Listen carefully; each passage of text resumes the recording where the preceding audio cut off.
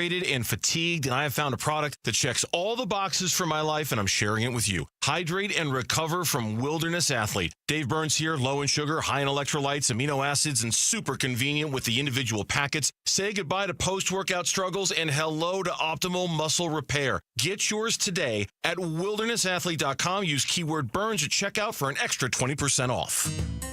Hey Arizona, Tom Chambers here. Have you ever felt like your roof is too hot to handle?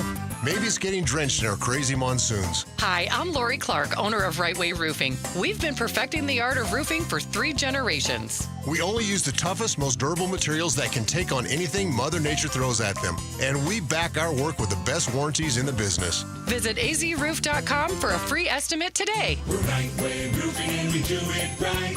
We'll always keep you watertight. At the UPS store, we get it. Being a small biz owner requires grit and hustle, but you don't have to do it alone. We've got your back. You put your heart and soul into your biz, we put ours into packing and shipping. While you're keeping track of your custom-made orders, our mailboxes are keeping your packages safe. Because we're here to help you be unstoppable with shredding, printing, notary, and more. Most locations are independently owned. Product, services, pricing, and hours of operation may vary. See Center for details. The UPS store. Be unstoppable. Come into your local store today. KMVP FM Phoenix. Arizona Sports, the local sports leader. On the Arizona Sports app and on 98.7.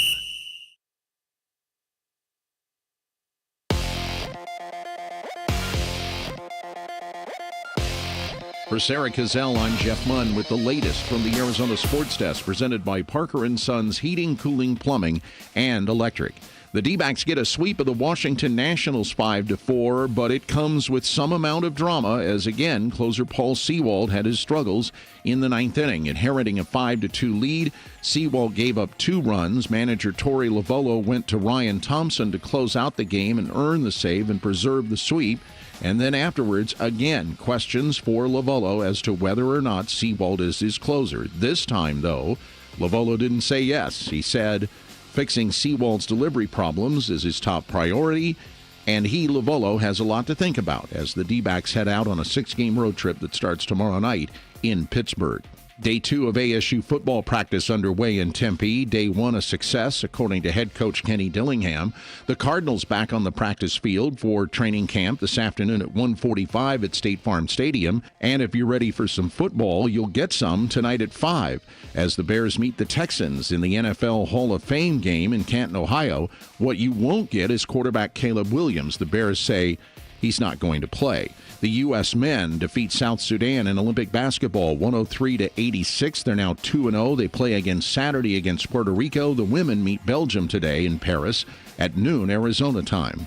The latest brought to you by Waste Connections of Arizona. Score big this football season with Waste Connections roll-off services. Perfect for any cleanup, large or small. Waste Connections. We want your trash. The Bubble, the Turk, grass drills, film study. It's that time again. Hey, it's Safety Buddha Baker, and you're listening to Arizona Sports 98.7 and the Arizona Sports app. Training camp coverage presented by Bud Light. It's Wolf and Luke live at State Farm Stadium. Yeah, live from State Farm Stadium on this Thursday morning. It is the Wolf and Luke show. Wolf, what is up? What's going on, Luke? Feels like everything is going on, actually, here. It is August. Did you know it was August? It is August. Here we go. And what do you think of, Basin Earnings, right now when you hear somebody say, hey, you know what? It's August 1st, as a matter of fact. What do you think of? What is your first thought? Typically, it means football, basketball, hockey, and I probably should have done my Christmas shopping already because I'm not going to. Okay. But now, it's a little bit different. Okay, so why is it different? What do you think of? Well, typically, you just said you think of this. In August, I'm just thinking of football. Okay, can I just say this right now, Basin Earnings? I think of August, and I think where the Diamondbacks are right now, and I think Merrill Kelly and Eduardo Rodriguez are coming back. That's what I think of right now. That's what you're thinking of Mid-August. Right now. Okay. This is the month right here. Man, things are trending really, really well for the Arizona Diamondbacks, are they not? How about the fact that Mike Hazen told us yesterday that there is a trade deadline room that they all go into? Oh, Like when you walk in, is I'm it like, so glad you brought that don't up. walk back out of here until a deal is made? Is that what? Because we were up against the end of the show yesterday when we were talking to him, so we never got to react to that. And you know me, I love that stuff. I love that stuff right there. What actually goes on in some of these rooms where they're making deals? Now I want to know what room it is in that stadium. How much yelling is actually going on? What happens? Do people get called out? Do people sit in the corner? Do they storm out of the room?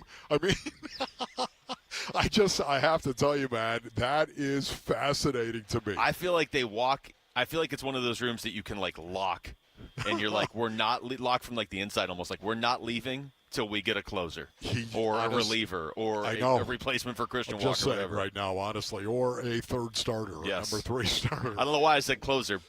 Well, maybe I do know why I said closer. Yeah, exactly. But no, I thought that was so cool right there. Mike Hazen talking about the deadline room.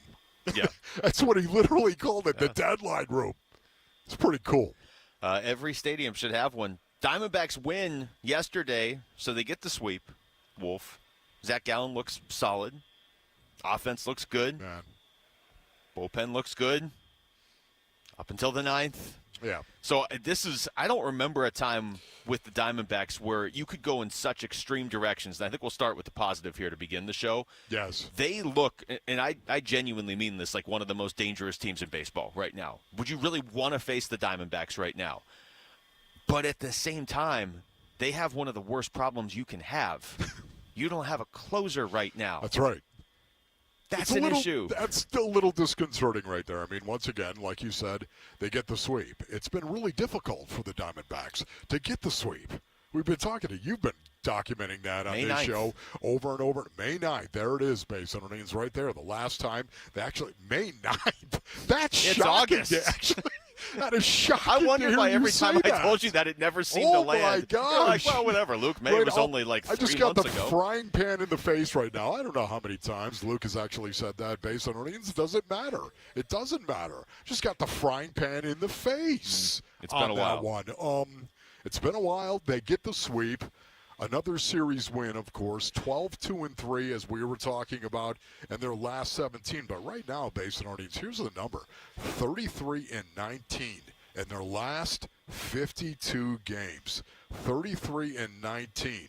7 games over 500 right now. And by the way, they still don't have Merrill Kelly or Eduardo Rodriguez. Yeah.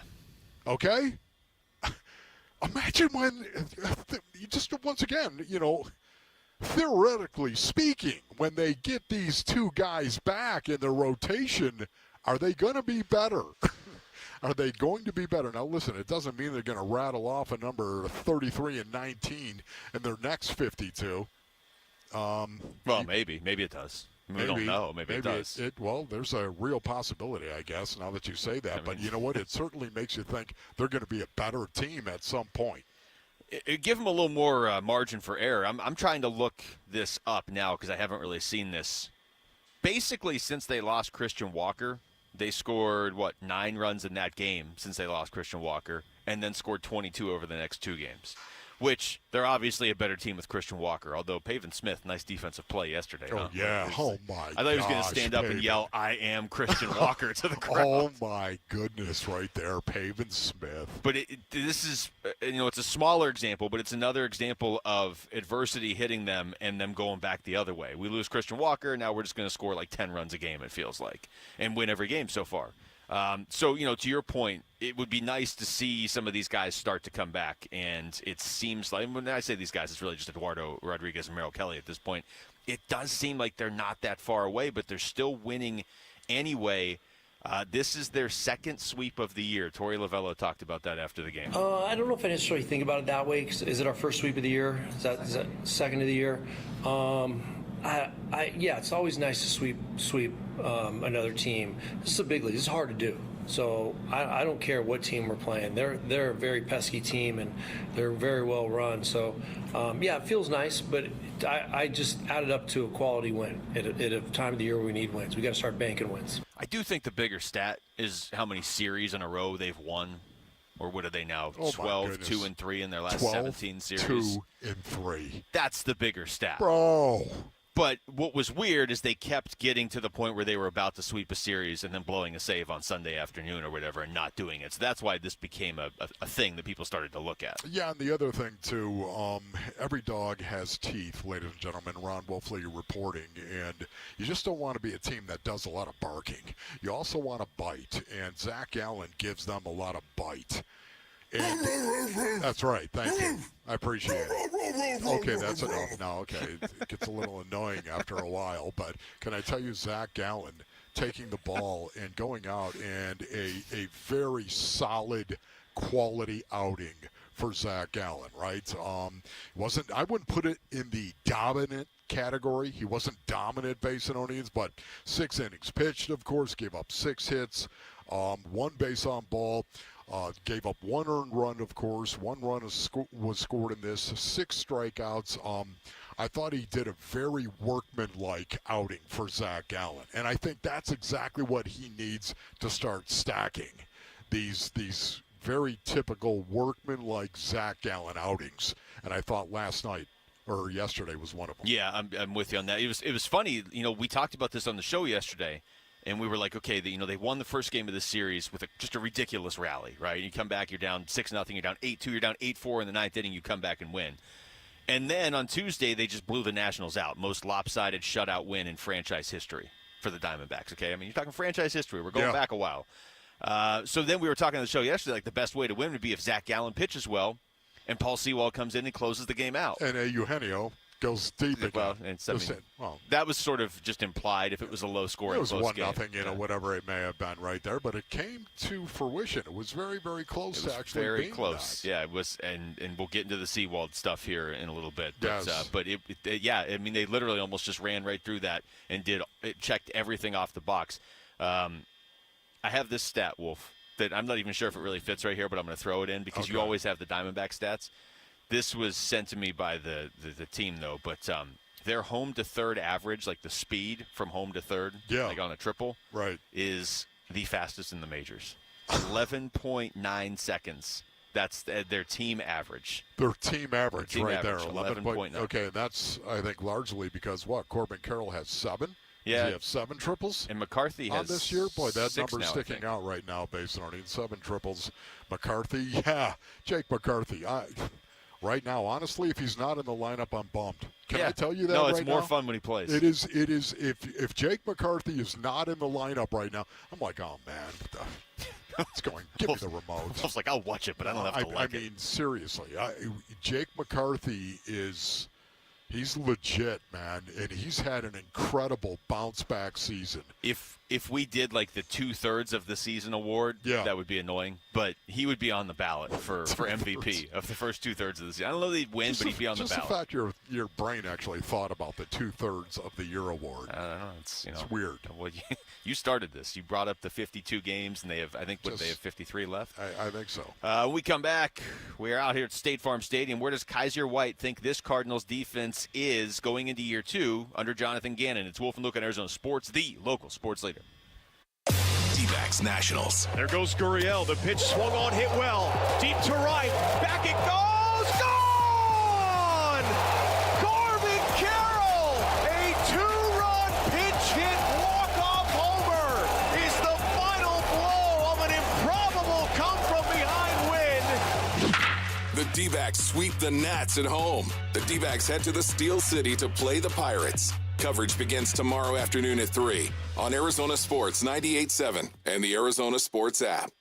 All right, Basinonians, Ron Wolfley here for my brothers over at Aria Dental Implant Center. Go to ariadentalimplantcenter.com for more information. When you do, you're going to see that you can actually get a free consultation if you mention me. Just say Wolf, and you'll get a free consultation courtesy of Aria Dental Implant Center. If you want a beautiful new set of teeth and overall improve the quality of your life, man, Aria Dental Implant Center will do that for you.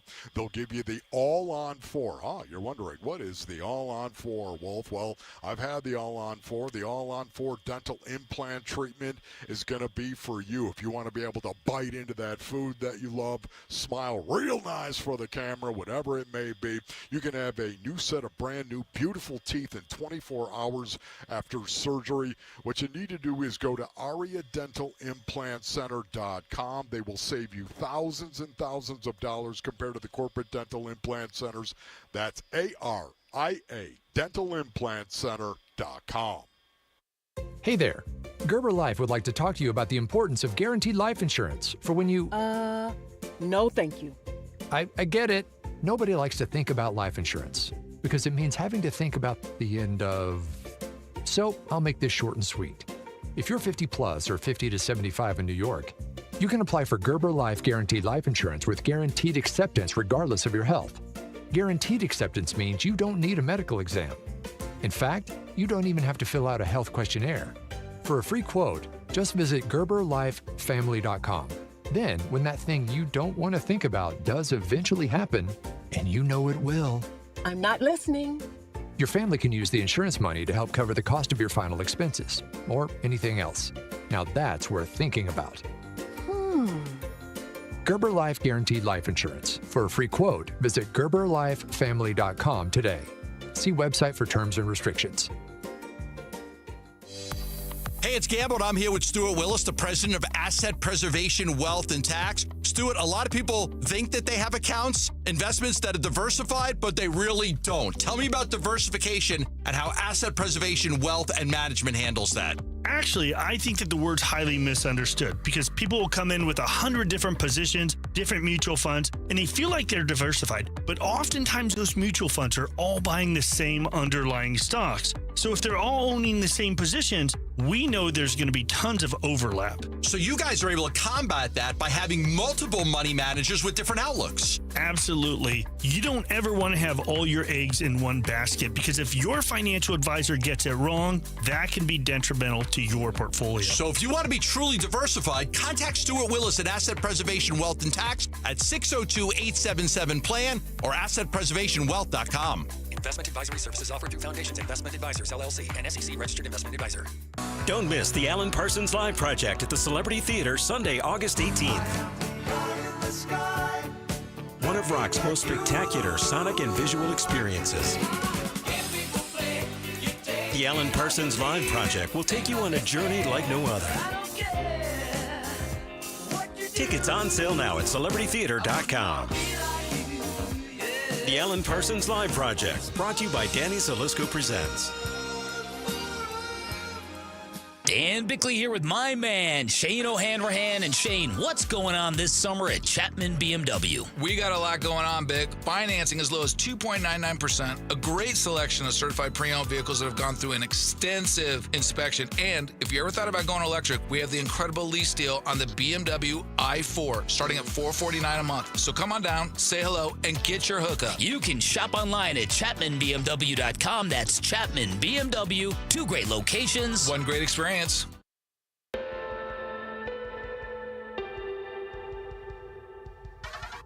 Training camp coverage presented by Bud Light. Wolf and Luke chop it up on Cardinals training camp. Now. All right, welcome back to State Farm Stadium. It's Wolf and Luke on a Thursday morning. You all right, Wolf? I am absolutely dumbfounded, Basin audience. Okay. Now, I know, I'm sure there's many of you out there who think, wow, Wolf's dumbfounded. Go figure.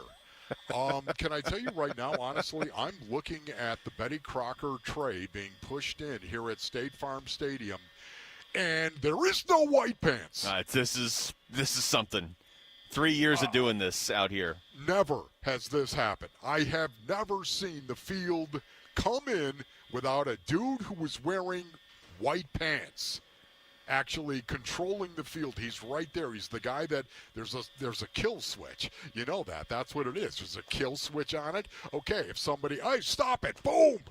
But the guy stands literally within 2 feet of this tray, and the tray, he'll let it bump him actually when the tray is moving, and then he'll take 2 more steps, right, Luke? Yeah, I've seen it. It's hypnotic. And here he is, There is no white pants out What do you think there. happened?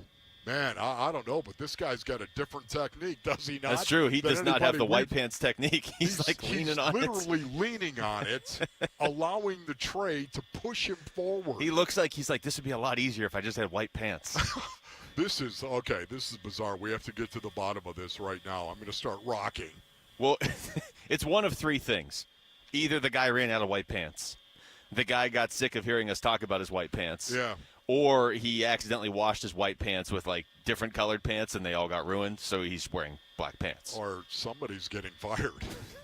Turn in your white pants. Just saying. Wolf, this is your opportunity to take his job as the white pants guy. Look, well, you know what? It wouldn't be a bad job. We could get you like you could do the show. We could get you one of those like wireless headsets. You could be down there moving the field while you were doing the show. Cool. That's not a bad idea there. Look at that. Yeah. So tomorrow, Wolf will be down on the field moving it into the stadium. Okay, this is just honestly, I'm not looking at it. I'm not looking at the dude who's wearing dark blue pants. No, it is. I hope you can pull it together because we still have a good chunk of the show left. I'm going to play some Kaiser White audio. Okay, that might distract you.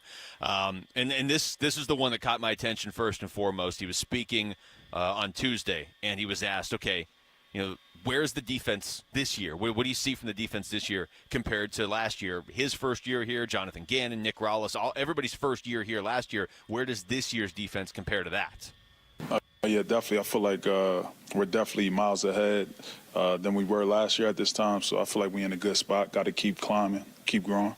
We still have mistakes out there, putting new stuff in, but I think the amount of mistakes are down. I think we're all flying to the ball. I think guys that were here last year coming into this year, more confident. So I feel like that all plays a factor. It's so difficult. It really is in training camp because they're using so many guys and so many different teams. The first team, the second team, the third team, they're out there. Guys are getting reps. And the thing that will absolutely unravel a defense, Basinonians, more than anything else, mental errors. Just absolutely destroy it. And so when you hear Kaiser talking about the fact that, they're on top of this and they're doing well mentally, of course, and not as many blown assignments out there, that really is a good thing because if you don't have that defensively, you got Jack. It's training camp. Nobody's going to go up there on the podium and be like, hey, how's the defense look? And be like, well, I wouldn't watch us because our defense is a disaster. You saw last year, this is so much worse. Like, nobody's going to say that. But it does logically make sense for this defense to be better in year two, considering how much was new last year. And, again, think back to the start of last season. The defense wasn't horrible at the start of last season when Kaiser White was playing. It was definitely exceeding expectations when Kaiser White was out there. But I think also, too, Kaiser could have easily said, hey, listen, as a team leader, you're going to tell the truth. He could have said, we're having way too many blown assignments out there on the field right now than we need. Yeah. I've heard Kaiser actually say that and reference that. He doesn't mince words. He doesn't. So, once again, this is what you do when you lead. If you're having an issue and there are mental errors, there are MEs that are happening on your defense, you have to say it. You have to speak it. And he didn't right there. He said the opposite. So, to me, again, I'm going to put that in the positive category. I also talked about going into year two. Oh, yeah, for sure. Being in the system again for, the new guys, going into year two for me, year three in the system. So, it's just going to make things easier as you keep, progressing and moving along. There it is right there, just making it easier. And the reason why it's easier is because these guys have been in the system. They're starting to understand it. Now, we got a big draft class that is coming in here, as we all know. This is going to be really, really cool to see this. Darius Robinson, just how quickly is he assimilating this defense? If I know Darius, he's doing a really good job. The fact we had the opportunity to sit down with him the other day was just huge. He's not working on his doctorate right now, right? So he can just, he said he has all the time in the world now to focus. So doggone smart. But you know what? There's another guy that, Max Melton is one of these guys that they're going to look at defensively. And I think they need to depend on his development and hopefully being a guy that could crack the starting lineup, one of those top three corners. I think they need that to happen. I think they need Darius Robinson to actually assert himself on the line of scrimmage. And I think they also need Max Melton to flex. They also need Kaiser White and Mac Wilson in the middle of the defense, Wolf. I've been waiting to see what that looks like in a game for about 3 months now. Yeah. 4 months maybe. Kaiser did talk about Mac Wilson yesterday, or on Tuesday rather. Oh yeah, great. Each and every day we getting closer. We don't even run out on the field without each other. We make sure we pray together before we touch the grass. That's my locker mate.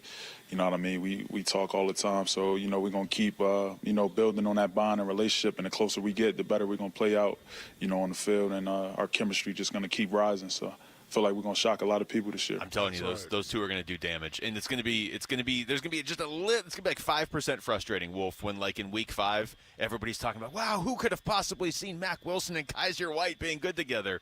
And we're all going to be sitting here like, we've been talking about this for 6 months at this point. Yeah, keep the main thing the main thing. Isn't that right, Kaiser? No doubt about it, my brother. I am with you 100%. Having said all of that, still, this is a tandem that I am really hoping will never come off the field. I'm hoping they will not come off the field for the Arizona Cardinals. If you can actually go nickel and you can go out there and you can have 4-2, a 4-2 look, 4 down, of course, with 2 linebackers in the box, and those 2 linebackers are Kaiser White and Mac Wilson Sr., and they never come off the field, man, you got a huge advantage. You do. It just is a big advantage for a defense playing consistently. Even if you're going to go with 5 in the box, even if you're going to go ahead and bring an extra DB onto the field again, you want to always have the ability to keep those guys on the field together. And remember this, Mac Wilson Sr. is a guy that came off the edge for the New England Patriots from time to time. Did a very good job coming off the edge. Don't be surprised to see that as a changeup, too. There was a few games towards the end of the season with the Patriots where it seemed like he was starting to scratch the surface of like another level he could hit, and then he left the Patriots and came here. So we'll see how that plays out, because there's a very real possibility Mac Wilson is about to take another step in his career, and he just, he happens to be here for it. And I think playing alongside Kaiser White's certainly going to help. Here's more from Kaiser White. He was asked about similarities to other linebackers he's worked with in the past. Oh, yeah. I mean, TJ, great player, very underrated player. I think he's going to be an all-pro one day. And I feel the same way about Mac. I feel like, all linebackers I done played with that I started with, Drew Tranquil, Mac this year, don't forget about Chris Barnes, TJ. I feel like all those guys are great players and, just underrated. Maybe just don't have a big name like everybody else, but there's no other linebacker who's an all-pro or Pro Bowl can do something that they can't. So, and it's just a matter of putting it on tape and, putting yourself out there. I'm really interested to see what kind of season Kaiser White is going to have, brothers, because once again, I do believe on the line of scrimmage, the Arizona Cardinals have become much more stout. Now, once again, I'm not saying that suddenly they're going to go from dead last in the NFL in terms of stopping the run to being one of the top 10 teams in the league. That's not what I'm saying, okay? But, man, when you have the type of guys they have now on that line of scrimmage, guys that aren't trying to wreck offenses, so to speak, but are going to go out and do their job, like Bilal Nichols, like Justin Jones, guys that are going to go out there, L.J. Collier, just be themselves, play within the scheme. I think that line of scrimmage really tightens up for the Arizona Cardinals because of that. And now I think Kaiser White going to have all sorts of opportunities to make huge plays. Man, they missed him when he left. He was leading notable. the team It was in very tackles, obvious, and yeah. when he was not out on the field, the last third of the season, man, you could feel it. All right. Have you subscribed to the Wolf and Luke Show podcast? Subscribe right now on your iPhone or Android. You'll never miss any of the show. It's the Wolf and Luke Show podcast brought to you by FanDuel. When we come back, why exactly did Tyus Jones choose to take less money and sign with the Phoenix Suns? You'll hear his explanation next. It's Wolf and Luke on Arizona Sports, the local sports leader. The future of Arizona sports. High school athletes speak about their game, their preparation, competition, and sportsmanship. Every Saturday morning on AZ Preps Live. Presented by Brooklyn Betting. Don't miss interviews with players from your favorite local teams when Kevin McCabe hosts AZ Preps Live. Saturday mornings at 9 on Arizona Sports 98.7 and the Arizona Sports app. Hey folks, it's Dave Ramsey with a word about investing. One investment you might not think of, even though it's probably the biggest purchase you'll ever make, is your home. So this summer, invest in your home with Window World. You see, Window World replacement windows and doors will help keep your home cooler, reduce your power bills, and increase the value of your home. Plus, your investment is backed by Window World's true lifetime warranty. Call today, and Window World of Phoenix will install 5 large premium sliding windows, all with energy-efficient Solar Zone Sun Shield glass for only $39.63, tax included. At Window World, you get their guaranteed lowest price up front without any hassle. So take care of your home with an investment that will last a lifetime. Call today or schedule online at windowworldphoenix.com. That's windowworldphoenix.com. Window World, simply the best for definitely less. Hi folks, Brandon Webb here. What makes Y-Refi so different from other investments? Y-Refi offers a secure, collateralized portfolio with a strong fixed rate of return, up to 10.25%. That's right, you heard it, 10.25%. There's no attack on your principal if ever you need your money back, and you're in control. You can let your investment compound daily or take income, whatever you choose. Just call 877-80-INVEST or log on to investYRefi.com and make sure to tell them Brandon Webb sent you. 1-877 Cars for Kids. K-A-R-S Cars for Kids. 1-877 Cars for Kids. Donate your car today. Donate today at carsforkids.org. That's cars with a K. Your car can be picked up as soon as the next day. Receive a tax deduction and vacation voucher. 1-877 Cars for Kids.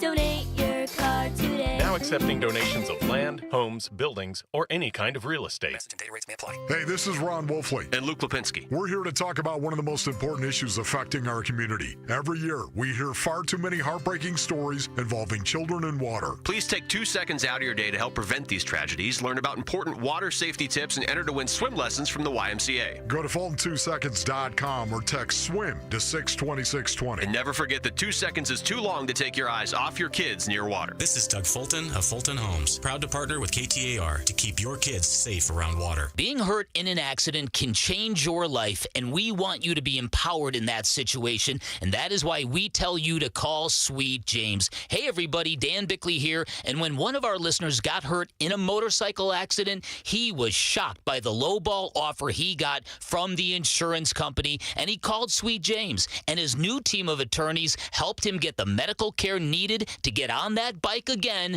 and then they fought tirelessly to deliver a $400,000 win. Now, no firm can guarantee outcomes, but if you're ever hurt in an accident, you need a team of local attorneys who have the care, the skill, and the resources to win the most for you, and Sweet James brings over 500 trials of experience to every case, big or small, and that is why they win 98% of the time, and they win big. Call Sweet James at 800-9-million. That's 800-9-million.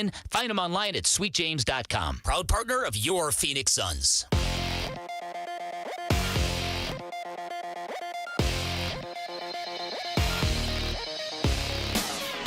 I'm Jesse Morrison with the latest from the Arizona Sports Desk, presented by Parker & Sons. Heating, cooling, plumbing, and electrical.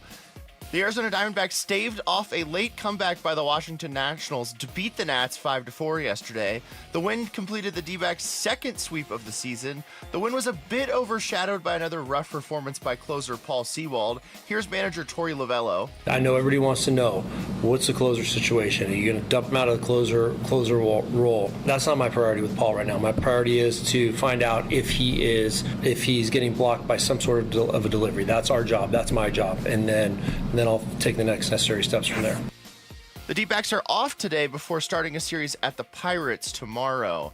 The U.S. men's basketball team played its second game of Olympic play yesterday. Team USA beat South Sudan 103-86. Devin Booker had 10 points and 6 assists, while Kevin Durant had 14 points. The latest is brought to you by Right Way Roofing. There's only one way, that's the right way.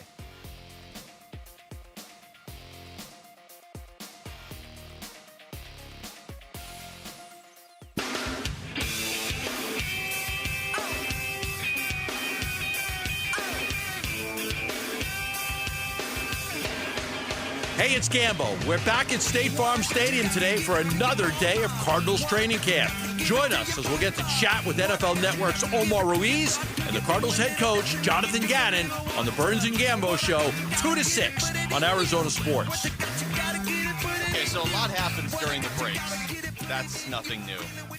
But really a lot happened during this break. So, Wolf, and I don't know what the verdict is, but we're out here at State Farm Stadium. This has been, as a show, we've been out here the last 2 years and this year, so we've been doing this out here for 3 years.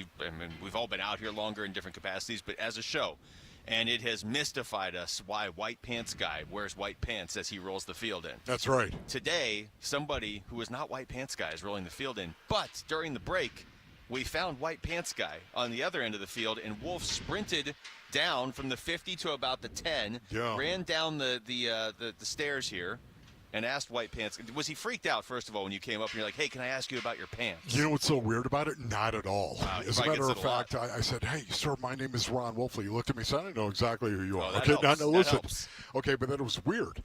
He made it sound like I knew you were going to come up and talk to me. He's been waiting for you for a long time. So here he goes right now. White Pants Guy, ladies and gentlemen. He's been here for years, of course.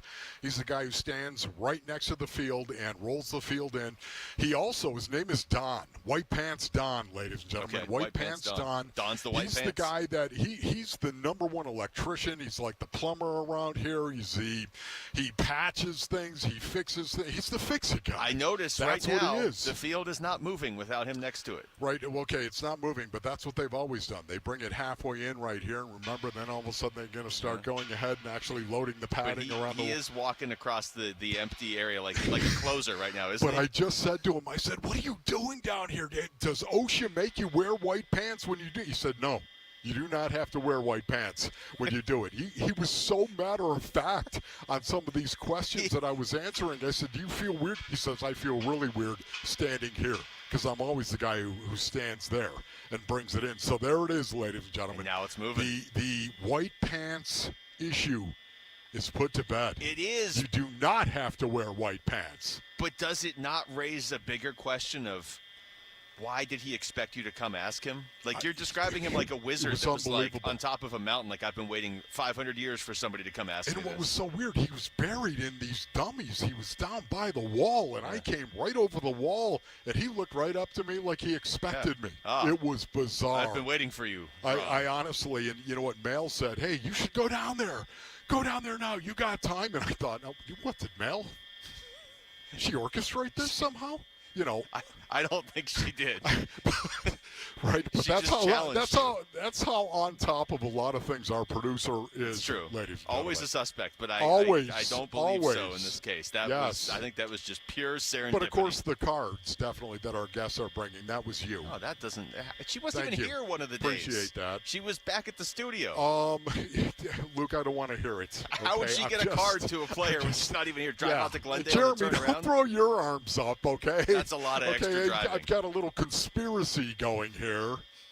Why don't you ask White Pants? What if it's been White Pants Guy this whole time? Yeah, you know what? It was really fascinating. At least I got that done, ladies and gentlemen. Don, he does wear white pants all the time. It's just because that's who he is. He likes his white pants. He's got a number of them too. He's got a lot of them. He wears, they may look like he's wearing white pants. He's got a lot of them, a lot of pairs of white pants.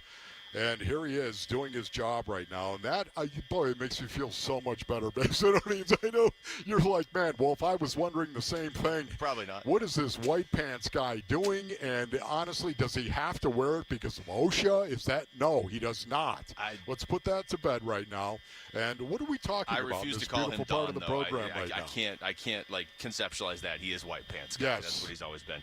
I want to play some Tyus Jones audio. Okay, Tyus. He was introduced yesterday, and he was talking about the roster he's now joining here in Phoenix. It's crazy. From the outside looking in, obviously, you look at the roster. It's a stacked roster, and I feel like my game complements all of their games as well and their skill sets, and I feel like the fit will be easy, and I'm really looking forward to sharing the court with the guys. Okay, interesting right there. What do you make out of that? Are you going to read into some of this stuff, Luke? I was interested to hear what he had to say yesterday, just because he did take less to come here. And, a year ago at this time, it was like the Suns were like the trendy hot team. Like, yeah, okay, you want to go.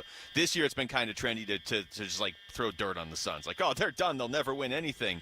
So when a player sacrifices some money, at least in the short term, to come play with the Suns, yeah, I wanted to hear why. And he was pretty effusive in his praise and logic behind coming here.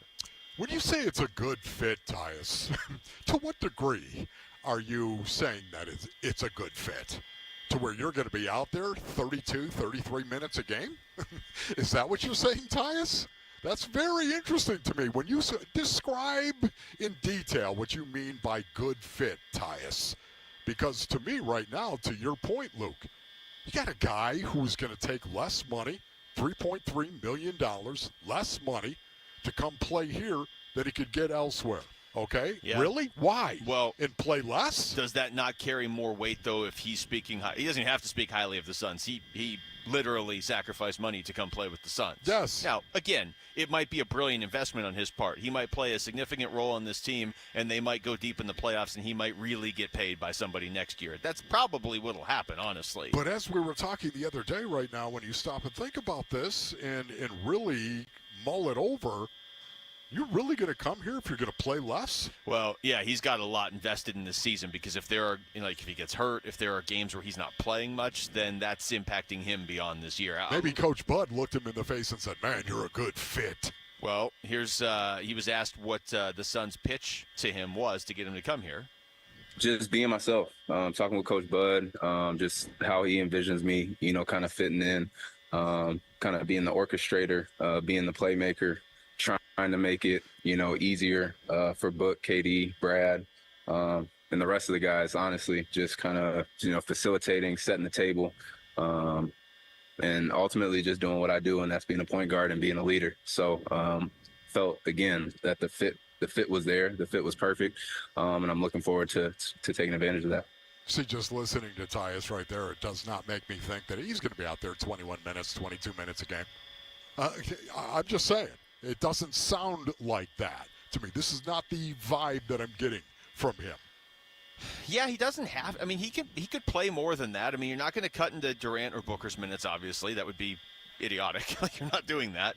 I guess you could cut into Beal's minutes a little bit, but you also have to account for the fact that Beal wasn't on the floor much this year or last year, and injuries happen. And I do expect him to play a significant role on this team because I don't think he would have come here if he wasn't going to. And I don't think they would have pursued him if they didn't have that role open in their minds. I'm just listening to Tyus Jones talk, ladies and gentlemen, and for me right now, I feel this guy's, the point guard, is going to be out there. We're going to have a point guard moving forward. At least we're going to start in that direction.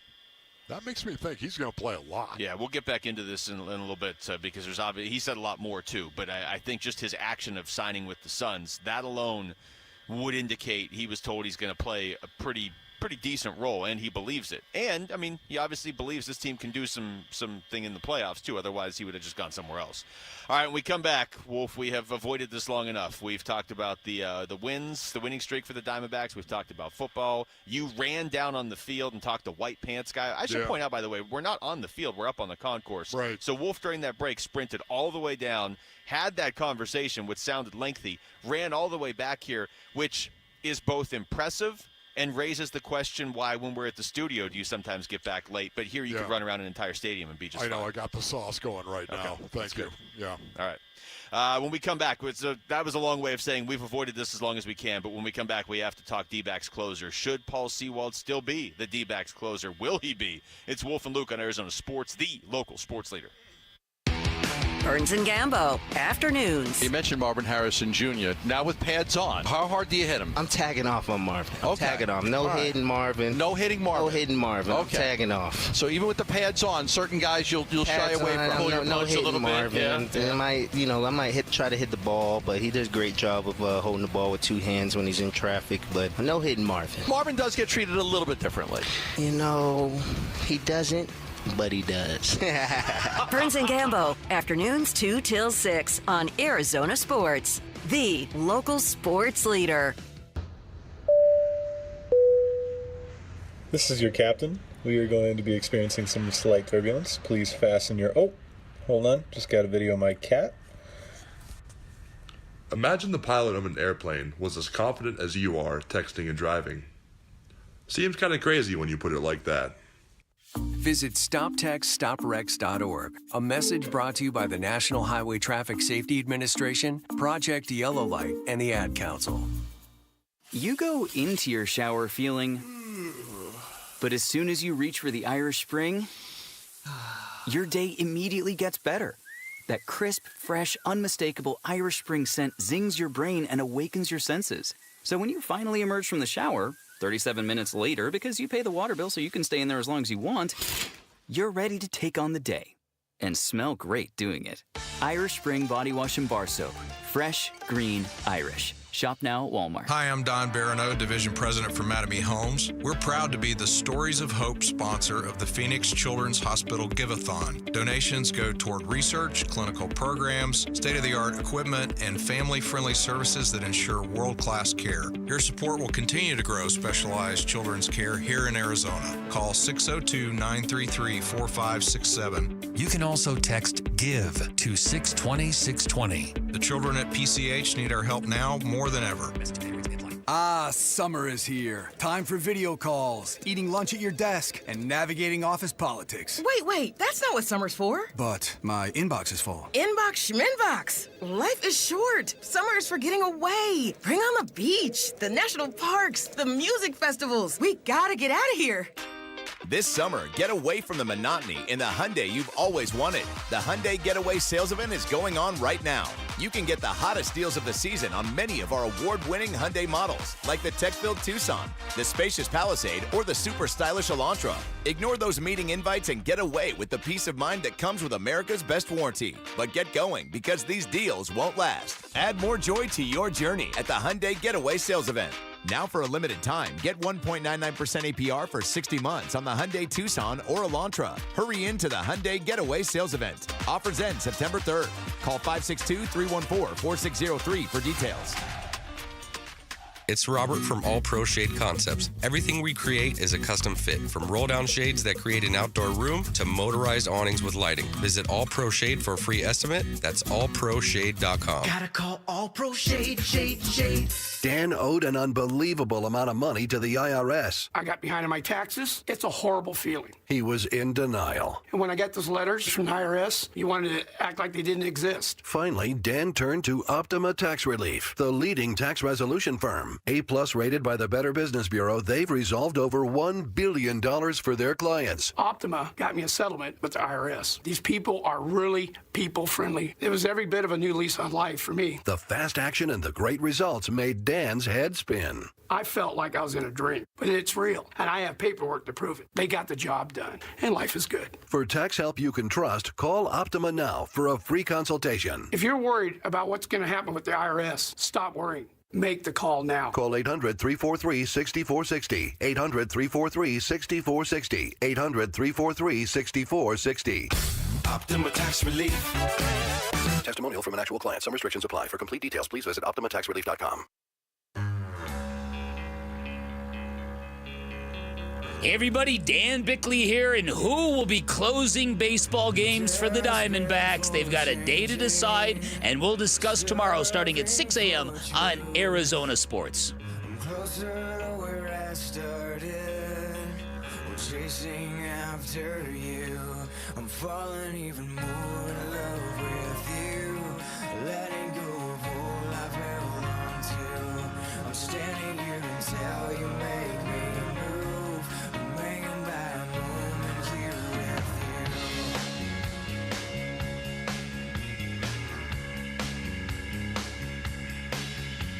Forgetting all I'm lacking. Completely.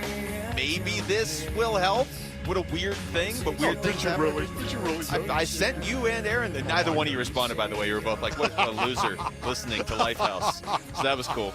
And we were in the middle of a conversation over text, and neither one of you responded. So good. Yeah, I'm sorry about that, Luke. But the other thing I did, and it was funny the responses I got, I don't usually do this in this situation, but I just X'd out. If you put Ryan Thompson in right now, he will end this game. That was first and third with one out. And the responses I got were like, well, now you've jinxed it, because then they went to Ryan Thompson after they waited for the bases to be loaded. And Jose Herrera, who played a great game, definitely let a pitch get past him. But Ryan Thompson came in and closed the game, and all things considered, he made it look pretty easy. So the question is, Basinonians, are you going to make a change at closer right now? Are you going to do it, Luke Lipinski? So when we talked about this at the beginning of July, what did I say? I would need to see him blow a couple more saves, not just those 3 in that week. I think we're probably at that point where you better be having serious discussions about it. Well, I think there's no doubt about it. I think the last blown save, not last night, or yesterday. Keep saying that because it was a day game. It drives me crazy. Or just knock it off. We all understand what I meant. The ninth inning, we all get felt it. like it went 7 hours. So by don't then say it was basically last night for the crying out loud. But can I just tell you right now that for me, I'm not making that change yet. Still not. Still, I'm going to go down the rabbit hole with Paul Sewald one more time. So the only reason that I might be going against you on this one is because, and I've said this, I think I've been pretty consistent with this, a lot of his blown saves, and technically yesterday wasn't even a blown save, a lot of his blown saves have been, yeah, okay, he got 2 outs and he's pitching pretty good, oh, he gave up a home run. You know what I mean? Or, oh, okay, he's pitching pretty good, he gave up a double and a second double. It's 1 or 2 pitches. Yesterday, he just couldn't throw a strike. Yesterday was the first time I have felt like, okay, Paul Sewald's up in his head. You know, I remember that when he blew the 3 in early July, I was like, it's not. Paul Sewald doesn't get up in his own head. He just had a bad week. Like, I honestly believe that.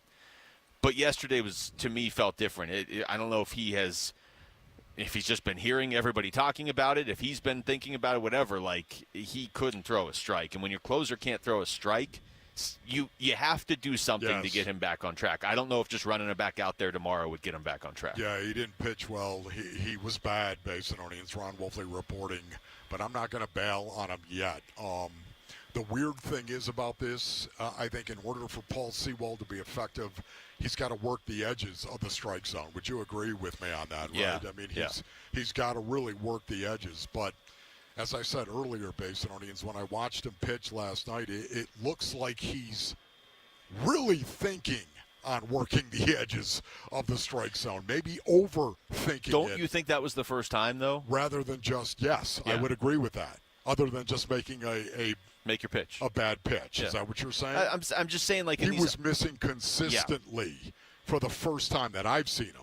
Yesterday, it was the first time to me it felt like he's overthinking it, trying to do whatever. He couldn't throw a strike. The previous rough outings, it's been like he went out there like Paul Sewald, I got this. Oh, that one got hit into the stands. Okay. Yep, right. But then the next game, he's like, okay, I got this. And then for a while there, after the 3 blown saves, he did get it. He had 5 straight saves after that. You know what I mean? Yeah, it looks like he's thinking about it instead of just going out and being Paul Sewald.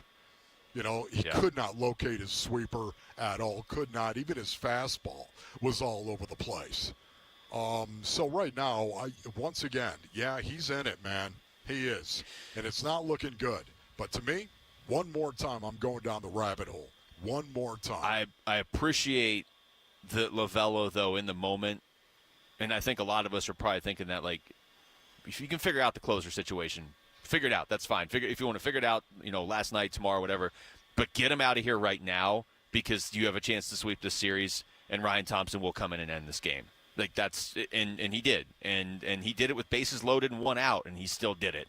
Here's Torey Lovello after the game. Right now, my top priority with Paul is trying to figure out there's a delivery issue. There's something that's going on with his delivery. It's not allowing him to throw the ball where he wants to, have the finish on the ball, and make the pitches that he's normally making. So that right now is my top priority, and that's all I really want to talk about. I have a lot to think about over the next several hours, and I will. But I just want to make sure that we dig into finding out what's happening with him because he's not hitting his spots. I know everybody wants to know what's the closer situation. Are you going to dump him out of the closer role? That's not my priority with Paul right now. My priority is to find out if he's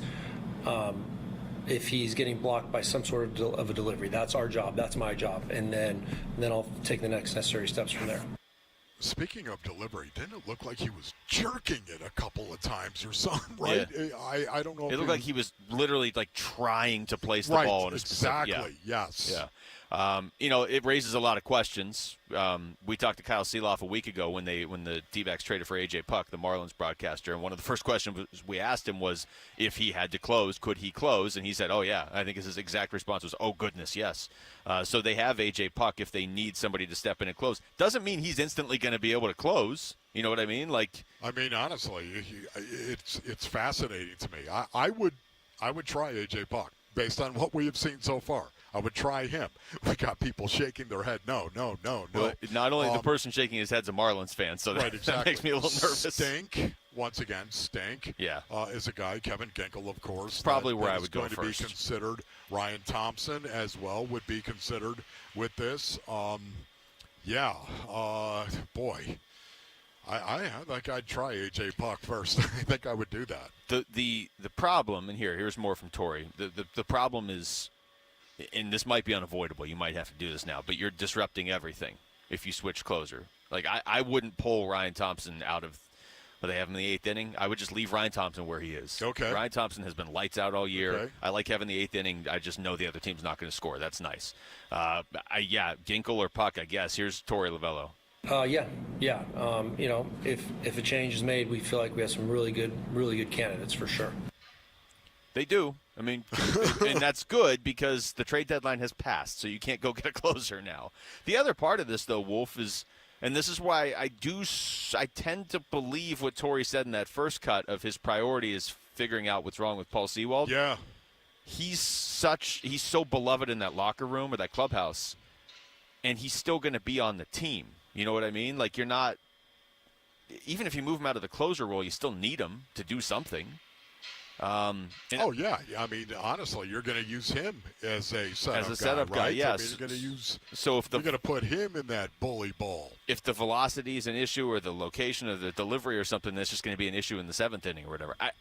The best case scenario for them would be that Paul Sewald figures it out in the next 2 days and goes back to being Paul Sewald, because everybody can stay where they are. And if that's the case, they have one of the best bullpens in baseball. It feels like they have one of the best bullpens right now, except the most important inning, which makes the other innings kind of worthless. And you know what, though? I think, honestly, right now, at this point of the season, I think we'd all agree two-thirds of the way through, a third of the season left for the most part. I think now is the time, and now would be a good time to actually consider, okay? We have time to give Paul Sewald a couple more outings here and see if he can actually do it, and after that, we're going to have to make a move. They're going to have to go ahead and use somebody else and try to get the thing figured out going into the postseason.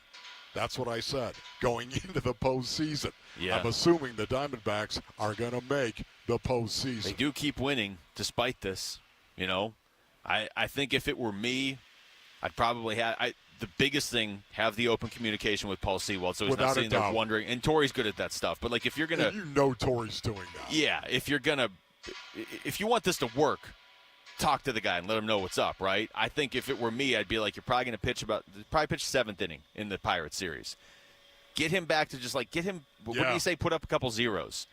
When you start putting up zeros again, we'll move you right back into the closer role. Like, this team is better when Paul Sewald's the closer, but he's not closing right now. You can't be the closer if you're not closing. Then you're just a guy with a ball. Right. If you're not doing your job. then you're just out there. But you know what it is? It's fascinating to me. It is totally fascinating. We talk about the closer position and how important it is, how integral it is for a baseball team, and there's no denying it. And it takes a special human being. It takes a special brain to be able to do that. A certain path, a developmental glitch, I think, for the most part, where a guy is going to take the ball and you've got to figure it out mentally, spiritually, emotionally. You got to be okay with going out there. You have to have the physical talent to do it, Luke. But, man, you also have to be able to work your way through the process of this high-leverage, pressure-packed situation. And that, to me, makes it fascinating. Yeah, Isn't that a right, lot of moving parts. Isn't that right? A lot of moving Justin parts. Martinez. Paul Sewald has the mentality, but didn't seem to have it yesterday, really, for the first time ever since he's joined the Diamondbacks. All right, is there a sense of urgency to win right now for Kyler Murray and the Arizona Cardinals? We'll explore that next. It's Wolf and Luke on Arizona Sports, the local sports leader. When we feel divided, we look to something that can bring us together. It's time to do something powerful and meaningful for kids who need your help. The Give-a-thon for Phoenix Children's begins Monday, August 12th. Keep listening to hear how you can make a difference for Arizona kids and families. Become a champion of help and help the kids at Phoenix Children's. The Give-a-thon is presented by Your Valley Hyundai dealers and Ak-Chin Indian Community.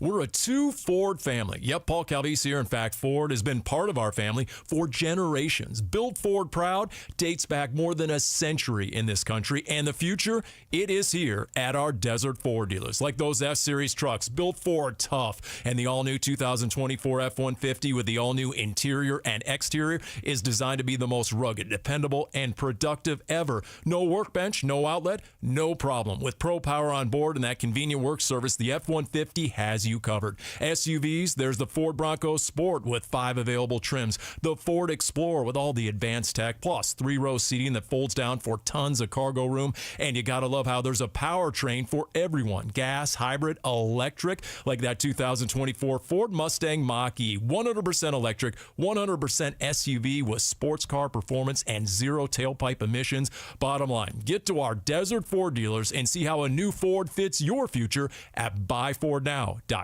In this Arizona heat, hopefully your air conditioning at home is doing its job, but if it goes out, call Parker & Sons. They have been serving the Valley for 50 years, and they were just voted #1 by consumers in Ranking Arizona for the 15th year in a row. That's because when you have an emergency, Parker & Sons sends a pro your way in minutes, not days, and they will never charge you extra during nights, weekends, or holidays. So for all things heating, cooling, plumbing, and electrical, call Parker & Sons at 602-2REPAIR. Go for the gold this summer with FanDuel, America's #1 sportsbook.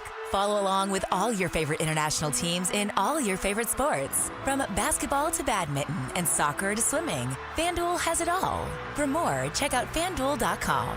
That's FanDuel.com. Make every moment more with FanDuel. 21 plus and present in Arizona. Restrictions apply. See terms at sportsbook.fanduel.com. Gambling problem? Call 1-800-NEXT-STEP or text NEXT-STEP to 53342. Hi, folks. Brandon Webb here. What makes YRefi so different from other investments? YRefi offers a secure, collateralized portfolio with a strong fixed rate of return, up to 10.25%. That's right, you heard it, 10.25%. There's no attack on your principal if ever you need your money back, and you're in control. You can let your investment compound daily or take income, whatever you choose. Just call 877-80-INVEST or log on to investYRefi.com. And make sure to tell them Brandon Webb sent you. Dan Bickley here with my friend Bear, one of the Henley brothers who runs Walt's TV and Appliance. And Bear, why is it so important to shop at Walt's as opposed to a big box store? Well, Dan, remember, we've been around since 1957. We have 7 decades of expertise. We know what TVs work best with live-action sports. And we've built our legacy on offering great prices on the major name brands, the good stuff, that will make you feel like you're sitting in the front row of your favorite stadium. Walt's made that magic happen at my house. Find Walt's off the I-10 in Warner. Shop online at waltz.com. KMVP FM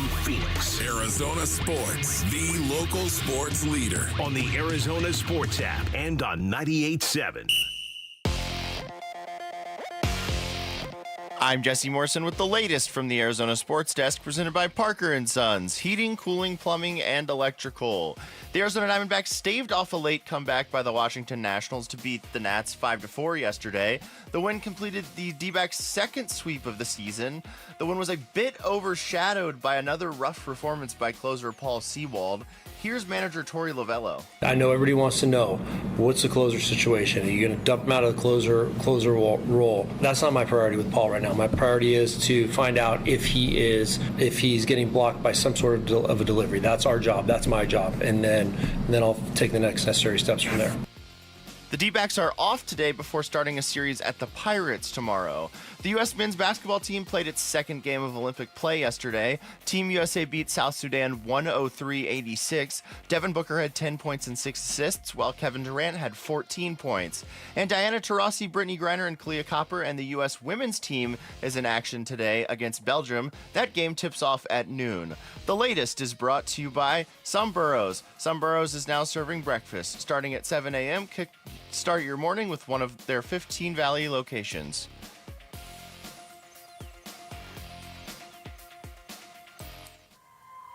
The thing that's been missing from our life, it's football. This is wide receiver Greg Dortch on the home of Arizona Cardinals football. Arizona Sports, the local sports leader. Cards Camp, live from the farm. Wolf and Luke coming your way with training camp coverage presented by Bud Light.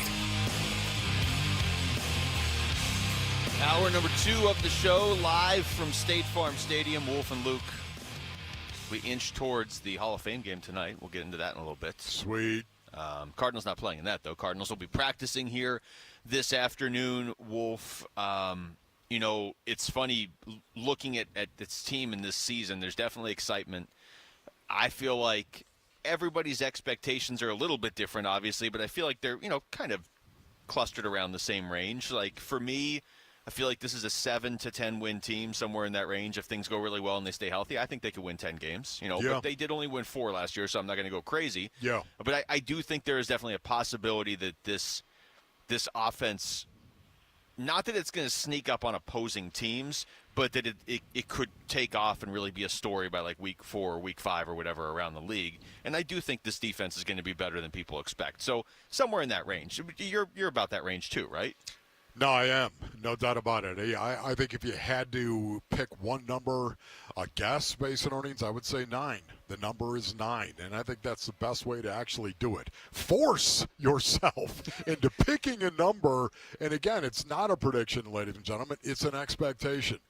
To me, it's a guess as to what I think we could see. Hey, the 4 wins they had last year, they're a 4-13 team, no doubt about it. But if you watch them in the second half of the season, and in particular, over the last 4 games of the season, a quarter of the season, man, the Arizona Cardinals, especially offensively, were playing very, very well. How much of an improvement can the defense make?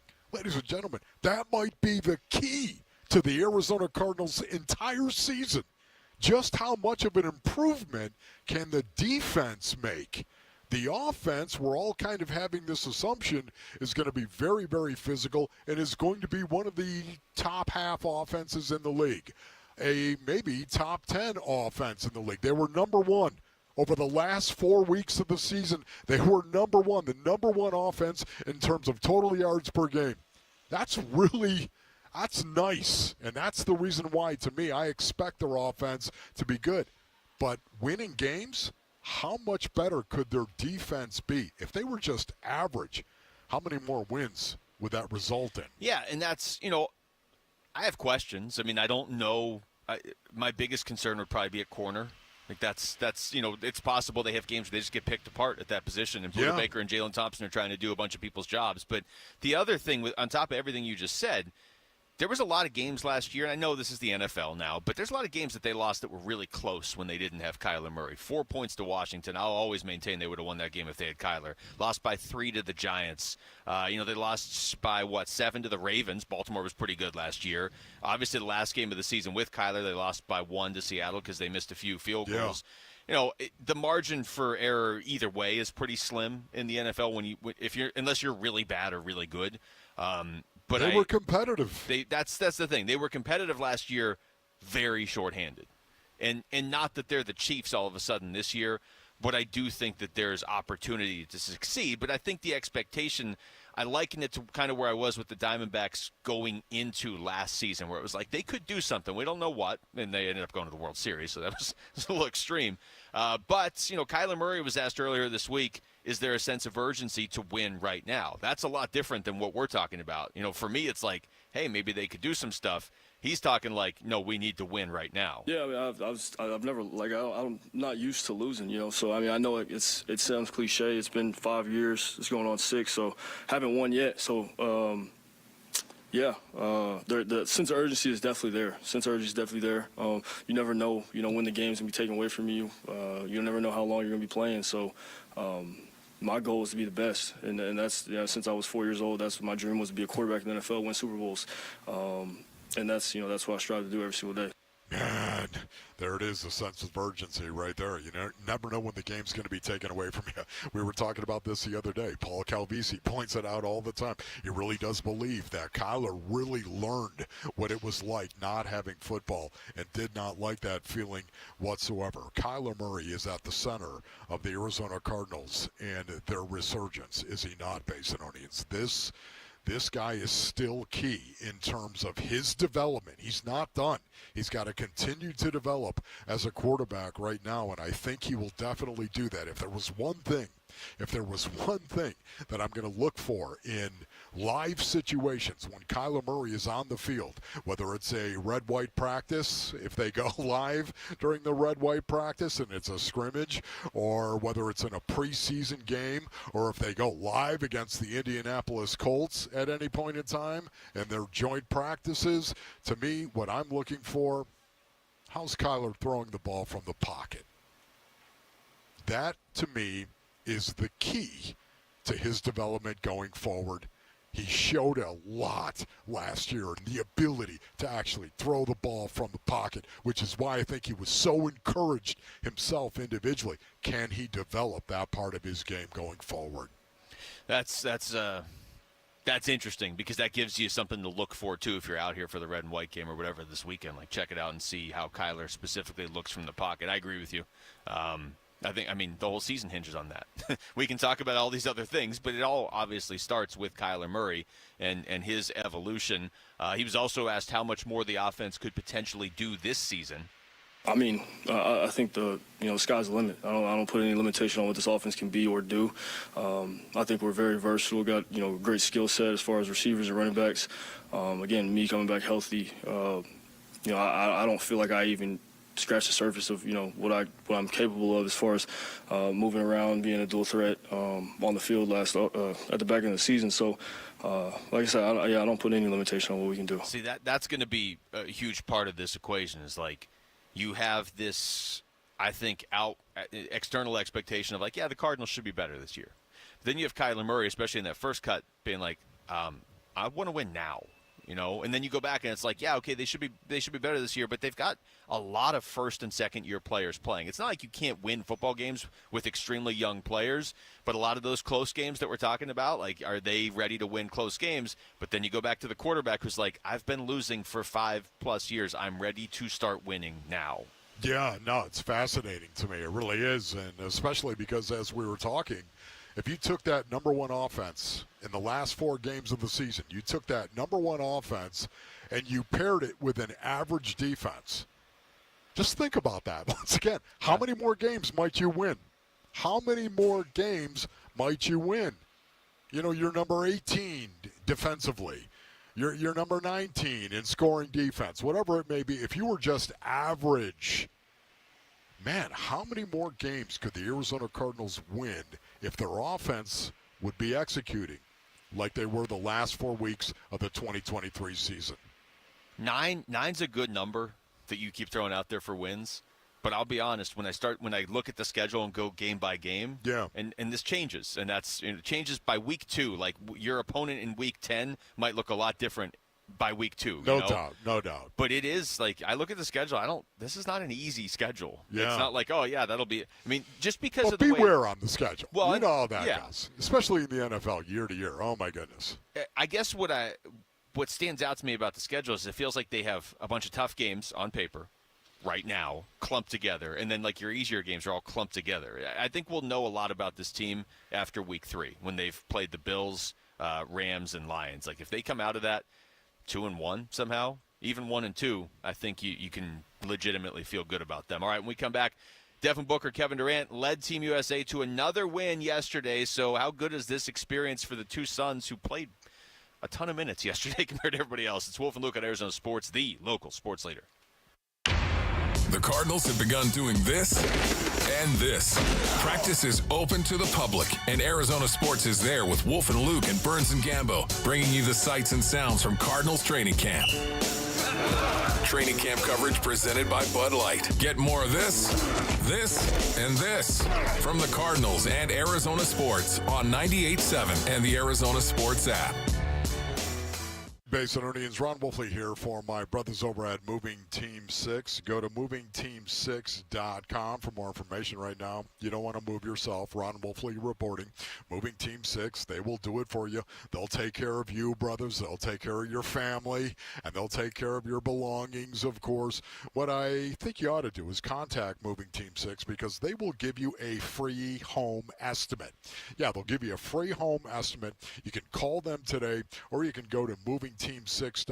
Of course, you'll even receive $50 off when you book the same day. You do that, ladies and gentlemen, you got yourself a deal right there. Proud supporters, Moving Team 6, of our veterans and first responders. As a matter of fact, they make them part of their team by hiring them, Basinonians. Moving Team 6 is the place for you if you're going to move, whether it's local, whether it's across state, it's in the Southwest, wherever it may be, they got you covered. Go to movingteam6.com. Your move is their mission. Don't miss the Alan Parsons Live Project at the Celebrity Theater Sunday, August 18th. One of rock's most spectacular sonic and visual experiences. The Alan Parsons Live Project will take you on a journey like no other.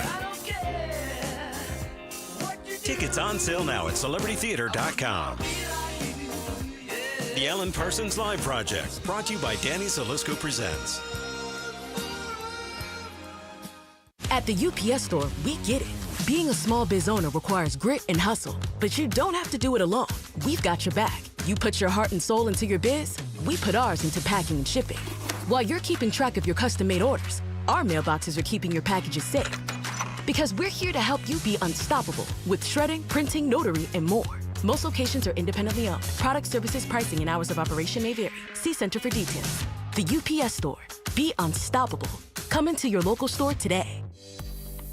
Hey, it's Gambo, and I'm here with Stuart Willis, the president of Asset Preservation, Wealth, and Tax. Stuart, as I and many others close in on retirement, we're getting bombarded with this information about, annuities. Everybody should do an annuity. Give me your thoughts on those. Well, Gambo, we just left one of the lowest interest rate environments in history. Advisors were advertising annuities on the radio and at live seminars saying guaranteed 7% income. But never forget, income is what you take. Interest is what you make. And retirees or pre-retirees are on their second or third year of seeing no return at all on those investments. And there's tons of fees involved in a lot of these annuities, right?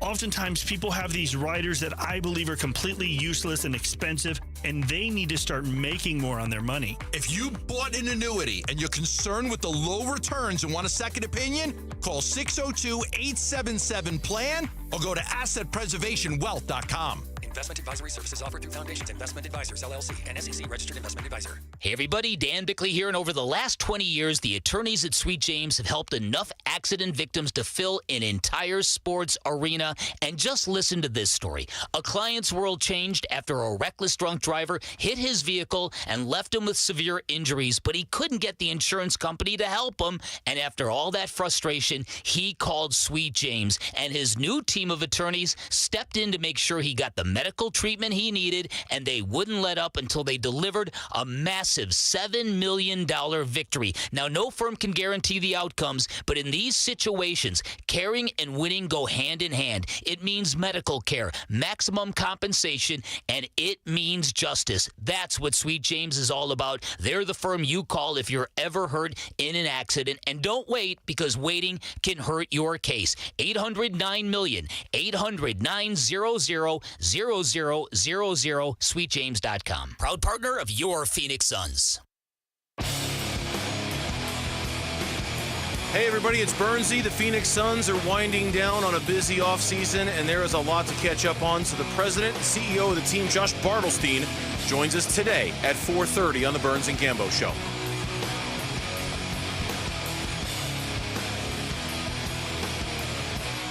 Okay, Wolf, I think we would agree U.S. basketball team looked a lot better against South Sudan yesterday than they did the first time around. Yeah. I almost feel like it almost feels unfair to South Sudan to be like, hey, you're going to play Team USA twice, actually, so that you can throw your best shot at them in a meaningless game. You'll wake the U.S. up, and then they'll come back and embarrass you when the games actually start for real. Yes. That's kind of how this played out. And then you'll play North Sudan after that. The way the U.S. was playing yesterday, they could have beaten both Sudans together. How about this, okay? I'm going to read you the minutes for the top 2 players on Team USA. Okay.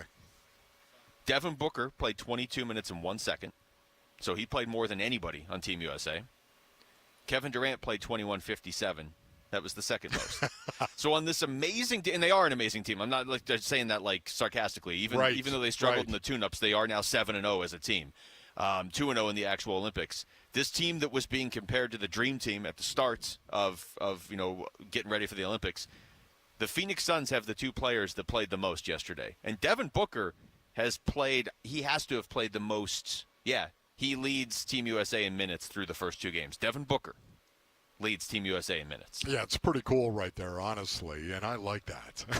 I like the fact he started once again, and I like the fact that he's playing the most minutes as well. Do you think that's by accident? No. It is not. No. And the other, I would even add to that. So they switched 2 starters out yesterday. Yes. So the only 3 starters they've stuck with through both games, LeBron, Steph, Devin Booker. Devin Booker. That's pretty cool, man. I love the fact that Devin Booker continues to get the starts right now. Again, I think that's important to me. And I think it also shows KD an awful lot of deference from Steve Kerr for Devin Booker. Once again, listen, KD is a very humble guy. We all understand that. We all know that right now. But I love the fact that Devin Booker is getting his due. And he's getting his due on an international level right now by Steve Kerr saying, not only am I going to start this kid, he's actually going to get the most minutes out of the floor. Yeah. I like that. I think that really is, once again, another reason why I want to see Book expand that leadership role with the Phoenix Suns. The other part of this, it's cool. It's cool just like, hey, we're in Phoenix, and the Suns have the 2 players that played the most yesterday on this team.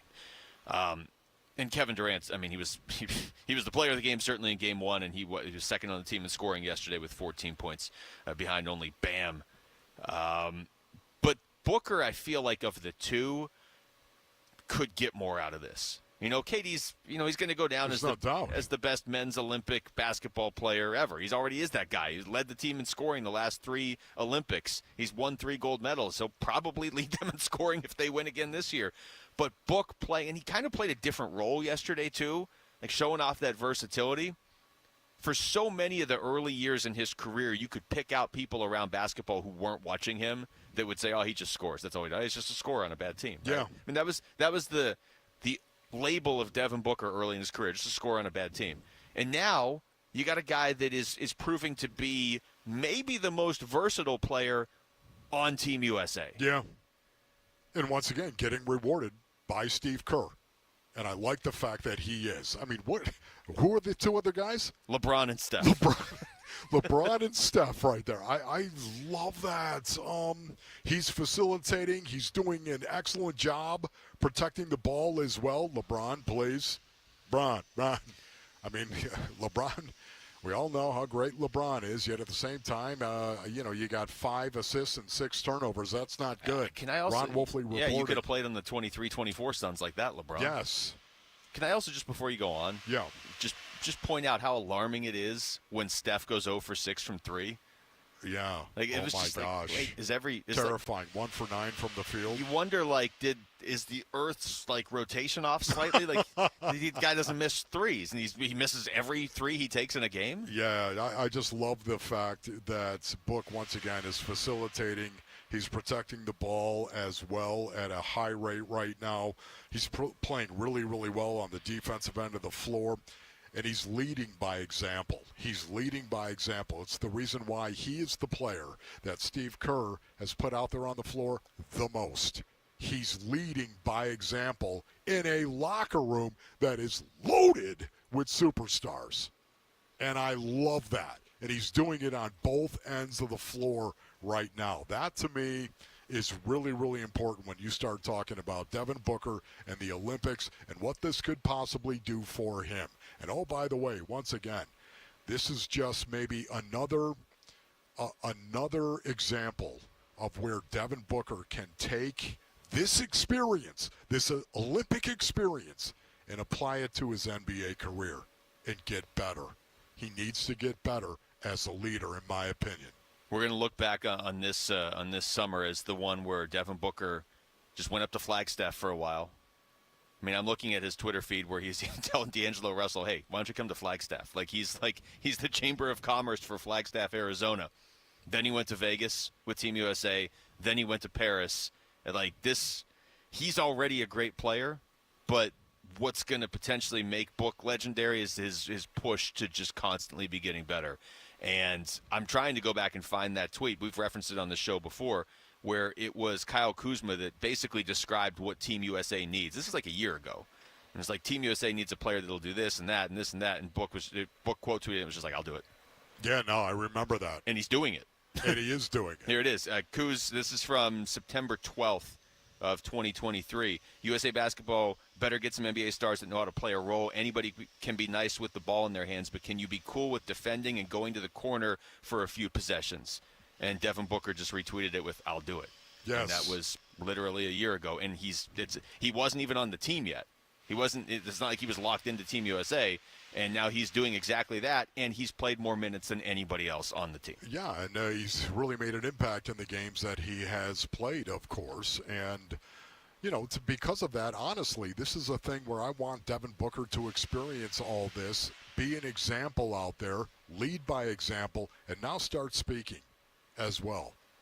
I mean, Book is at that point. He is. I know you can look around the room and you see Hall of Famers, Kevin Durant, LeBron James. You see Hall of Famers. You see All-Stars. You're surrounded by this, but you're one of them. You're one of those guys. And this isn't about, well, this is my team. It's not about that bull crud. Okay, forget about my team. All right, this is about our team. It's a team that has leaders, and you need leaders. And a guy that is out there by example, leading by example. Man, you also need to speak, because those are the best kind of leaders. And I think Book has got that cred in that room. He's earned it. Yeah, I 100% agree. 100%. And we're seeing it. Even if you don't agree, you're seeing it. Steve Kerr knows a thing or two about basketball. And he's minutes in the Olympics when you are coaching Team USA, and we're seeing it. Yeah. It's almost getting a little political, right? With Jason Tatum didn't play in Game 1, and there was this uproar. Well, Jason Tatum just had this great playoff run. You're not playing him. Minutes are so precious if you're the coach of Team USA, and the fact that now this is through 2 games and through the warm-up games, he's gone to Devin Booker more than anybody else that says something. Here's Brian Windhorst on how these lineups could continue to switch up. It's going to continue to be this way because Steve Kerr is going to change his lineups depending on the matchup. The matchup for this game required quickness and speed. That is not Joel Embiid. They went with a faster, longer starting lineup with Jason Tatum and Anthony Davis in it. And frankly, Kevin, just about everything Steve Kerr and USA Basketball has done in this run-up in these early games here in the Olympics is turning to gold.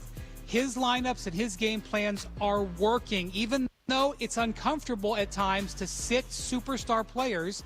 It's working. If you look at the way this game played out, the U.S.'s second unit was a killer unit. Totally dominated the South Sudan. The lineup that he put together in the second unit totally changed the game. The front line played well enough, held the game down. The second unit did really well. By the way, Derek White, the guy who got criticized for being picked over Jaylen Brown, Derek White's been one of the team's 3 or 4 best players. He had a brilliant game tonight, one of 6 players to be in double figures. And Steve Kerr said after the game, look, this is not about the soap opera of the NBA. This is not about who's playing to get you through February and March and whatever. This is about winning the gold medal, and everything else goes to the side. Oh, everything else goes to the side right now. I absolutely love this because it's a situation where it's almost like Team USA is not competing against South Sudan. not competing against Serbia, so to speak. It's like Team USA is so incredibly talented, they're basically competing against each other for playing time. And I'm wondering if Steve Kerr is jabbing every one of them in the ribs to some degree and getting their attention. And it's one of the things I've been talking about for a long time. Intensity level, right? The Team USA's got more talent than any other team out there, by far and away. The only thing that could bring them down is a lack of intensity. And I think we see it in turnovers. That's the only thing that could derail Team USA, in my opinion, is a high turnover game that costs them. It comes at the wrong time where they can't spare it, and all of a sudden the gold is gone because of that. Man, intensity level, and maybe this is what Steve Kerr is doing, jabbing all these superstars, these Hall of Famers in the rib. They're competing against each other for playing time. This is a pretty good example, too, of, Devin Booker can do pretty much everything on the floor, but he's not being asked to do all of it at once like he was with the Suns at times this year. You can ask him to do 5 or 6 different things each night. You don't need to ask him to do 30 things every night. And so now it's like, hey, can you just be a defensive guy and can you hit a few shots and, facilitate every once in a while? And it's like, yeah, you can do that just fine. He's doing it.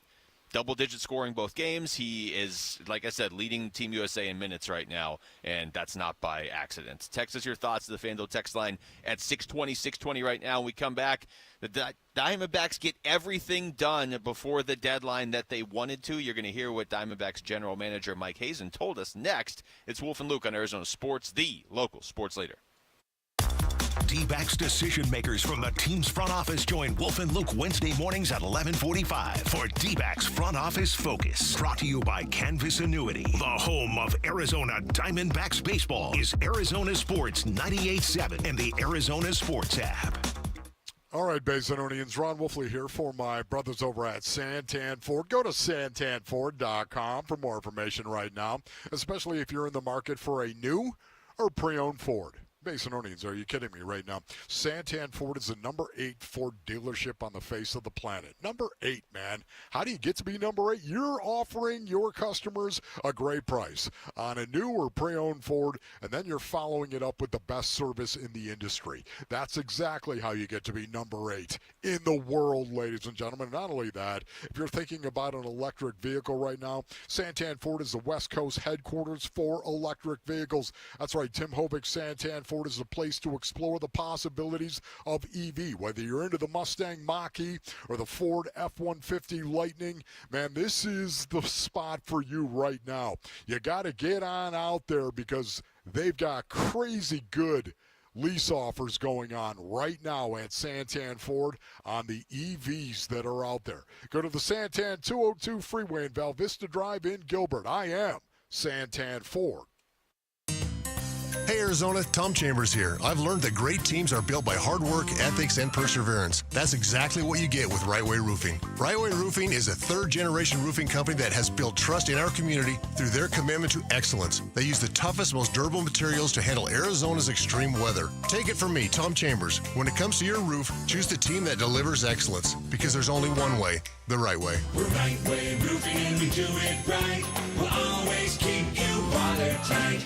Last year's RV trip, we met a couple with the same bumper sticker. What are the odds? Your cousin isn't a good storyteller. He was a podiatrist, or was it a pharmacist? You don't say. Oh, I can't remember. But she owns an RV protected by Progressive, and you don't. So until you get your own RV, her stories are the most interesting stories you've ever heard. Wow, interesting. And when you do get your own RV, save money by bundling it with your home, auto, or other vehicles with Progressive. Oh, anesthesiologist. He was an anesthesiologist. Progressive Casualty Insurance Company, affiliates, and other insurers. Not available in all states. The best things in life, they come in twos. 2 scoops of ice cream, 2 tacos. And now for a limited time, get our best deal of the year. Buy any phone when you switch to Consumer Cellular and get 2 months of service free. That's right, the same fast, reliable nationwide coverage as Big Wireless, now with 2 months free. Proof the best things in life really do come in twos. Visit consumercellular.com or call 1-888-FREEDOM. Second and third month of monthly base service fee waived for new customers with the purchase of a phone and activation by September 2nd, 2024. Taxes, fees, and third-party charges will apply. See website for additional details.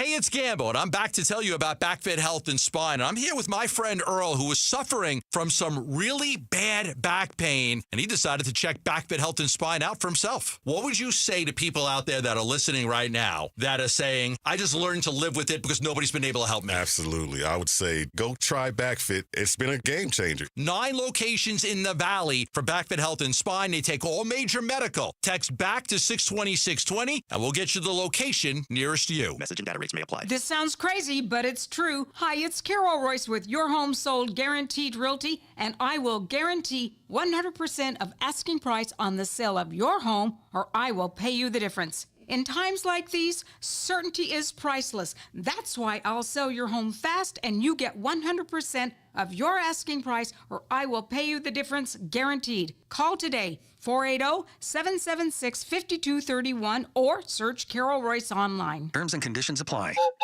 You've heard the saying, it's hard to stop a train. When it comes to putting smiles on children's faces at the Phoenix Children's Hospital, nothing will get in the way when the Teddy Bear Express pulls into town. Train is the proud sponsor of this year's Give-a-thon, giving hundreds of teddy bears to children currently undergoing treatment at PCH. For the past 9 years, Train's commitment ensures that every child's journey through treatment is accompanied by a comforting companion, reminding them they're not alone in their fight.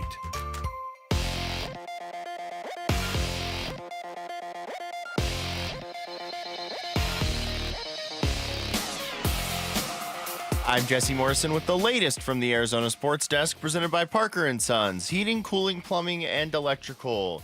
The Arizona Diamondbacks staved off a late comeback by the Washington Nationals, beat the Nats 5-4 yesterday. The win completed the D-backs' second sweep of the season.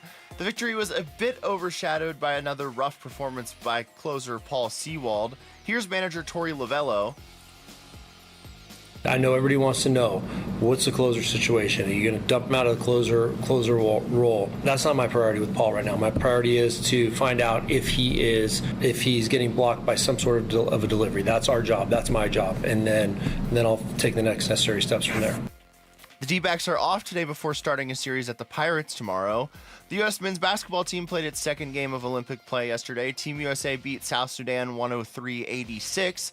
Devin Booker had 10 points and 6 assists, while Kevin Durant had 14 points. And Diana Taurasi, Brittany Griner, and Kalia Copper and the women's women's team is in action today against Belgium. That game tips off at noon. The latest is brought to you by Brooklyn Bedding, Arizona built for America's dreams.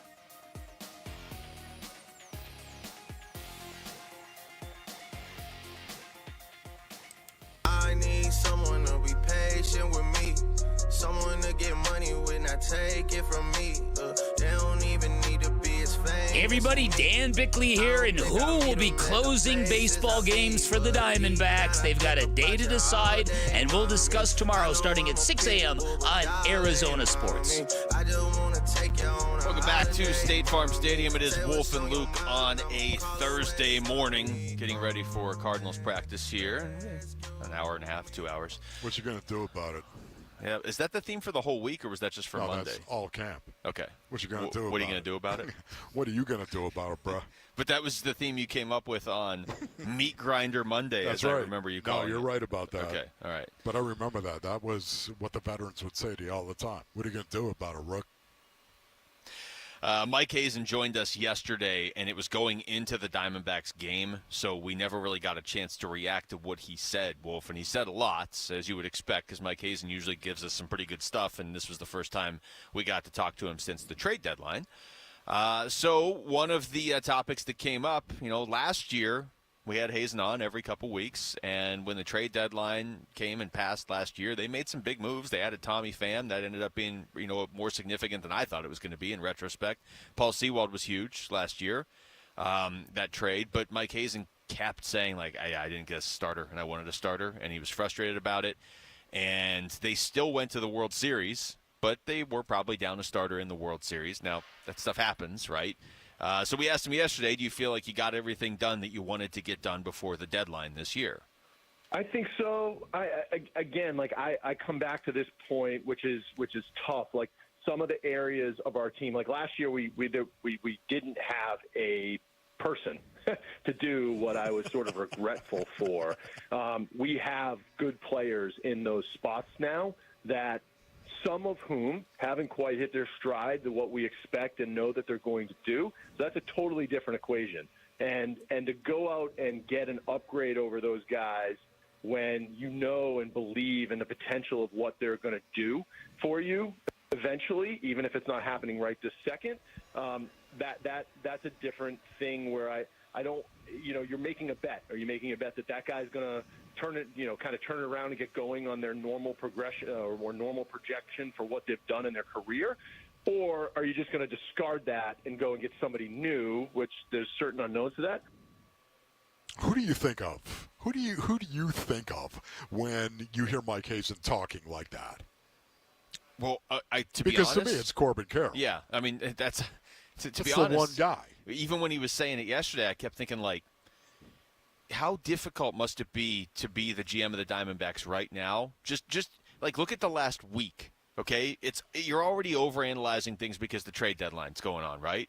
Look how much has swung in like just the last week. Like, yeah, the Diamondbacks are winning all these games, but they're blowing a bunch of saves. But Eugenio Suarez is hitting everything, but Corbin Carroll's average is still down. But Corbin Carroll's hitting home runs, but now Christian Walker's hurt, and you go out and you trade for Josh Bell, and you add bullpen arms because all of a sudden, Justin Martinez is struggling. But now the deadline passes and Paul Sewald can't seem to close a game. Like.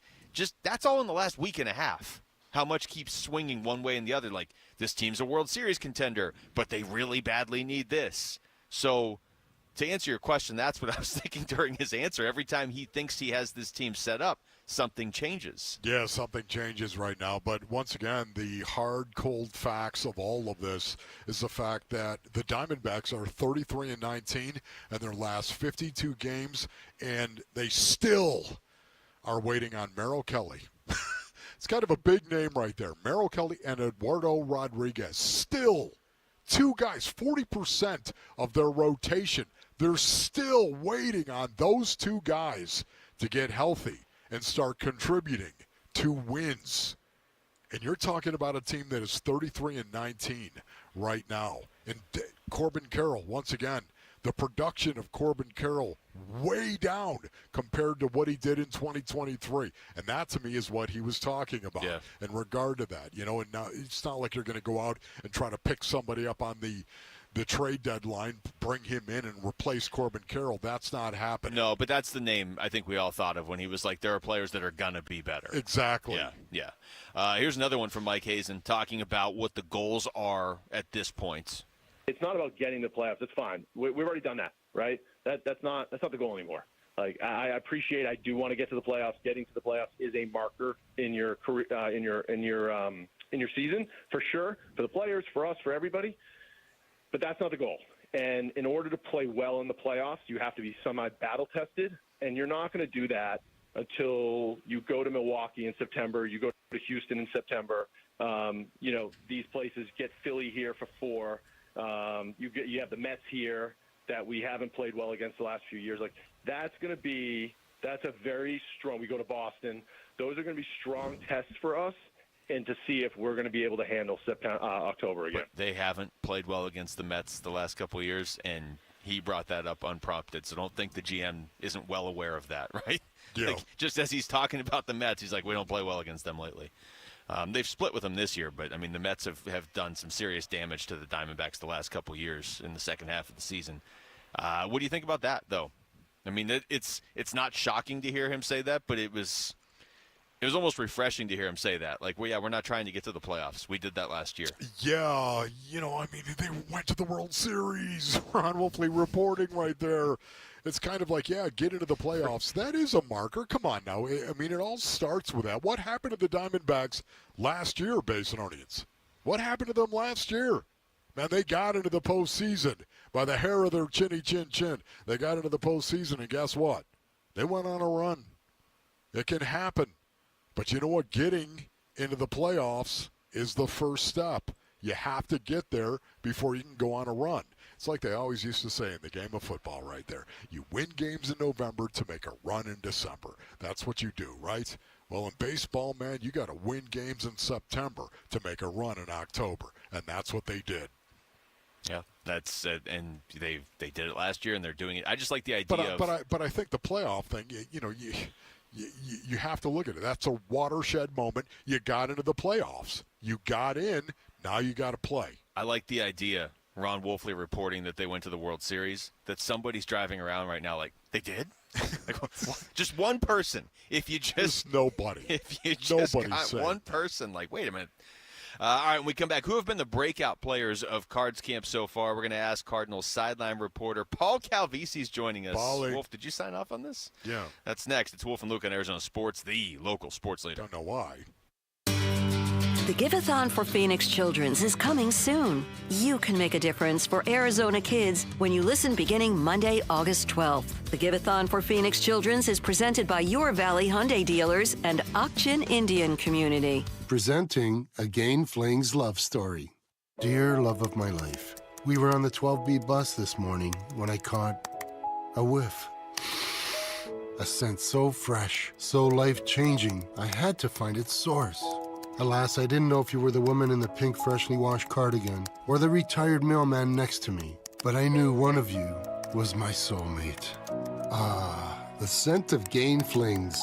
Try Gain Flings with OxyBoost and Febreze. Downy Rinse and Refresh. Break up with stinky clothes. Rinse it out. Every now and then I get a little bit tired of the stinks that just will never come out. Oh, Downy in the rinse change. Every now and then I rinse it out. One wash and it delivers. One wash, it smells so clean. Downy Rinse and Refresh, it's a dream. Downy Rinse and Refresh removes 100% of odor in just one wash. Guaranteed. If it's time for a new roof, you want choices and options and someone to tell you what's perfect for you, your home, and your budget. Dave Burns here for Renco Roofing, and they have it all at Renco. They specialize in foam, shingle, metal, and tile roofs for your home or your business, and make sure you get regular roof inspections with Renco to ensure the longevity and structural integrity of your roof. Call Renco Roofing today to schedule an inspection. Go to RencoRoofing.com or call 480-418-5390. Renco Roofing, monsoon tested, sunshine approved. Dan Bickley here with my guy, Shane O'Hanrahan. And Shane, you've got an all-star staff of people who want to work at Chapman BMW. What makes your brand so special? Well, Dan, we're a family-owned business that does things the right way. We have a great product in BMW. As a matter of fact, Consumer Reports ranks our vehicles #1 in reliability for the past 2 years. And it's true what they say, we make luxury attainable. So come down, take a look. You will be surprised. You can shop online at ChapmanBMW.com. That's Chapman BMW. 2 great locations. 1 great experience. Parker & Sons wants to thank you, Arizona, for helping them become the Valley's most trusted heating, cooling, plumbing, and electrical company over the last 50 years. 50 years. It's Parker's 50th anniversary. They are celebrating by giving right back to Arizona with 50 acts of kindness. If anyone you know is in need of Parker services, visit Parker50.com and nominate them for a free service or repair today. Parker50.com or call 602-2REPAIR. You've probably been hearing a lot about YRefi lately. Have you ever thought about working there? YRefi has a fantastic opportunity to join our investor relations team. You've heard Shane Doan, Brandon Webb, Tom Chambers, and Jody Jackson endorse our investment opportunity. And there is a reason for that. Successful investor relations representatives have a servant's heart to answer questions, provide respectful, consistent follow-through, and have a desire to help investors understand the YRefi story and how we provide a strong, fixed rate of return that's not tied to the stock market. YRefi offers a very competitive salary, major medical, 401k, gym membership, and a positive in-office work environment. If you have the need to succeed, want to work hard for investors, have some fun, and make money doing it, send your resume to careers@yrefi.com. That's careers at the letter Y, then REFY.com. YRefi is an equal opportunity employer. In Arizona, you gotta have all Pro Shade concepts. Cool any space down by up to 20 degrees with our commercial grade manual or motorized shades. Visit allproshade.com for your free at-home estimate. Call All Pro Shade, Shade, Shade.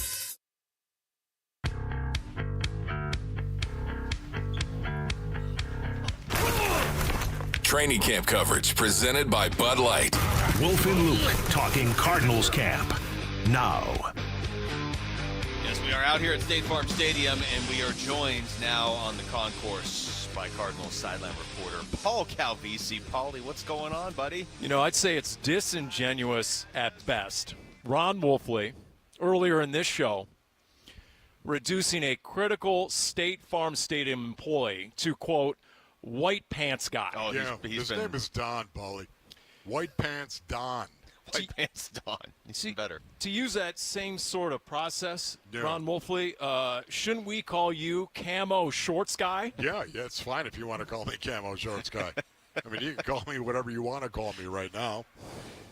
Only Camo Shorts Guy after what, May 1st? Isn't that the rule? That's right. Wolf has a Luke, specific rule. unbelievable. Unbelievable right there. That's right. May 1st rolls around, it's short pants season. Yeah, it's you not wear short pants. It's not the month. routine. It's the year. I think it's 25 straight years he's been Camo Shorts Guy. The same ones, too.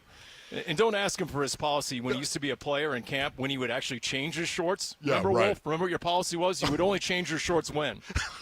When you got a stain on Just knock it off I mean, it was right disgusting, there, Paul. okay? Honestly. Can we talk football? But I can't believe you went on the air and actually said that, Paul. And by the way, Rick, I have multiple pairs of camos. You're like White Just Pants so Don. you know. White Pants Don has a dresser full of white pants, and Wolf has a That's dresser full of exactly what it camo is shorts. right there. Paulie, what is on your mind right now when you think of training camp 24 for the Arizona Cardinals? What comes to mind first, Paulie? Well, I think you're at a point now going up to this preseason game. You got a week before the preseason game. And, first impressions have been made. You had an off day. You have another padded practice coming up here soon. You're not going to get a lot of padded practices.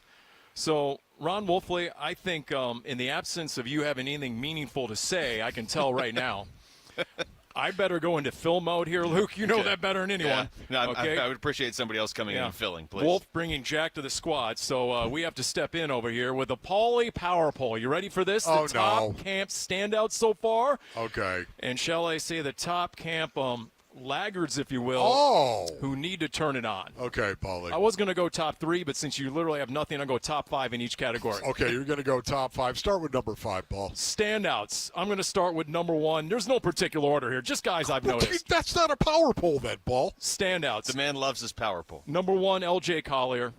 I think. Okay. Paul. He's on a mission. Get ready. He was ready to ball last year, and then the stinking bicep tear in week 1.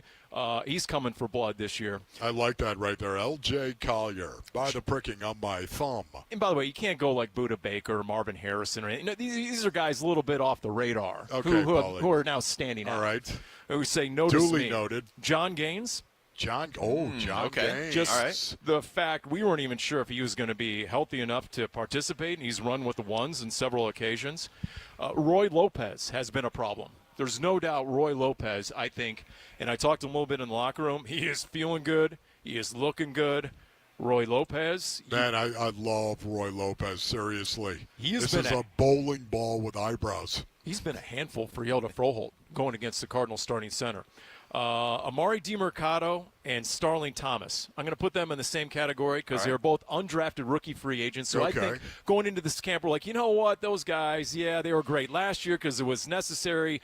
Undrafted rookie free agents, they got a lot of playing time, not this year. Well, no, that's not the case. I think they're both in the mix. Okay. To actually get reps in games. Yep.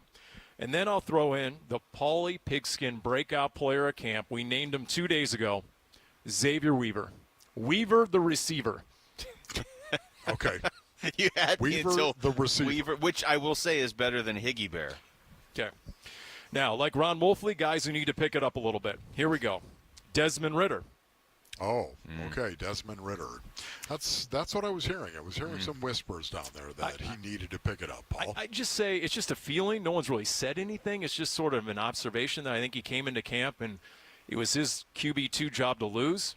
Not so much. I think that's really tight, him and Clayton Tune. I'll throw out there Keitrell Clark. There's a lot of corners. And Starling Thomas and Max Melton-Bald. You've seen Garrett Williams outside. Garrett Williams, of course. You've seen him outside when it's just 2 corners. So I think Keitrell Clark, guess what? Time to turn it on, That's probably. a good one, Paulie. Round 4 rookie, Rabbit. Haven't really called his name a lot. That's a good point. Been a little quiet. Yeah, and he's never quiet. He's Then not somebody again, who's quiet. You know, so much of the time you've got the option of that practice squad, man. That really helps. True. Can I throw out there Jonah Williams? Oh, you can. That'll ruin our day, but yes, you can. I think he's pacing himself. That's my guess. Okay. Ultra veteran. He's like, man, it's still July. Yeah. What are we doing here? Right. Okay. No, I'm good with that, Paul. Right there, honestly. Jonah Williams, though, huh? Just throwing it out there. Just okay. A little bit of observation.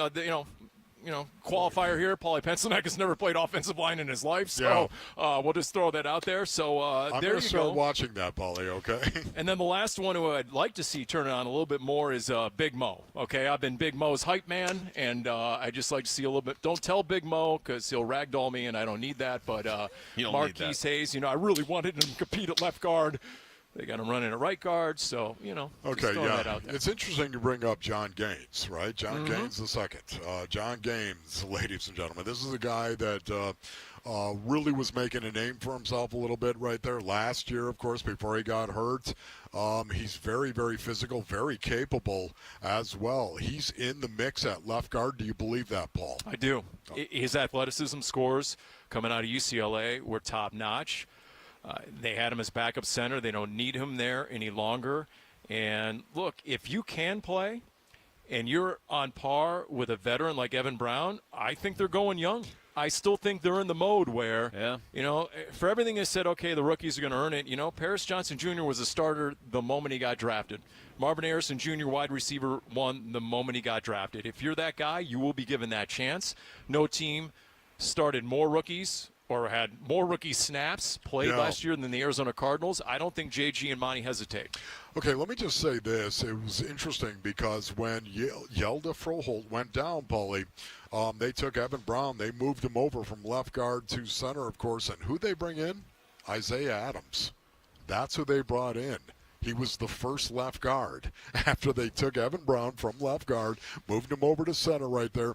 The first guy in was Isaiah Adams. I thought that was interesting. That would go with what you're saying, Paulie, where the rookies are kind of getting, Exactly. And you know what? Isaiah Adams, if you believe everyone, including the decision makers in that war room, he's at his best on game day because he has that nasty streak. You can't really tell what Isaiah Adams is all about until it's just full contact, full speed, full pad football. Yeah, I have seen him in one-on-one get handled a couple of times. Now, yes, listen, indeed. this is what you're going to get, by the way, when you're a rookie and you come into the National Football League. You're going to get handled from time to time when the bullets are live. Metaphorically speaking, of course, you're going to get handled. You're going to come in here. It is a learning process. You come in here as a rookie. It is night and day from college. It just can't be emphasized enough how different the competition is. You're out there, you're playing against a guy who wants to be a veterinarian, Basinonians. And then you're out here on the field against a guy who's been to Hawaii a few times. And by the way, the guy he's gone against, who's kind of given him a schooling here and there, is the first guy I started with, L.J. Collier, who has gone against him in practice. How much? Oh, go ahead. No, go ahead. I was just going to say, like, some of these guys, Marvin Harrison Jr. and Darius Robinson, we were talking about this earlier. Like, how much do you expect these guys to play in the preseason? Because going back to what you just said about some of these rookies kind of already being locked in, that would indicate to me we might not see Marvin Harrison Jr. much in the preseason, if at all. Yeah, Marv, I'm not sure you're going to get mandatory Marvin in the preseason. That's a great one. Darius Robinson, I think you will see just because you're deeper in the D-line room. Yeah. You just have more depth, so it's not the risk-reward factor as much. Darius Robinson, and by the way, if that D-line, the D&D line stands for day and night. If you're rolling six deep, Justin Jones, Bilal Nichols, Darius Robinson, L.J. Collier, Roy Lopez, and Dante Stills. Roy Lopez. Not bad. Think of how different that is from the end of last year, where a bunch of guys off the practice squad. Yeah, I think the three of us actually had to play at one point. Huge difference. So, Paulie, are you intimating right now that we may not see Marvin Harrison Jr. against the New Orleans Saints? Is that what you're saying? I honestly don't know. I have no idea what they're thinking, but it would just be par for the course, would it not? Last year, they got their best read in those joint practices. The preseason games didn't give Monty Oswald or Jonathan Gannon much of a read. This is exactly where it's It really headed, was though. the joint practices. Yeah, Paulie. So if he balls out against the Colts, I think they put the bubble wrap around him. Paulie, based on that right there, one preseason game, that's what's going to happen. Yeah. There's going to be joint practices and training camp. Okay. That's what's going to happen right there. One preseason game, and then, of course, they're going to add another game and another bye. Speaking of one, I have one last item. It's tough sometimes for Paulie Piskin this time of year to go into the stadium, because I get hounded, and then if I stop to sign, then I'm there for an hour or something like that, and so. All right, the lie detector's on. What I'm actually gunning towards, I was walking in, and a fan said, "Oh, geez, Paul, can you give Mr. Wolfley his football card to sign?" And just knock it off. Apparently, I'm Paulie personal assistant over here. I don't know if that's I'm bringing an up honor or Wolf's a slap. card up here, and I'm supposed to get him to sign it, and then I got to run it back out to a fan out there. This is just. He already lost his Sharpie like 2 days ago. It's really a low moment for me. Right there. I mean, my goodness, I got to work on my own Q rating. All of a sudden, I'm Wolf's I guarantee Aaron you, though, boy with his card. I'm just telling you right now, basically. That's a dog.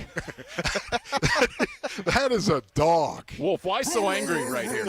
Why so angry? It's like Batman and the Joker. Yeah, I know. Look at that. The scowl on the face right there, Paulie. Look, this might have been moments before you went into the stands at Sun Devil Stadium.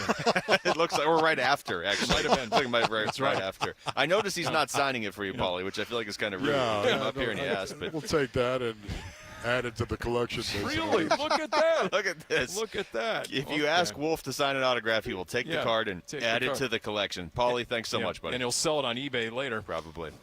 Paulie, thanks, man. Okay. I'm busy. I got to get lunch. A cup of coffee for it, right, Paul? I got to get. Come back. We'll take you through the top stories of the day with Wolf and Down Your Lunch. It's Wolf and Luke on Arizona Sports, the local sports leader. Ciao. When the D-backs do this. Pitch from Suarez. Hold on, that's it well. Deep right field, going back. Johnson turning, looking. It is gone! You'll hear it on the Arizona Sports app. First pitch, grand slam. Alec Thomas. It is his second home run of the season, and he has put the Diamondbacks to within one. The Arizona Sports app, presented by Ready Services Plumbing and Air Conditioning. All right, Basinonians, Ron Wolfley here for my brothers over at Trajan Wealth. Go to TrajanWealth.com for more information right now. Would you like to see a little bit of peace of mind when it comes to your investment portfolio, right? It's been up and down. We know it's a little volatile out there. I know, Basinonians, I want to see the same thing, and I'd like a little peace of mind myself. So I started with a second opinion by calling the good people over at Trajan Wealth. Give them a call today and schedule a complimentary introductory meeting to learn a little bit more right now. They're all fiduciaries, ladies and gentlemen. They're all fiduciaries over at Trajan Wealth. There's never any commission salespeople walking around trying to sell you something because they get commission off that. Listen, with fiduciaries, the more you make, the better you do, the better they do, ladies and gentlemen. Pick up the phone and give them a call today at 480-990-3300 for Trajan Wealth. Advisory services offered through Trajan Wealth LLC, an SEC registered investment advisor, paid advertisement. This is your captain. We are going to be experiencing some slight turbulence. Please fasten your... Oh, hold on. Just got a video of my cat. Imagine the pilot of an airplane was as confident as you are texting and driving. Seems kind of crazy when you put it like that. Visit StopTextStopWrecks.org. A message brought to you by the National Highway Traffic Safety Administration, Project Yellow Light, and the Ad Council. You go into your shower feeling... But as soon as you reach for the Irish Spring, your day immediately gets better. That crisp, fresh, unmistakable Irish Spring scent zings your brain and awakens your senses. So when you finally emerge from the shower, 37 minutes later, because you pay the water bill so you can stay in there as long as you want, you're ready to take on the day. And smell great doing it. Irish Spring Body Wash and Bar Soap.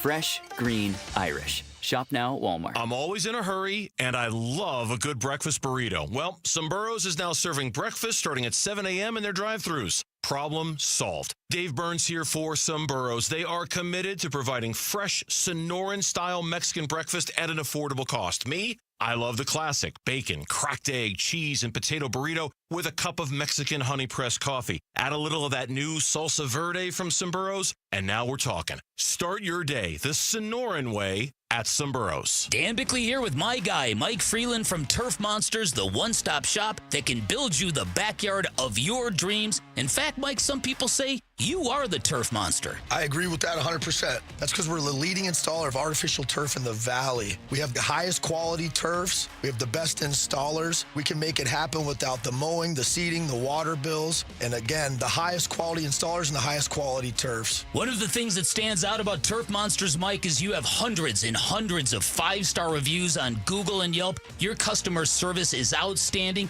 Tell us about that. We definitely pride ourselves in that. That's what sets us apart from the competition. We've been in business longer. We do the right thing. We want your business. We're going to take great care of you the first time. We definitely want you happy. Our guys look at the yard just like it's their own, and we make those decisions as we go. Schedule your free estimate at turfmonsters.com or give them a call. Tell them I sent you. 623-323-3900 for Turf Monsters.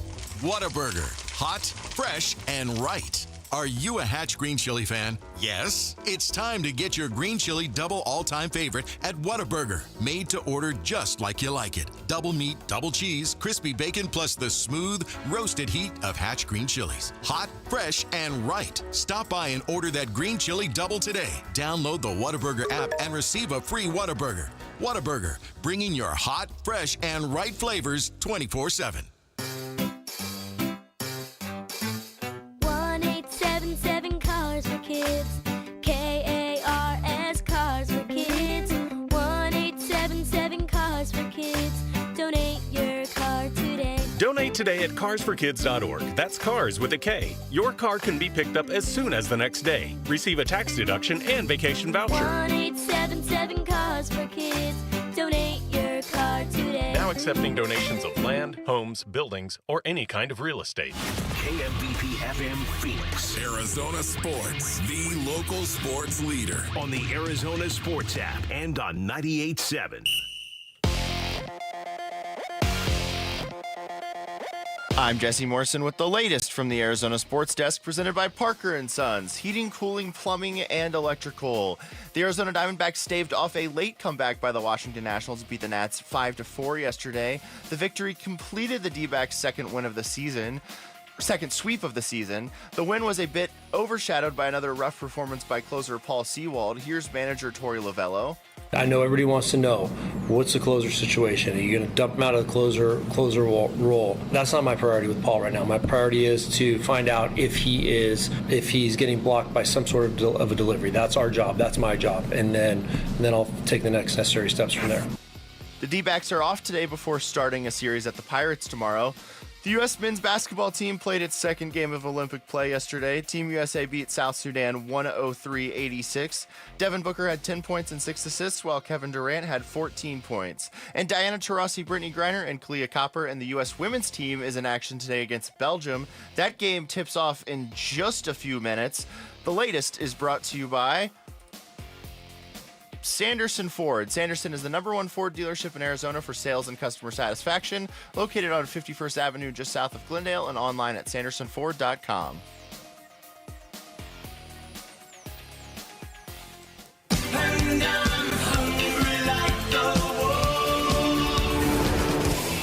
Arizona Sports, the local sports leader. Yeah, could I have a number 3 with cheese and a large coffee? Wolfing down your lunch. Serving up today's top sports stories with Wolf and Luke. Man, does this smell good. Brought to you by Aria Dental Implant Center. Locally owned and affordable dental implants. All right, it is noon on a Thursday out here at State Farm Stadium. It is time for Wolfing Down Your Lunch. Aaron Maloney is here. Aaron? So the Arizona Diamondbacks compiled 12 hits in yesterday's 5-4 win over the Nationals. They had a total of 48 hits over the 3-game sweep. Here's D-backs manager Torey Lovello. I don't know if I necessarily think about it that way. Is it our first sweep of the year? Is that second of the year? Yeah, it's always nice to sweep another team. This is a big league. This is hard to do. So I don't care what team we're playing. They're a very pesky team, and they're very well run. So, yeah, it feels nice, but I just added up to a quality win at a time of the year where we need wins. We got to start banking wins. So we're going to get to Paul Sewald. Oh, good. So let's hold off. Okay. But how big was it for the D-backs to get the sweep? Yeah. This was a big win. Especially for people who have them at 90-plus wins, right? Yeah, they're on pace for like 88 now, I think. Look, I mean, they needed to close out one of these series. If they had lost another game to end a series where they could have pulled off the sweep by blowing a save, then, I mean, that's not a good pattern. And they've done that already twice since the All-Star break, which wasn't that long ago. Once again, I'm just going to remain steadfast on this, my brothers. Win series, win series, win series. Now, are you going to take a sweep? Will you take a sweep? Would you like to see a sweep? Yeah, I would, especially considering they've had 2 this year. That's only it. The second one all year, yeah. It's really, that's stunning to me to hear you say that. But then again, I think of all the talent that they have not had at their disposal. Yeah. That comes into play. You do get away with the, we've only had 2 sweeps all year, but when's the last time you lost a series? Like, I don't know, like 1974? Like, they don't lose series, so you can, if you're going to win 2 out of 3 every time, then you don't have to sweep. 74 was an excellent year. It was the year the Warrior Queen was born, my friends. Wow. Interesting. Closer Paul Sewald couldn't find his command, allowing 2 runs on 3 walks and 1 hit in a third of an inning. He exited the game with the bases loaded, and Ryan Thompson then came into the game. What do you think the D-backs need to do with Paul Sewald right now? If it's me, I mean, do you blame this on Wolf? Because every single time, who's your closer? Who's your Probably, closer? yeah. Now it's time to ask, who's your closer? My first thought was this is Wolf's fault somehow. I just wasn't. I hadn't put it together until you said that right there. Give me the buzzer. No, there's you don't get to call for the buzzer. Luke the buzzer. I would. Man, Luke it got hurts his more face when blown off. Wolf calls for it. It hurts even more. Like just the buzzers, I can accept that. What I would do is I'd probably have him pitching in like the 7th inning the next couple games until he starts putting up zeros again. I mean, my ultimate goal would still be for him to be the closer, but I'm not gonna throw away games to do it, and especially because now I don't think running him out there in the 9th tomorrow would help. I think something does need to change for a little bit. Yeah, earlier on I said I'm going down the rabbit hole with Paul Sewald one more time. I think when he blew 3 saves in that week at the start of July, we were both pretty patient of the he's your closer, stick with him. Right, exactly. Yesterday I felt was different. I know. I kind of agree with you, and you're kind of convincing me, kind of. Feel Luke, bad don't about let giving it go me the to buzzer your now, head. don't you? I'm just wondering if Luke Lipinski might actually be correct on this, based on audience. For me, though, I'm going to remain steadfast on this. I'm going to go down the rabbit hole one more time with Paul Sewald and see if he can correct it. But that leash is going to be really, really short. Are you going to play Lifehouse on your phone when he starts I'm walking not batters? Going to play Lifehouse. Well, I'm not doing it again because it didn't help yesterday. They broke up. They're not even a band anymore. How do you know that? I don't know. I just thought it was... That might not even be true. The Phoenix Suns introduced their newest point guard to the media in Tyus Jones yesterday. So what does he want Suns fans to know about him? I show up to work every day. I try to be, a pro's pro. I try to, respect the game, play the game the right way. Also a big family man. So you're going to see my kids running around. You're going to see my wife at every game. You're going to see my mom in town. But again, that was the feel that I got, again, from Josh, from James, from Coach Bud. And that's why it was such an easy decision for me. What did you hear from Tyus Jones yesterday that you liked? It just seems like he's all in on this team. I mean, his action coming here, this is a guy who had other options that would have probably paid him more money. Definitely would have paid him more money. We don't have to pretend like that's not the case. So just his action alone to come here shows that he believes this is a good team that can do some things because he's banking part of his career on it. But also, when he talked yesterday, that really just kind of drove the point home. Like, even that cut that Aaron just played right there. Like, yeah my family's going to be here. Like, we're all in on this together. For me, based on earnings, I like the fact that Tyus Jones, his expectations appeared to be an assumption. And that assumption is, I'm playing. I'm going to be the point guard. Man, we're sitting here thinking, well, maybe he gets 20 minutes, 22 minutes, 23 minutes, and maybe they play without a point guard, right? They go out there with Bradley Beal, Devin Booker, Kate. I don't know about that now. Again, if I'm wrong on that, I'm wrong on that. But just reading into Tyus Jones and what he said, he's got an expectation, and certainly it makes sense. $3.3 million when he could have gotten $10 million somewhere else. Well, he didn't come here to watch the Suns. I mean, he could do that when he retires. He's going to play. The point guard is going to be institutionalized, I believe, in the Suns lineup. And because of that, I'm pretty jacked up. The 2024 NFL preseason gets underway tonight with the Hall of Fame game as the Bears take on the Texans. Caleb Williams will not be playing tonight. Man. that just led me to an era of sadness. Just wondering why, I get it. I understand. Well, he might get hurt, Wolf. He might get hurt. You know what? We all might get hurt. My goodness, shoulda, woulda, coulda, and everything else. If I had a rookie, I'd want to play that rookie. I don't care if I'm going to play him 3 reps on one series. I want to throw him out there. Rook, go play. Well, especially at quarterback.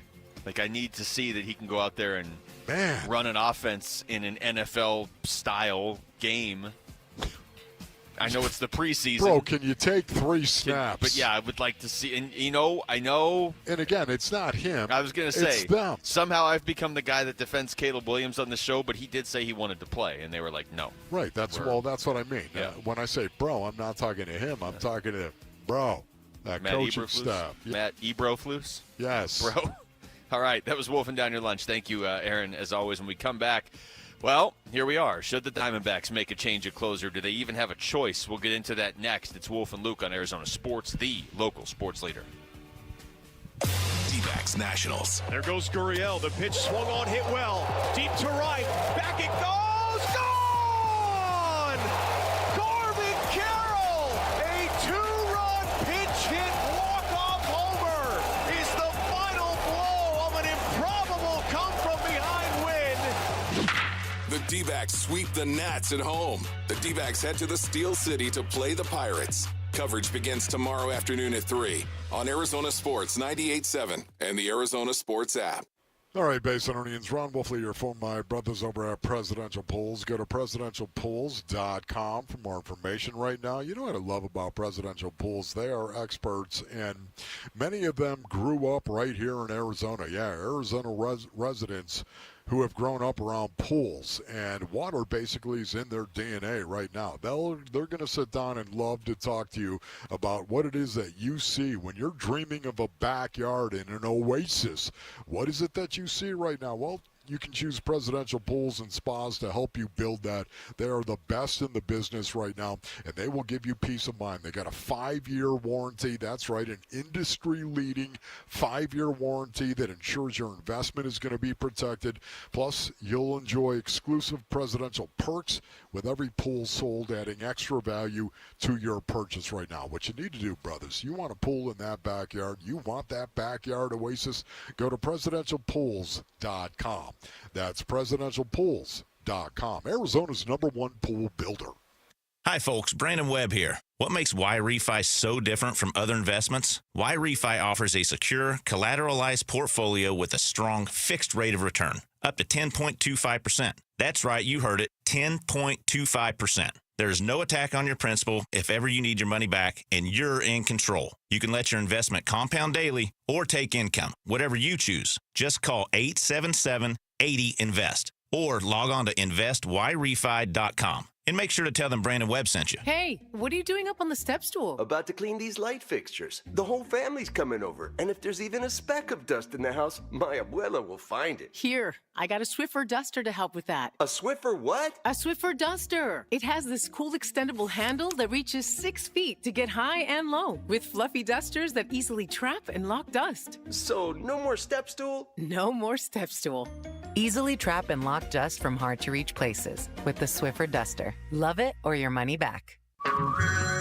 Hey everyone, it's Ted from Consumer Cellular, the guy in the orange sweater, and this is your wake-up call. If you're paying too much for wireless service, you don't have to keep having that nightmare. Consumer Cellular has the same fast, reliable coverage as the leading carriers for up to half the cost. So why keep spending more than you have to? Seriously, wake up!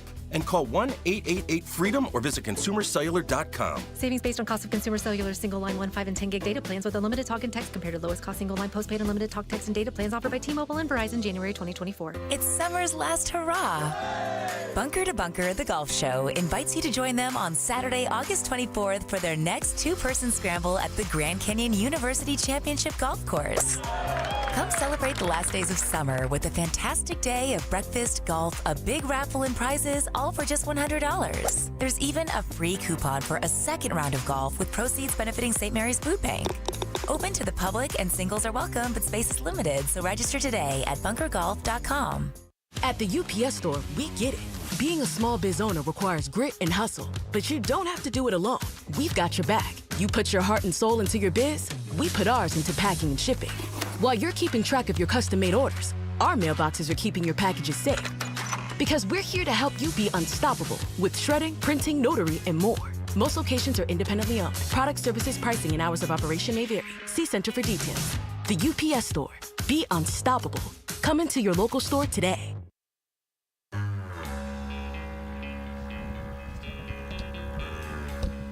Hey everybody, Dan Bickley here, and who will be closing baseball games for the Diamondbacks? They've got a day to decide, and we'll discuss tomorrow starting at 6 a.m. on Arizona Sports. You know what we need to do? We need to play it backwards. I thought you were going to say have a frat party. You know what we need to do? Have a frat party and play this song backwards. That's the only way, right? We play this song backwards. Playing it forwards isn't working. We're going to have to play it backwards. Paul Sewald yesterday, Wolf, so the game was just kind of cruising along. You said this earlier, you know, Zach Gallen didn't look dominant, but he was getting through it. Like, he was getting the job done. It's nice when you have a starting pitcher who, when he doesn't have his best, he just wins every game. Right. You know, I think if you had Zach Gallen here right now, I think, you know, anybody watching these games would say his last three outings haven't been his best by any means, but he's 3-0 and he's given up 4 runs total over the 3 games. Sold. Yeah. So take it, move on. This is his floor. But he gave him 6 innings yesterday. The bullpen was getting it done. They built a little bit of a lead. They go into the 9th. They're up 5-2. You're like, okay, here we go. This is not like a 1-run game or something, so we can breathe a little bit. And Paul Sewald comes in and immediately starts just walking guys. It was so. I want to say this the right way because he's a big part of this team. But yesterday in particular, it just looked like he was on an island, didn't it? No. The way he was pitching didn't even fit with the first 8 innings of the game. Yeah, I'm with you on this one, Luke. No doubt about it. Listen, anyone who's listened to this show, you know the respect that we have for Paul Sewald. Not just tangibly, not for just what he brings physically to the Arizona Diamondbacks as well, closing, but also intangibles that he brings to that clubhouse. And to me, the pro that he is, the player that he is. But at the same time, this is the highest level we can play baseball, the highest level our species knows. And because of that, the expectation, of course, is that you're going to go out there and you're going to do your job. You have to do your job. And he's had a hard time going out and doing his job. And I think yesterday, boy, it was on display for all to see. He could not locate that sweeper. And you know what? His fastball was even off. Yeah. And Paul Sewald is a guy that has got to live right on the edges of the strike zone. And when he gets in trouble is when he's in the middle of the strike zone because he doesn't have overpowering stuff. And that's what was happening. He was missing on the edges, and all of a sudden hitters were barreling up balls. You watch him pitch, and I'm not talking about yesterday, but just in general, like when he's being effective, you look and you're like, he's basically, what is he, basically throwing 2 pitches, right? But he's so good with those 2 pitches that in the location of those 2 pitches. Yeah, no, and that's what I'm saying. Like his accuracy. I mean, Wolf, a month ago today, okay, so the last day, let's say July 1st, okay? July 1st, his ERA was 0.54, and he was 11 for 11 in save opportunities. Wow. Yeah, that was Paul Sewald, and it was the Paul Sewald we all knew. 1 month ago, and now in that month, he didn't actually blow a save yesterday because they pulled the plug before it could happen, but he's blown 4 saves, and he had a 10.80 ERA for the month of July. And yesterday sure looked like it was going to become a blown save too if they didn't bring Ryan Thompson in and be like, can you save us here? Literally, can you get us a save? Yeah, it was so interesting, too, because we were talking about this earlier, brothers, but it almost looked like Paul Sewald was really thinking about hitting the edges as opposed to just pitching. Going out there and being Paul Sewald and locating and hitting the edges of the strike zone. It looked like he was really thinking and working hard to hit the edge of that strike zone as opposed to just being Paul Sewald. And I'm wondering if he's in his own head at this point in time. And that's why, for me, it's a little bit different. Like, when he had that rough week, I was like, okay, you got to stick with this guy because you're better when Paul Sewald's your closer, and I still believe that. But yesterday looked so much different, I think, even than the 4 blown saves. And even the way those happened, I don't have the stat to know what the answer to this question is, but when's the last time somebody had 5 saves and 5 blown saves in the span of 4 weeks? Because if he had stayed in yesterday, that was going to become a blown save. So he has 5 saves and 4 blown saves in the span of 4 weeks. Yeah. And so he I would say once again, if you're the organization, you're counting that as a blown save. Yeah, I think you have to. Yeah, there's no way you're going to go, oh, that wasn't a blown save. Yes, it was. I mean, he even had a game in there, one of the Kansas City games where they won 8-6. He came in. It wasn't a save situation. He did still give up 2 runs, 3 hits in an inning. Right. So it's not even just the blown saves. But, yeah, I mean, for all practical purposes, that's what that was going to be yesterday. Ryan Thompson came in, got the job done, but he stepped in with bases loaded and 1 out. They talked to Ryan Thompson after the game. They asked him, okay, what do you say to your teammate Paul Sewald in a time like this? Honestly, it's just trust his stuff. He's a really good pitcher, and I've been through a lot of rough stretches, like you said, a lot of us have, and I've been through a rough stretch this season.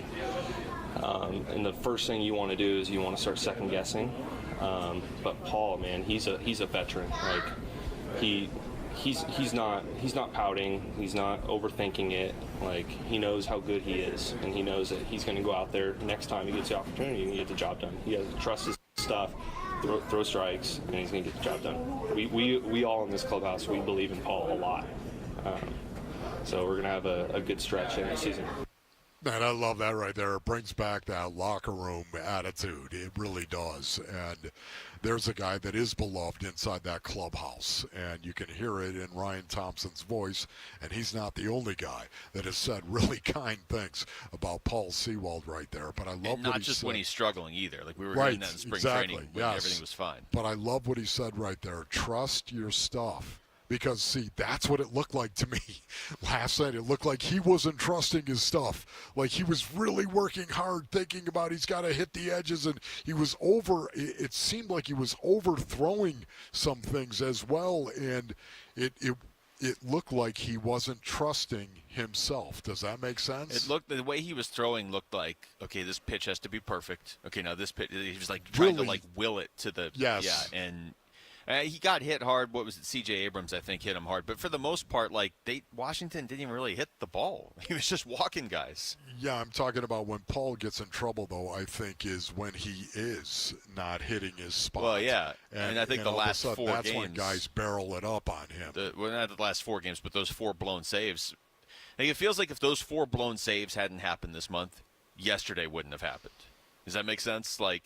The making mistakes and giving up home runs led to, okay, every pitch has to be perfect, and they were not perfect. And it's crazy that you have a team that looks like one of the most dangerous teams in baseball right now, but they might not have a closer. All right, if you subscribe to the Wolf and Luke Show podcast, subscribe right now on your iPhone or Android. You'll never miss any of the show. It's the Wolf and Luke Show podcast brought to you by FanDuel. We come back. How is Dante Stills feeling a week into his second NFL training camp? We'll ask him. He joins us next. It's Wolf and Luke on Arizona Sports, the local sports leader. The Cardinals have begun doing this and this. Practice is open to the public, and Arizona Sports is there with Wolf and Luke and Burns and Gambo, bringing you the sights and sounds from Cardinals training camp. Training camp coverage presented by Bud Light. Get more of this, and this from the Cardinals and Arizona Sports on 98.7 and the Arizona Sports app.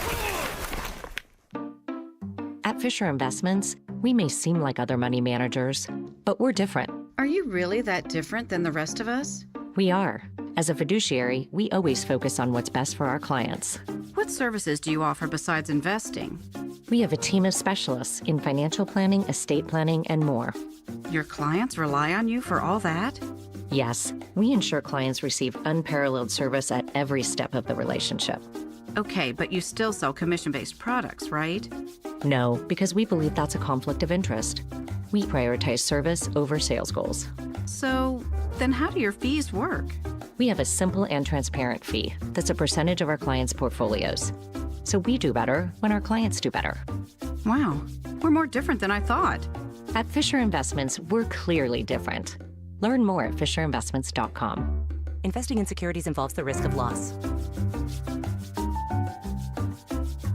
Dan Bickley here for Revitalize, and August has arrived, vacations are over, and now is a great time for you to get into the best shape of your life. Revitalize will give you that and a lot more. They use state-of-the-art biometric technology to assess your well-being, and then their great staff of certified nutritionists take that info and craft a nutrition plan customized for you and what makes you unique. It's a powerful combination, and it's how they spawned the Bickley and Marauder revolution and why they have over 850 five-star reviews. You'll eat real foods, you'll never feel hungry, you'll get the rapid results you're looking for, the internal wellness you need as you're getting older, and the tools that will last you a lifetime. In fact, sign up in August, you will get free coaching for the rest of the year, and sports fans know better than anyone the importance of a good coach. Learn more by calling 480-701-8133 or online at revitalizeweightloss.com. Hey folks, it's Dave Ramsey with a word about investing. One investment you might not think of, even though it's probably the biggest purchase you'll ever make, is your home. So this summer, invest in your home with Window World. You see, Window World replacement windows and doors will help keep your home cooler, reduce your power bills, and increase the value of your home. Plus, your investment is backed by Window World's true lifetime warranty. Call today, and Window World of Phoenix will install 5 large premium sliding windows, all with energy-efficient Solar Zone Sun Shield glass for only $39.63, tax included. At Window World, you get their guaranteed lowest price up front without any hassle. So take care of your home with an investment that will last a lifetime. Call today or schedule online at windowworldphoenix.com. That's windowworldphoenix.com. Window World, simply the best for definitely less. Hey, it's Gambo, back to tell you about BackFit Health and Spine. I'm so excited to get my friend Earl in. You came to me and asked me about BackFit because you were having a lot of back pain. Absolutely, man. What are some of the things that they did? Stem cell treatment, Stem cell treatment, the electronic treatment, the chiropractic treatment, just shots for the pain. Man, I start feeling better again.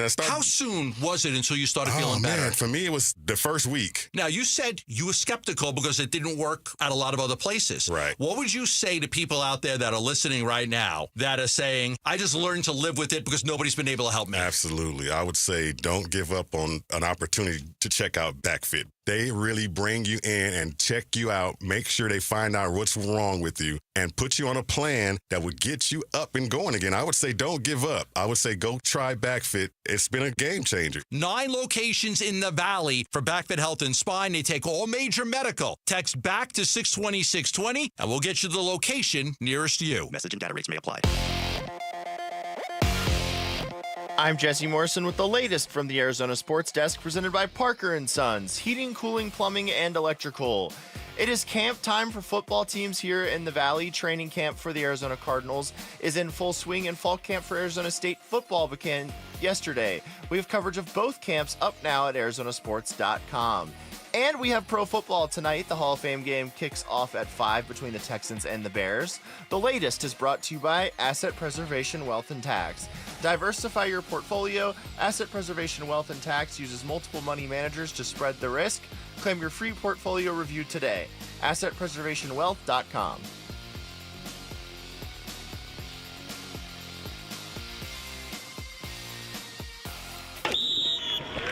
90 players begin camp. Only 53 can make the roster when the regular season begins. It's Cardinals head coach Jonathan Ganon, and you're listening to Arizona Sports 98.7 and the Arizona Sports app. Cards Camp live from the farm.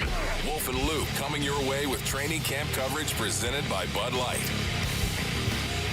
All right, if you want to see the 2024 Cardinals in person at State Farm Stadium, a limited number of tickets remain. For more information, visit azcardinals.com/tickets. Pleased to be joined up here a little bit ahead of practice by Dante Stills.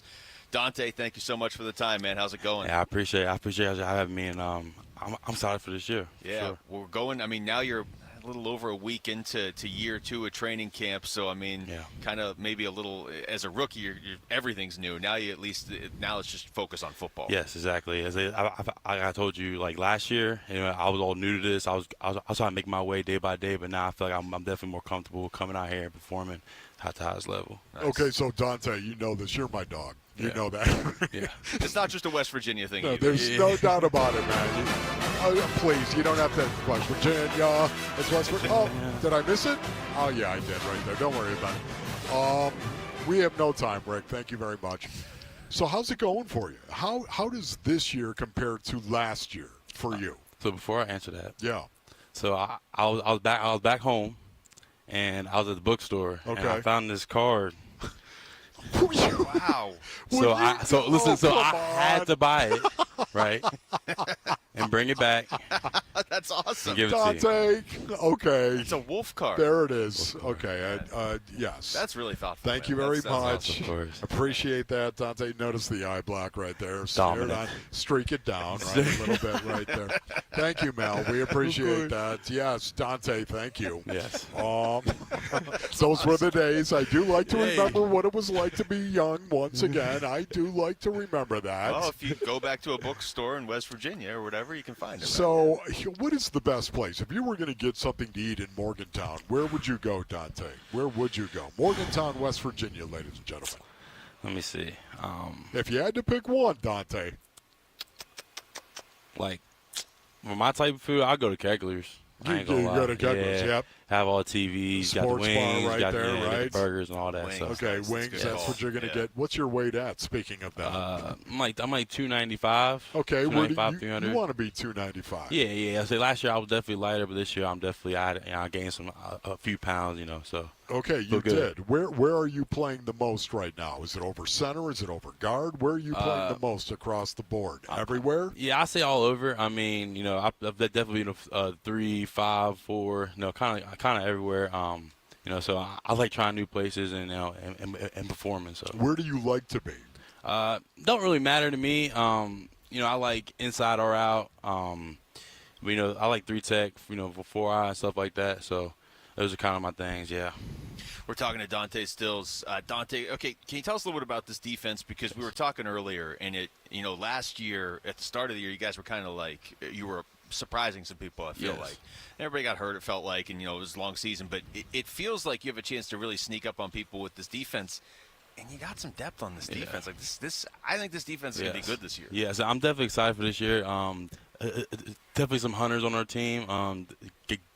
Guys are very excited to go out there and run around and make plays and be physical, be violent.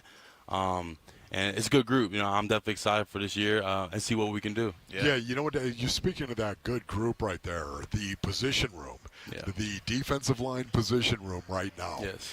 Well, who's the funniest guy in there? And don't say yourself, Dante. Nah, I don't think all right, just pick somebody else. If you had to go outside, who's the baddest man in there other than you? Yeah. Who's the baddest man in there, and who's the funniest That's two guy? different guys, probably. Well, two different. Yes. The funniest guy. I feel like we're all funny. I ain't gonna lie, but I would say LJ, Roy. Okay. They're funny. Yeah, Darius has shown that he's funny. The rookie that just came in, he's hilarious. But I feel like everybody's funny in the room. Yeah. The dominant, right? Is that what you said? Yeah, right. The bad man. Who's the bad man? That's hard because I feel like everybody can go out there and control the line of scrimmage, make plays, be dominant. We all got different play types. I feel like that kind of what makes us more unique in our defense. So, yeah, I'm definitely excited. Okay. It feels like this is a defense. You kind of hit on it right there, too, where, like, opposing teams aren't going to want to play you. Like, especially teams in the division, like, they're not going to play the Cardinals the second time because the defense is going to make them feel it. Yes. I was this year, I'm definitely ready to showcase our whole group is ready to showcase our talents out there. Yeah. What about you in terms of where you want to get better, Dante? What are you working on right now? Everything. Yeah, I mean, it's just it's so hard to pick one thing just because I feel like, I gotta be good at every levels, every levels that I might play when it comes to footwork, hand placement, ball get off, hand-eye coordination, be able to get off blocks, be able to control blocks, be in shape and stuff like that. So I feel like everything's kind of going into this camp, kind of preparing for all things necessary. Okay, rotation-wise, yes. How are you doing in the rotation? Great. Yeah, I'm definitely in a rotation, just to do my thing, just trying to make anything happen on the field, kind of to make plays, execute my play call, stuff like that. So we're talking to Dante Stills. Dante, you have some good vets that have been in this league, but you also have a very young team. Like last year's draft class, and you throw in some free agent rookies. Like, it's a lot of young players this year. A lot of young players. Yes, sir. Do you like that? Yeah, I mean, I definitely like that. I definitely feel like we're all kind of locked in and focused on what we got to do on the field. Because out here, once you get on in between white lines, the young, older kind of don't really matter, but it does. But we don't really think about, we're a young team. I just feel like we go out there and just try to play great ball. That's what we're trying to do. What is it like working against this offensive line right now, and this offense in particular, that likes to attack the line of scrimmage in a very north-south kind of way? Yeah. That's showing up in practice right now. What is it like to play against this offensive line? I say they're definitely being very dominant. The technique is really on point. They're flying around side to side, getting upfield. I am excited for that offense. They're putting the work all offseason. The O-line been putting the work, meetings and everything like that. So I am excited for them to showcase why we can run the ball. Have you been able to square up James Conner at any point in time? Have you been able to square up James Conner yet? I feel like I've gotten close, but in practice, I can't like tackle him or anything like that. I don't want to hurt him or anything like that. So you just try to get in the best position possible to be able to, because I'm just trying to change my mind to go into the game.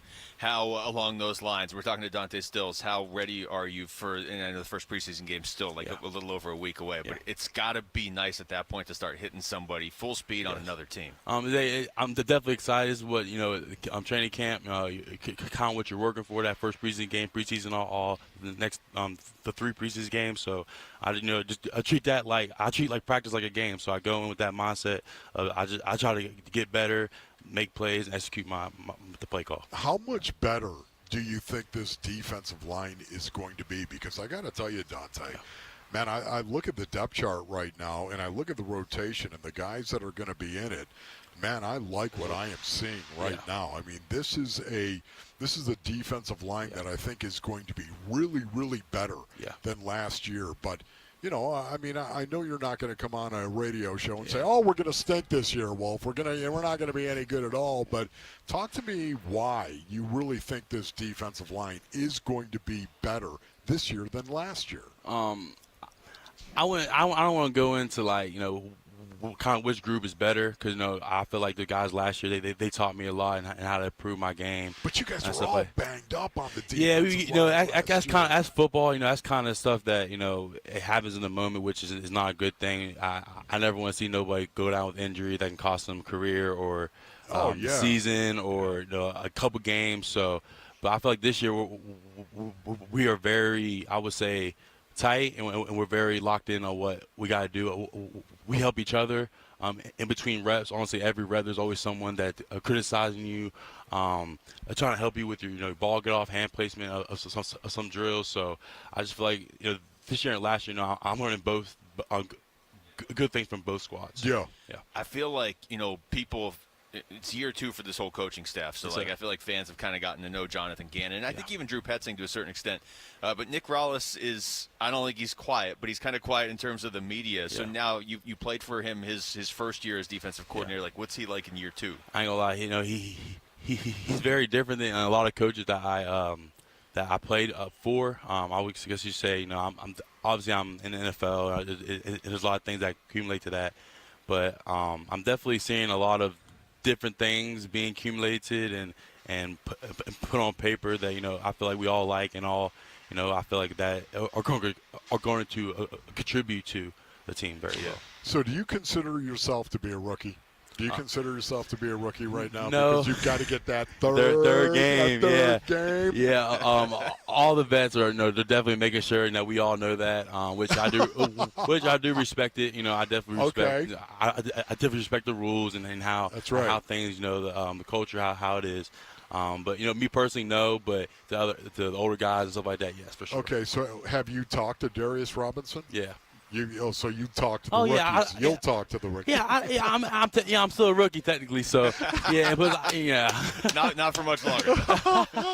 Dante, we appreciate this, man. Awesome, you got man. practice coming up. So I appreciate Thanks it. so much. I think you guys appreciate it. Yeah, absolutely. Dante. That's Dante Thank Stills you, joining brother. us right there. We come back. How has Kyler Murray evolved in this offense, and what will a true wide receiver one do for K1? We're going to ask. Cardinals quarterbacks coach Israel Wolfork will join us next. It's Wolf and Luke on Arizona Sports, the local sports leader. When we feel divided, we look to something that can bring us together. It's time to do something powerful and meaningful for kids who need your help. Be the champion of hope and help kids like me at Phoenix Children. The Give-a-thon for Phoenix Children's begins Monday, August 12th. Keep listening to hear how you can make a difference for Arizona kids and families. The Give-a-thon is presented by your Valley Hyundai dealers and Ak-Chin Indian Community.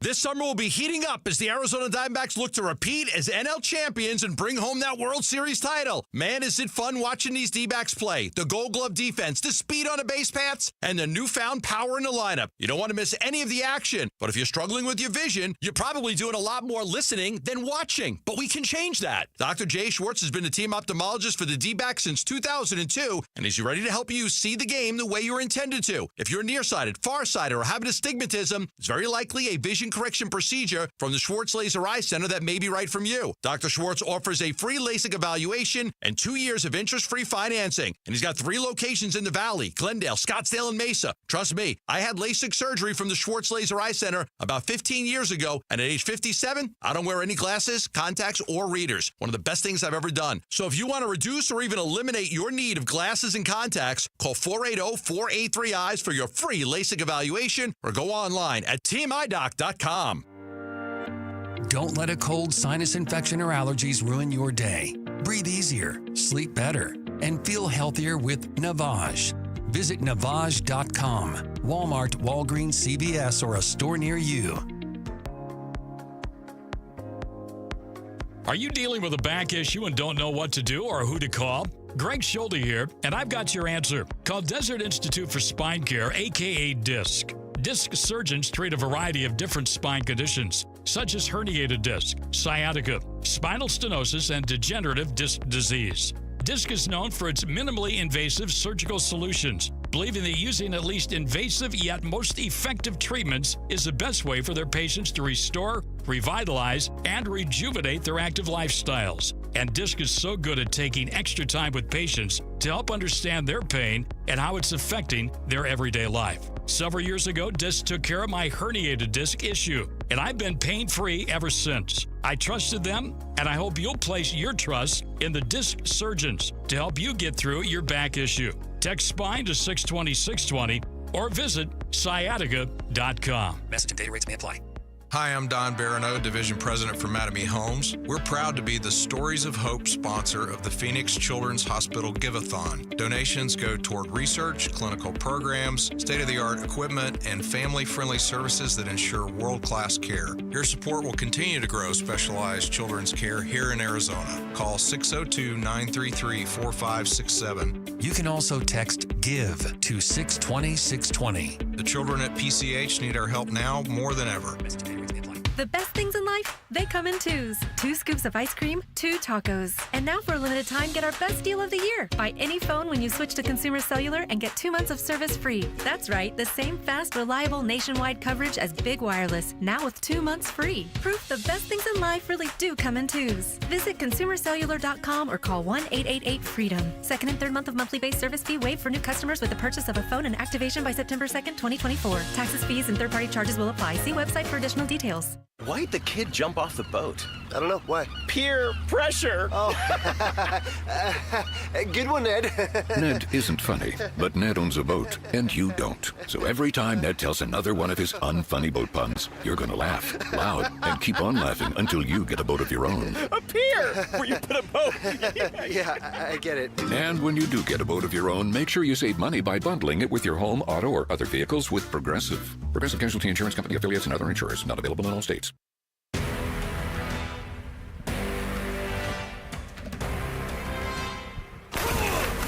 Training camp coverage presented by Bud Light. Wolf and Luke talking Cardinals camp now. I want to remind you, if you want to see the 2024 Cardinals in person at State Farm Stadium, a limited number of tickets remain. For more information, visit azcardinals.com/tickets. And we're out here just a little bit before practice now. Got the opportunity to talk to Cardinals QB coach Israel Woolfolk. Izzy, first of all, thanks for the time, man. I appreciate you guys having me on. Yeah, man. How is camp treating you in the first week and a half? How do you feel about what you're seeing out there? It's been awesome. Obviously, you go through OTAs and spring ball, and counting down the days to the season starting is finally here. And I think the guys have done a great job, kind of getting in the flow of things and coming on and competing every single day and learning and building and positive stuff. So Izzy, of course, everyone wants to know, how is Kyler doing? Kyler Murray, of course, how is he developing? How's he progressing in this offense, going from OTAs in the offseason, of course, to right now training camp? Taking it one day at a time and building on the good and learning from the bad. I think that's been the biggest thing. He's been very consistent on how he has approached work on a daily basis, whether that's on the field, in the classroom, around the locker room, continue to be positive and helping. We got a lot of young guys out there right now, so getting reps with them, building a relationship with those guys, and then continue to get working on a lot of vets. I mean, he only got to practice a couple months last year, so all these reps, walkthrough, and practice and competitive periods have been super important. He's been taking advantage of all the opportunities. We're talking to Izzy Woolfolk. Izzy, everything I've heard, you and Kyler have that sort of relationship where, like, you can bounce some ideas off him or but he'll also bounce some back, and it's more of a just like you kind of work together on. Is that a fair way to categorize it? I think that's perfect, and I think it's super important. I mean, my job depends on Kyler, and Kyler's job depends on me. So the more information I can give him, the more I can help him out. I think that's going to help him out on the field, and the better he plays, the smarter I look at the end of the day. You got to see. Good thinking right there. No, but he's out there, and we do stuff in X's and O's on the board in the classroom. We're not out there when the bullets are flying. So he may see something and he may feel something, and he has a better understanding because he's physically doing it. So if it matches what we do from an offensive philosophy and it's what's best for the team, we always take any advice that he can give us because he's he sees the field very well. He's very smart.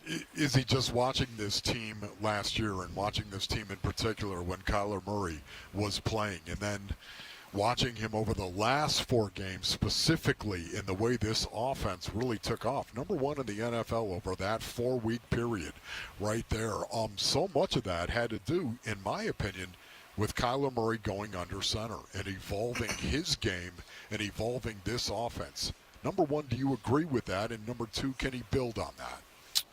I agree with that, and I also think he's going to continue to build on it. Our run game is a lot of it's on the center, and that's what James Conner's very good at. And our keeper game and our movement game is really good from it. And when you're under center, it adds another layer of what the defense has to expect something to happen. And he's a threat. If we do a lot of keeper and boot game, if you don't contain him, he can definitely take off a run. And he's a good mobile quarterback who's really good throwing on the move. So that adds another layer of something you got to prepare for, not only just the run game, but just the movement and the play action shots that he can throw down the field. And see, for me, I think this is going to be one of the more physical offenses, if not the most physical offense in the NFL. Am I wrong? I would love that. You're on board with that. I would love that. If you can run the ball in this league, you can do a lot of other stuff like that. It's amazing. And I think that JG and I think Drew have had a consistent message since we got here last year and how we want to approach and how we want to play. We want to be physical. We want to be smart. And we want to make sure that teams have to come with the right attitude and be really good from an X and O standpoint to stop us, and we don't want to beat ourselves. And I think that starts with mental toughness and also physical toughness. We're talking to Israel Woolfolk. Israel, we talked to Kyler last month. I guess it was a month and a half ago now, or whatever. It was in late June. He talked about this at the media too. How it's a different dynamic now because even though he's not old, he's older than a lot of these guys on this team. So like they naturally come in looking to him as a leader, as opposed to being the 22-year-old that's got to lead a bunch of guys in their 30s. Like, what have you seen just in that regard? I think he's super comfortable in who he is. I think that he's comfortable with us as a coaching staff and where the organization is right now, and he's playing free and he's being free.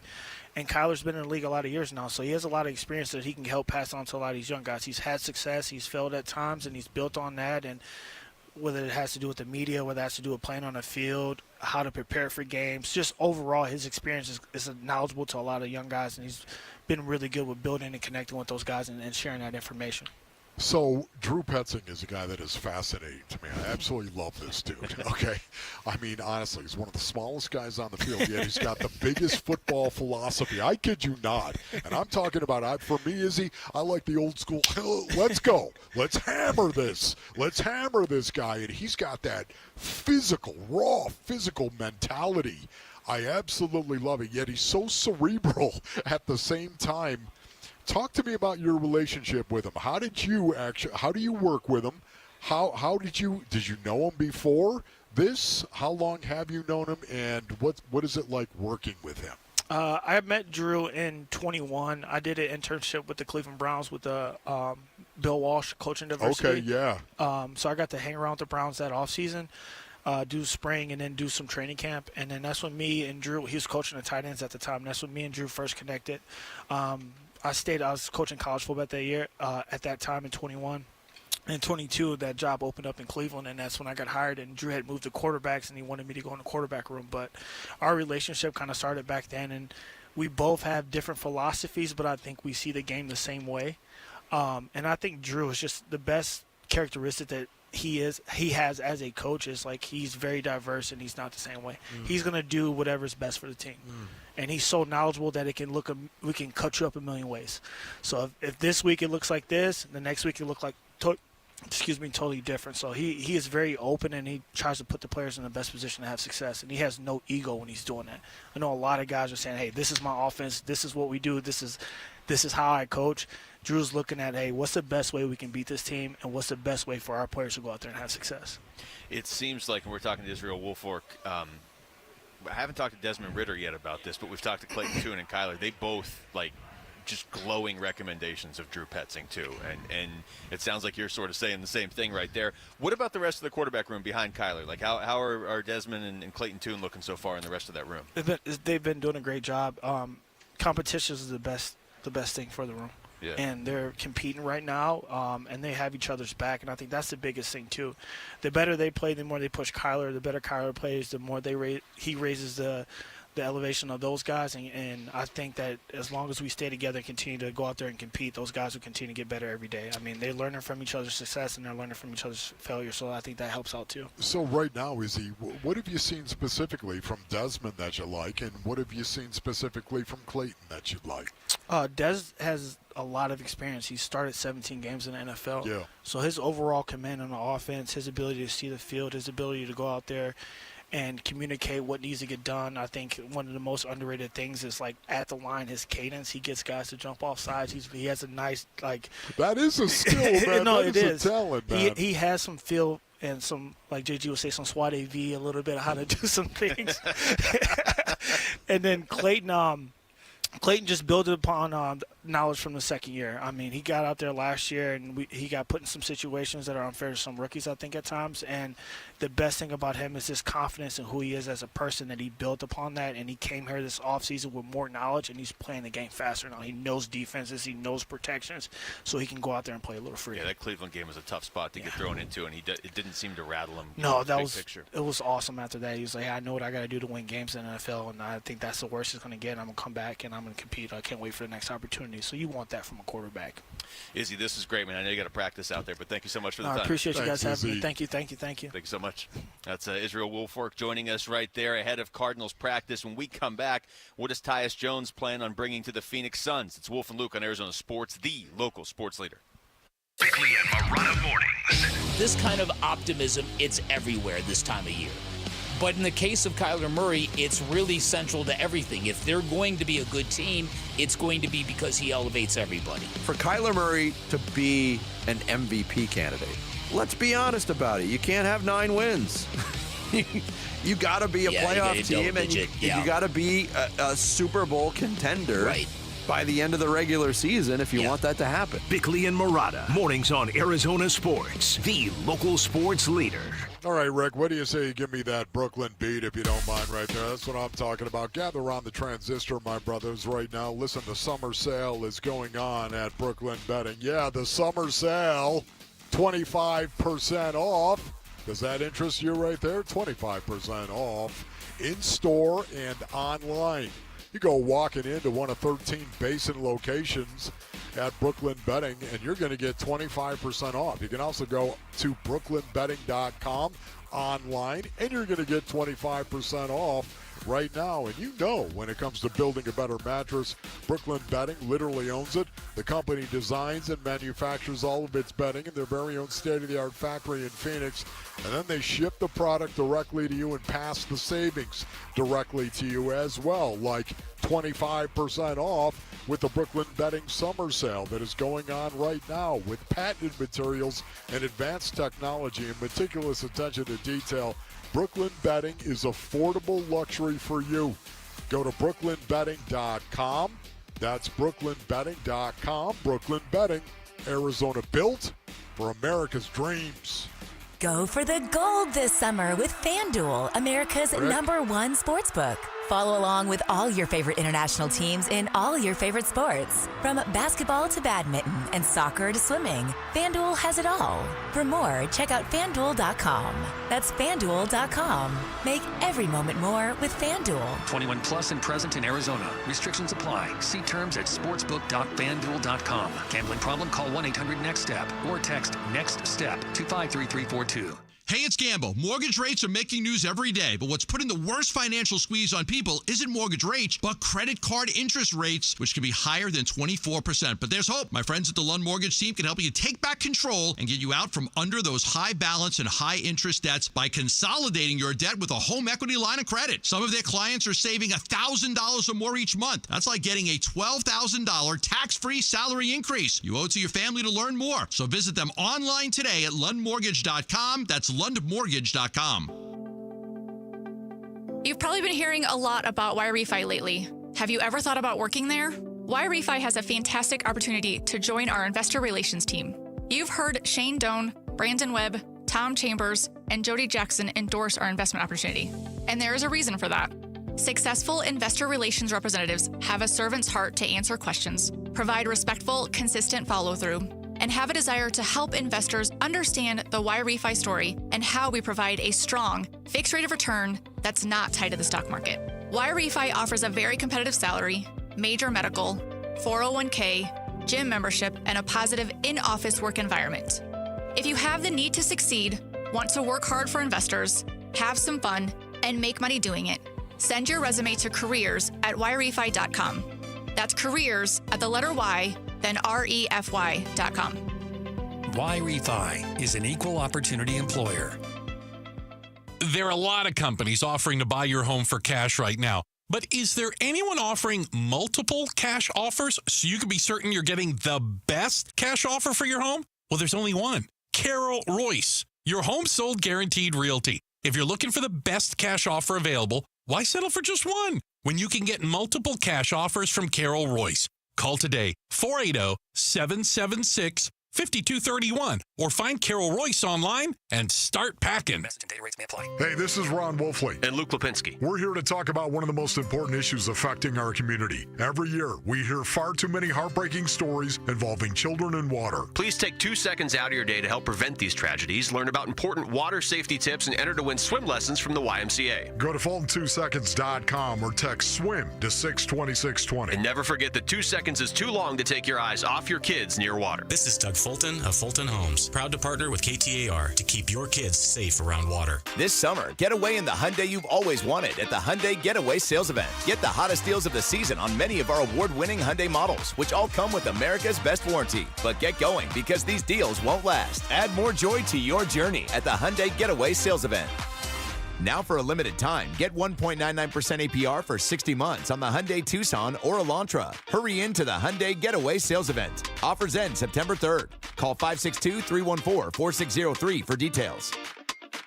KMVP FM Phoenix. Arizona Sports, the local sports leader. On the Arizona Sports app and on 98.7.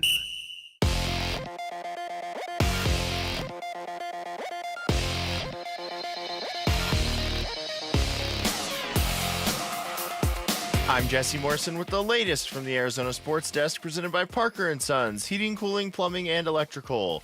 It is camp time for football here in the Valley. Training camp for the Arizona Cardinals is in full swing, and fall camp for Arizona State football began yesterday. We have coverage of both camps up now at arizonasports.com. Diana Taurasi, Brittany Griner, Kalia Copper, and the U.S. women's basketball team is playing Belgium right now in their second game of the 2024 Olympics.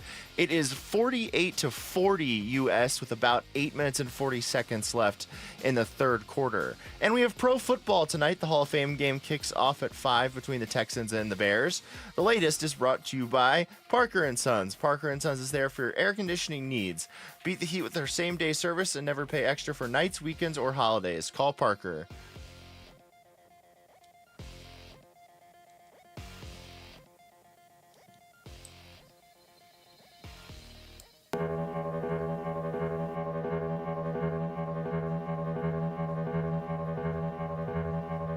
Hey, it's Gambo. We're back at State Farm Stadium today for another day of Cardinals training camp. Join us as we'll get to chat with NFL Network's Omar Ruiz and the Cardinals head coach, Jonathan Ganon, on the Burns and Gambo Show, 2 to 6 on Arizona Sports.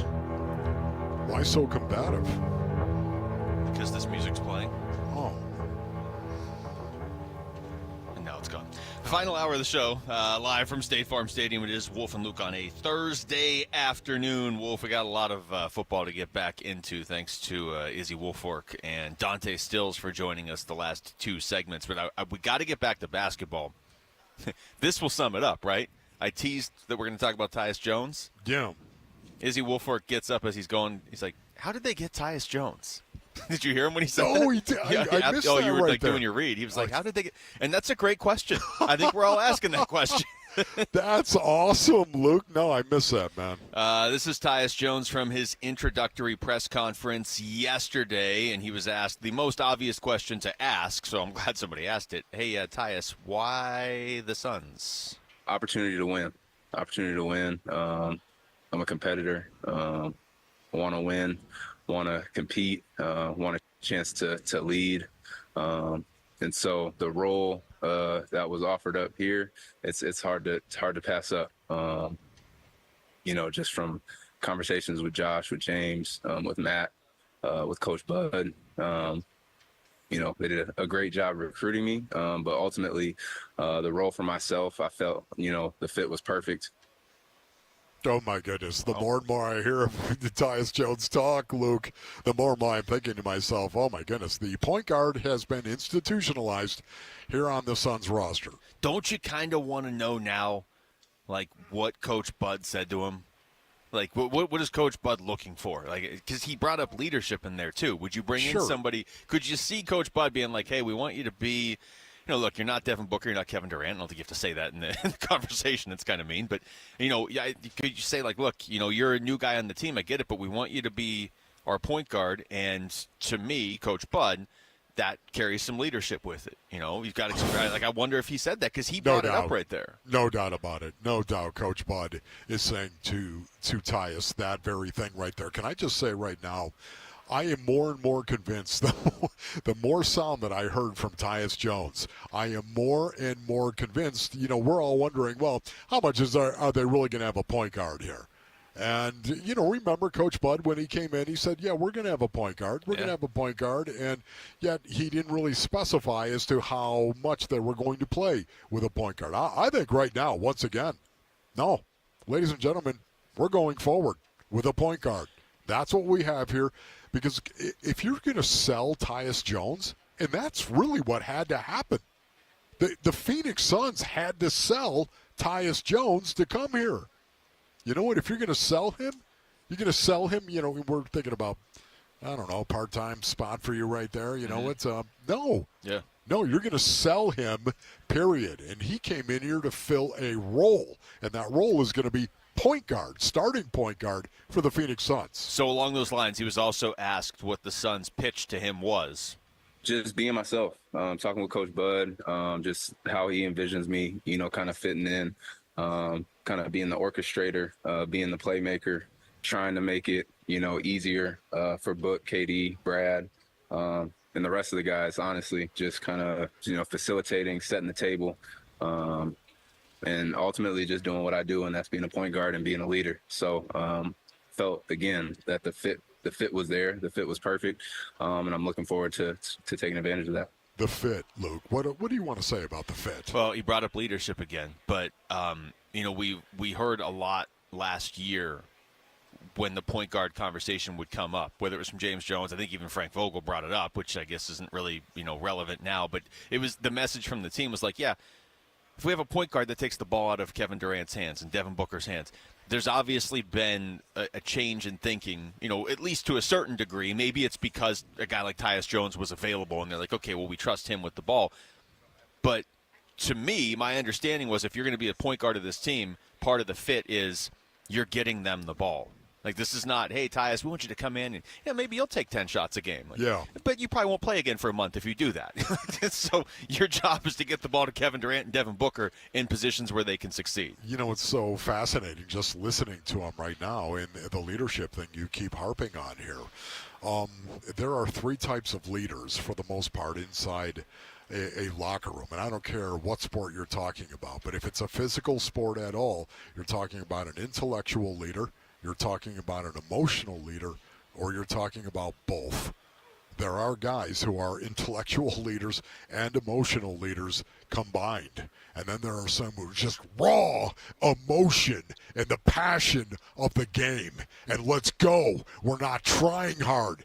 There are a lot of leaders like that, too.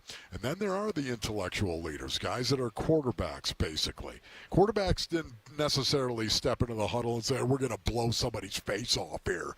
Come off the ball with a dark heart and a painted face. Can you imagine Wolf as a quarterback? I'm just saying right now, you didn't have a lot of quarterbacks that were like that, although I hear from time to time Tom Brady was that guy, okay? Now, okay, that's neither here nor there in this conversation. I'm wondering if he's more of an intellectual leader, because what I'd like to see is Devin Booker become the guy who is that emotional leader as well. That's I wonder. I mean, because he's brought it up in both the cuts we've played so far, and I'm going to play another one here in a second. I don't know. I haven't heard all these cuts yet. So I just wonder if that's something that he naturally brings up because that's who he is, or if that was brought up to him. Because, you know, you don't have to be the best player on the team to be a leader. No, they're not going to be able to go out and add a guy that's better than Durant and Booker.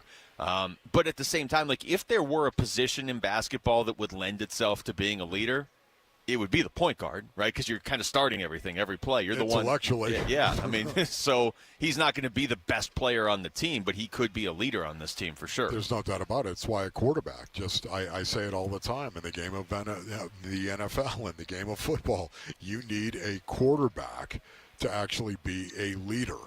He's got to be, because, again, he steps into the huddle and he doesn't call the right play or something like that, or looks, that would be an issue. looks afraid. Can I just tell you right now, that has a massive impact. Let's Luke. try to score on this play. Guys, and I've seen guys like that. That's you not could great. tell they step into the huddle. You could see it based on their names. You look right in their eyes. They're afraid.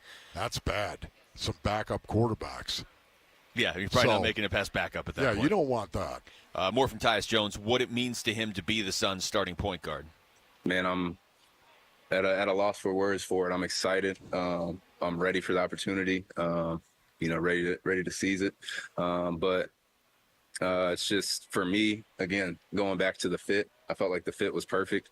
And it ultimately, I'm ready for the season to be here already. I know we got some time, but I just want to hoop. I want to get out there with the guys, build our camaraderie, build our chemistry, and ultimately we're competing for a championship. That's our end goal. That's the big goal. That's what that's why everyone's here, and that's why you play the game. Yeah, the fit, man. He keeps talking about the fit. The fit was here. There's no doubt about it. The fit. I fit. The point guard, Tyus Jones, I fit with Kevin Durant. I fit with Devin Booker. I fit with Bradley Beal. I fit with these guys, period. I mean, honestly, this is, man, I'm so sold on this. I told you this earlier in the broadcast, Luke, but, man, the Phoenix Suns have a point guard. I like that he's like, yeah, I'm ready to get going right now. They're going to play with a point guard. You know, Durant and Booker are like, hey, our offseason hasn't even started yet, so maybe you could, like, give us a couple weeks. One more from Tyus Jones. He was asked which ways he can impact Devin Booker and Durant. Just trying to make their job easy. I know they have, a lot on their plate when it comes to scoring the ball, leading, showing up every night, and everyone following their lead. So just trying to make their job easy. Last year, I know Brad had to do a lot of playing the one, kind of facilitating, orchestrating the offense, and the fact they can do that, but what they really do is put the ball in the basket. And so I know it's going to be up to me to put them in the right spots, kind of, put KD in the right spots, put Book in the right spot, put Brad in the right spot, everybody, just kind of orchestrate, set the table again. But they're ultimately going to make my job, very easy. And, I'm looking forward to it. Man. Here we go. Totally. He's an articulate dude, man. That's the craziest development of the offseason for the Suns, right? Just unexpected to see that, man. All right, when we come back, what kind of role is Darius Robinson carving out for himself on this Cardinals defense? It's Wolf and Luke on Arizona Sports, the local sports leader. Tomorrow afternoon at 2:30, Burns and Gambo talk Diamondbacks baseball with D-backs manager Torey Lovello. Brought to you by Estrella Jalisco. Don't miss Burns and Gambo with the skipper, 2:30 tomorrow afternoon. Listen on the Arizona Sports app and 98.7. Hey folks, it's Dave Ramsey with a word about investing. One investment you might not think of, even though it's probably the biggest purchase you'll ever make, is your home. So this summer, invest in your home with Window World. You see, Window World replacement windows and doors will help keep your home cooler, reduce your power bills, and increase the value of your home. Plus, your investment is backed by Window World's true lifetime warranty. Call today, and Window World of Phoenix will install 5 large premium sliding windows, all with energy-efficient Solar Zone Sun Shield glass for only $39.63, tax included. At Window World, you get their guaranteed lowest price up front without any hassle. So take care of your home with an investment that will last a lifetime. Call today or schedule online at windowworldphoenix.com. That's windowworldphoenix.com. Window World, simply the best for definitely less. Get in zone, AutoZone. Welcome to AutoZone. What are you working on today? Gotta change my oil. How about Valvoline Restore and Protect? It restores and protects your engine to run like new. Get in zone. It restores your engine to, like, factory clean? And protects. Get in zone. So Valvoline Restore and Protect restores and protects. Now you can get 5 quarts with an STP Extended Life oil filter for $37.99. Get in zone, AutoZone. Restrictions apply. Every business faces challenges, but complicated, expensive, and uncertain shipping shouldn't be one of them. With USPS Ground Advantage from the United States Postal Service, you can avoid all the noise. No more unexpected surcharges, hidden fees, or complex rate structures. It's just easy, cost-effective, and dependable shipping.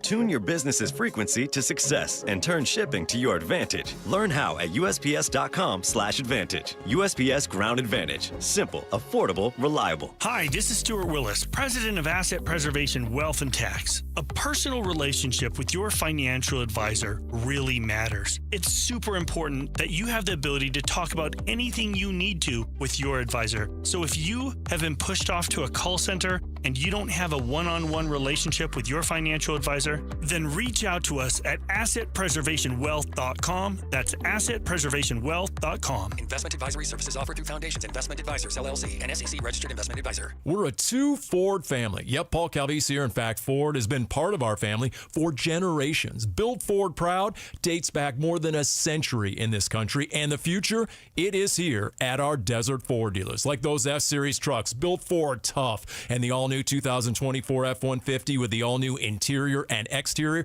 is designed to be the most rugged, dependable, and productive ever. No workbench, no outlet, no problem. With Pro Power on board and that convenient work service, the F-150 has you covered. SUVs, there's the Ford Bronco Sport with 5 available trims, the Ford Explorer with all the advanced tech, plus 3-row seating that folds down for tons of cargo room, and you gotta love how there's a powertrain for everyone. Gas, hybrid, electric, like that 2024 Ford Mustang Mach-E. 100% electric, 100% SUV with sports car performance and zero tailpipe emissions. Bottom line, get to our Desert Ford dealers and see how a new Ford fits your future at buyfordnow.com. The monsoons are here, which might have you asking the question if your roof is ready to endure the wind and the rain. Dave Burns here for Renco Roofing. Don't take a gamble with this. Leaks or roofing issues could lead to costly repairs, but with Renco Roofing, you can get ahead of it. Let their experts point you in the right direction so your roof can stand up to the tests of the monsoons. Next day appointments are available, so go to RencoRoofing.com or call 480-418-5390.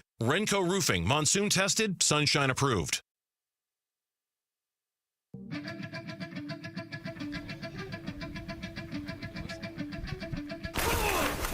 Training camp coverage presented by Bud Light. Wolf and Luke talking Cardinals camp. Now.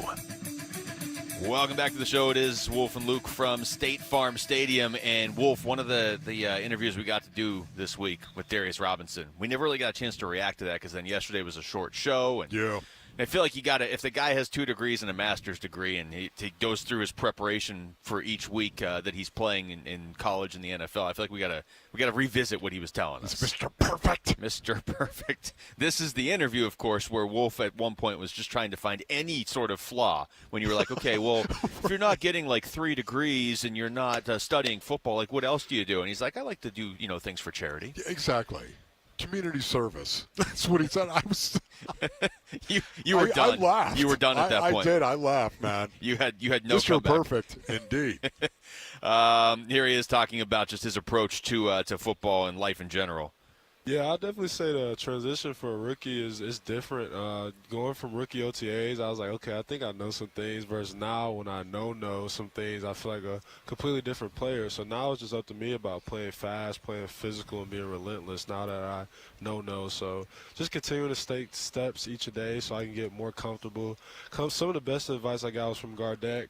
And he was telling me once you get your college, confidence, swag, charisma back, and you just do it here, it's going to continue to take off. So, not really. Yes, I'm a rookie, but, I'm really excited to get better each and every day. See, when he was saying that, I was like, well, I know some things. But then I was like, but do I know anything? No. Yeah, I don't know if I'm there yet. No. Think about it, base earnings. KNOW. You could know something, but do you know something? Times 2. No. But it's amazing to hear him say that because it's so obvious to me, and it makes me remember what it was like to go out there and, you were trying to make a football team as a freshman in high school and as a freshman even in college. You're trying to make this football team. You're trying to actually impress your coaches. And there's such a huge difference in the game when you know what it is you're doing and when you are guessing what you're going to do. I think this is what I'm supposed to do. I think I'm supposed to do this on this play right here if this happens. How convicted, base earnings, do you think you're going to do it if that's what you're thinking? And see, that's the problem. You've got to get these rookies. You got to get these guys. And sometimes, base earnings, it's not just rookies. Sometimes it's guys who are 2-3 year veterans in the league who are still having a hard time processing.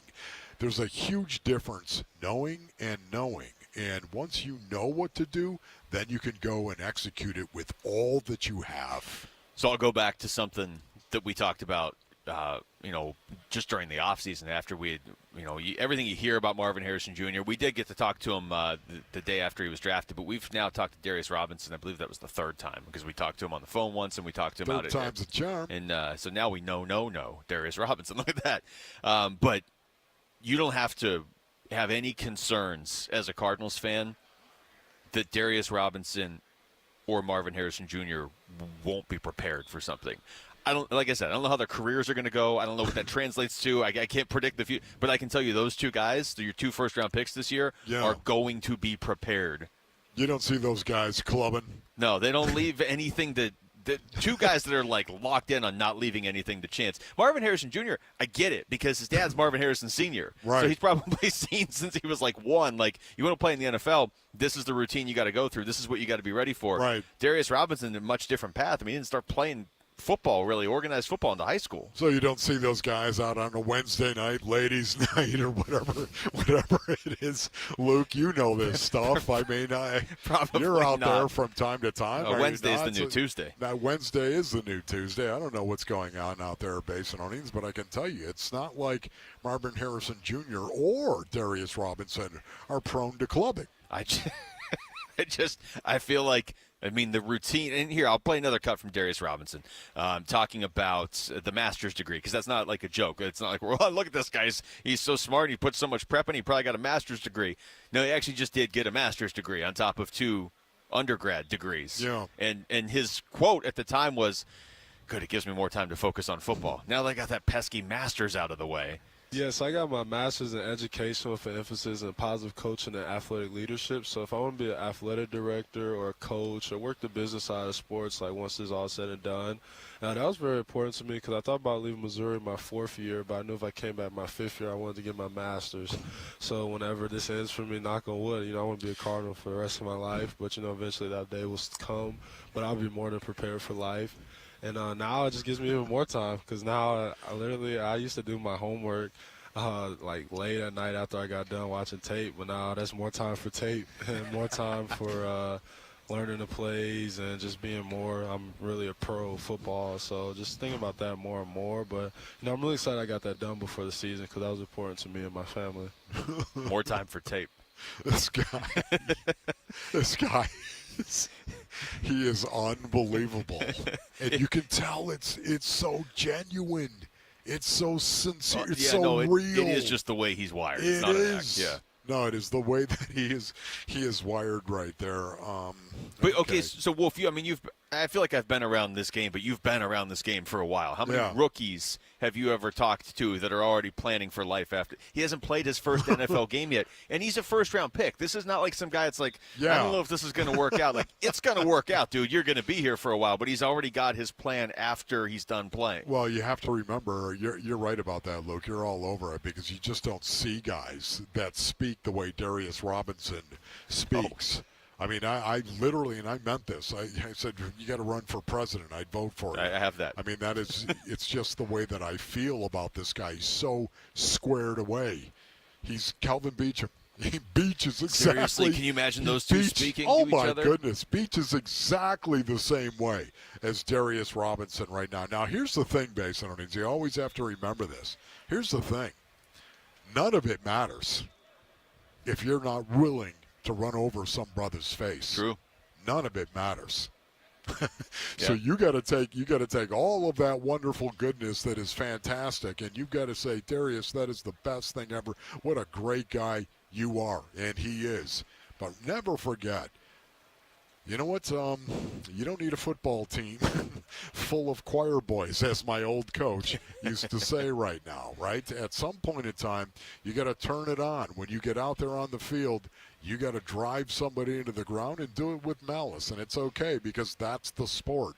Well, we did ask him what he thinks about this pass rush this season that the Cardinals have. I feel great. I think we got a lot of work to do to reach our goals and the numbers we want to be at. So each day, just really attacking it. Like I know for me personally, that was the first time doing one-on-ones and since the Senior Bowl. So I just felt a little rusty on some of my tracks. So just get back on my tracks because that's the thing. You go by yourself and work the sled, work the bob. But then once that hand actually hit back, you got to make sure you're ready to hit back. So just continue to work on that in practice. Did you play something? Because yes, don't be distracted here. I'll play something else. Really distracted right there. After we asked him about the Masters, that answer I played earlier, that's when Wolf was like, and I could see because the way we sit, like I'm sitting on the left, Darius Robinson sitting in the middle, Wolf sitting on the right. So if I'm looking at him as he's answering, I can see you in the background, and you were like, I got to find something. So you asked what he likes doing in his free time, and this was his answer. Yeah, I say community service work. I started my own nonprofit foundation. You know, it's crazy. I just placed the order for my church back in Missouri. I ordered 300 book bags for back to school drive. Last year I did 100. This year I really challenged myself to do more, so I did 300. And then I'm gonna send some of my Cardinals jerseys back down there. And but nah, man, I just be a real chill guy. Like, I really just care about people, put my faith first, and playing ball. But other than that, man, I'm just a real chill family guy. You know what it is, Wolf? I feel like Darius Robinson has more hours in his day than everybody else. Like, he somehow found a way to fit 30 hours into a day. That's about what it's right. Like, I mean, okay, so you're a rookie. You're getting ready for your first NFL season. All of the film work, all of the learning the playbook, all of that comes with that. Oh, by the way, I'm getting my master's degree on top of that. Okay, you got the master's done, so now you can focus more on, more tape, as he said. Okay, well, when you have those 3 free seconds a day, what are you doing? Well, just, a lot of charity work, putting together some stuff, for, underprivileged kids and stuff like that. Okay, so how do you have 30 hours in your day? This is me just talking because Wolf is absolutely distracted. No, I'm just saying right now, but you have to wonder. You have to wonder how this whole kickoff is going to go. You have to wonder. We're going to break right now. Okay, we have to go right now. It's time to go to break right now. Yeah, trust me, it'll be better for you. You can stand up and watch. Text us your thoughts to the FanDuel text line. It's 620 right now. When we come back, Diamondbacks picked up their first sweep since early May. So where does that put them in the standings? That's next. It's Wolf and Luke on Arizona Sports, the local sports leader. The Give-a-thon for Phoenix Children's is coming soon. You can make a difference for Arizona kids when you listen beginning Monday, August 12th. The Give-a-thon for Phoenix Children's is presented by your Valley Hyundai dealers and Ak-Chin Indian Community. Dan Bickley here for Revitalize, and August has arrived, vacations are over, and now is a great time for you to get into the best shape of your life. Revitalize will give you that and a lot more. They use state-of-the-art biometric technology to assess your well-being, and then their great staff of certified nutritionists take that info and craft a nutrition plan customized for you and what makes you unique. It's a powerful combination, and it's how they spawned the Bickley and Murata revolution and why they have over 850 five-star reviews. You'll eat real foods, you'll never feel hungry, you'll get the rapid results you're looking for, the internal wellness you need as you're getting older, and the tools that will last you a lifetime. In fact, sign up in August, you will get free coaching for the rest of the year, and sports fans know better than anyone the importance of a good coach. Learn more by calling 480-701-8133 or online at revitalizeweightloss.com. A secure retirement just doesn't happen by accident. When that day comes, what's most important to you? Are you sure to have more money than month? What about unexpected medical costs? Do you want to leave something to the kids or the grandkids? I'm Jeff Jr. from Trajan Wealth, and I want you to know we specialize in these questions and can help make your retirement dream a reality with some of the highest guarantees in the business. Imagine getting up to a guaranteed 12% growth on your retirement income and up to a 30% bonus up front just for opening an account. If you have funds sitting idle in an old 401k or IRA, consider guaranteeing it to secure the peace of mind you deserve. Don't leave your financial security to chance. Take advantage of the highest guarantees I've seen in my career. Call Trajan today at 480-990-3300. That's 480-990-3300. Or visit us online at TrajanWealth.com. Annuity guarantees are based on the claims-paying ability of the issuing insurance company. 1-877 Cars for Kids. KARS Cars for Kids. 1-877 Cars for Kids. Donate your car today. Donate today at carsforkids.org. That's cars with a K. Your car can be picked up as soon as the next day. Receive a tax deduction and vacation voucher. 1-877 Cars for Kids. Donate your car today. Now accepting donations of land, homes, buildings, or any kind of real estate. I'm Tiffany, founder of Harlem Pilates. When I couldn't find Pilates in my neighborhood, I started a studio from my studio apartment. Chase Inc. helped me grow from 1 Pilates studio to 3. Because when you start small, you're going to need some big help. With the Chase Inc. Business Cash Card, you can earn up to 5% cash back on business essentials, so your business can go from here to possible. Chase for Business. Make more what's yours. Real business owner compensated for their participation. Cards issued by J.P. Morgan Chase Bank, N.A. member FDIC. Subject to credit approval. Terms apply. Do you have pain that radiates down your legs, known as sciatica? This is Dr. Joshua Abrams, a board-certified fellowship-trained spine surgeon at Desert Institute for Spine Care, also known as DISC. DISC surgeons choose the most ultra-minimally invasive spine procedure necessary to relieve your sciatica, herniated disc, back, or neck pain to restore your lifestyle. Live a more pain-free life. For more information, visit our website at sciatica.com. That's sciatica.com. If your roof is down to its last strike, bottom of the ninth, hit a home run with America Roofing. Home or business repair or replace. And we've had America Roofing do both the Casa Calvisi Go with Arizona's Roofing Contractor of the Year. More than 2 decades of experience, A+ rated with a Better Business Bureau. Licensed, bonded, and insured. Nobody knows an Arizona roof better than Jake Tracy and the crew. And it gets better. Mention Calvisi and save 10% at AmericaRoofingCo.com. ROC 1864380CR42. I'm Jesse Morrison with the latest from the Arizona Sports Desk, presented by Parker & Sons, heating, cooling, plumbing, and electrical. It is camp time for football teams here in the Valley. Training camp for the Arizona Cardinals is in full swing, and fall camp for Arizona State football began yesterday. We have coverage of both camps up now at ArizonaSports.com. Diana Taurasi, Brittany Griner, Kalia Copper, and the U.S. women's basketball team is playing Belgium right now in their second game of the 2024 Olympics. It is 71-61 U.S. with about 5 minutes left to go in the game. And we have pro football tonight. The Hall of Fame game kicks off at 5 between the Texans and the Bears. The latest is brought to you by Four Peaks 4 Seats. Text SEATS to 620-620 for your chance to win 4 tickets to the Saturday, August 10th D-backs home game versus the Phillies, plus food and beverage credit. That's SEATS to 620-620.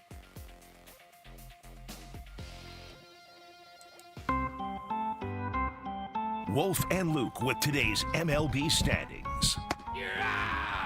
Brought to you by America Roofing, Arizona's #1 residential and commercial roofing company. They've got you covered. All right, let's take a look at those standings. After a Diamondbacks win yesterday, Arizona's won 3 in a row.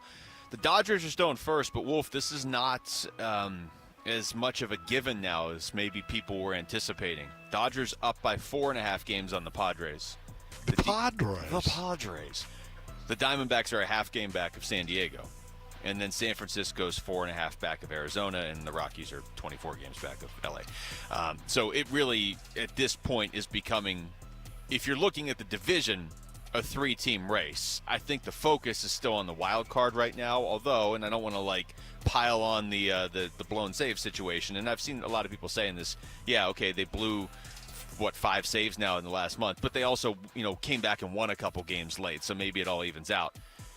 I don't know, whatever. They're not that far I don't think it all evens out. I don't think it all evens out. I don't think it all evens out. They probably should have at least 2 or 3 more wins. And the only reason I'm saying that is because they'd be a game and a half out of first in the division if they did that. I know, it's incredible right now. But they're right there. They are. In the NL West, man. They are right there. Anytime you get 5 games or under, to me, especially going into August, you got all sorts of time. And now with the wild card, it is very bunched up. Atlanta's kind of getting going again. The Braves are the #1 wild card. The Padres are a half game back of them. The Diamondbacks are a half game back of San Diego. So right now, if the season ended, those 3 teams would be in the playoffs. Braves, Padres, D-backs as the wild cards. The D-backs only a game out of the #1 wild card spot, though. And then you've got the Mets a half game back of Arizona. St. Louis a game back of the Mets. Pittsburgh a game back of St. Louis. So it really is still about 6 teams fighting for 3 spots right now. San Francisco's kind of hanging around. I think the Diamondbacks just put the Nationals away for good. So. The Diamondbacks, of course, playing their best baseball right now, and getting that sweep really puts the exclamation mark on what I just said. They are playing their best baseball right now. We were talking about this earlier. We have been for a long time, but Basinonians, they're 12-2-3 in their last 17 series. 12-2-3. They're 33-19 in their last 52 games, and they are now, for the first time, 7 games over 500.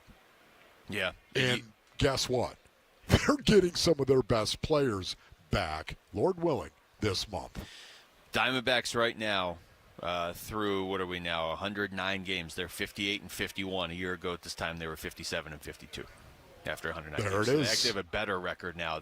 Technically, I guess a year ago on August 1st, they had played a bunch more games this year. I like this, Luke. You've been on this. Yeah, and the This thing is good. spoiler alert, the 2023 Diamondbacks were stuck on 57 wins for a while. So the 24 Diamondbacks are starting to pull ahead of them. Arizona's off tonight, but then 3 games against Pittsburgh. So this is a good time to be playing good baseball.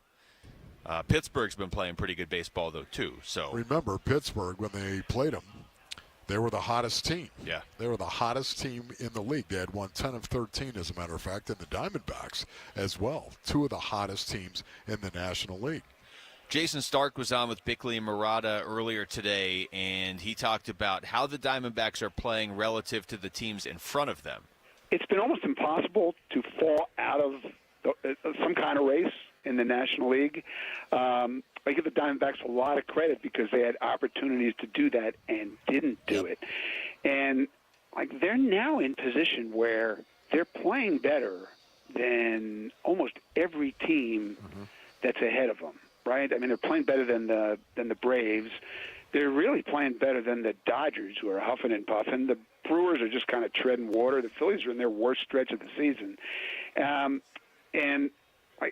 If you look at the National League now, it actually looks like the Padres, Diamondbacks, and even the Mets feel more dangerous than the Phillies, Dodgers, and Brewers do, and even the Braves. I think the Braves are in real danger of not even making the playoffs. Wow. It is weird. We've been talking about this, how wide open the NL is, and I know Philly, I think most people would still pick them to win the National League when all is said and done. I get that. That's fine. And if you're picking the Dodgers, I mean, that's fine, whatever, too. But I think that team is more flawed this year than they've been in years past. And still they're going to have Shohei and Freddie Freeman and Mookie Betts batting 1, 2, 3 in whatever order. So I'm sure they'll take their chances with that. And I know they just went out and got Jack Flaherty, but they just keep throwing money at it. They do. Yeah, here, let's, sir, throwing money at the problem didn't solve it. Well, let's throw more money at it. And once again, it doesn't mean that just because you're spending money, you're going to win. It doesn't mean you're going to win. No, just ask the Dodgers. And at the same time, it's not fair. It isn't. Your margins of error are massive compared to everybody else. You got the money to spend. Your margins are massive. And that's not the way it ought to be, because that's not a level playing field. Well, the one team that Jason Stark didn't list off right there with the teams in front of the Diamondbacks that Arizona is playing better than is San Diego. Padres are 9-1 in their last 10. Padres? The Padres. And I think the D-backs only play them one more time. Yeah, it's the last 3 games of the season they play the Padres. So, and it'll be here. So that could be. That could be something, yeah. That sounds a little foreboding. But, what he said, big picture, is very true. Closing aside, which you can only hide that under the rug for so long. Like that's if that stays an issue, then they're in trouble. Yeah, how do you feel about that? How do you feel about that closing right now? Are we talking about that in the last beautiful part of the program? No, we're talking about it right now. We're going to talk about it football right now. in the last part of the program. Okay, good. I'm glad to hear you say that. How do you feel about this, Basinonians? Are you going to continue to go with Paul Sewald as your closer? I've gone on record. I said that earlier. I think that puts me on record. I said earlier in this broadcast, I'm going down the rabbit hole, metaphorically speaking, one more time with Paul Sewald. I'm giving him the option. One more time. I'm giving him the ability to overcome this. I'm going to show the guy a little bit of loyalty because of everything that he has been and everything that I think he will be going forward. I'm going to give him that opportunity to get out of this. Fortunately, it didn't cost him the game yesterday, right? Mm-hmm. Fortunately, it did not. Now, it was bad. It was going to. It was bad, and it looked really, really bad. And thank you, Ryan Thompson. We appreciate your efforts and your contribution to yesterday's victory. Thank you very much. Yet at the same time, I'm going to give him one more opportunity to go out there and close the game and work himself out of this. Just know you're going to get at least one text if they run him back out there in the 9th inning and he starts walking guys again. Yeah. I can guarantee you're going to get one from me, at least. Ryan Thompson, too. He goes out, warms up, then they end up not needing him, right? So by then it's the 9th inning, so they just go to Sewald. Okay, so then, okay, Ryan, can you get back up? Okay. Can you come in with bases loaded and 1 out? And then, by the way, they called it a wild pitch, but it was basically a pass ball. Jose Herrera had a great game yesterday, but that one I would put more on the catcher than the pitcher. My goodness. Ryan Thompson's looking around like, I haven't done anything wrong. The bases are loaded. And I'm like, and there's suddenly a lot of pressure on that game, too.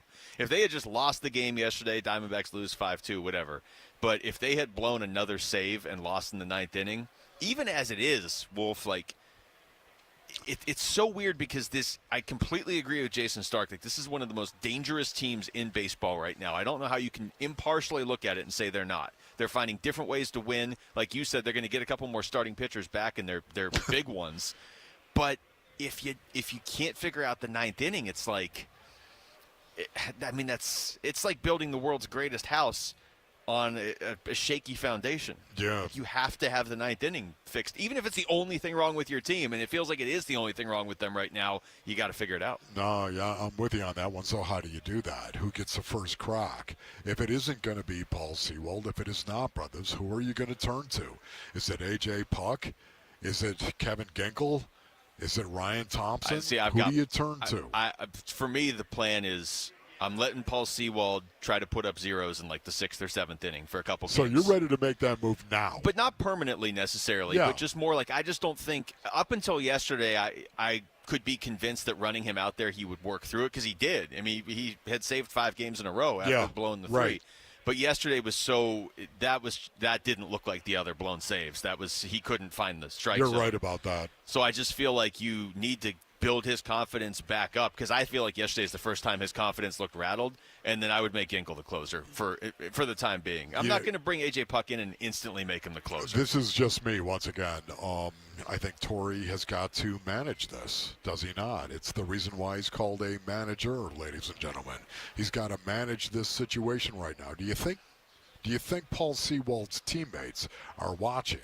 Oh, yeah, they're watching very, very closely as to what happens here. Paul Sewald has done an awful lot, tangibly and intangibly. He's been a lot to this organization. And he's a favorite in that clubhouse. He's a favorite in that clubhouse right now. So I think maybe the loyalty that Torey Lovullo might have, and once again, I get it, a manager's paid not to be loyal. A manager's paid to look at it a very cold, objective way and say, we've got to make this move. And Torey may indeed do just that. His answers yesterday sort of indicated that's at least on the table. I would agree with you on that one right there. But, man, I'm just wondering, maybe this is an opportunity for Torey to say, you know what, I'm going to go down with this guy one more time just to show a little bit of loyalty. And I wonder how that will fly in the clubhouse. To me, it's big picture. You're still trying to get this back where Paul Sewald's your closer. But to me, it's more important that he is locked in, ready to go in September as your closer than that he's ready to go tomorrow as your closer, because he isn't ready to go tomorrow as your closer. All right, we come back. Cardinals practice about to officially get underway. So what are we watching? We'll tell you when we get back. It's Wolf and Luke on Arizona Sports, the local sports leader. Burns and Gambo, afternoons. Tyus Jones went so far as to call himself the Suns' starting point guard. Well, in a statement that he released over the weekend, well, just to make sure everyone's clear on it. But I think it's the only way you're able to get him. Look, I'm playing for the minimum, but I'm not going to sit here and be a backup playing 12 minutes a game. I'm trying to reestablish value. So he's going to play 28 minutes. He's a starting point guard. Point book is over. Like, it's done. Devin Booker will start with Bradley Beal, Kevin Durant, Nurkic, and Tyus Jones. Burns and Gambo, afternoons 2 till 6 on Arizona Sports, the local sports leader. Hi, this is Luis Gonzalez. The Sanderson Ford Summer Sale event is teaming up with the Boys of Summer for the final playoff payoff sale. We're pushing for the playoffs, and you get the payoffs like 0% financing. Plus, no payments for 90 days. Plus, huge cash playoff payoffs of up to $3,000 on new 2024 F-150, Escape, Edge, Explorer, and Expedition. Plus, purchase or lease any new Ford and get 4 tickets to see the D-backs push for the playoffs. So score big now at America's most awarded Ford dealership, Sanderson Ford, and shop with no hassle, no pressure, and no nonsense during the Sanderson Ford Playoff Payoff Sale. Sanderson Ford is a proud partner of the Arizona Diamondbacks. 0% for 36 months OAC through Ford Motor Credit. Tickets while supplies last. Offers expire 9/3/24. Sanderson Ford, satisfaction in everything we do. We're Arizona's pride. Sanderson Ford. Score big this football season with Waste Connections roll-off services. Perfect for any cleanup, large or small. Visit wasteconnections.com/Arizona to learn more. Waste Connections of Arizona. We want your trash. Attention! If you owe money to the IRS, this is an urgent message. The IRS is cracking down by sending out heart-stopping letters, aggressively garnishing paychecks, seizing bank accounts, and putting liens on homes and businesses. They call it enforced compliance, and you better watch out because penalties and interest on unpaid taxes compound daily, making it seem impossible to ever get out of debt. Don't let the tax debt destroy your life. You need to call Optima Tax Relief, the #1 tax resolution firm. They're experts in the Fresh Start Initiative, one of the biggest breaks that the IRS has ever offered. If you qualify, you could save thousands. Optima's resolved over $1 billion of tax debt for their clients. A+ rated with the Better Business Bureau, they'll fight to get you the best deal possible. Call Optima now for a free consultation. Call 800-343-6460. 800-343-6460. 800-343-6460. Optima Tax Relief.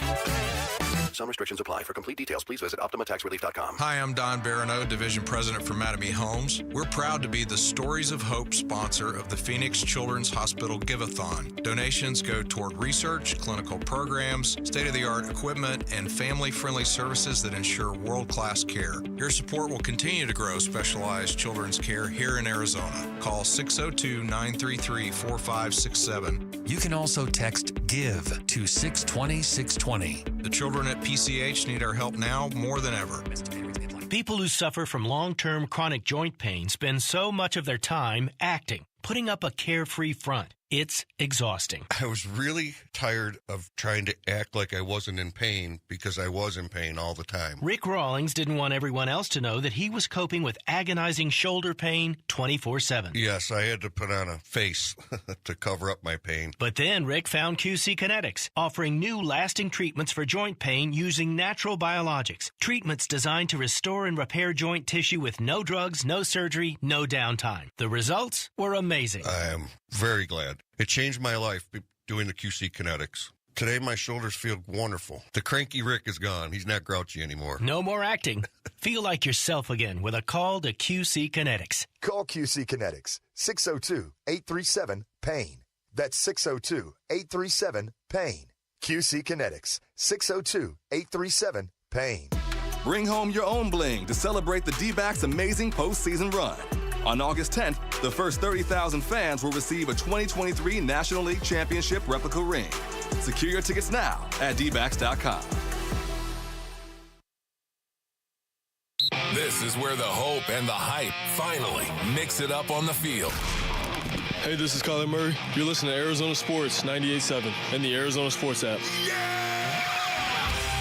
Training camp coverage presented by Bud Light. Wolf and Luke live at Cardinals training camp. All right, we're about to wrap things up here from Cardinals training camp. Start State Farm Stadium. Burns and Gambo coming up next. But, Wolf, we just saw practice open up in front of us. This is our segment to just go with everything we see out there right now. And I can tell you definitively that they are stretching. Okay, you can tell me that. Yeah, so we can actually talk about. Not really what I was looking for here to start this off. Yeah, there are human beings that are on the field right now, my brothers, and one of them is wearing the number 1. It always starts with 1. Never forget that. And for me, that's where my eyes tend to go. This training camp is so important for Kyler Murray. The OTAs were important, of course, but now this training camp as well. This is really his first training camp, his first preseason in this new offense. This is it right here. Yeah, it's like a juxtaposition of you have Kyler pointing out like, hey, I'm going into year 6. Like, enough of this. Let's start winning. And that's true. And there's a lot of Cardinals fans that feel that way for sure. I think justifiably. But to what you're saying, in a way, it's almost like this is new. This is his first training camp with Drew Petzing. I know he's played under Drew Petzing before, but this is his first training camp with Drew Petzing. And it's just camp. But I would say body language, everything, the way his teammates react to him, this is the most in control of his environment that I've seen Kyler in a training camp. And I've covered them every year he's been here. Try to follow me on this one, Basinonians, because this is where a quarterback can grow the most as far as I'm concerned.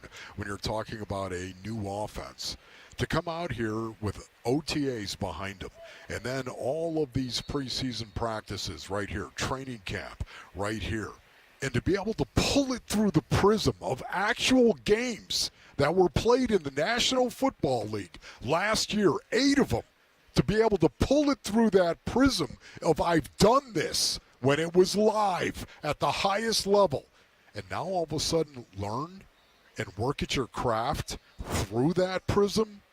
Oh my goodness, what could be the dividends on the other side for Kyler Murray if he can get through this preseason unscathed, of course, and continues to develop? Man, the sky truly could be the limit. And I'm looking at him right now. I said this earlier in the broadcast, and for me, I want to see Kyler Murray continue to throw the ball from the pocket and do well throwing the ball from the pocket. We had Izzy Wolfork on earlier, QB coach for the Cardinals. Asked him how Kyler has looked so far in camp. Taking it one day at a time and building on the good and learning from the bad. I think that's been the biggest thing. He's been very consistent on how he has approached work on a daily basis, whether that's on the field, in the classroom, around the locker room, continue to be positive and helping. We got a lot of young guys out there right now, so getting reps with them, building a relationship with those guys, and then continue to get working on a lot of vets. I mean, he only got to practice a couple months last year, so all these reps, walkthrough, and practice and competitive periods have been super important. He's been taking advantage of all the opportunities. It does everything about this camp so far. We've been out here. This is the 5th show we've done out here, I think, now. This year, it just feels very businesslike. Yeah. And I go back to what Will Hernandez told us back in May of, like, you've got the guys that have been here before. They're not leaving anything to chance, right? Then you've got these guys you've brought in that were brought in knowing that they're the type of people that aren't going to leave it. The other guys you have here that aren't maybe like the main pieces you're thinking of, they don't have a choice. Like, you either going to operate that way too, or especially now, like, you'll just get cut because it's training camp and they got to cut a bunch of guys anyway. So there is this. It's cool to see because you got like 90 players on the field right now.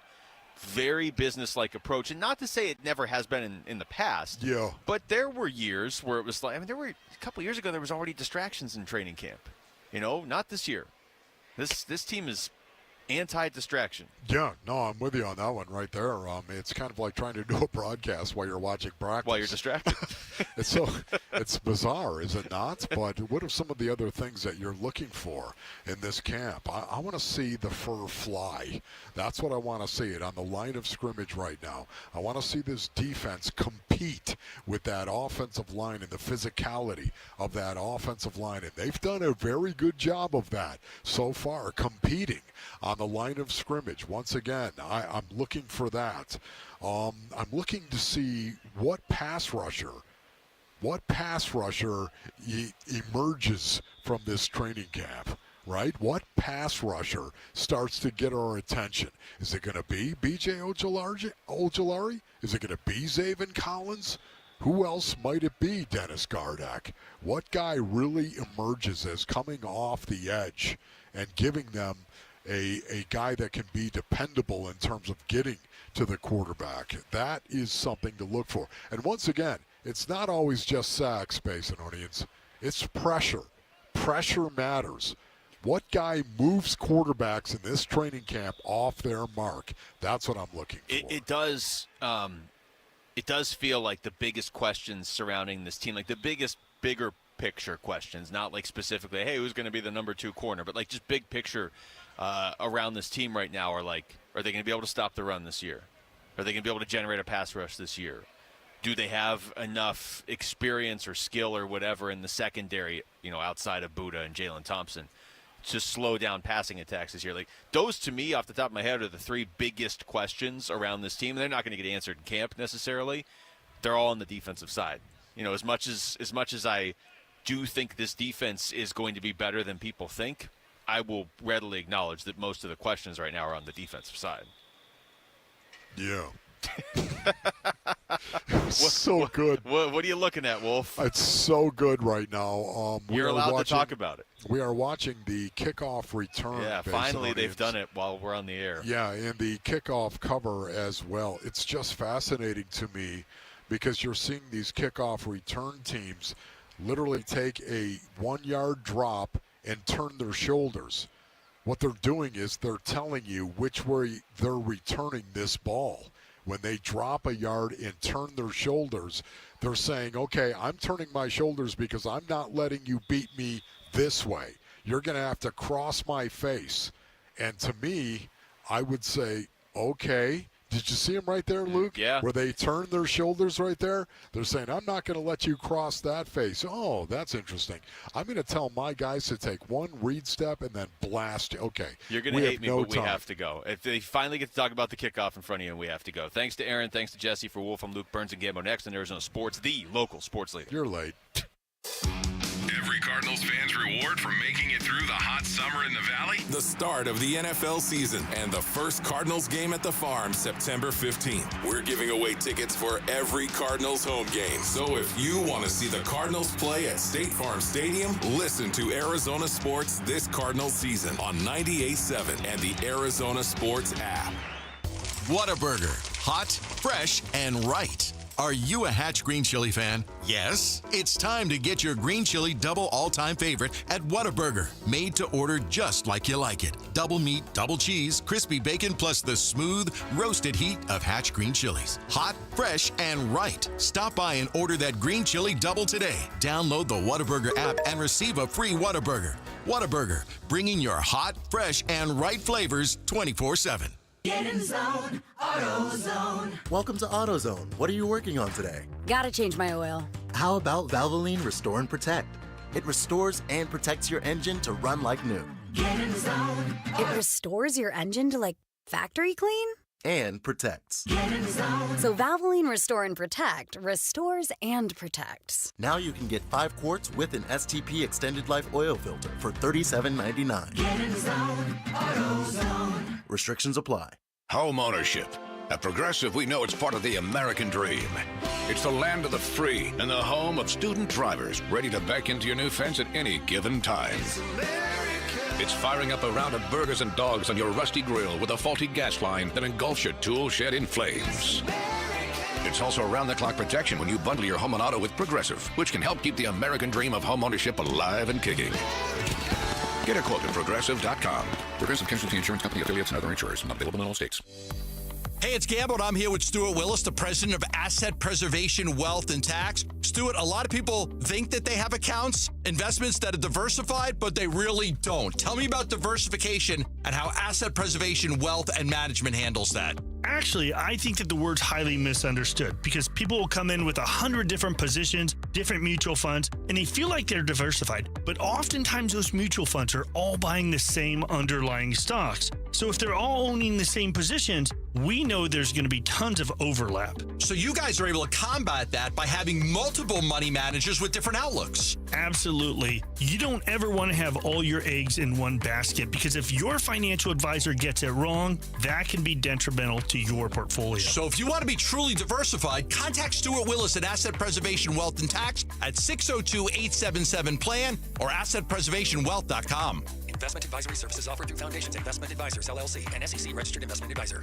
Message and data rates may apply. Hey, this is Ron Wolfley. And Luke Lipinski. We're here to talk about one of the most important issues affecting our community. Every year, we hear far too many heartbreaking stories involving children and water. Please take 2 seconds out of your day to help prevent these tragedies, learn about important water safety tips, and enter to win swim lessons from the YMCA. Go to Fulton2seconds.com or text SWIM to 62620. And never forget that 2 seconds is too long to take your eyes off your kids near water. This is Doug Fulton of Fulton Homes. Proud to partner with KTAR to keep your kids safe around water. This summer, get away in the Hyundai you've always wanted at the Hyundai Getaway Sales Event. Get the hottest deals of the season on many of our award-winning Hyundai models, which all come with America's best warranty. But get going, because these deals won't last. Add more joy to your journey at the Hyundai Getaway Sales Event. Now for a limited time, get 1.99% APR for 60 months on the Hyundai Tucson or Elantra. Hurry into the Hyundai Getaway Sales Event. Offers end September 3rd. Call 562-314-4603 for details.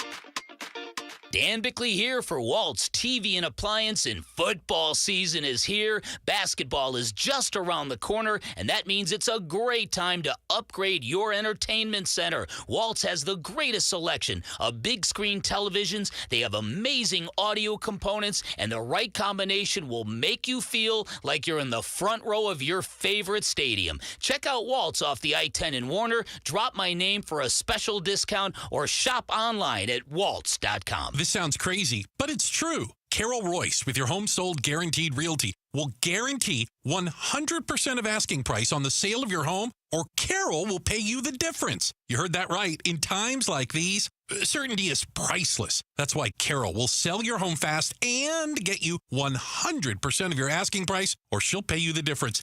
Guaranteed. Call Carol Royce today, 480-776-5231, or search Carol Royce online. Terms and conditions apply. KMBP FM Phoenix. Arizona Sports, the local sports leader. On the Arizona Sports app and on 98.7.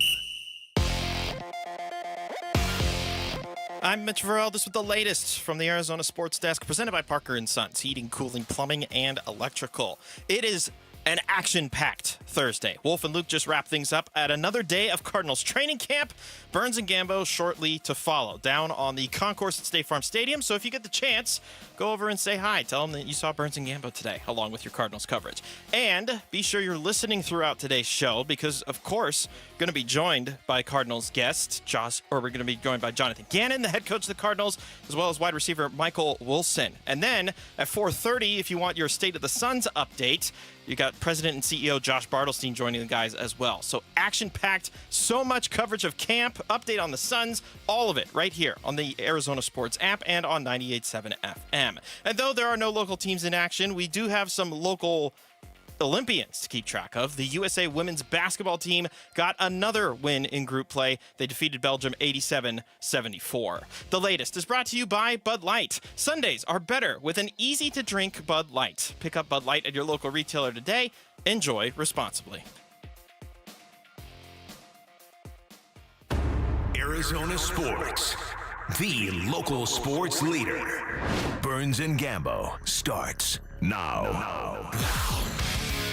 Straight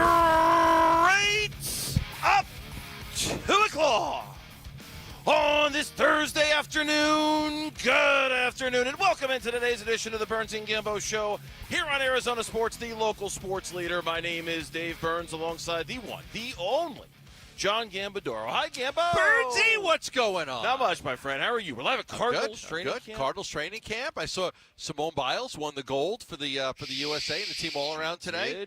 Incredible athlete she is. Congratulations to her. I saw where Steph Curry was there, Devin Booker was there, Kevin Durant was there. To watch Simone? To watch Simone. One of the truly great American Olympians. No question. Was Michaela Skinner there? No, Michaela Skinner was not there.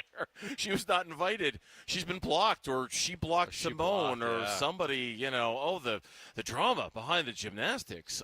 Simone Biles, Katie Ledecky won another gold today. I think she's the all-time leading female medal winner, gold medal winner in the history of Team USA won. Women's basketball won. Yep, absolutely. Over Belgium. Brianna Stewart and Asia Wilson were really, really good again. Yeah, so it was busy. A point of correction, though, out here at Cardinals training camp. And Mitch has not been out here with us. So, Mitch, just for accuracy's sake, okay? You can't come see us. You can't come see us. It's the way they've set up the concourse, we're kind of not allowed. Blocked off. Okay, I'll tell people not to flock over to you at all. There's like security on the corners preventing you from getting to where we are. I know you brought them with you, Gambo, so that's probably why. It's Gambo's personal security force that he travels with everywhere. a bunch of thick barrel-chested dudes wearing black T-shirts who all just stay away. They borrowed his wardrobe. Yeah. Yes, they did. Gambo, if you open Gambo's closet, all you will see black T-shirts, gray T-shirts, blue T-shirts. And like You'll two green, two like dark green. There's two dark. Oh, you like have army green in there, like right? army like green, army green like in two there. army green, yeah. So no, I just don't want I don't want anyone to go writing checks that can't be cashed. We are here. It said that I could go see them. I want to go see them. Exactly. They said I could. Exactly. You can't. You can't. We're in an area of the concourse where not everyone's allowed to roam. So just in case, I don't want to. I know you're probably here for Marvin Harrison Jr.'s autograph or Kyler's. In case you want ours, you're like really sick and demented and you want our autograph, you can't come see us. So some people just like to take photos. I know they do. I know. I don't want to imply that you're sick and demented. Take a photo. Yeah, just take a photo, and that's fine. We wish we could. We can't. We're over here. Anyway, practice is going on. It is another padded practice. Jonathan Ganon said earlier today that it was going to be a low-tempo practice, and so far it's kind of lived up to the billing. Yeah. It's been a pretty – and then they said they're going to go bang-bang the next couple of days, and that includes the red-white practice, which is coming up on Saturday. That's off day yesterday. Yep, off day yesterday. So light practice today. It'll go heavy the next 2 days. NFL Network is actually broadcasting today's practice live. Omar Ruiz, I see him right over there to our left. He's going to join us a little later on the show. Jonathan Gannon's going to be on the show. Speaking of Olympians, Michael Wilson's going to be on the show. His fiancée is Team USA soccer player over in Paris right now, so we get to talk to him. That's pretty cool. I want to talk to him about that. Yeah, big time. How do you follow the games? Josh Bartelstein from the Suns is going to join us. We've got a busy day. We got to weigh in on our top story of the day, though, here on the Burns and Gambo Show. Burns and Gambo, the weigh-in. Brought to you by Revitalize Weight Loss. Off day for the Arizona Diamondbacks, and yet another day of contemplation by Torey Lovullo in terms of who is going to close games for him in the ninth inning. There's no question in my mind, and I don't think in your mind either, that is probably the number one topic on the minds right now of local Arizona sports fans. Who is the Diamondbacks closer? Because it matters very, very much. We're going to get into this a little bit later, but with the Dodgers losing last night, it's August 1st, and the Arizona Diamondbacks are 5 games back of the LA Dodgers for first in the National League West. So it very much matters who your closer is on August 1st. Yeah, Kershaw rocked. Padres playing well. They swept, and now decision time for Torey Lovullo. Said would not commit to anything yesterday after the game in which Seawald had to be pulled in the ninth inning for Ryan Thompson after, he gave up 2 runs yesterday in the ninth. He had a 3-run lead. The D-backs ended up winning by 1 run. They needed Thompson to come on and get the final 2 outs to bail Seawald out. So now we wait for tomorrow. We will have Torey Lovullo on the show tomorrow, and obviously it'll be the number one question on people's mind, and number one question we will ask him. If there is a situation in the game tomorrow night where you've got to go to a closer to protect a lead of 1, 2, or 3 runs, who's your guy? Is it Thompson? Is it Ginkel? Is it Puck? Is it Paul Seawald? I doubt that it's Seawald. I'll be very surprised. I don't know anything. But I doubt that it's Paul Seawald. I think at this point right now his confidence is shaken. They've got to build it back up. They've got to build that confidence back up. Right now, I don't think he feels comfortable taking the ball in the ninth inning, and I don't think they feel comfortable giving him the ball. All right, in the ninth you're an expert at this, so I'm going to defer to you on this one because you and I'm not actually killing you with kindness here. I mean this very sincerely. Do we go soft, and then hard with Torey, or do we go hard with Torey right out of the gates? Like sometimes we ask like, hey, you 5-1 and you swept and nice, and then we go bang with the closer question, or do we just go bang with the closer question right out of the gates? I think in a boxing terminology, I'm coming out really hard with the overhand left. Okay, I'm deferring to you on this one because I'm going to come out really hard with the overhand left. Let's get right to it. Who's the closer tonight? Because sometimes we want to go a little soft. Sometimes and then it build right? me up buttercup. Yeah, a little bit, right? Build me up buttercup. Nice. And here we go for the overhand right. Yeah, right. exactly. Okay. Yeah, you kind of lure him in with a couple jabs. Jab, and then boom. Here's for what you be the overhand right, for me the overhand left. Here's what Torey Lovullo said yesterday about Paul Seawald. Right now, my top priority with Paul is trying to figure out there's a delivery issue. There's something that's going on with his delivery. It's not allowing him to throw the ball where he wants to, have the finish on the ball, and make the pitches that he's normally making. So that right now is my top priority, and that's all I really want to talk about. I have a lot to think about over the next several hours, and I will. But I just want to make sure that we dig into finding out what's happening with him, because he's not hitting his spots. I know everybody wants to know, what's the closer situation? Are you going to dump him out of the closer role? That's not my priority with Paul right now. My priority is to find out if he is, if he's getting blocked by some sort of a delivery. That's our job. That's my job. And then I'll take the next necessary steps from there. All right, I just wrote down 4 names. I've got them in order of least surprised to most surprised. Yeah. Okay. This is easy for me to answer, but go ahead. Puck 1, Gink 2, Thompson 3, Martinez 4. The guy that doesn't upset the apple cart is just putting A.J. Puck in there. It leaves Ginkel and Thompson in the similar roles they've been to all year, and doesn't put anybody. You're not changing too many things. Taking Seawald out, you're putting A.J. Puck in. It's not affecting Ginkel and what his role's been all year, or Thompson and what his role's been all year, or Martinez. Or it's just you just make the one change. So you're not changing your 7th inning guys, now your 9th inning guy, and then your 9th inning guys, now your 6th inning guy, and you don't change too many pieces. You just change one. You change one piece. There was a Twitter account that you and I both follow that suggested if you look at the numbers that it should be Justin Martinez. And while I respect this Twitter account because they're usually a source of really good information, I think Justin Martinez as the closer really ignores the eye test and how he's done in those moments this year. I get that the numbers don't quite tell the story. You got to build him up for that. He's not ready for that. Yeah, I don't think he's ready for that either. And then I think there's the other option here, and even though I just gave you kind of just my off-the-cuff like power rankings of who I think it might be, what if it's the dreaded closer by committee? What if it's a matchup thing? What if it's, I just see the look, you rolled your eyes into the back of your skull. What if it's like you've got the 9th inning is a bunch of righties, so it's Ginkel, but then the next day the 9th inning is a bunch of lefties, so you do Puck, and you just do the matchup thing for it. You've done this for a long time, man. Those guys want to find roles. What's my role? Because mentally, I've got to get ready. I'm going to pitch the 7th. Mentally, I've got to get ready. I'm going to pitch the 8th. Mentally, I've got to get ready. I'm going to pitch the 9th. I mean, depending on what's coming up in the lineup, I don't know if I'm going to pitch the 8th or the 9th. I mean, I got to get ready. Like, I think that's too much to ask because, again, guys like that want defined roles because they have a routine to get used to. Mitch, rather than me read what you just sent me, since you sent it in all caps, why don't you just say what you just sent me on the air, please, just real quick. That's why they traded for a closer in the first place. Yeah, that's what Mitch just sent me on Teams, to not do the closer by committee No, thing. I can't. You can't. You traded for a closer so you would have a set guy in the 9th inning. I thought that was more effective than having Mitch and me just reading what Mitch said. There you go. Yeah, well. Define roles. Boy.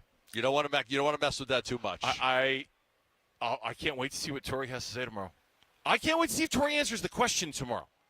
We're going to ask it. Well, he'll answer that question. We're not going to let him off the phone until he does. Is he going to be? Get off the hook. Is he going to be Colonel Jessup and you're going to be Tom Cruise? I mean, you got to answer the question. He wanted a couple hours. It'll be 2 days. You're going to press him to make sure he ordered the code red? I mean, I think that it's fair to say who's your close. Like, you don't have to commit to him for the rest of the year, but in a safe situation tonight, who's your guy? Coming up tomorrow, John Gambadoro as the role of Danny Caffey, and Torrey Lovello in the role of Colonel Nathan Jessup.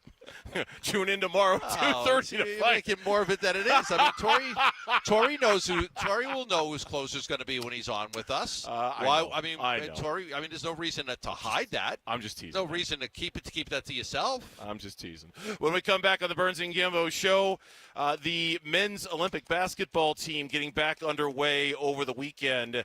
And once again, the word legacy and Kevin Durant being spoken in the same sentence. We'll see what these games can do to that and talk about it next on the Burns and Gambo show. Did you order the code red? I did the job. Did you order the code red? You're damn right I did! The Cardinals have begun doing this and this. Practice is open to the public, and Arizona Sports is there with Wolf and Luke and Burns and Gambo, bringing you the sights and sounds from Cardinals training camp. Training camp coverage presented by Bud Light. Get more of this, and this from the Cardinals and Arizona Sports on 98.7 and the Arizona Sports app. I have been informed by Dr. Jay Schwartz of the Schwartz Laser Eye Center that this is the last month, the final month of being able to save $1,000 off your LASIK procedure. It was a summer-long promotion, and they're giving people an opportunity to save $1,000. So if you would like to reduce or eliminate your need for glasses, contact lenses, even readers, I had LASIK surgery done 14 years ago. It's one of the best things I've ever done for myself. I don't wear glasses. I never have. I see great daytime, nighttime, up close, far away. You can too. Dr. Schwartz has 3 locations in the Valley: Glendale, Scottsdale, and Mesa. He offers a free thorough eye exam, and you can even take 2 years of interest-free financing to pay off the portion of the LASIK surgery that includes the $1,000 off. So you can take $1,000 off and have 2 years of interest-free financing. Dr. Schwartz, the team eye doctor of your Phoenix Suns and Arizona Diamondbacks. Just text GAMBO to 620-620. I'll get you the special. That's text GAMBO to 620-620. Hey, you know who loves America's pastime? America Roofing, Arizona's roofing contractor of the year, serving the Valley for over 2 decades. Paul Calvise here. They were referred to me, and now I'm referring them to everyone I know. Plus, save 10%. Click AmericaRoofingCo.com. Extreme heat means extreme savings for you. Watch for summer meltdown price drops on our vast inventory of stock and lifted trucks, Jeeps, SUVs, and more. As the temps keep rising, our prices are falling to the lowest they've ever been, with interest rates also coming down. Now is your time to buy at Trucks Only. 3 locations to serve you in Mesa, Apache Junction, and Tucson. And online at trucksonly.com. Trucks Only. Load up with the best. Hey everybody, Dan Bickley here, and no one plans for an accident, and if it ever happens to you, call the attorneys at Sweet James. Sweet James has an office right here in Phoenix run by world-class attorneys who are part of our community. Sweet James is all about winning, and they win 98% of the time. And remember, when you're hurt and you are counting on someone to deliver, winning big is everything, and that's why you call Sweet James. 809-million, 809-million, sweetjames.com, awarded Best Attorneys in America. Proud partner of your Phoenix Suns. In this Arizona heat, hopefully your air conditioning at home is doing its job, but if it goes out, call Parker & Sons. They have been serving the Valley for 50 years, and they were just voted #1 by consumers in Ranking Arizona for the 15th year in a row. That's because when you have an emergency, Parker & Sons sends a pro your way in minutes, not days, and they will never charge you extra during nights, weekends, or holidays. So for all things heating, cooling, plumbing, and electrical, call Parker & Sons at 602-2REPAIR. Hey, Ron Wolfley here, and I'm sitting next to my great friend, Dr. Joe from Aria Dental Implant Center. Hey, Dr. Joe, it's great to see you. Thanks for having me. Talk to me about the All-on-4 dental implant. It's a process where we can remove patients' remaining dentition, where we can place 4 dental implants, take our digital impressions, so we can get this population back in function. You know I've had the All-on-4. It is a life changer. It truly is. Not only to be able to smile, right, but also to bite into a steak. What is the best thing about getting the All-on-4 dental treatment? Self-confidence. The only reason people don't get All-on-4s is because they can't afford it. It's expensive. Yes. My goal is to make it economical. So if I can reduce that cost, I will. If you have broken or missing teeth, he's going to help you. AriaDentalImplantCenter.com. It's spelled A-R-I-A. AriaDentalImplantCenter.com. Don't let a cold, sinus infection, or allergies ruin your day. Breathe easier, sleep better, and feel healthier with Navage. Visit Navage.com. Walmart, Walgreens, CVS, or a store near you.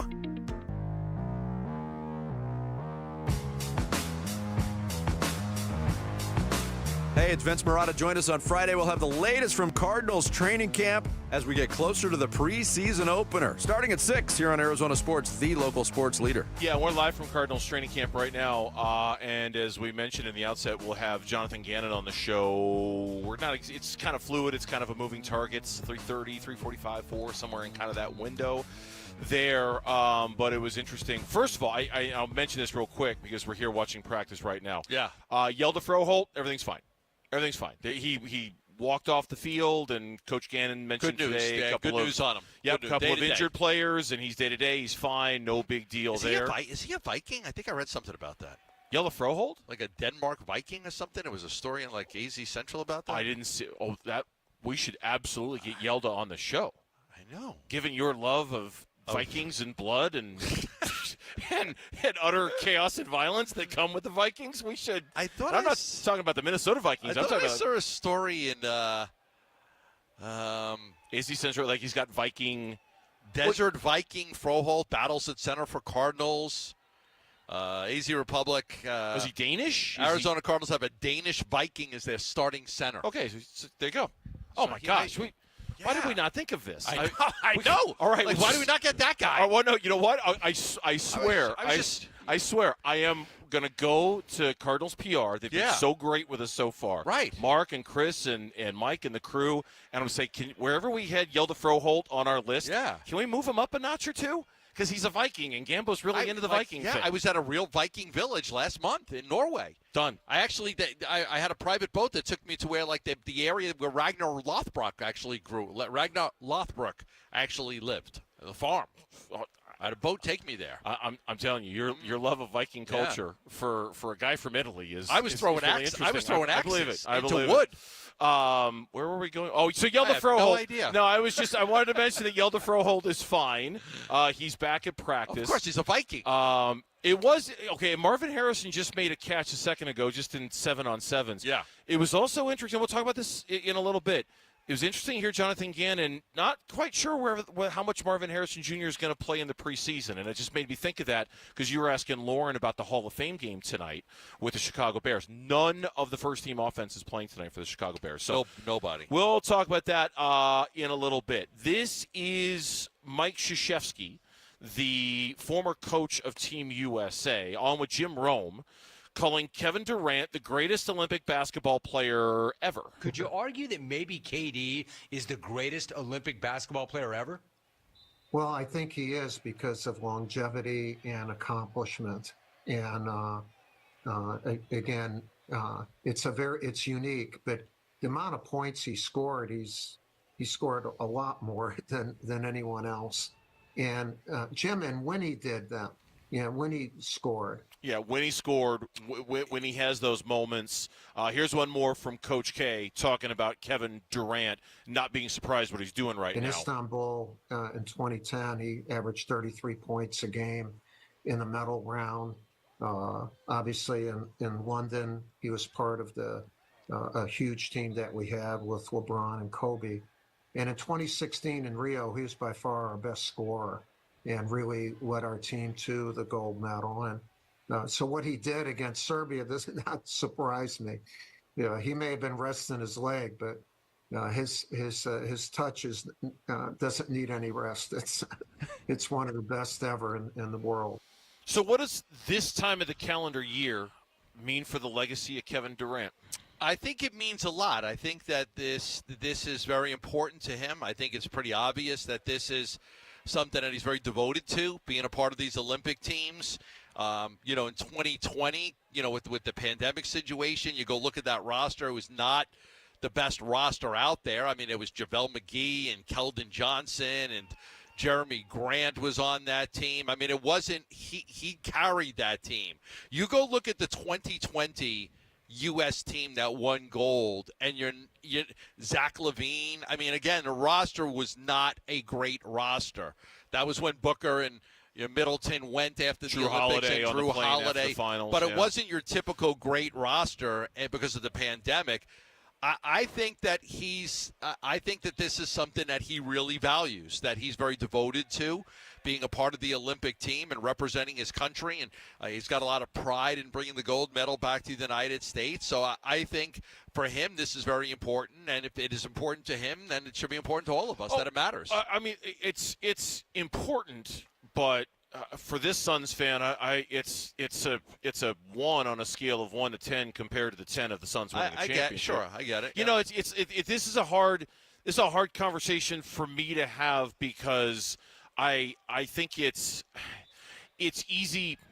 Relatively speaking, it's easy for Team USA to show up at the Olympics and win gold. That's a fairly they're going to win gold this year unless something goes horribly, horribly wrong.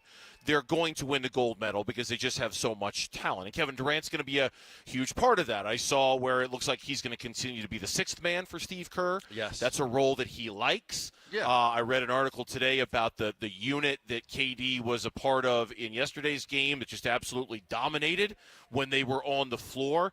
The things that are important to Kevin Durant are important to me too as a Suns fan, but I don't want to get this confused. Hey, the Olympics are great, it's awesome, go win a gold, but everyone expects you to win a gold. I need a championship for the Phoenix Suns. I need that before my time on this earth is done, and I hope Kevin Durant's the guy who can bring it to me. Yeah. And again, nothing against what Dave Burns wants, because that's what a lot of the fan base wants, but we're talking about what this does for his legacy. Now, and I get that you and all the Suns fans out there, and I'm included in that, want to see a championship here. But we're talking about, what does this do for his legacy? But I think it just adds to his legacy. It adds to it, but an honest, real conversation here. A championship in Phoenix should mean more. Do Olympic gold medals really add that much to an NBA player's legacy, or do we only talk about them during the Olympic years? Gold medals mean more for Michael Phelps and Simone Biles. That's all they've got. Because that's what they've worked their whole life for. That's what they competed. It's not all they've got. They've got world championships and all that stuff. But it's a different scale, right? It's a different. Yeah, they're going to make their money off their success in Olympic competition. Whereas their I endorsement opportunities, any legacy talk about Kevin Durant and how these games impact his legacy is always really muted for me. Just because I think that we really only talk about a basketball player's Olympic medals when there's an Olympics. And when it's not, it's just about NBA championships and what you've done there. And I think that's just kind of the reality of it, It's important during those years. It's important. And when we're not in those years, I just don't think it comes up that much. I think, look, let's go back to the Miracle on Ice. That was so special. Cold War with the USA and Russia. A bunch of college kids, no pros, go out there and beat the Soviet Union. Right, in Lake Placid, then they go on and they win the gold against, I believe it was Finland. They win the gold. That mattered to me a lot more than Charles Barkley winning a couple gold medals, or Michael Jordan, or LeBron James, or Kobe, or Scotty, or Patrick Ewing, and Chris Mullin, and David Robinson, and all the guys that have done it, right? That meant more because it was a bunch of amateurs. That I think it changed. I think when pros were able to compete in the Olympics, it just changed a lot of what it meant, because it meant a lot more to me when the amateurs were able to get it done and win. When we come back on the Burns and Gambo show, the Cardinals are back on the practice field. Hopefully they're working on their 5 buckets. Oh, have you not heard about the 5 buckets for Jonathan Ganon? You will next on the Burns and Gambo show. When we feel divided, we look to something that can bring us together. It's time to do something powerful and meaningful for kids who need your help. The Give-a-thon for Phoenix Children's begins Monday, August 12th. Keep listening to hear how you can make a difference for Arizona kids and families. Become a champion of hope and help the kids at Phoenix Children's. The Give-a-thon is presented by Your Valley Hyundai dealers and Ak-Chin Indian Community. Love telling you about Arizona Building Supply. It's a new name, but it's the same people you've come to trust over decades. Arizona Building Supply is the new banner for USLBM's locations in Arizona. Crown Components, Foxworth Galbraith, Holderness Supplies, R&K Building Supplies, and Trust Fab. As a leading supplier of top-quality building materials, including lumber, trusses, wall panels, doors, windows, millwork, even cabinets, siding, and so much more, Arizona Building Supplies will deliver even higher levels of service to customers in the Phoenix metro area and across all of Arizona. When it comes to windows, doors, trim, and cabinets, they can work with builders and homeowners to make your project perfect. From replacements to custom homes, they do it all, and they carry top-name brands like Milgard, Marvin, and Anderson.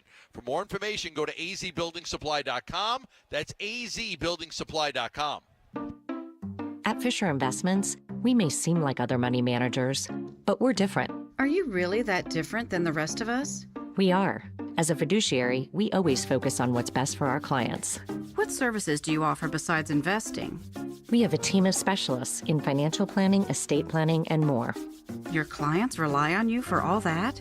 Yes, we ensure clients receive unparalleled service at every step of the relationship. Okay, but you still sell commission-based products, right? No, because we believe that's a conflict of interest.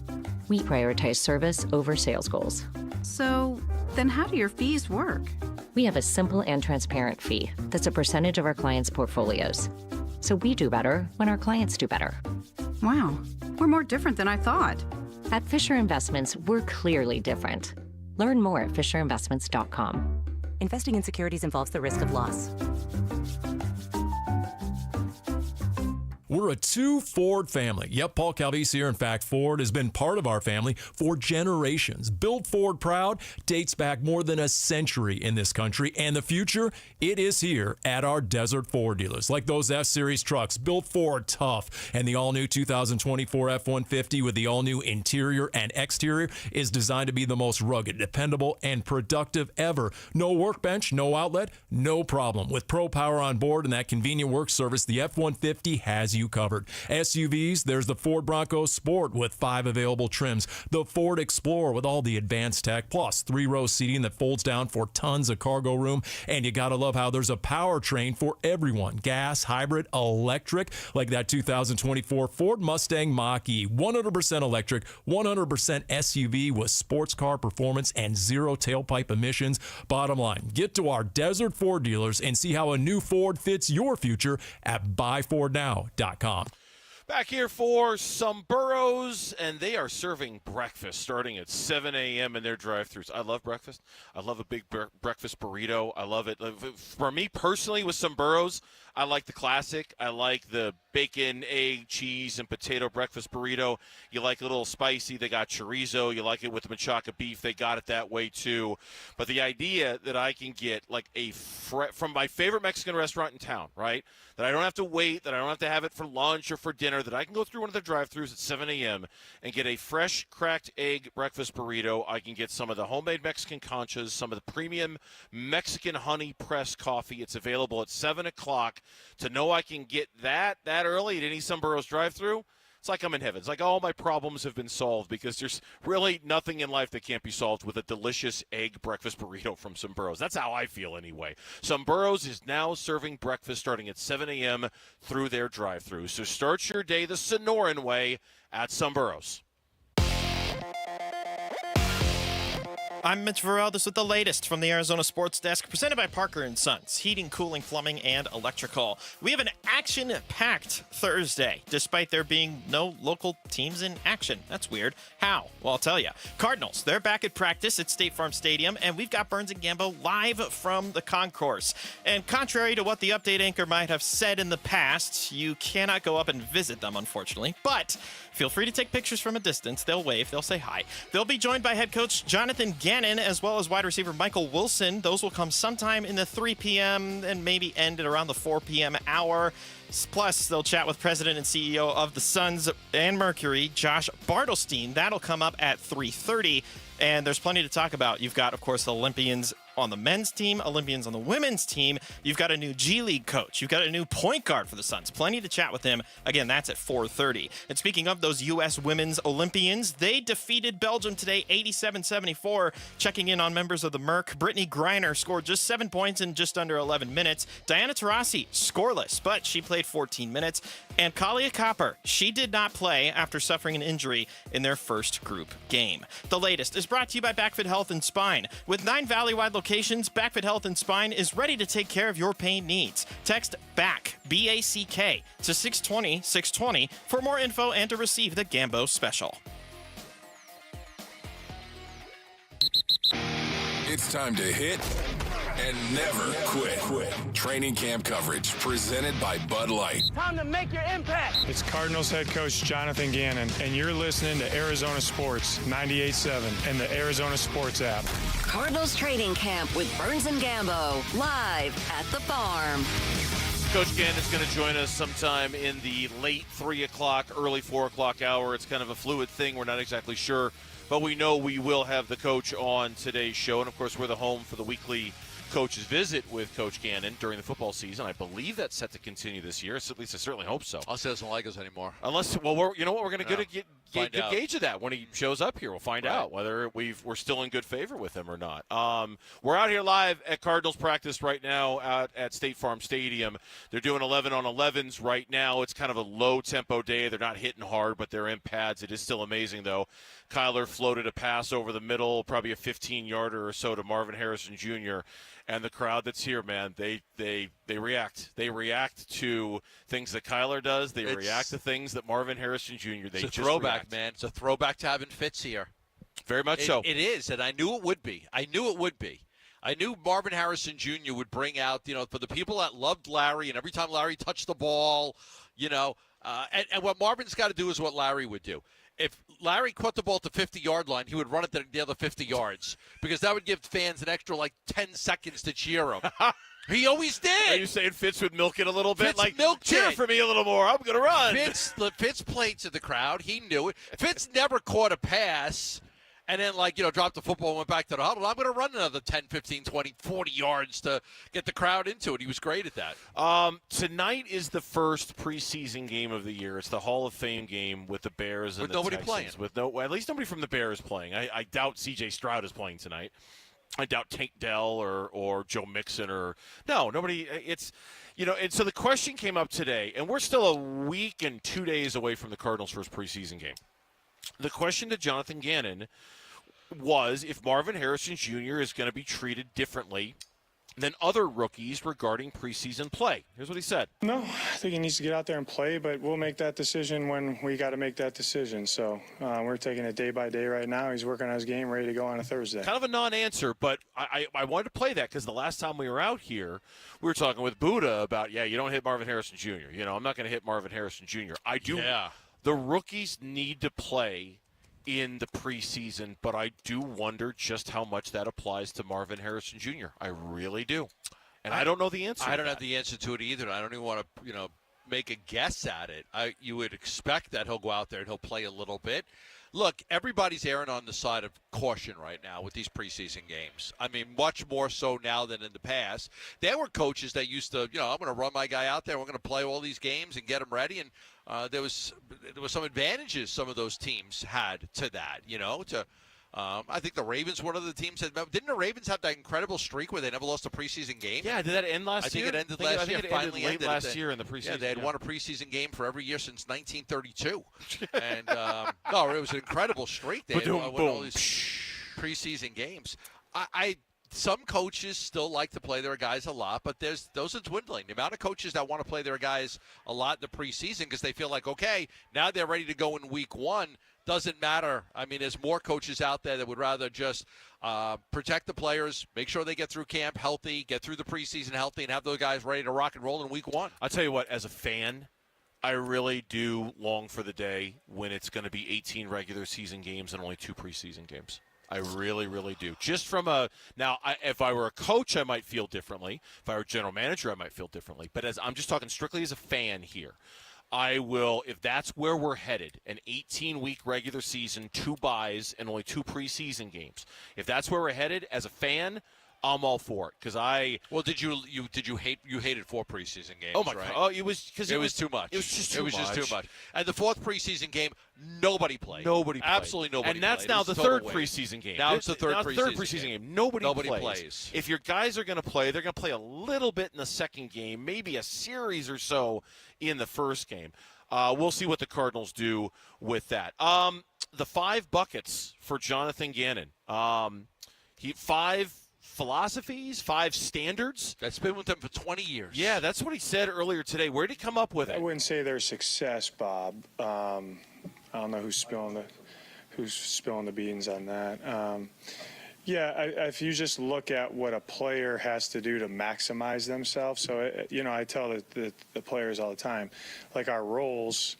Everybody in the building, from me to the quality control to the head dietitian to the chef to the strength coach, to anybody, we're all here for one reason. That's to serve the players.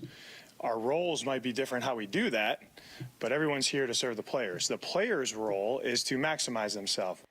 So what exactly are the buckets named? I think he's gone over this a few times. So he rolled his eyes at the person who asked the question. Right, like, come on, you don't know this by now? Fortunately for you or I, we didn't ask the question, so we didn't get the Jonathan Gannon eye roll. Physical, scheme, tactics, brain, health. When did you come up with this idea? In the last 20 years. Putting it all together, yeah. A lot of times. It's not rocket science. It's not rocket science. It's just if you look at it, what do we ask these guys to do? How can we help them? How can we serve them? What do they have to do on a daily basis? I think we got it, pretty wired into 5 buckets. I wish we could put it into 3, but it's hard to. Okay, go one by one. Physical. Let me play him again here real quick. Physical, scheme, tactics, brain, health. Physical, tactics, brain, health. Yep. Now, brain, that's Monty Ossenfort's job, to bring in guys with high football IQ, smart football players. Physicality, that's, again, you're drafting these guys. You want to draft physical football players. I love the violence of the game. By the time they're getting out of college, that should have developed. You're not going to develop that here, but you want guys that want to be physical. Tactics and scheme, I think he even talked about that. Like when he was talking about me or you were in the press conference this morning when Ganon spoke, and he talked about one player like, don't run a 3-yard pattern on a 4-yard when it's supposed to be 4 yards. Mm-hmm. Like run the 4 yards. So that comes down to schemes and everything, right? Like you got to run it. If we're at the 40-yard line and we need to get to the 44, you can't run a 3-yard pattern and get tackled to the 43. You got to get me to the 44. If you catch that ball and they tackle you right away, that's a first down. So that's what he's talking about with schemes and tactics and things like that. The health part of it is, that's just common knowledge of taking care of your body, right? Just everything. Get the proper amount of sleep. Eat the right way, sleep the right way. Just take care of yourself, take care of your body, because you need your body to react. Yeah, and there's been a real commitment at this year's camp. There always is, but there's been a real commitment at this year's camp to the health part of it, to making sure that they're all eating the right way and preparing the right way and physically doing all the right things and that sort of thing. And I one of the players that we had on the last time we were here mentioned the buckets and the 5 things. I can't remember who it was, but it's obvious that is a message that is getting drilled into their heads time and time again. One other thing I wanted to bring up with Gannon today, Clayton Tune. We don't talk about Clayton Tune a whole lot. I didn't give Clayton Tune much of an opportunity to be the backup quarterback on this team. I just sort of assumed to be Desmond Ridder. Today, Jonathan Gannon had some very complimentary things to say about his quarterback from a year ago. He's playing faster. So that's probably telling me that he understands what Drew's thinking, what is his coaching, what he's seeing out there from the defense, where he knows people are going to be, more command, playing faster. I thought he's had a good couple days here. I would expect that with his second year, that, now, because first year you come in, you're thinking a lot, you don't want to make mistakes. So in order to not make mistakes, you process things a little bit longer. But now I want to come out with the ball quickly. I want to play faster. I want to play quicker. Just more confidence in his own ability and knowing the system and the schemes. I was listening to Wolf and Luke when I was driving in. They had Paul Calvisi on. And Paul, the sideline reporter, and he was talking about the 5 players who have popped so far at camp and the 5 players who still have work to do. And one of the ones that he mentioned that has some work to do is Desmond Ridder. Like there's some almost suggested that perhaps he came into camp just assuming the number 2 quarterback job was his. Paul didn't say that. Not so fast. But and there was a little bit of not so fast there, which is kind of why I asked the question about Clayton Tune, because that was very much on my brain when I pulled into the parking lot here at State Farm Stadium. Like, I'm just watching. Desmond Ridder just threw a touchdown pass, as a matter of fact, just a second ago. I think it was Zach Pascal he threw it to. He got traded for Rondale Moore. Right. So it wasn't like you gave up draft picks to go get him. You traded Desmond Ridder for Rondale Moore. I haven't paid any attention to what Rondale Moore's doing in camp with the Falcons, to be honest with you. But if Clayton Tune beats Desmond Ridder out, then he's going to beat him out. That's it. That's life. Well, like you said the other day, it's not like Clayton Tune is a holdover from the Steve Keim era. Clayton Tune is a Monty Ossenfort guy. Yeah. He drafted him. He beats him out. They don't have any problem with that. He's got a level of investment in him. Yeah, Ridder was in Atlanta for 2 years. They got rid of him. They had no problem getting rid of him. So, they made the trade. The Cardinals, Rondale Moore didn't have much of a future on this team. If you go look at the 13 starts that Ritter had, they were very rocky. He had just as many touchdowns as he had interceptions. He's got experience that Clayton Tune doesn't have. So, he'll get when you go through the pluses and minuses, that's his positive. His positive is he's played in a lot more games than Clayton Tune has. But if Clayton Tune plays better in the preseason, I don't think that there's they'll have any problem keeping Clayton Tune. We've got the Burns and Gambo Show podcast. You can subscribe right now on your iPhone or your Android. You'll never miss any of our show, the Burns and Gambo Show podcast, and it's brought to you by FanDuel. When we come back on Burns and Gambo, did the Phoenix Suns sign Tyus Jones because Mike Budenholzer wanted them to, or did they get a little bit lucky? That's coming up here on Arizona Sports, the local sports leader. D-backs Nationals. There goes Gurriel. The pitch swung on, hit well. Deep to right. Back it goes. Gone! Corbin Carroll! A two-run pinch hit walk-off homer is the final blow of an improbable come-from-behind win. The D-backs sweep the Nats at home. The D-backs head to the Steel City to play the Pirates. Coverage begins tomorrow afternoon at 3 on Arizona Sports 98.7 and the Arizona Sports app. One of the questions that Renko Roofing gets a lot of is like, well, how do I know? When do I know it's time for me to replace my roof? And, of course, a lot of it has to do with an inspection from Renko Roofing. They come out, they check it out, and they tell you what's going on with your roof. But a lot of it, too, is just kind of your own eye test and what you're seeing. You're looking for noticeable indicators that your roof might need a replacement, and you're looking for visible structural damage, stuff you can see. You're looking for cracks or sagging, because these can be signs of more serious underlying issues. You're looking for visible deterioration, obvious things like broken or damaged materials, shingles, tiles, panels, things like that. You're certainly looking for any water that's coming through. Obviously, that's a big red flag for sure. With Renko Roofing, you will find absolute peace. Whatever it is that you find, whatever it is that they find in their inspection, they're going to get the job done right. They're going to give you expert advice. They're going to be committed to safety. They're going to provide quality workmanship. Call Renko Roofing today. Book a consultation with one of their experts for long-lasting protection. Visit RenkoRoofing.com or call 480-418-5390. That's RenkoRoofing.com. Monsoon-tested, sunshine-approved. Bring home a piece of the 2023 NL pennant. On August 10th, the first 30,000 fans will receive a National League Championship replica ring. Secure your tickets now at dbacks.com. You've heard the saying, it's hard to stop a train. When it comes to putting smiles on children's faces at the Phoenix Children's Hospital, nothing will get in the way when the Teddy Bear Express pulls into town. Train is the proud sponsor of this year's Give-a-thon, giving hundreds of teddy bears to children currently undergoing treatment at PCH. For the past 9 years, Train's commitment ensures that every child's journey through treatment is accompanied by a comforting companion, reminding them they're not alone in their fight. Ah, summer is here. Time for video calls, eating lunch at your desk, and navigating office politics. Wait, that's not what summer's for. But my inbox is full. Inbox schminbox. Life is short. Summer is for getting away. Bring on the beach, the national parks, the music festivals. We gotta get out of here. This summer, get away from the monotony in the Hyundai you've always wanted. The Hyundai Getaway Sales Event is going on right now. You can get the hottest deals of the season on many of our award-winning Hyundai models, like the tech-filled Tucson, the spacious Palisade, or the super stylish Elantra. Ignore those meeting invites and get away with the peace of mind that comes with America's best warranty. But get going, because these deals won't last. Add more joy to your journey at the Hyundai Getaway Sales Event. Now for a limited time, get 1.99% APR for 60 months on the Hyundai Tucson or Elantra. Hurry into the Hyundai Getaway Sales Event. Offers end September 3rd. Call 562-314-4603 for details.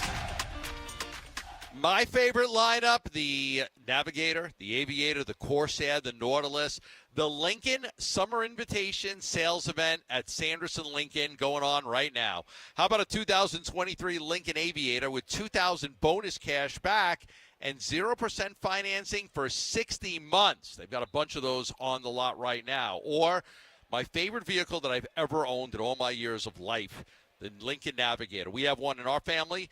A 2024 Lincoln Navigator. You can get it right now. 0% financing for 60 months. I very rarely see the ability for anybody to get into a Navigator at Sanderson for 0% for 60 months, but that is what is out there right now. If you're looking for a Lincoln, the Sanderson Lincoln shop is just east of the I-17 on Bell Road. They also have the boutique store in the Scottsdale Quarter. It's a great lineup. The Navigator, the Aviator, the Corsair, the Nautilus. Ask about their Black Label lineups as well. For more information, go online at sandersonlincoln.net. The Burns and Gambo Need to Know Social Poll. Presented by Sanderson Ford. And back to the Auction Community Studios we go, where Mitch is standing by with the introduction of today's Twitter poll question of the day. I haven't seen it yet. Huh? What'd you say? I haven't seen it yet. I have. You have? I think I have. Yeah, spoiler alert, Gambo. This was kind of an inevitable question, kind of playing off of the talk yesterday about who's the fifth starter. Now we're transitioning to the bullpen of the Arizona Diamondbacks. Situation. Diamondbacks have a save situation tomorrow against the Pirates. Let's just pretend. Who should get the baseball to secure the save? Here are the options. Paul Sewald, Ryan Thompson, Kevin Ginkel, and then in one option I put A.J. Puck / Dylan Floro. It's definitely not going to be Dylan Floro, but A.J. Puck would be my answer.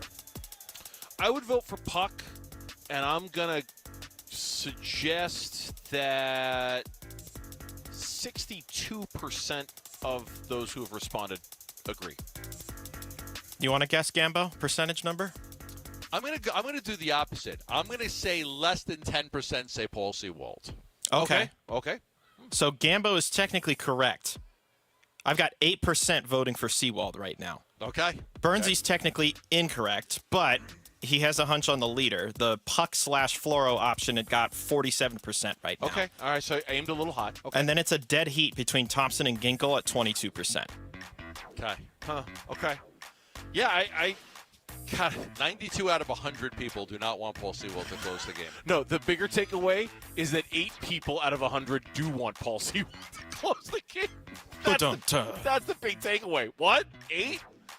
And look, everybody has family members that live in town. This is going to sound soft. I don't want to be Paul Sewald. It's the 1-year anniversary of Paul Sewald being traded here. Mm-hmm. Man, he's been so good for them. He's been so good for them. Like Until he wasn't. I know, and I don't want to sit here. I don't want to sit here and laughingly throw dirt on Paul Sewald and then hit him over the head with the shovel. You know, like I want to. I want to respect what he's done over the last year and not make a bunch of jokes at his expense. But that being said, I am surprised that 8% of the people responded Paul Sewald in that question, because I just feel like, man, that ship has sailed. It is not going to be him. I'd be so shocked if it's him at this point. Nobody's happy that Paul Sewald's not close, unless you're not a Diamondback fan. No Diamondback fan is happy that he's failing. You know, he's a good guy. Like, he's a stand-up good guy. We all want him to do well. It sucks that he's not. I felt terrible for him, man. It looked like he was going to cry the other day. I mean, he's wearing it on his sleeve. He's emotional. I mean, he's not getting the job done, and he knows it, and he doesn't want to fail. Yeah. He wants to pitch well. Thank you, Mitch. I'm going to take everybody back listening to May 17th. That was Mike Budenholzer's introductory press conference. And in the scrum, after the press conference was over and he was just gathered around by a bunch of reporters, he was asked the question about, does this team need a point guard? Here's what he said. The conversations have been great, and there's no doubt that we need to look at the whole roster and talk about point guard. I'm sure it's a hot button here. Whether it's with you guys, the media, the players, front office, we need to think about it. And we need to be able to play without one. We probably need to be able to have one. We need to be versatile. We need to be able to play different ways, bigger, smaller. But, I think the point guard position has a place. And, we're going to talk about it and figure it out. But I just know we're going to need to be able to play lots of different ways, including without a point guard. I read an article in which it kind of suggested that Coach Bud's desire for a point guard is the reason why Tyus Jones is here. Yes. And I thought to myself, is that really the reason why Tyus Jones is here? It's a big one. Or is there a little bit of luck involved, too, as far as why Tyus Jones is here? Obviously, luck involved. A player like that usually doesn't come around that often on a veteran minimum deal. We've talked about this think last week. Veteran minimum guys are usually your Eric Gordons, your Drew Eubankses, guys that, one, aren't very good. Keita Bates-Diop, Utah Watanabe, or the veteran player who's, older and he's not going to get a 3-year contract anymore and he's got to go year by year. And somebody, he wants to, somebody coming off an injury, maybe, somebody right? Coming off an injury, sure, yeah. Those are your vet minimum guys. Your vet minimum guys aren't, Royce O'Neal's not going to be a vet minimum guy, after the way he's played. Grayson Allen's not a vet minimum guy. One fell through the cracks in Tyus Jones. There's no way he should be a veteran minimum guy. We can't even compare him to the previous veteran minimum guys that have been on this roster because he's just so much better.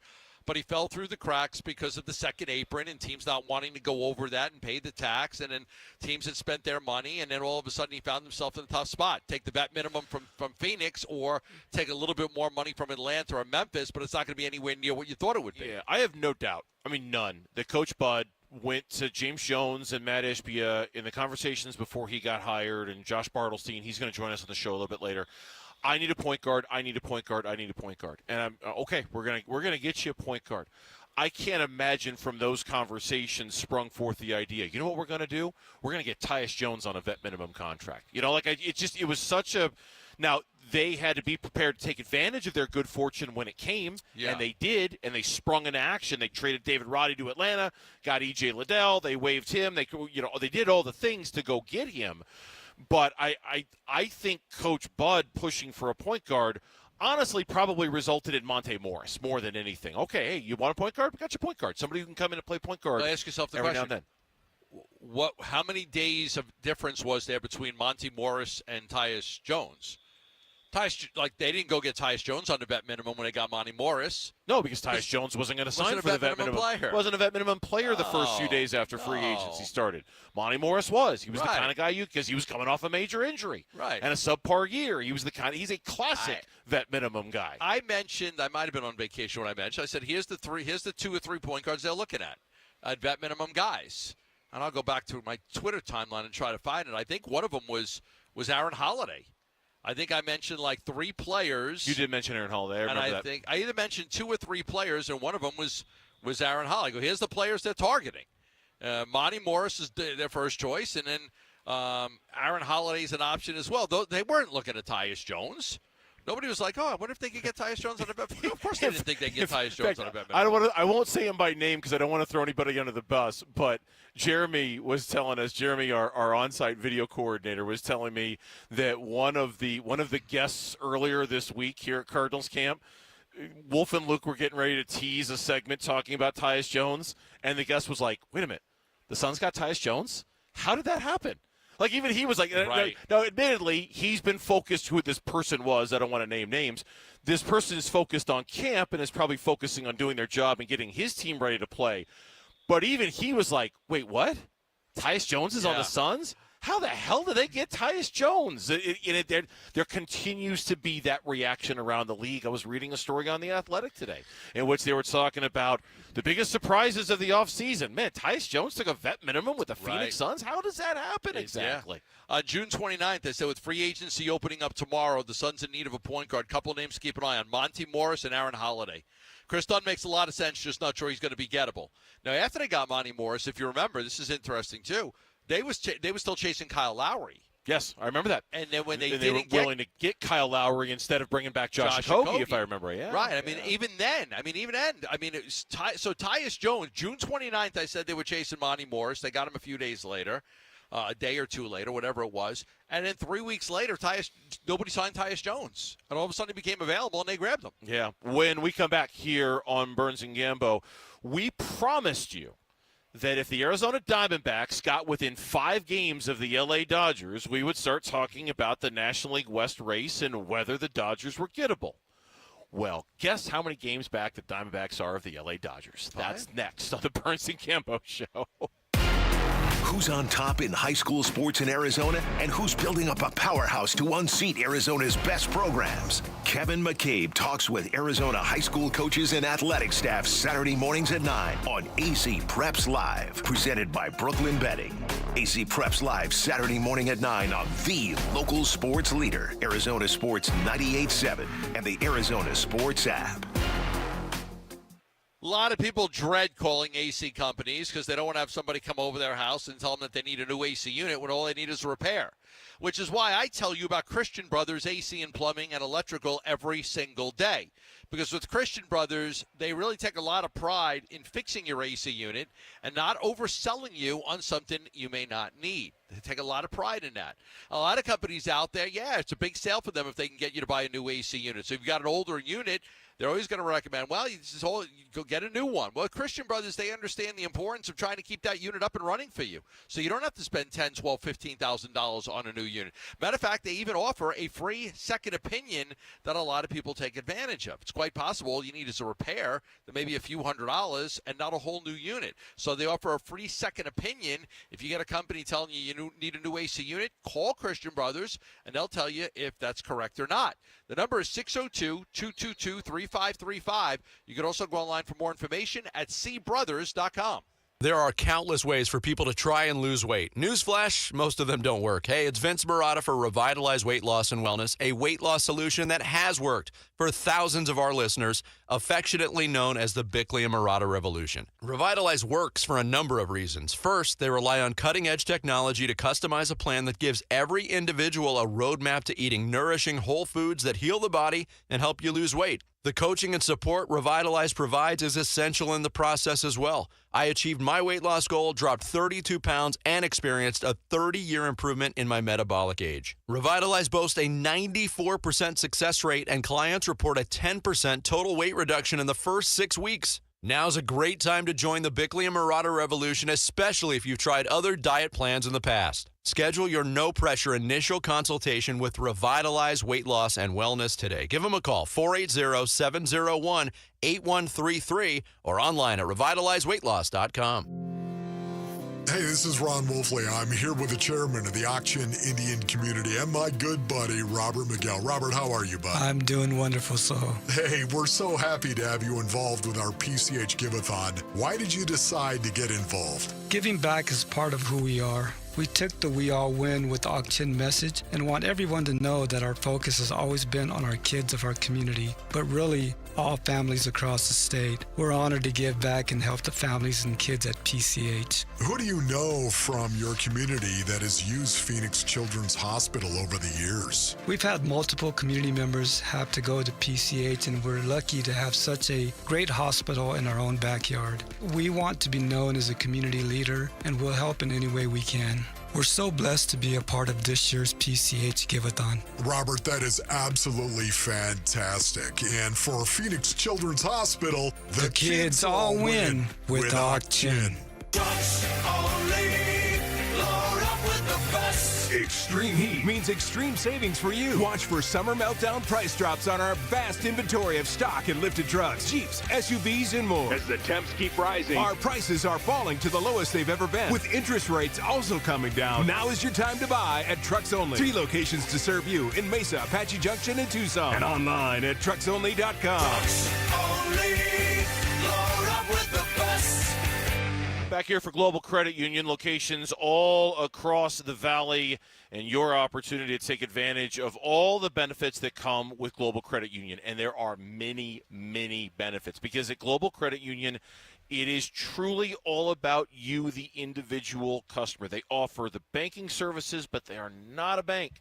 They are a member-owned, not-for-profit cooperative, and because of that, all those full range of financial services, they also offer some personal touches that are just really, you're just not going to find anywhere else, including the very best one, direct deposit. You got it set up with your employer. That's great. Tomorrow's going to be payday. You'll wake up, there's going to be money in your account at Global Credit Union.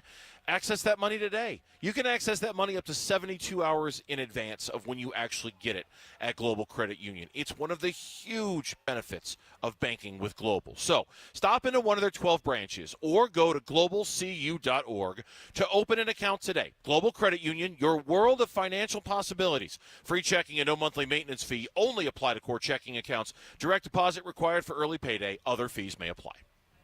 KMVP FM Phoenix. Arizona Sports, the local sports leader. On the Arizona Sports app and on 98.7. I'm Mitch Veraldis with the latest from the Arizona Sports Desk, presented by Parker & Sons, heating, cooling, plumbing, and electrical. It is an action-packed Thursday, and yet none of the local teams are in action. So what's so action-packed? Well, the Cardinals are back at practice at State Farm Stadium, and we've got Burns and Gambo live from the concourse. And practice will be done in about 15 or so minutes, but then after that, they're going to be joined by the head coach of the Cardinals, Jonathan Ganon, and shortly after, wide receiver Michael Wilson. So those interviews will come up sometime during this hour, maybe just at the beginning of the 4 o'clock hour. Plus, they'll get to chat with the president and CEO of the Phoenix Suns and Mercury, Josh Bartelstein, and boy, is there a lot to talk about when it comes to the Suns and the Mercury, overseas and in the States. That's going to be coming up at 4:30. And then speaking of the women's team overseas, USA defeated Belgium today in their second group contest, 87-74, a lot closer than their previous match. As far as members of the Mercury did, Brittany Griner scored just 7 points in just under 11 minutes. Diana Taurasi went scoreless, but she played 14 minutes. And then Kalia Copper, after suffering the injury in their first group play game, she was a DNP today. The latest is brought to you by Asset Preservation Wealth and Tax. Diversify your portfolio. Asset Preservation Wealth and Tax uses multiple money managers to spread the risk. Claim your free portfolio review today. AssetPreservationWealth.com.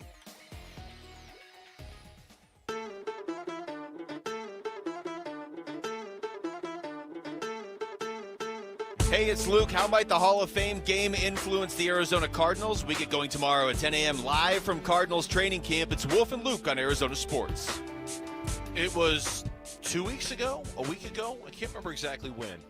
But the Diamondbacks are going into a weekend series, and there was the possibility that we were going to come into work, and the Diamondbacks were going to be 5 games back of the LA Dodgers in the NL West. And Gambo had said, appropriately so, I might add, hey, look, until the Diamondbacks get 5 games or within that, less than that, of the LA Dodgers, we probably really shouldn't talk about the National League West. We should focus on the wild card. You know what? Fair enough. Right. Last night, a listener, I don't know if you saw this on the old Twitter machine. I did. But a listener sent you and I a tweet of the screenshot of the National League West standings and basically said, okay, talk about it. Because it's 5 games. It's 5 games. They're 5 games back. Yeah, because they just got their asses handed to them in a walk-off loss to the Padres. They end up losing that series. They get swept. Kershaw doesn't pitch well, and all of a sudden, this team, you know, you saw the amount of money they spent, but it was $500 million on 2 guys. Yeah, Yamamoto and Shohei Ohtani. Ohtani's not been able to pitch this year. He's just a DH. And Yamamoto, a lot of people question how a 5'10" guy was going to hold up that's used to pitching once a week when he's got to pitch every 5 days. Well, he broke down. And then you were also bringing back injured pitchers already, and Walker Buehler and Clayton Kershaw, and a project in James Paxton. They didn't go out and get Corbin Burns. They didn't go out and get Dylan Cease. They didn't go out and get Blake Snell when they had the opportunities to. They got Flaherty at the trade deadline. That may help them, but they've got a major problem. The other one is shortstop. They thought, okay, we're good. We got Gavin Lux. They didn't go out and get Willie Adams or any of the guys that were available. Then we got Gavin Lux. He'll be fine. Well, Lux was terrible. They put Mookie Betts there. He gets hurt. And now you're reaching for guys like Nick Ahmed. Mm-hmm. Now, they added Tommy Edman, but, man, they got a lot of problems, this Dodger team. They're very top-heavy with Ohtani, Betts, and Freeman, and the rest of that lineup looks very vulnerable. They do look like they're a team that is not going to be a World Series threat, in my opinion. I mean, like you mentioned, all the injuries, all the guys who aren't playing. We talk about the Diamondbacks having their best month since what? The first month of the 2018 season, I think is what I said yesterday. Yeah. The Dodgers were 11-13 in the month of July, and their catcher, Will Smith, quote, will come out of it, no doubt about it. We're the Dodgers. We're the best team in baseball, close quote. All right, we'll see. We'll see, but they also have to worry about the San Diego Padres, who are 4.5 games. So the Padres are actually closer than the Diamondbacks are. Yeah, they went all in on their bullpen. And they went all in on their bullpen. Got Tanner Scott. They really addressed their bullpen, which was a problem. Now it's a strength. They just swept them. They're playing good baseball. And again, I think the Dodgers seem to have a lot of issues as a top-heavy team. Again, they went out and they got Edman and they got Flaherty. but I don't know if that's going to be enough. They got a 5-game cushion. It's decent, but they're going to start sweating if that thing gets to 3. And typically, and I don't have the exact number in front of me. I know you sent it in your email. Typically, if you're a division leader and you've got the lead for the division on August 1st, usually you win. Yes. Usually the odds, it's sort of like, in the NFL when you say if a team starts 3-0, this is what your percentage chance is of making the playoffs. It's kind of the same thing. I'll give you the numbers Give me the real numbers. quick. Okay, go ahead. Since 1996, 117 out of the 162 eventual division champions had at least a share of the division lead entering August 1st. 117 of 162. 72%. Okay. 72% of the teams that are in first place on August 1st remain in first place. Here's why I think the Diamondbacks have a chance. All right? I'm not saying it's a good chance because I think the Padres have one too. I think the Arizona Diamondbacks have a chance for 2 reasons. Reason number 1, his name is Eduardo Rodriguez. And reason number 2, his name is Merrill Kelly. I think I knew what number 2 was right if they said number 1. Okay. I think I can figure that out. Number 1, Eduardo Rodriguez. Number 2, well, I got it. Merrill Kelly. I got it. Let me guess. Merrill Kelly? Yes, I can get that right. Sorry, did I telegraph one? Was I tipping my pitches on that one? I think you were tipping the pitches. Was I doing the thing with the gloves so you knew the curveball? Go, Bernsey. Thank God. You're so smart. Okay, fine. I was tipping my pitches. I don't mind. I think that's the I think that's got the potential to be the difference in a race in which, everybody made their moves at the trade deadline. If Eduardo Rodriguez and Merrill Kelly come back and they're the guys that we think they can be, or the guys that we've seen them to be in the past in Merrill's situation, and the Dodgers stay unhealthy over the next month or so, I think there is ground to be made up. And, I mean, look, I don't think the Diamondbacks play the Dodgers that much anymore. I think they're mostly done with them. They have a 4-game series starting August 30th, then August 31st, September 1st, September 2nd in Arizona. Okay. So that's it. That's it. 4 more games. Because the division, they changed the schedule. So you're not playing as many teams in the division as you used to.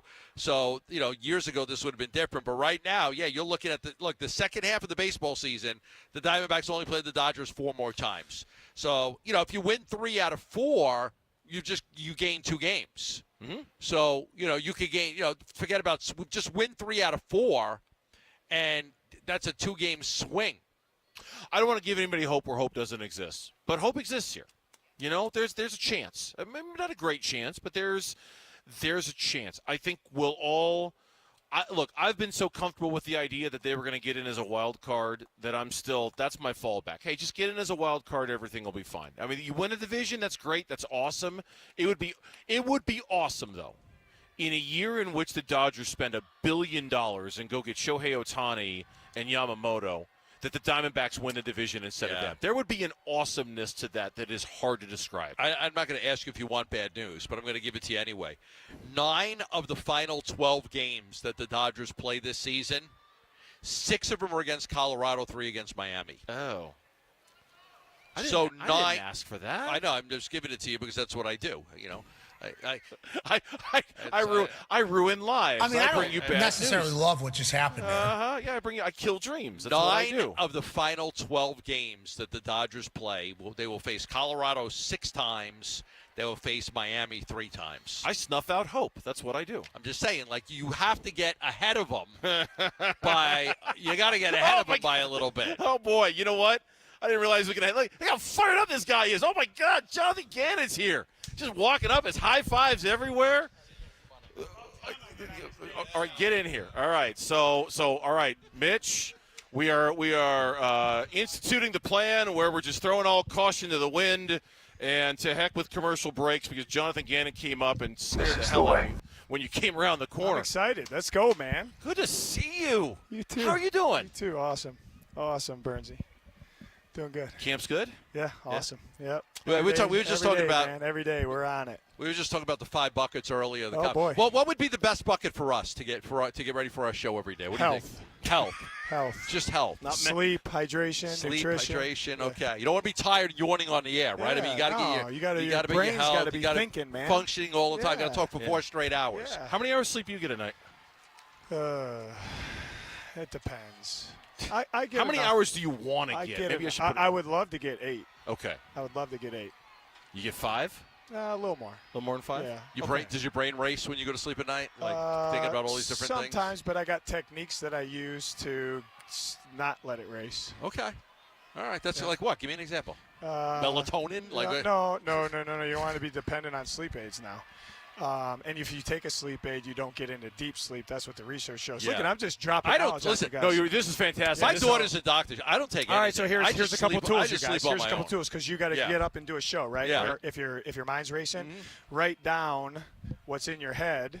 So you should let it that should pass if you write it down. All right, here's tomorrow what I got to do. Here's what I'm going to talk about. Blah, blah, blah. Write that down. Yeah, because I get breathing I exercises. Okay. Breathing exercises should slow your heart rate down. Any like music or anything? Some people believe in like brown and white noise. Yeah, I don't, but some people do. A little bit of gratitude might help you. Oh, yeah. And I don't know. Turn off your phone, stop reading. Blue light kills you. Yeah, that stuff's so good for you, right? Yeah. No, can't have that by the phone. There's all kinds of different techniques. You can do something. Do you meditate? Do you do a little? A touch. I'm not. I'll breathe. I'll write down stuff and I'll try to breathe. Okay. And then You were saying 20 years in the making to come up with these 5 buckets that you believe in. You know. I do. Yeah, I do. And over 20 years, was it like? Did you know 20 years ago he has the 5 things that matter? No, it's just certain things that hit your brain. It's like, why don't we have these things? Why don't we talk about these things? Why don't we have a plan for the players? Why don't we hire people for these things, the expert in those roles? And I've worked for some great guys. I'm not saying that. It's just, when I got here, it was like, all right, what do we believe in as myself and as a staff for the players? And we kind of can't. It was already kind of come up with, but like as you start going and thinking and talking about it. But I'm just glad that we got to put it in place and our players buy into it because they know it's the best thing for them. And we got experts in those fields to help them with it. All right, take us through it. What did you do this summer? Did you get away at all? Did you do anything fun and exciting? Yeah, I got away a little bit. I got to go to Sedona with the crew, with the whole family. It was the first time there. It was beautiful. Right? Holy cow. Did you hike? Yeah, we did. Yeah, we did. nice. Yeah, it was awesome. Right? Like, wow, look at that. And then we went back to Ohio to see family and friends. Took everybody, and then Gina and I escaped to New York. You did? For a couple days. What part? We were right in Manhattan. Right in Manhattan? Go see a play? But no, we just kind of shopped and ate and exercised and had a good time. Ate some good Italian. Yeah, always ate some good Italian. Shout out to Don Angie, unreal. Don Angie. Teresi, unreal. Yeah. And our third night we went to Carbone. I like Carmine's. Carmine's is good. Really yep, good. Carmine's really is good. I did like 8 days in Norway. Oh. And then I did like 5 or 6 in Switzerland. Oh, he's our international traveler. I'm the international travel man. I go to Italy guy, every year. Good for you. Yeah, last year we did Ireland, Switzerland, and in Italy. So I got married in Italy. Yeah. So we go to Italy quite a bit. Yeah. But this year we wanted to go to Norway. And then I'm reading this thing on like Froholt. Like he's like a Viking from Denmark. Oh, yeah. Did you know that? Oh, yeah, I knew that. Yeah, I was in like a real Viking village, and they got us like throwing axe. So in Norway, I was in Bergen, Norway. We went to this real Viking village. We like shoot bows and arrows and act like it's a real Viking village. Like people live there and everything. It's like this was so cool. And then they took us on a boat through the fjords. Wow. This is where Ragnar Lothbrok lived. I'm like, seriously? Like you guys live right there? It didn't look like very much, but I'm like, that's cool. So I was kind of because I like the Viking shows on Netflix, like the Vikings Valhalla and Vikings. I kind of like that stuff. So then when I saw that in Froholt, I said it to Bernsey today. I go, we got to get this guy on. Oh yeah. He's like, I'm going to talk to Mark Dalton about it. I'm going to get Dalton to help us. Froholt is a great one to talk to now. He's a character now. Yeah. He's the best. Wasn't he the one you were saying the other day, like he's all into the violent MMA stuff, and you're like, yeah, I'd rather just watch the Olympics? Yeah, he's into all that. He's got some barbaric things to his game and his personality that you guys would like. Yeah. All right, so I don't want to, because I know the 5 buckets thing, you've talked about that a lot, but I think you've addressed this, but I want to ask you again. At what point in your life were you preparing to be a head coach in the National Football League? I think it was because a lot of guys, it's not they don't want to be head coaches. Ever since I got into the business, I kind of wanted to be a head coach. So I wouldn't say any one year or the other. I think it's just listening and learning and writing things down. And then in your free time, as you keep going through the business, like summer's a good time to reflect on, all right, here was a decision that was made. What would I have done? How could I have made that? And you're just starting to put your ideology together. But I think I was spending a little time on it. I always thought be the best at what you do in the role that you have, and then in your free time, put yourselves in the next guy's shoes and the next guy's shoes and the next guy's shoes. And then I've been around great mentors, great head coaches, great coordinators, great position coaches when I was coming up through the business. I would just ask. I would just, hey, man, like, what do you think about this? You know what I mean? And then you just kind of write it down. I'm not smart enough to remember it, but I would write it down, kind of put it in the back of your mind. And it's cool to see it come to life. You know what I mean? Yeah. And I make a bunch of mistakes every day. But we're running the Arizona Cardinals right now. I think the people in place are here, and it's running how I always kind of envisioned it to run. And that's what strikes me about you is that you very much, and I'm sure a lot of head coaches are like this, but you very much come across as somebody who I've literally been preparing my whole life for this moment. Yeah. I know exactly Yeah. what I want to do, but also smart enough to know that you kind of have to adapt or die No a little doubt. bit and evolve No and doubt. change. Go, okay, that didn't work. Let's Yeah. toss it out. Let's do this Yeah. instead. You just strike me as somebody who's been preparing your whole life for this Yeah, moment. I think the major key to that is once you kind of see it, like last year's training camp, I thought it was the best thing that I've ever seen, that we all put it together. We changed a lot this year because it was like, okay, like let's evaluate, like where we were last year, what kind of happened, what did we do? All right, we need to put a little time here, we need to take a little time off here, we need to accelerate this program for the guys. So I think you said it, Burnsy, is you got to be willing to adapt and learn and grow, just like we ask the players. It's the same thing with the coaches. I think, like, if you're not growing and learning and becoming better, what are you really doing? Yeah. I'm going to ask you this because in your evaluation process of bringing on players, I want to ask, how high of a percentage do you give to high character play? Like we had Mac Wilson on, Sean Murphy Bunting, Trey Benson, Trey McBride, Zay Jones, but all good guys, aren't they? Incredible. Thank you for having me on. Really appreciate it. Yeah. Thank you so much, guys. Thanks for having me on, guys. I appreciate it. You don't want to miss that because the players are all hitting it. Yeah, no kidding. We get done with these interviews just blown away by how at the great. people. Yes. Blown away. Yeah, I think. And I've been here for a long time. That's not always the case. Yeah, I would say it's a credit to Monty, his staff, because you're not going to swing and hit home runs every time you bring a player on board. But himself and me were very convicted. It's a big percentage. It's a very big percentage. Mm-hmm. And here's why. Because the more guys you have, like the guys you just named and all the other guys, you don't have to deal with distractions that are outside the building or sometimes even inside the building. You can just get to football and development and serving the players. You don't have to worry So it's about like, because, when those guys are all in on ball and they're team first guys and they got good character, normally it goes hand in hand.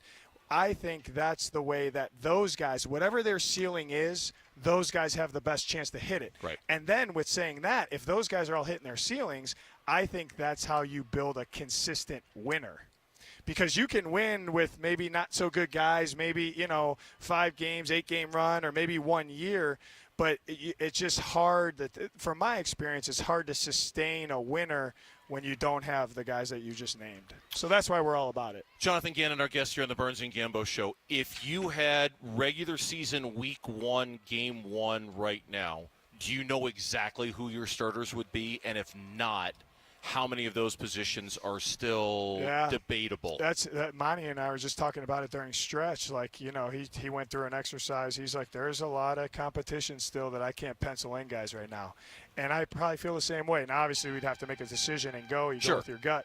But we need this next month, 5 weeks, 6 weeks to evaluate that and put out the best guys within their role, what that looks like, to beat Buffalo. All right, I'm going to go a little detailed here. Kansas City probably runs more press coverage than anybody in the NFL.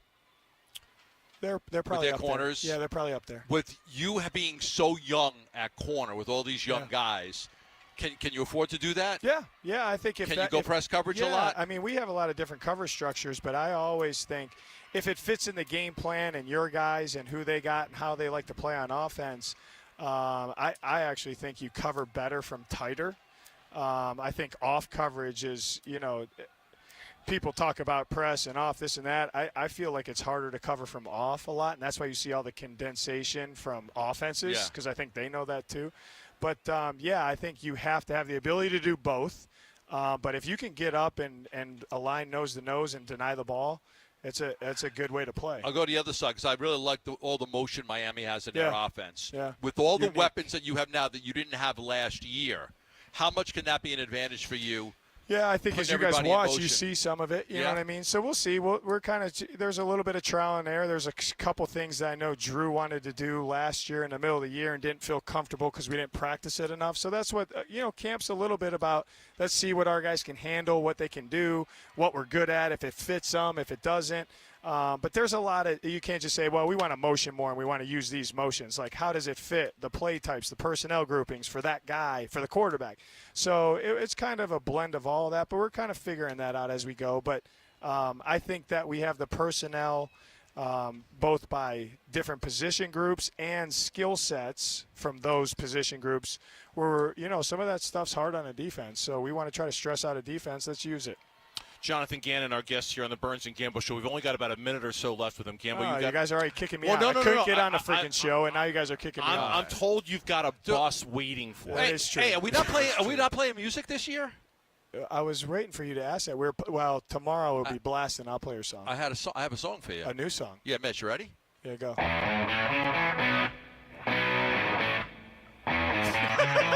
You know this one? That's why I just looked at Burns and like, what the heck is this?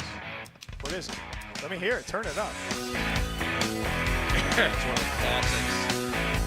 Mark Dalton knows this. Give him the headphones, Burnsy. Who is it? Come on, Mark. Mark knows it. This guy's like a second.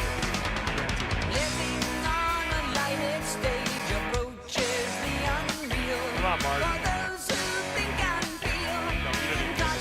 I think Rush is good. It's Rush. It's Rush? Limelight by Rush. Limelight by Rush, man. It is a great – fire these guys up. Live radio is the best, isn't it? Dalton, you didn't know that? He said Rush. He knew Rush. Oh, he knew Rush. He knew it was Rush. Okay. Honestly, I knew Limelight. that was a band. That would have never came into my head. Classic. Right. Great. Give me good pump you up Last song year right there. They were juiced when I heard your sound. All right, I'm going to ask this for Burnsy because I know we're running out of time. He's really he asked you today about the quarterback composition at backup. You guys made the trade for Ritter. You traded Ryan Dillmore to get Ritter. You mentioned Clayton's playing a lot faster. Yeah, he is. I mean, Clayton was the guy you drafted. He's not a guy from the old regime. Yeah. If it comes down to it, you have any problem, moving on from a guy that you traded for? No. Is it really the best guy? Oh, 1,000%. It's for all the positions, it's the best guy. 100%. Because Monty and I are convicted, the staff's convicted. That's you got to do what's best for the team. That's what wins. I honestly could give a you-know-what about where a guy's drafted, how much money a guy's making, where he came from, where he started from. I want the best 53 out there and the best practice squads guys out there. Whoever that is, so be it.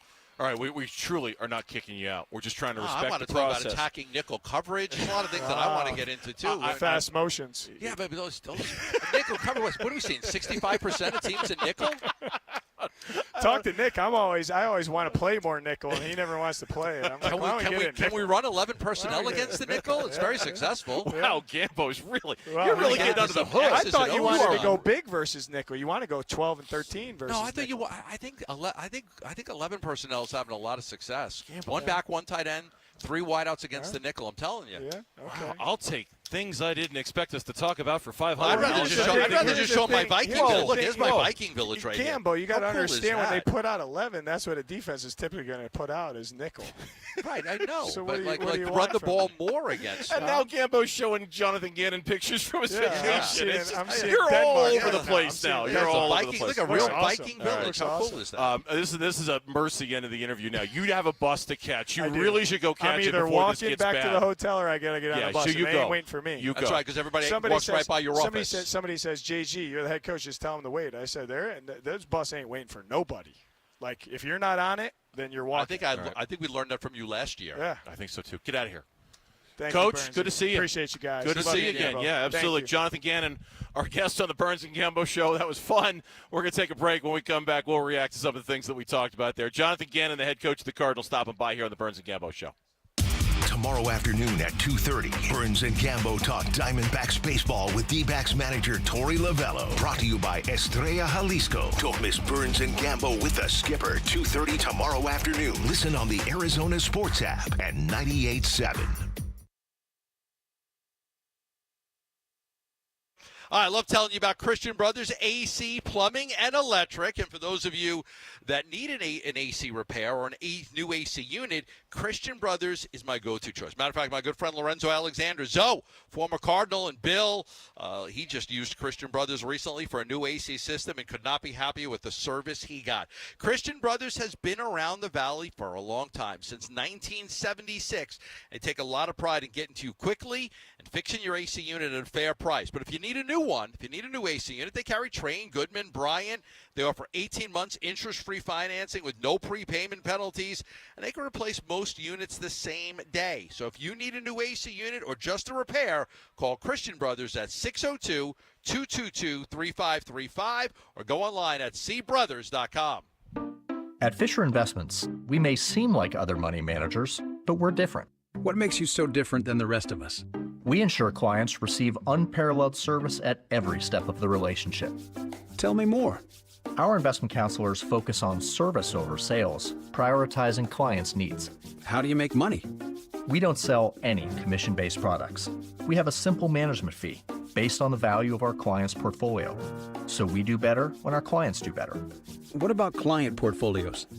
We get to know each client, their finances, family, health, lifestyle, and more, and then we tailor a portfolio based on their specific goals and needs. Your clients really come first then, huh? Yes, we make them a top priority. Our goal is helping them achieve a comfortable retirement. Wow, maybe we are different. At Fisher Investments, we're clearly different. Learn more at FisherInvestments.com. Investing in securities involves the risk of loss. Hey, this is Ron Wolfley sitting here with Jeff Jr. of Trajan Wealth. You've helped a lot of people determine how much to put into their 401k and what investments to put it into. But you mentioned a big mistake that most people make. What is that? One of the biggest mistakes people make is leaving their 401k behind when they leave their job. And another big mistake is rolling it into your new 401k. Why is that? By leaving it behind, you completely lose control. You never want to leave your money with an old employer. And if you roll it into a new 401k, you'll often have limited investment options and may incur costs to do so. Trajan Wealth can help complete the paperwork free of charge and do a tax-free rollover. We can then help invest it according to your exact retirement goals and not just what the employer's offering. If you've got an old 401k or one that you rolled to a new employer, call Trajan Wealth today at 480-990-3300. Advisory services offered through Trajan Wealth LLC, an SEC registered investment advisor, paid advertisement. I'm back here to tell you about Sombrer's, my favorite Mexican restaurant. The freshest ingredients, the best food, the family that owns it. I mean, it is all just as pure Arizona as it can get. And right now, they are serving breakfast through their drive-thrus starting at 7 a.m. It's brand new for them. They've never done this before. It's their just fantastic egg burritos, their breakfast burritos, their homemade Mexican conchas, their premium Mexican honey pressed coffee. It's all available. It's fresh, it's delicious, it's affordable, it's available starting at 7 a.m. every morning in the drive-thru. Whether you like the classic with bacon, egg, cheese, and potato, whether you like it with machaca beef, whether you like it with spicy chorizo, they've got it all for you at Sombrer's. So if you want a fresh Mexican breakfast and you want it at 7 a.m. and you don't want to get out of your car to do it because you're busy and you're in a hurry, start your day the Sonoran way by going to Sombrer's. I'm Mitch Varel. This is the latest from the Arizona Sports Desk, presented by Parker & Sons, heating, cooling, plumbing, and electrical. Burns and Gambo, live from Cardinals training camp, after the day off yesterday. By the way, in case you were curious about the health of the center, Yelda Froholt, who went down on Tuesday's practice and walked off gingerly, somewhat under his own power, we got good news today from head coach Jonathan Ganon. He said Froholt's considered day-to-day, but it is absolutely nothing serious. So good news there. They also just wrapped up their conversation with the head coach Ganon. Up next, wide receiver Michael Wilson talking about year 2 in the Cardinals offense. Plus, in the 4 o'clock hour, specifically at 4:30, Burns and Gambo will get a chance to chat with President and CEO of the Suns and Mercury, Josh Bartelstein.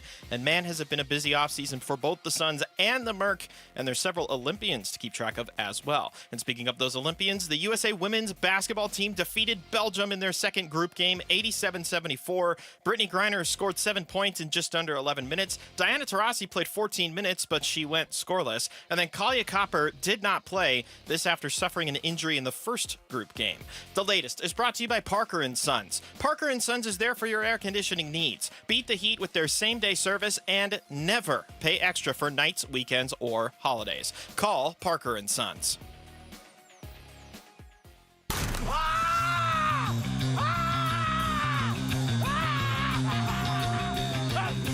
Training camp coverage presented by Bud Light.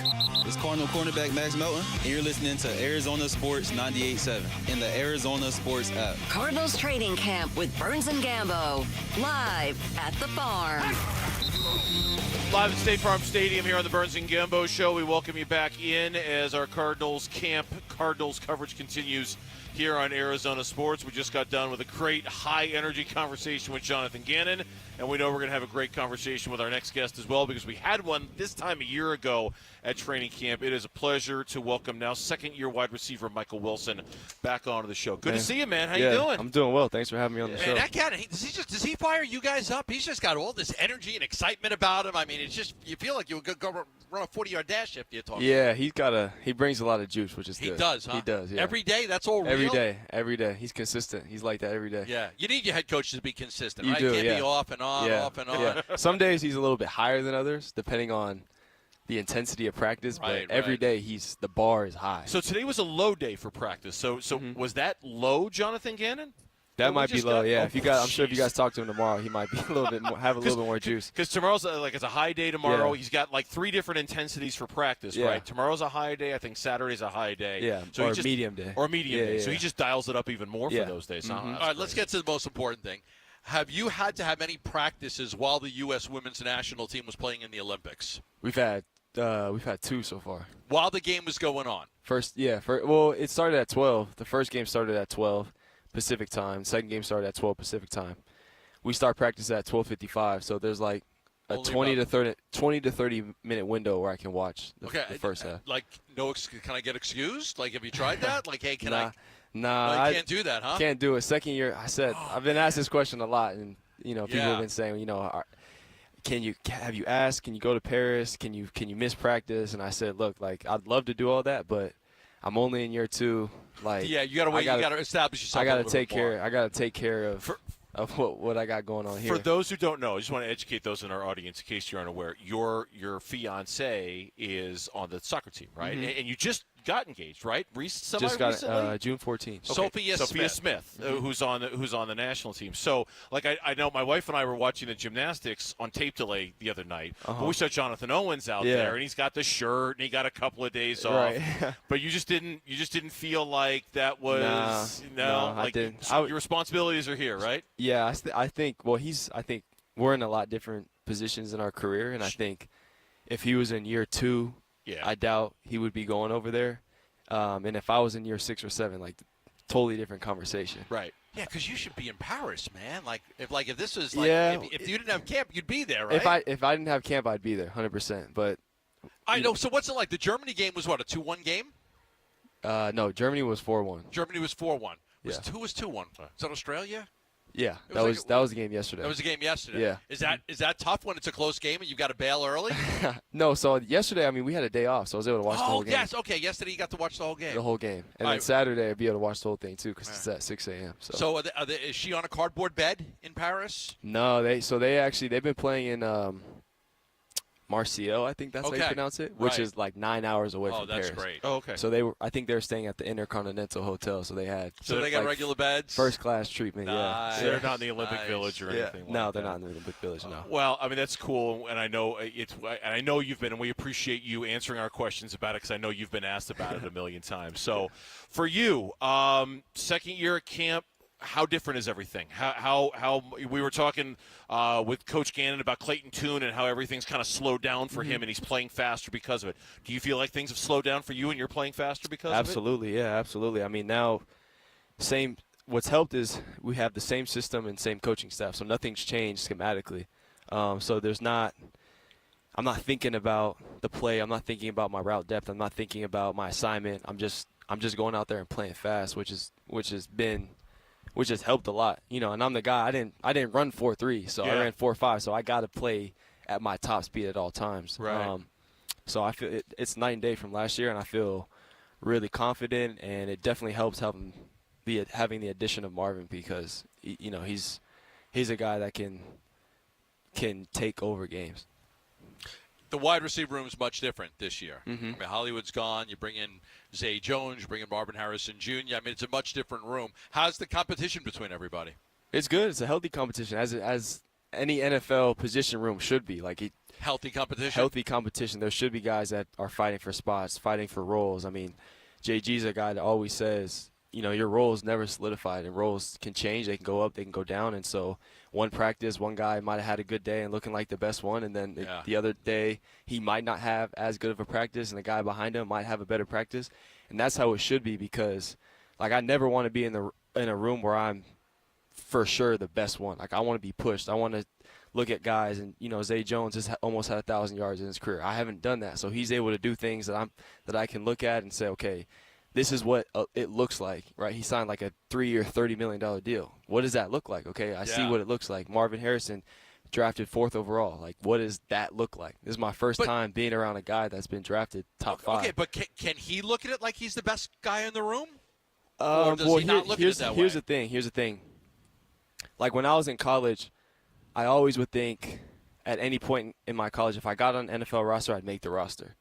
And when you get here, guys that you've never heard of that weren't big-name guys coming out of school, guys like Andre Bocelli, Jeff Smith.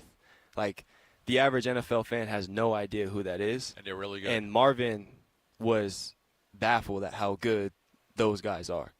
Guys that have been on practice squad for a couple years. Oh. The details of, like I said, guys that you'd watch practice and think, he doesn't have a chance of making it. I guarantee you, Marvin Harrison was the best receiver in college football last year. He was blown away by how good Talented. every single guy is. Okay, so having gone through this, and this is funny because this was a question that came up with the coach today during his press conference.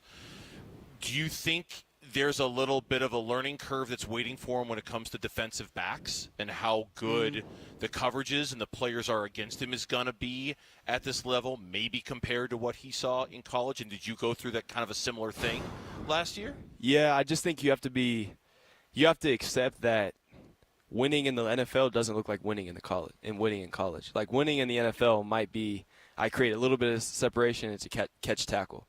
Versus if you run that same route against a guy in the league or a guy in college, it's a catch touchdown. And very often in the NFL do you see receivers absolutely kill DBs, where it's wide open touchdown, 60-yard bomb taken to the crib. You might see that a couple times out of 16 games on Sunday. You might see that happen once. If you're watching Miami and Tyreek Hill. Yeah, you might see it once. He's maybe a guy that can do it more consistently. Yeah. But even some of the best receivers, the Devontae Adams, he's not cribbing, catching 60-yard slants and taking it to the crib week in and week out. Like they are in college football. Like they are in college football. Like the best in college football are accustomed to So doing it, you just have to accept and know that not everything is going to look perfect. Yeah. And a lot of times it's just about getting to the throwing spot and making the catch. Yeah.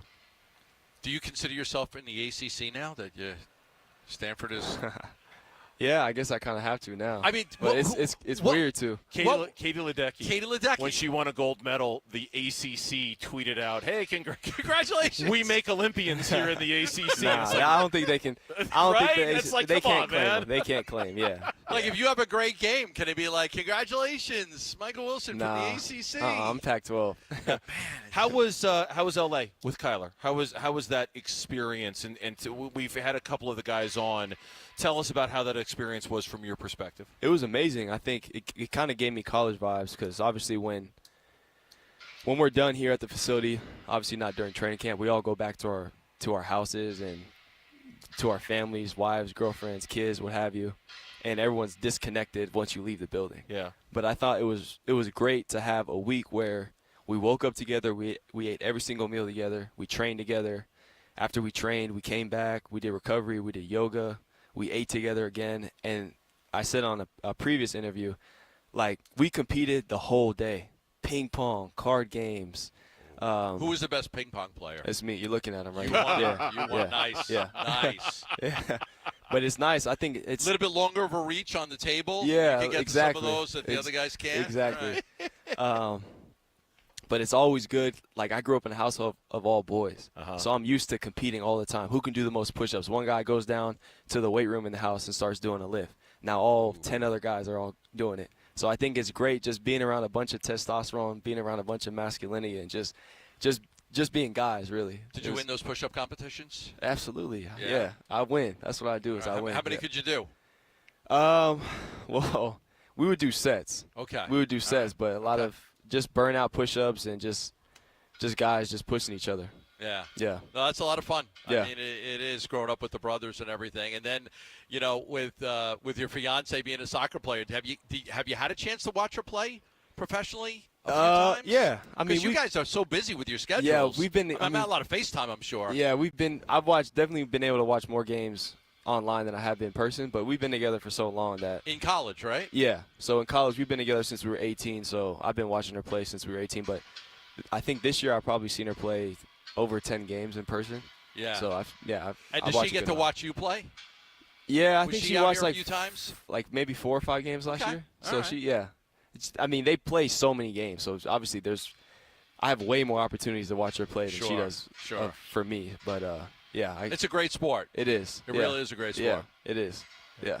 One last one before we let you go, and I got to know, how much grief/crap did you get from your teammates for using the word perspicacious when describing Marvin Harrison Jr.? And trust me, I had to look it up again just to make sure I got the word. I'm like, I think it was perspicacious, but I got to be sure. How much grief did you get for that? Because that was so funny when you did that. A lot. I mean, a lot of guys just call me a nerd and,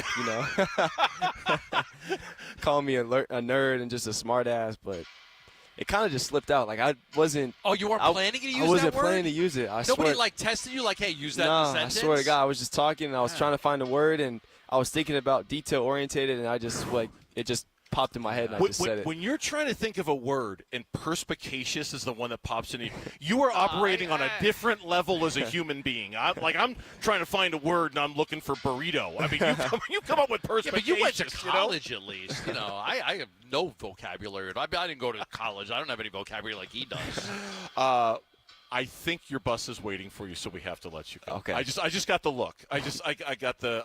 Yeah, I appreciate you guys having me on. No, hey, thank you for coming on. We always enjoy the conversation. Thank you. We really appreciate you guys. Michael Wilson, our guest here on the Burns and Gambo Show, is for live from Cardinals camp. And if we kept you late, I apologize for that. But we were having a great conversation with Michael Wilson. When we come back on the Burns and Gambo Show, they are wrapped up for the day, and we'll kind of sum up our conversations that we just had. Talk about our reactions to Jonathan Ganon and Michael Wilson next on the Burns and Gambo Show.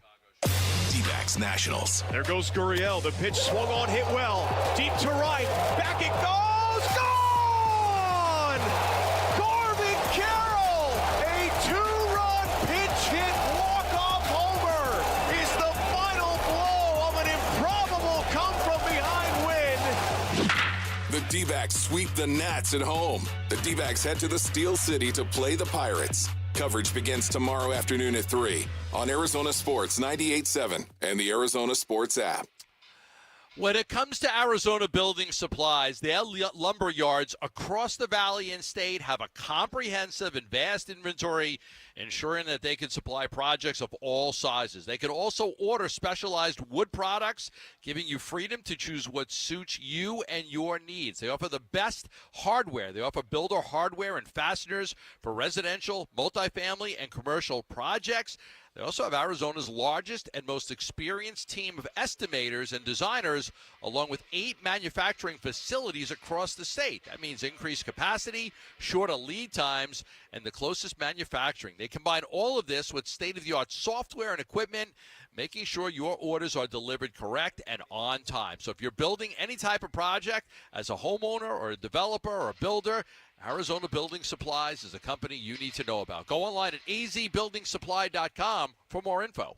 Hey, you know who loves America's pastime? America Roofing, Arizona's roofing contractor of the year, serving the Valley for over 2 decades. Paul Calvisi here. They were referred to me, and now I'm referring them to everyone I know. Plus, save 10%. Click AmericaRoofingCo.com. This sounds crazy, but it's true. Hi, it's Carol Royce with Your Home Sold Guaranteed Realty, and I will guarantee 100% of asking price on the sale of your home, or I will pay you the difference. In times like these, certainty is priceless. That's why I'll sell your home fast and you get 100% of your asking price, or I will pay you the difference guaranteed. Call today, 480-776-5231, or search Carol Royce online. Terms and conditions apply. Arthritis can be simply awful, bone on bone, constant pain, robbing you of so much of the stuff you love to do. Hey everybody, Dan Bickley here, and I've got some good news for you. There are now effective ways to deal with that pain, and I'm talking about cellular therapies that can get you lasting relief, and the place to go, QC Kinetics.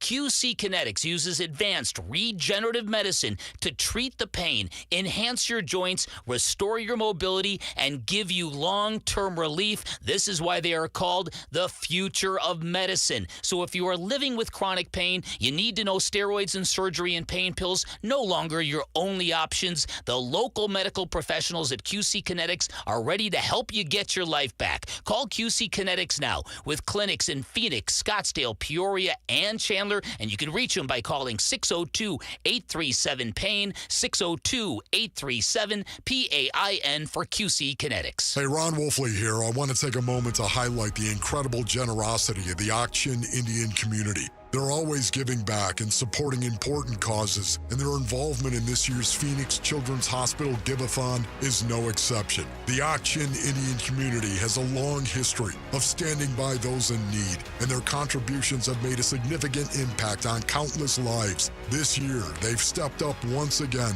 demonstrating their unwavering commitment to helping kids and families facing tough challenges. Robert Miguel, the chairman of the Ak-Chin Indian community and my good friend, embodies this spirit of giving. The community has shown remarkable dedication to making a difference. Their support for this year's Give-A-Thon is a testament to their compassion and generosity. We are grateful for their partnership and support. Thank you, Ak-Chin community, for being a beacon of hope and making a positive impact on the lives of so many children and families. The kids all win with Ak-Chin. When you're trying to find quality candidates, all the searching, screening, and interviewing can become a job itself. You need Indeed, the all-in-one platform that makes it easy to interview, screen, and hire quality people. Visit Indeed.com/credit. Training camp coverage presented by Bud Light. It's time. Football is back. It's linebacker Zayvon Collins, and you're listening to Arizona Sports 98.7 and the Arizona Sports app. Burns and Gambo, live from Cardinals training camp. Okay, so the untold story of that Michael Wilson interview we just had a second ago. That's so funny. I didn't even see it. It was over your shoulder. You couldn't see him, but Kyler Murray was standing there over the shoulder. And I'm like, he wanted to say hello. I just got a message. He wanted to say hello, but we were doing the interview. I'm like, come on. And then I kind of got it. No, we got to go. So, but yeah, I saw Kyler. I'm like, is Kyler coming on? Yeah. Bring gas. Exactly. Do we need to make room for? Because I'll gladly. Yeah. We only have a 3 microphone set up here. I don't think we have a 4th. I would gladly give up mine. Yeah. Apparently, I just got a message. He was going to come over and say hello. Oh, that would have been. And then we were busy. So. Hey, You guys do have another day at training camp. We just could not find the time for Kyler. We are back. We are back. Don't say it like that. That makes us sound. I know. So ridiculously self-important. He was like right over my shoulder, and I didn't see him. And I swear, I was giving him like the eye, like, "Hey, you want to come over?" And then I think he got ushered away. So you gave him the evil eye. No, I gave him the welcoming eye. Those come on in. I'll give up my microphone for you eye. You know, I'll put the headset on you. Talk to Gambo. I'll step off to the side. I don't need to be a part of this. That was fun. That was a fun 45 minutes of radio. Almost a full half hour with Jonathan Ganon. Michael Wilson's great. And this is the truth. We said it to Ganon when he was on. I'm not going to sugarcoat this. Well, I got the high characters the character level of these players that they have here is through the roof. I've never experienced anything like it in 28 years of covering Cardinal camp. In terms of the quality of guy, the quality of players that are on this team, the high character players on this team is something I have never. I'm the 20. This is my 28th Cardinal camp.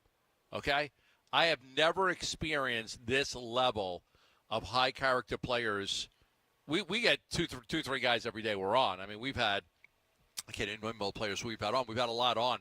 It is just incredible. It's just not some. There was always, I always had like in the past, I always had like my 1 or 2 favorite guys you had on, and other guys would come on because they had to. Antro Rowe was always a close friend of mine. It was great when we got him on.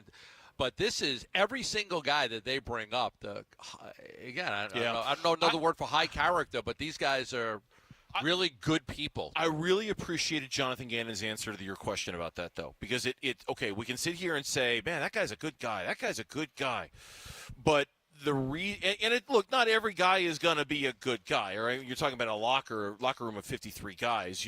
Not everyone's going to be a perfect angel Boy Scout kind of dude. But the reason that Jonathan Gannon gave, I thought, was really good. He said, look, when you're trying to build chemistry and culture in a locker room and things like that, when you're trying to win football games, I want to eliminate having to deal with bad guys because it sets you back. And I'm trying to paraphrase exactly what he said, but basically said, if we can start from a foundation of good character, now I don't have to worry about outside distractions. Now I don't have to worry about inside distractions. I don't have to worry about locker room issues that need to be addressed or outside the locker room issues that need to be addressed because I've got a room filled with mostly good guys who kind of understand how to be good guys. You can go to sleep at night, but you head on the pillow not worrying you're going to get a phone call at 2 o'clock in the morning from the police. I can start with a foundation of football rather than starting with a foundation of, hey, be a good person, or be a responsible person, be a responsible teammate. I think that's the way that those guys, whatever their ceiling is,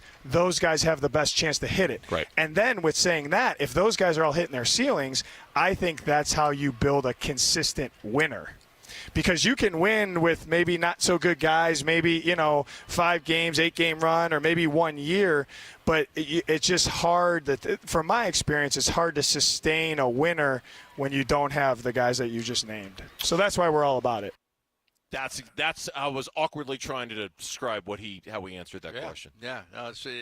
He's just he's a very I always say this, you root for people, like such a likable guy.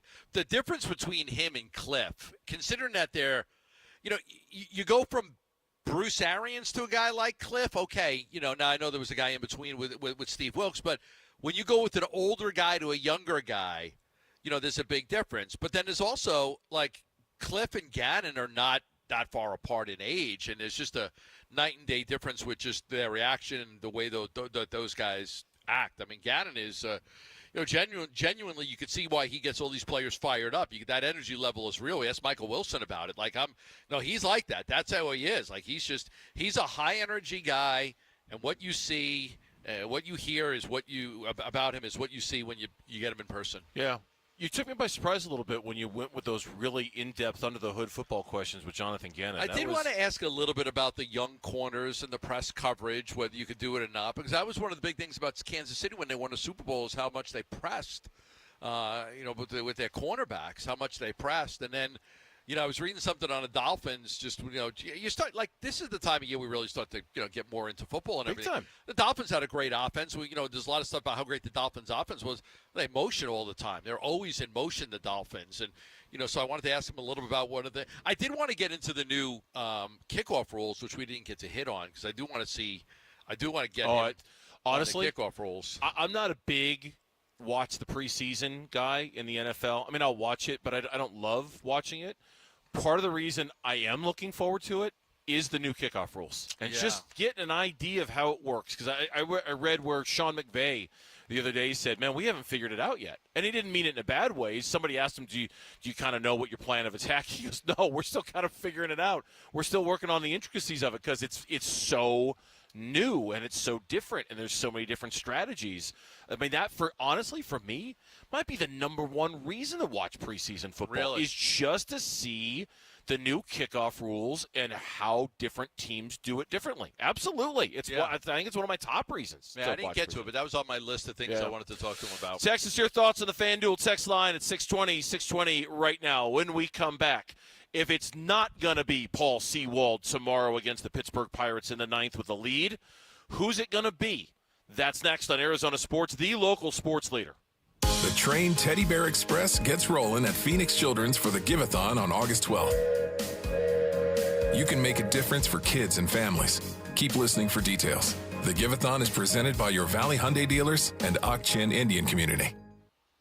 Love telling you about Sanderson Ford, and they've got a great program right now going on with their summer sales event. And they're here to help you save a lot of money on a brand new car, truck, or SUV at Sanderson Ford, America's most awarded Ford dealership. Sanderson Ford has a great inventory right now, almost 400 vehicles in stock at Sanderson Ford. And you could save big during the summer sales event going on right now. So if you're looking for a new car, truck, or SUV, check out the great deals at Sanderson Ford. You're going to love seeing this deal. You can lease right now a brand new 2024 Ford Bronco Sport Big Ben, just ranked the highest in quality and segment by J.D. Power. You can lease one today for as low as $299 a month for 36 months with only 10% cash down.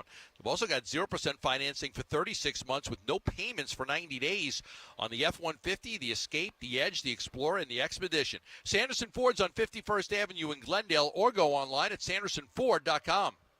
At the UPS Store, we get it. Being a small biz owner requires grit and hustle, but you don't have to do it alone. We've got your back. You put your heart and soul into your biz, we put ours into packing and shipping. While you're keeping track of your custom-made orders, our mailboxes are keeping your packages safe. Because we're here to help you be unstoppable with shredding, printing, notary, and more. Most locations are independently owned. Product, services, pricing, and hours of operation may vary. See Center for details. The UPS Store. Be unstoppable.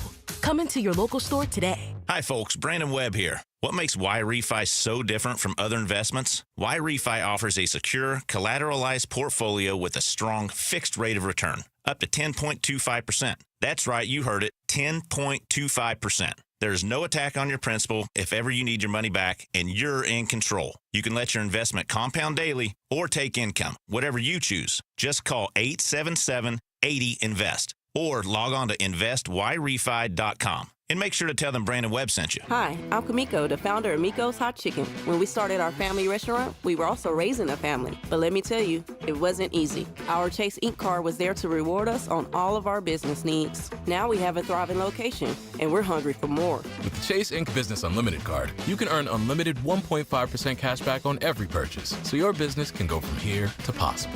Chase for Business. Make more with yours. Real business owners compensated for their participation. Cards issued by JPMorgan Chase Bank and a member FDIC. Subject to credit approval. Terms apply. Ah, summer is here. Time for video calls, eating lunch at your desk, and navigating office politics. Wait, that's not what summer's for. But my inbox is full. Inbox schminbox. Life is short. Summer is for getting away. Bring on the beach, the national parks, the music festivals. We gotta get out of here.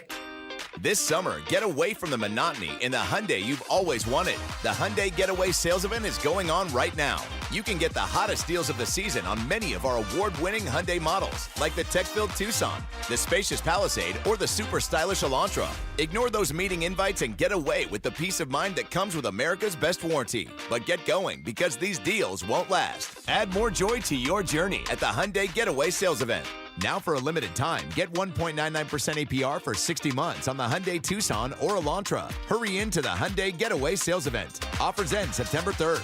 Call 562-314-4603 for details.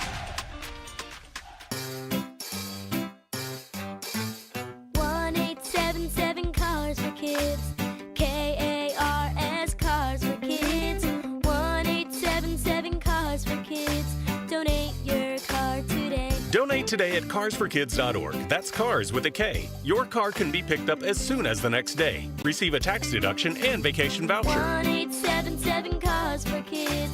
Donate your car today. Now accepting donations of land, homes, buildings, or any kind of real estate. Dan Bickley here with my guy, Shane O'Hanrahan. And for people who are tired of gas prices in Arizona, I see some smoking hot deals on electric vehicles at Chapman BMW. That's right, Bick. All our BMW EVs are getting incredible reviews. People love them. And right now, you can lease the all-new BMW i4 for as low as $459 a month. But we offer great prices on all our make and models. Come on down, check us out, and get your hookup. You can shop online at ChapmanBMW.com. That's Chapman BMW. 2 great locations. 1 great experience.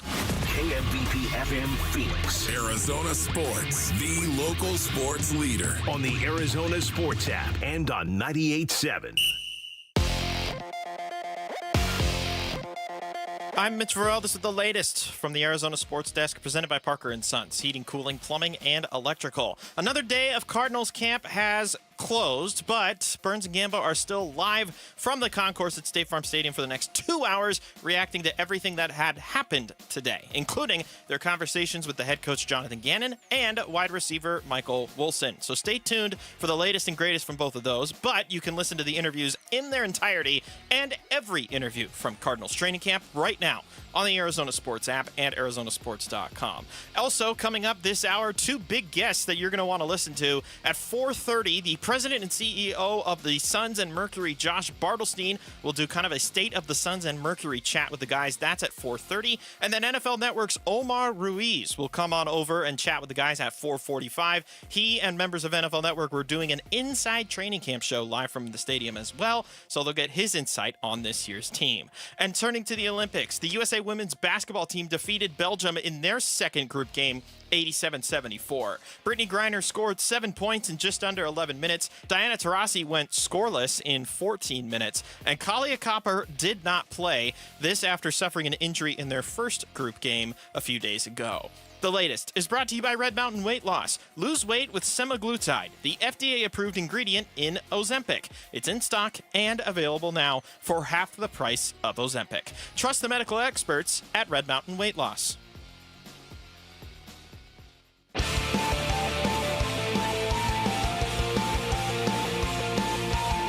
Hey everybody, Dan Bickley here, and who will be closing baseball games for the Diamondbacks? They've got a day to decide, and we'll discuss tomorrow starting at 6 a.m. on Arizona Sports. It's funny that that's what Dan is teasing for tomorrow's show, because it's just such a prevailing topic of conversation. It's kind of on all of our minds, especially when, I can't remember who it was who noted, today is the 1-year anniversary of the Diamondbacks acquiring Paul Sewald. It was 1 year ago today. They got the closer in the trade with the Seattle Mariners for Josh Rojas and others. Yeah. And what a year it's been. I mean, it's been 90% good to great. I remember his first start. He had a rough outing against the Twins. Yes. Either the first or in the second. ninth, right? Yeah, it was the first. He had a rough outing against the Twins, but after that he was very good. And in the postseason, up until the World Series, he was lights out. He pitched a lot in the postseason, and he was money. He was just money. Now, ERA overall in the postseason wasn't good because of maybe 1 or 2 outings out of like 15 or whatever it was. But he was really, really good for the Diamondbacks in the postseason. It's tough to see him struggle the way he has. But I think there's obviously, whether Lovello's right about there's something with the delivery, but it's also something with that he doesn't have the confidence when he throws that ball. Me and you watched that game yesterday. We were in the office together watching the 9th inning. None of those pitches were close to the strike. He was missing by a lot. He was missing. He was very afraid to throw the ball over the plate, to leave something out over the plate. So he was inside by 3 feet on a lot of those pitches. He was up high.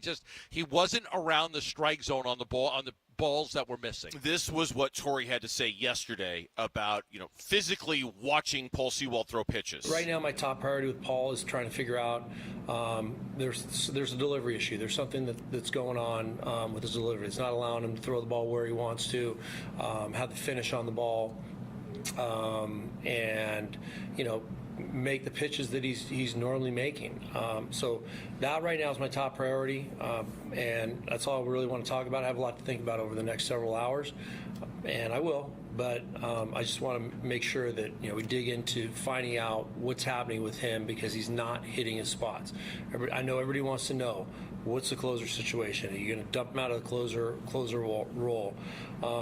That's not my priority with Paul right now. My priority is to find out if he's getting blocked by some sort of a delivery. That's our job. That's my job. And then I'll take the next necessary steps from there. You think he's hurt? No. Do you think they'll... No, if he was hurt, why would they pitch him in the 9th inning yesterday?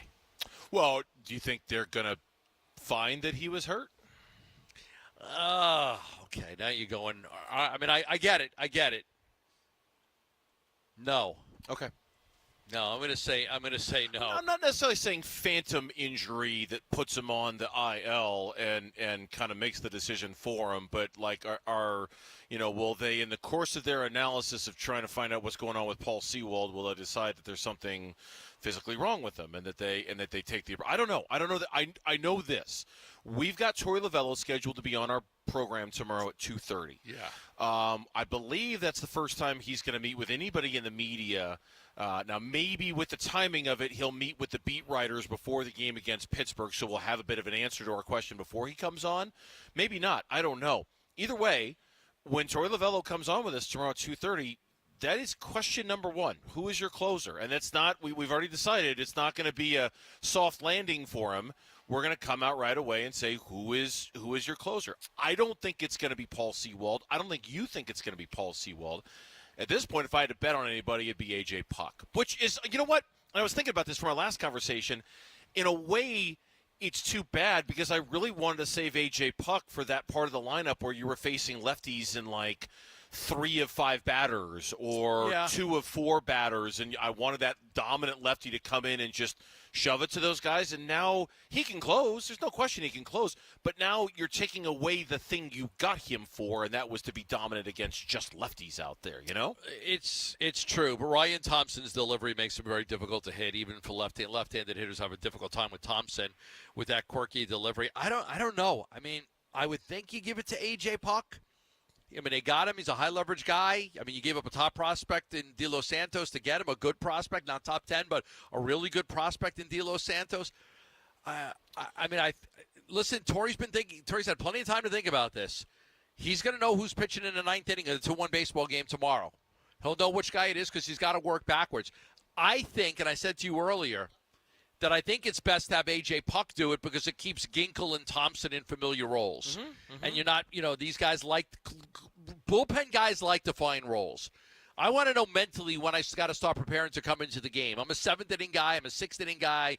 If you're Bryce Jarvis, you don't want to be thrown into the game in the 9th inning. Wait, I'm not a 9th inning guy.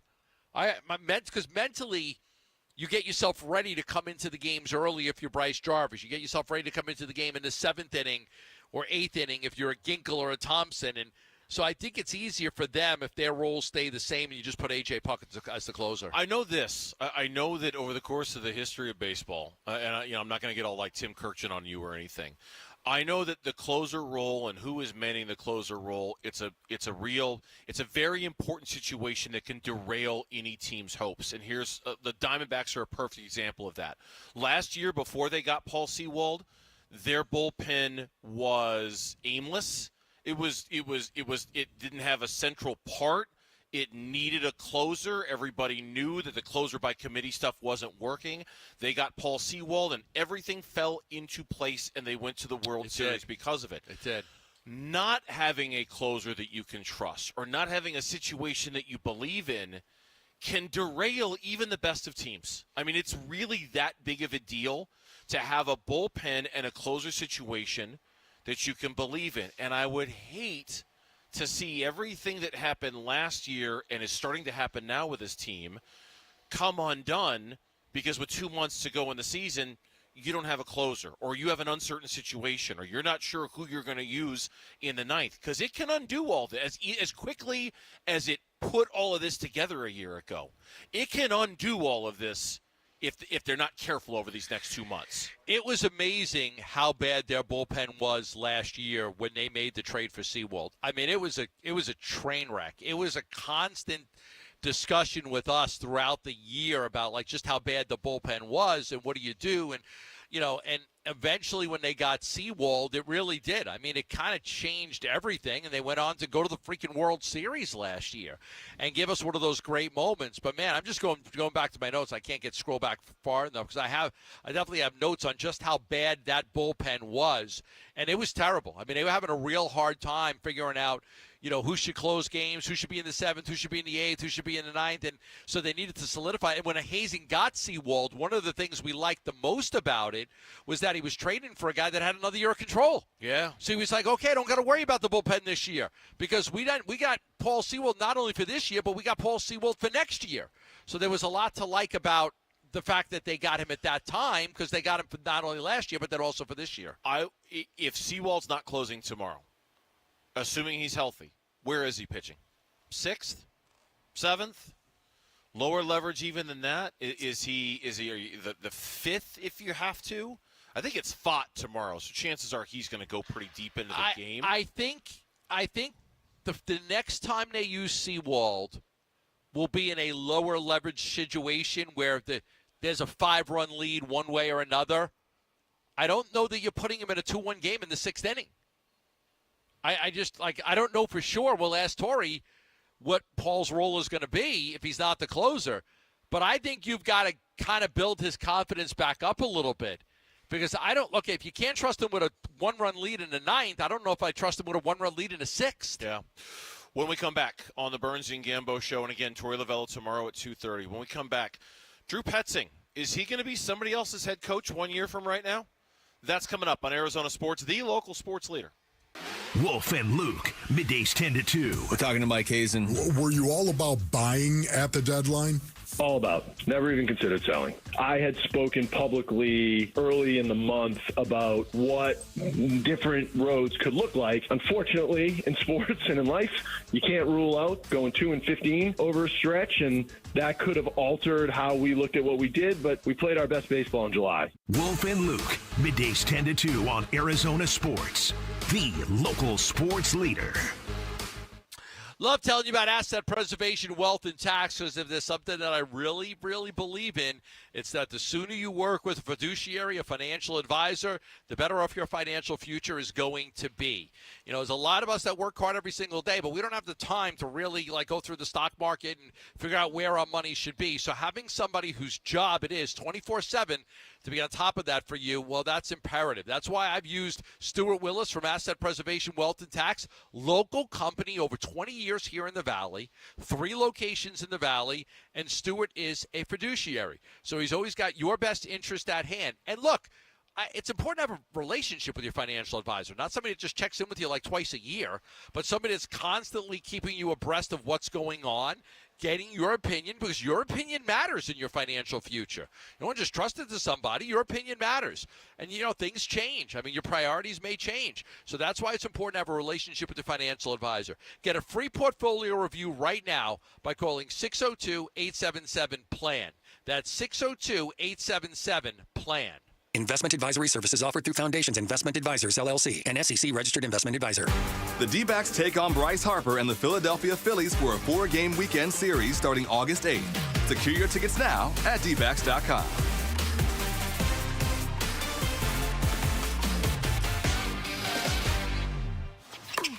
Point! Hey, you okay? You don't normally miss those shots. Oh, I just haven't been as regular lately, and it's making me feel sluggish. You should try Metamucil. It's been a game changer for me. Metamucil's plant-based psyllium fiber helps trap and remove the waste that weighs you down. Ace, you're moving better than you were last week. Definitely. Metamucil keeps you moving. These statements have not been evaluated by the Food and Drug Administration. This product is not intended to diagnose, treat, cure, or prevent any disease. Learn more at metamucil.com. Build the custom home of your dreams with Adair Homes. Take advantage of their limited-time offer of 4.875 interest rate with a 5.31 APR when you finance with Adair Financial Services. Visit ADAIRhomes.com to find out more. For well-qualified buyers, other restrictions apply. Visit AdairHomes.com for additional disclosures.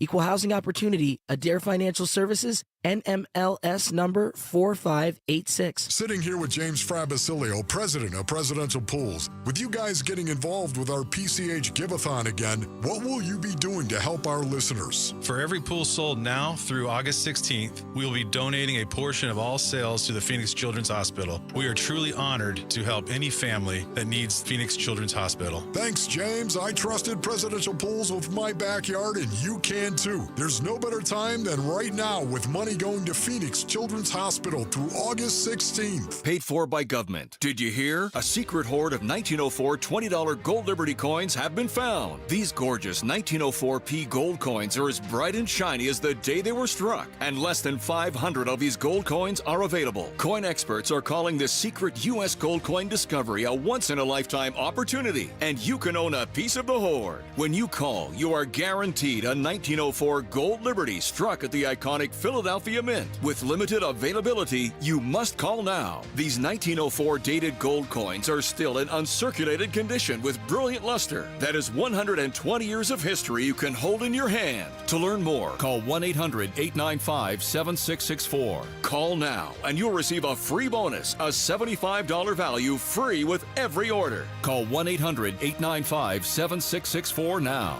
to secure your 1904P $20 Gold Liberty coins before they sell out. That's 1-800-895-7664. Sell your home fast and with certainty. Carol Royce, your home sold guaranteed realty, will guarantee in writing 100% of asking price on the sale of your home, or Carol Royce will pay you the difference. Find Carol Royce online and call today. Terms and conditions apply. Training camp coverage presented by Bud Light. It's time.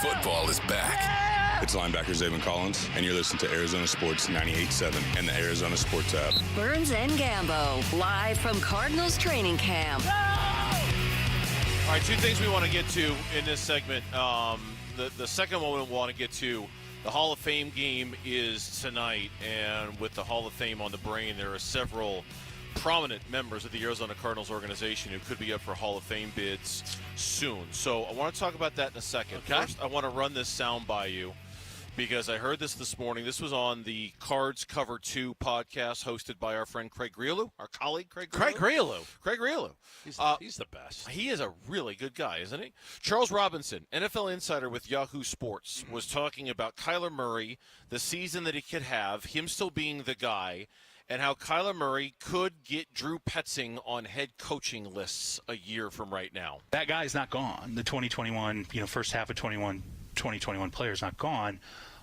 He's still viable. He can still be that player. But then I think the OC, and that's the thing too. I don't know how much people know here, but like Drew Petzing's, he's gonna be on head coaching lists next year. Like, especially if there's a good season this year offensively. I want to play one more, and then I want to get your reaction to it, because Charles Robinson, again, NFL insider with Yahoo Sports, said the kind of play calling Petzing is doing is the direction of the league right now in terms of how offenses are being run and how offenses are being managed. This is what Charles Robinson had to say about that on the podcast. Mitch, if you could play it back there. I'm having some internet issues here at the stadium. Even last year, when I was asking guys, like, who am I looking at, amongst play callers in the league who are going to be on these head coaching lists, in the next couple of years, his name came up, and they're like, look, when you watch what he does schematically, that's where the league is going. Wouldn't be surprised if they have a good year offensively that he would be a guy. I'll never forget the conversation we had with Michael Bidwell a couple of years ago when they, went with the offensive guy in Cliff Kingsbury. It's like, well, you don't want to hire the defensive guy, and he hires a great coordinator, and then you lose him in a year. Well, that's kind of what he said that to us. And then he just hired a defensive guy, and he may lose his coordinator in a couple of years. It's just a way of the world. I mean, there's so many coaching changes every single year, and people are looking for the next young up-and-coming guy. And what you hope more than anything is that you have people behind Petzing that you feel can take over and run the offense. And that's Ganon's job, is to develop a quality coaching staff to where if you lose Drew Petzing, you're not like, oh, my God, what are we going to do right now?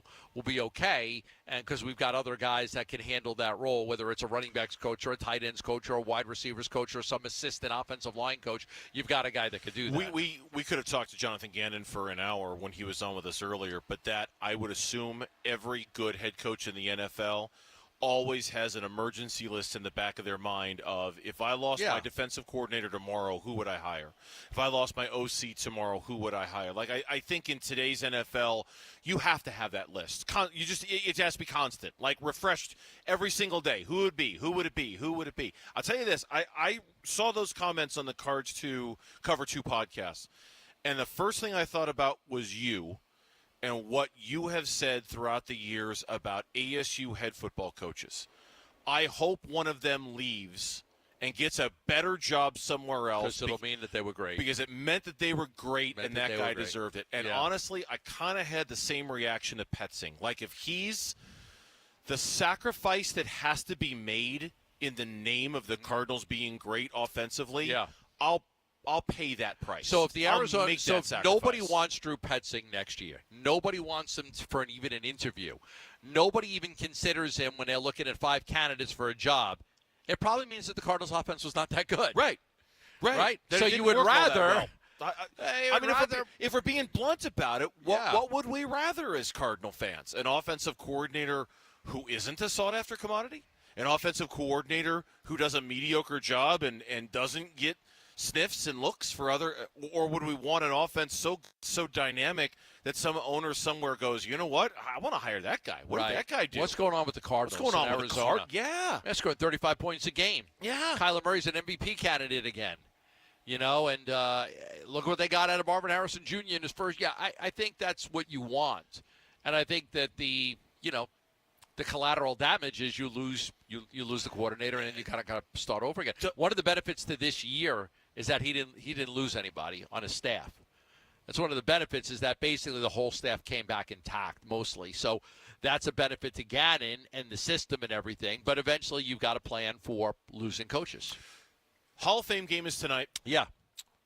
The ESPN predicted the next 10 Hall of Fame classes. I love this. Can we go over it quickly? Yeah, let's do it. We got a few minutes here. ESPN 2025, first year of eligibility, Terrell Suggs. Short time here in Arizona, but that's a local tie.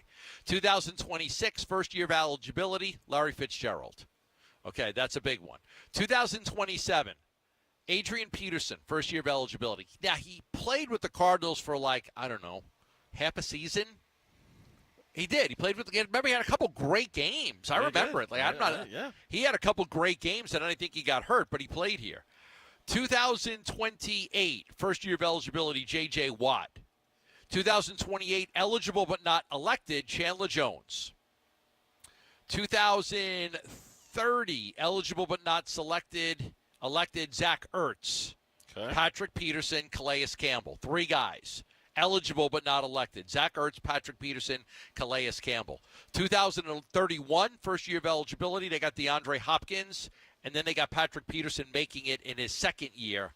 And they say eligible but not elected, Tyrann Mathieu, the Honey Badger. Okay, so a lot of local ties. They have Peterson eventually getting in on his second year. Second year, yeah. Okay, because I was looking at this thinking that Patrick Peterson I would have thought would have gotten in. I kind of wondered about the PED thing and whether that was going to work against him or not. I mean, look, I know Suggs wasn't here in Arizona very long with the Cardinals. I still very much think of him as an Arizona guy because he went to Hamilton and because he went to ASU and things like that. I mean, he's maybe not a Cardinal, but certainly a local guy. Fitz automatically, no-brainer, nothing to think about there. Patrick Peterson, I think gets in. I think at some point he is a Hall of Famer in this league. He was one of the best shutdown corners of his generation. They say Peterson started his career with 8 consecutive Pro Bowl appearances. 14 other players have done that beside him. Every one of them currently eligible for the Hall of Fame has made it into Canton. Yeah, the unfortunate thing about Peterson, and a lot of it was self-inflicted, most of it was self-inflicted, is it causes us sometimes to forget just how good he was. He was. Oh, I know. No, he was great. Ridiculously good. But because of the PEDs and because of the trade demands and because of the constant yap ever since he's left on his podcast and other things, we've all kind of gotten a little fatigue of Patrick Peterson. Like, we're a little sick of him. But, man, if you just remember him, the player from the prime of his career, he was so good. I remember where we were when we found out that he got suspended. We were doing the show from the Diamondbacks. We were doing the show from a Diamondback game when Patrick Peterson got suspended. Up in the Four Peaks area right up there during like a day game for the D-backs? Yeah. Wow, usually I'm the one who can remember exactly where we're at when stuff like that happens. I remember that. We were doing a show from the Diamondbacks when Patrick Peterson got suspended. I can't – good for – bravo. Yeah. Usually I'm good with stuff like that. Not this. I can't remember that at all. No. No. Good for you. I'll look it up if Patrick Peterson got suspended. No, I trust you. Wasn't going on. No. I believe Wait a second. He got suspended in March. There were no games going on at Chase Field. What the hell are you talking about, you idiot? I hope you're right. I think I kind of believe you. We were at a Diamondback game. When we come back on the Burns and Gambo show, busy offseason for the Suns, busy offseason for the Mercury. Josh Bartelstein, the president and CEO of the Suns and the Mercury, will join us next on the Burns and Gambo show. The Give-a-thon for Phoenix Children's is coming soon. You can make a difference for Arizona kids when you listen beginning Monday, August 12th. The Give-a-thon for Phoenix Children's is presented by your Valley Hyundai dealers and Ak-Chin Indian community. Love telling you about the Schwartz Laser Eye Center and Dr. J. Schwartz. And right now, it is the final countdown. That's right, the final countdown, the final month for you to save $1,000 off your LASIK procedure with Dr. J. Schwartz, the team eye doctor of your Suns and Diamondbacks. Locations in Glendale, Scottsdale, Mesa. It's where I went for my vision correction procedure. I had LASIK surgery done about 14 years ago. I still don't wear glasses or contact lenses. I'll be 58 in a couple of months. So if you want to reduce or eliminate your need for glasses, contact lenses, readers, contact the Schwartz Laser Eye Center. All you have to do is text GAMBO to 620-620, and I'm going to save you $1,000 off your LASIK. All you have to do, text GAMBO to 620-620. We'll get you a $1,000 discount off the LASIK, and you can ask about 2 years of interest-free financing. 3 locations in the Valley. Text GAMBO to 620-620. Get your book bags and get back to school, kiddos and parents. You deserve some well-needed rest. And Brooklyn Bedding has you covered with their back-to-school sale going on now through August 6th. Everything in-store and online is 25% off. For the best sleep ever on the best mattress ever, head on over to one of Brooklyn Bedding's 13 Basin locations and tell them Wolf sent you for the Brooklyn Bedding back-to-school sale. That's Brooklyn Bedding, Arizona built for America's dreams. Parker & Sons wants to thank you, Arizona, for helping them become the Valley's most trusted heating, cooling, plumbing, and electrical company over the last 50 years. 50 years. It's Parker's 50th anniversary. They are celebrating by giving right back to Arizona with 50 acts of kindness. If anyone you know is in need of Parker services, visit parker50.com and nominate them for a free service or repair today. Parker50.com or call 602-2REPAIR. Message and data rates may apply. Hey, this is Ron Wolfley. And Luke Lipinski. We're here to talk about one of the most important issues affecting our community. Every year, we hear far too many heartbreaking stories involving children and water. Please take 2 seconds out of your day to help prevent these tragedies. Learn about important water safety tips and enter to win swim lessons from the YMCA. Go to Fulton2seconds.com or text SWIM to 620-620. And never forget that 2 seconds is too long to take your eyes off your kids near water. This is Doug Fulton of Fulton Homes, proud to partner with KTAR to keep your kids safe around water. Thinking about selling your home? 72 Sold can get you more money. How much more? A recent study released in 2024 says 72 Sold gets on average 7.8% more than other homes sold in the local MLS. That means 7.8% more money in your pocket. Why not try it? Just go to 72sold.com, put in your address, and answer a few simple questions. Get started today and get more money for your home at 72sold.com. The sunny days of summer are not far off. Perfect time to get a new pair of sunglasses. Hi, Greg Ellis from the Bunker to Bunker Golf Show. Shady Rays are the ones I wear, specifically the Green Wolf Golf Series. But they have tons of other cool styles. Better yet, Shady Rays are affordable. And break them, scratch them, lose them, they replace them. Use promo code B2B and get 30% off at the Carolyn Commons location in Scottsdale or at shadyrays.com. Dan Bickley here, and if you've been sentenced to 30 years of debt by your mortgage, I have your solution. The Life Changer loan combines your banking with your mortgage, and it allows you to pay off your mortgage in years, not decades, and then you get decades to build personal wealth, which is how you get ahead. If you're a good fit, this loan will do exactly what it says. It will change your life. Find out more by calling 480-504-0844. Find them online at lifechangerloan.com. I'm Mitch Varell. This is the latest from the Arizona Sports Desk, presented by Parker & Sons, heating, cooling, plumbing, and electrical. Another day of Cardinals camp has closed, but Burns and Gambo are still live from the concourse at State Farm Stadium for the next 2 hours, reacting to everything that had happened today, including their conversations with the head coach Jonathan Ganon and wide receiver Michael Wilson. So stay tuned for the latest and greatest from both of those, but you can listen to the interviews in their entirety and every interview from Cardinals training camp right now on the Arizona Sports app and ArizonaSports.com. Also, coming up this hour, 2 big guests that you're going to want to listen to. At 4:30, the President and CEO of the Suns and Mercury, Josh Bartelstein, will do kind of a State of the Suns and Mercury chat with the guys. That's at 4:30. And then NFL Network's Omar Ruiz will come on over and chat with the guys at 4:45. He and members of NFL Network were doing an inside training camp show live from the stadium as well, so they'll get his insight on this year's team. And turning to the Olympics, the USA women's basketball team defeated Belgium in their second group game, 87-74. Brittany Griner scored 7 points in just under 11 minutes. Diana Taurasi went scoreless in 14 minutes. And Kalia Copper did not play, this after suffering an injury in their first group game a few days ago. The latest is brought to you by Red Mountain Weight Loss. Lose weight with semaglutide, the FDA-approved ingredient in Ozempic. It's in stock and available now for half the price of Ozempic. Trust the medical experts at Red Mountain Weight Loss.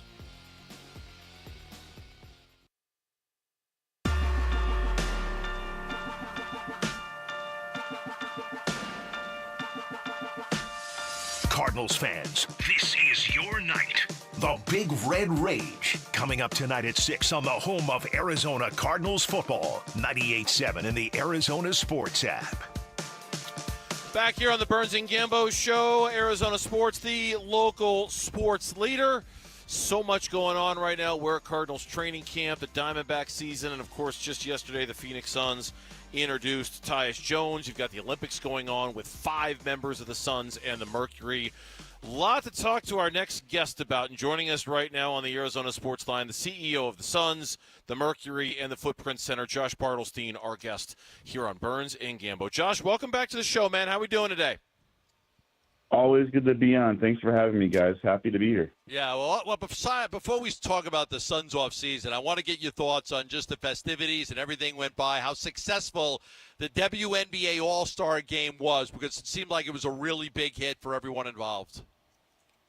It was awesome. I've told the story in my first meeting with Matt when he hired me. That was the first thing you wanted. You wanted a WNBA All-Star. You wanted it in 24. And we set ourselves on a journey to go get it. And we kind of joked around here like our goal was to make it the best, and best is subjective. But I think leaving that weekend, everyone that was here is using the word best. And for us, kind of timing the opening of the new Mercury facility, the $100 million investment was perfect. There's nothing like it. And all the players who saw it are still talking about it. And then we just had an awesome weekend of celebrating the growth of women's sports, the growth of the WNBA. I thought the game was terrific. The entertainment was great, the experience. So everyone here is still talking about it, and I think obviously Team USA, the women's are playing right now, and will lead to a great last half of the year. All right, what everybody's talking about is the addition of Tyus Jones. That will not stop. People are just floored that the Phoenix Suns were able to get arguably a top 15 point guard in this league at a vet minimum contract. Obviously, you guys went after Monty Morris. You kicked the tires on Kyle Lowry. Nobody thought at that time that Tyus would sign for a vet minimum contract. He ended up signing with you guys. When did this come about? How quickly did it all happen? Yeah, we've been working it. I'm really happy with our summer, and obviously getting Tyus to cap it off is just a grand slam. Kevin Bradbury and his agent and I are close. So James Jones and myself have kind of just been checking in with Kevin over the last 2 weeks, and just kind of seeing where his market was and understanding, we offered something very unique to go compete for a championship, the ability to start, to play in Phoenix, to be with Bud, and to be with really, really good players. So as we kind of kept checking in and you could kind of see the excitement and change and getting to talk to Tyus, then we recruited him. We made a plan of, hey, we're going to treat this like a college recruit and go all out and talk to his wife and be able to show him why his kids will love being here. So it was a 2-week process that every day we kind of had different touch points. And when we got that call and he said he was in, we were ecstatic. Josh Bartelstein, our guest here on the Burns and Gambo Show. I certainly not taking anything away from the skill to negotiate and to kind of sell him on the job and sell him on the vision and things like that. But how much of it was reliant on luck to a certain extent, that he didn't sign with anybody else earlier in the period? Because I think there's, that's what a lot of the disbelief is sort of rooted in. They just can't believe a guy like that was still available at this point. Yeah, I think in all sports, luck plays a big part in it, whether it's a ball that goes in and out, a pass ball in baseball where someone's tackled on a football field. Like, the degree of separation is so small. And in free agency, look, you can be someone's second option 5 different times. And if they get their first option in all 5 of those teams, you can go from making $10 or $15 million to a minimum. Like that's the degree of separation, how thin the margins are. So, look, once then there's really no negotiation for a minimum, right? All we can offer is a minimum. So, on the periphery, we can offer all these other things about just the experience here, how we treat your family, the role. So, yeah, like if someone would have offered a multi-year huge contract, like we're not kidding ourselves. Of course that's going to happen. But once it gets into a range of where you're looking to reestablish your market maybe next summer, I believe we have incredible things to offer here. Living in Phoenix, the city, the people, what we're building culturally. And our view is we can win a lot of ties and even win things that it's close. And I think that's what happened here. What's been the reaction among your players, even though some of them are abroad right now playing in the Olympics? Oh, we've been talking. Even with the time change, we're talking. They're all thrilled. Tyus he's a proven winner, and he's done it at a really high level. And they just see the fit. It's a natural fit. How optimized our guys, Kevin, Devin, Brad, but just really the whole roster. I think when we look back on this offseason, I was James Madden and I were all speaking yesterday, and just the last day of the regular season, we got Grayson's extension done. And I think that's a great extension, and having Grayson here, and I think if you look at the market, he probably, is getting more than that. So getting that locked in was huge, and getting Monty Morris and Tyus, re-signing Royce, re-signing Bull, our draft, and getting 2 guys we really, really wanted and targeted, and getting 2 more picks, adding Coach Bud. So now that it's kind of, I hope, slowing down a little bit here in August 1st, but looking back over the course of the last 2 months, we've really, really happy with the team we've put together, and obviously Tyus, our players, are thrilled with adding him. Yeah, I mean, I said time and time again, one of the reasons you get a player like Tyus is and he could have went elsewhere for more money, Atlanta and Memphis, but he's betting on himself that he could turn it into a bigger contract. But the culture you guys, and people say, oh, the Suns, they lost in 4 games. Well, the culture is everything. I mean, it's everything that you guys do to create this environment that everybody wants to play in. I mean, you were the top destination last year for a lot of those vet minimum guys. You're a top destination this year for players. So tell me about that. Tell me about building the culture in such a short amount of time. Yeah, it's something that we've talked a ton about, and it's, I use the quote, thinking big, acting small. There's a ton of things we've done. We built a new $2 million family room in the arena for our Suns and Mercury players. That stuff matters. We've rebuilt our player services. So, when you show up and you're here, whether you need to look for a house or schools, like all those things, we have a concierge level service for you. So it's easy. We want to make your life as easy as possible as you play for the Mercury or Suns. To making sure your partner is taken care of, and dinner reservations, and having an amazing medical team, really investing in that to keep you healthy. So there's no one thing, but I think if you look at the spectrum of all things we care about, from player care and family care, we keep investing in it. And some of that is things like the family room. Some of it is adding staff members that do that intentionally and building a concierge program. Some of it's just how you're treated and the communication and relationships. I think if you ask our players, they feel it, they see it, and that's what matters most to us. All right, the Olympics are going on. You've got a lot of players between the Mercury and the Suns out there. I know Matt was going to fly out at some point to go watch Team USA play. Just give me your impressions so far on Durant being able to come back and Booker starting and how well they've played. Yeah, it's awesome. It's so cool to see, 2 of our guys from the Suns out there and 3 from the Mercury. Obviously, Devin's been great starting, just doing everything. He just impacts swing in every single way. And to be a superstar and do that is pretty cool to see. And KD, what can you say? The guy, he comes back from his calf, doesn't miss. He's Kevin Durant. And to see the impact he's had on that team, how he ties things together, how effortless it looks, and just to see how happy they are. I think the coolest part for us is to see those guys laughing on the bench, high-fiving, just having so much fun representing their country and representing the Phoenix Suns. So, we're lucky to have them. And sometimes you pinch yourself a little bit, the fact that both those guys are on our team. And then obviously the women's team won today, and seeing BG and Ka and Diana out there, having 5 players is a really, really unique thing here in Phoenix. Yeah, no doubt, and one to be celebrated for sure. Josh, we appreciate the time as always. Congratulations on what has been a very noteworthy offseason, and that's putting it mildly. We appreciate the time today. We'll talk soon, okay? Always. Thanks, guys. Thanks, Josh. Josh Bartelstein, the CEO of the Suns and the Mercury, our guest here on the Burns and Gambo Show. When we come back here on Burns and Gambo, we're live from Cardinals training camp. Our next guest and the NFL Network, just like us, got a front row seat for today's Cardinals training camp.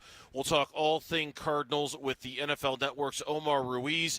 He joins us coming up here on Arizona Sports, the local sports leader. D-backs Nationals. There goes Gurriel. The pitch swung on, hit well. Deep to right. Back it goes. Gone! Corbin Carroll! A two-run pinch hit walk-off homer is the final blow of an improbable come-from-behind win. The D-backs sweep the Nats at home. The D-backs head to the Steel City to play the Pirates. Coverage begins tomorrow afternoon at 3 on Arizona Sports 98.7 and the Arizona Sports app.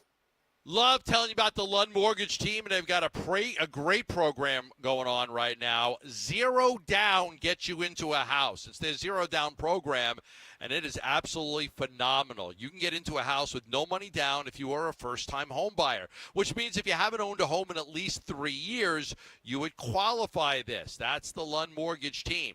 You're also going to get the lowest rates and the lowest fees. You can get up to 3% off of the purchase of the house when you do this program, and of course you could have a very fast closing. They could get you into your new home in about 30 days. So with the rates coming down, this might be a great time for you to make that purchase and become a homeowner. Call the Lund Mortgage team at 623-889-0130 and ask about their zero down program. That's 623-889-0130, or go online for more information at lundmortgage.com.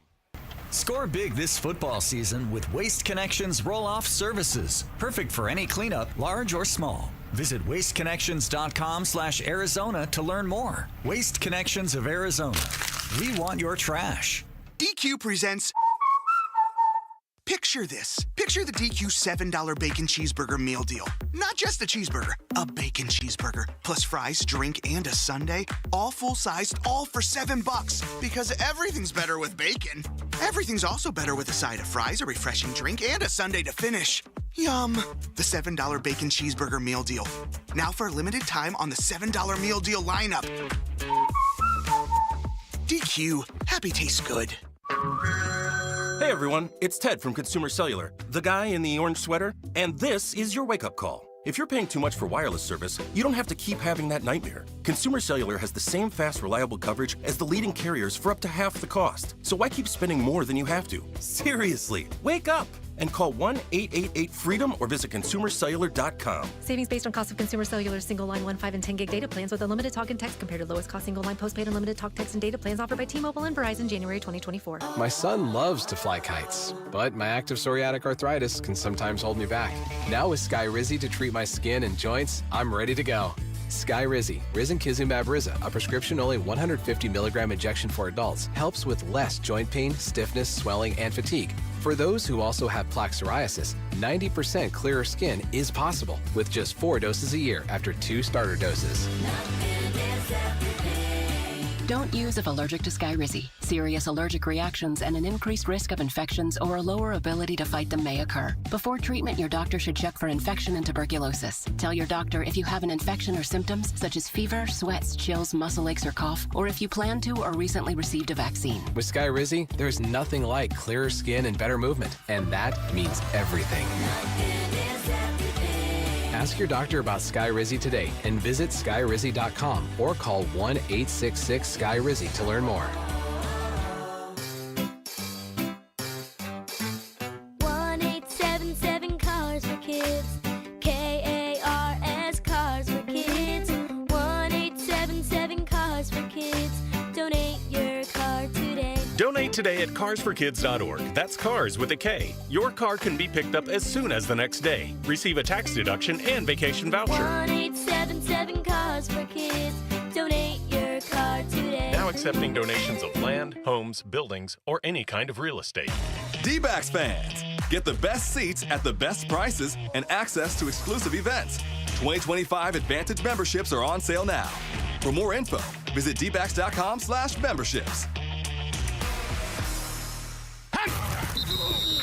Training camp coverage presented by Bud Light. Let's go today. Let's go today. Let's go today. The thing that's been missing from our life, it's football. It's Cardinals linebacker Matt Wilson Sr., and you're listening to Arizona Sports 98.7 in the Arizona Sports app.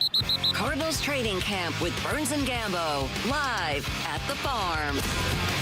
Live from State Farm Stadium on this Thursday afternoon. Cardinals practice for the day is done. They've got another one coming up tomorrow. I know Wolf and Luke will be out here in their big red-white practice coming up on Saturday, which is always very, very popular for the fans of this football team.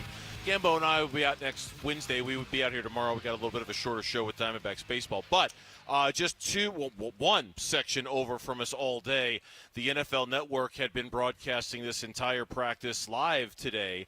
And joining us right now, and we've just looked over and seen you and your crew, Omar Ruiz, our guest here on the Burns and Gambo show from the NFL Network. Thanks for coming by, man. We appreciate it. Hey, thanks for having me. And I was just saying, we just did 3 hours of live TV. I'm exhausted. You guys do 4 hours live every single day. We're trying to get it. We're trying to get it to 2. I'm willing to negotiate down to 3 if we could do it. One time I used to do 5. Jeez. Back in the day, 5 hours. It kind of gets crazy. Yeah. But hey, but we're talking sports, right? I mean, it's all fun, you know. We could be working for a living, exactly. Right? Like, I'm not going to complain too much about how many we do a weekly show with Jonathan Ganon, so he came up today, but he does a weekly show with us. And what's the vibe nationally? Like, we know what it is locally, but what's the vibe from you guys nationally on this team and where they're headed? Well, I think the hype and the hope and the optimism. What I tell people is, in the offseason, we are in the business of selling hope and optimism to all 32 fan bases. And a lot of the times you probably feel like you are giving the most rosy outlook on teams for that upcoming season. But for the Cardinals, I think it is real. I think they do have a legitimate shot for that offense to be one of the best in the NFL, given Kyler Murray's health, his year 2 in this offense, Marvin Harrison Jr.'s presence, Jonah Williams coming in, moving Paris Johnson over to the left side and fortifying that O-line. Those are all positives. The reality, however, is that they're in a division with the NFC champions, who don't look like they're going anywhere anytime soon. They're in the division with an LA Rams team that really surged at the end of the year and showed signs that they are going to be a force in the years to come, with so many young players developing last year and on the verge of star status. Seattle cleaned house, but they still, for the most part, have those players that got them to the playoffs a couple years ago that were perennial playoff contenders when they were with Russell Wilson. So as much as there is justifiable hope and optimism for this Cardinals team, just where they stand in the division, it might be tough to get those wins. But, you know, what I just mentioned on offense gives them hope, and I think the real question marks will come on defense ultimately. Omar Rees, our guest from the NFL Network, joining us here on the Burns and Gambo show. There's a lot I kind of want to spin off that, but I want to, since you went with the division, I want to ask you about the division and the, no Aaron Donald in LA, no Pete in Seattle.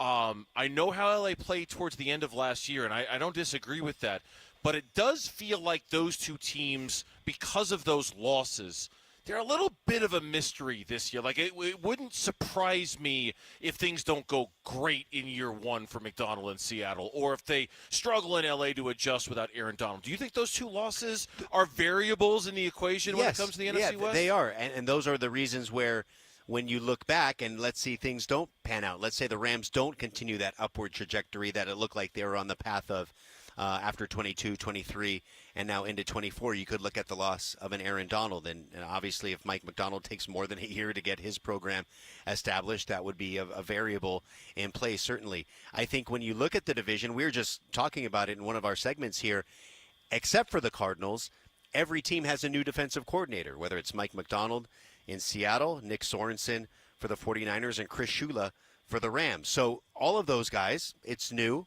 it's untested. We'll have to see, how that all unfolds. And when you're talking about so much continuity, for lack of a better term, for the Cardinals going forward, and all those areas that I outlined that give you hope that they can be good against all these kind of new conceptual defenses that could be an area for the Cardinals to thrive in the 24 season. It's crazy, but a year ago, we were at a quarterback competition between Colt McCoy and Clayton Tune. Joshua Dobbs wasn't even here.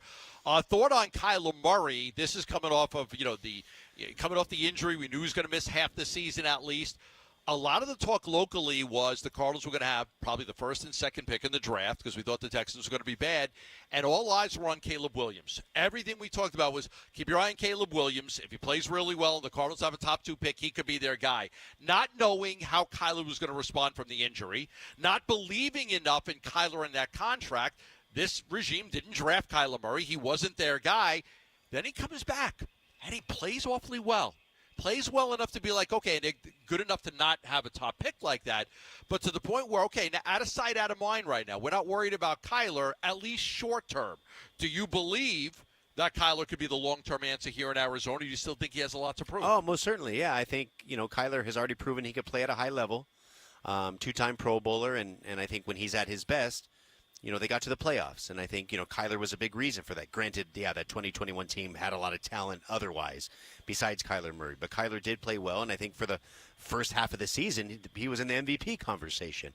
So I think his best football is ahead of him, and I think what they've done to surround him with talent, how they've surrounded him figuratively with their arms around him and kind of loved him up and surrounded him with confidence and just belief in him from day one. As soon as Jonathan Ganon got here and Drew Petzing, they were all in on Kyler Murray, so much so that you kind of ask, like, how have you seen Kyler mature and get better and this and that? And they said, well, we don't know any difference. We don't know that other version that people talked about. Yeah. From the moment they got here, how he attacked relentlessly that rehab, how he attacked relentlessly that new playbook, really a different offensive system for the first time in his career, how he did all that behind the scenes, knowing that he was so far away from actually getting to the field, to have that motivation, to have that fire lit in him, really, I think, inspired them to believe in him. And it's sort of this, cyclical process now. They believe in him, he believes in them, and it's all kumbaya. Kumbaya. But ultimately, and that's the thing we've talked about with Gannon, I'm sure you guys have too. Like, it's a lot of kumbaya, it's a lot of good feelings.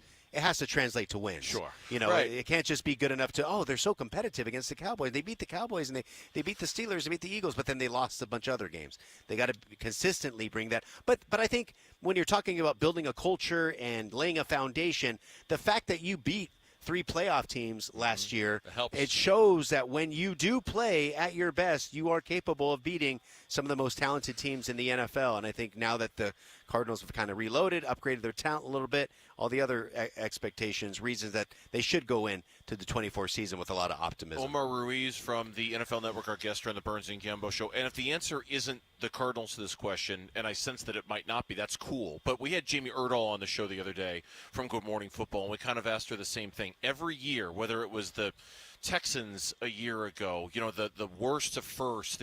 Nobody thought the Texans were going to do what they did last year. Nobody thought the Colts were going to do what they did last year. This league is built to have a team that you're not going to be very good, and they're good.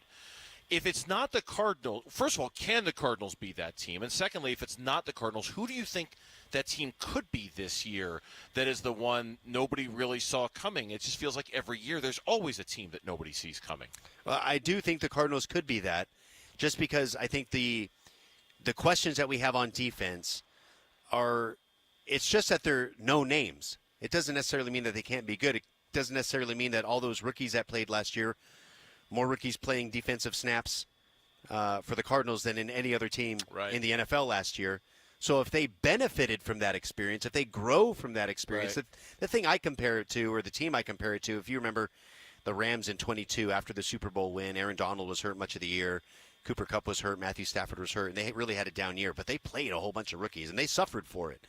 But in 23, they got better really quickly, and they became a playoff team. If the Cardinals can have that kind of blueprint where it's these guys you've never heard of, but they develop and become players, bona fide NFL starters, not just playing because there's nobody better above them, but they actually become bona fide players in the NFL and make that leap, then, Cardinals could be one of those teams. And I think, kind of going over my head with the different teams out there, it's hard for me to buy into, let's say, the New York Giants. I'm not a big Daniel Jones guy, and Me either. Obviously.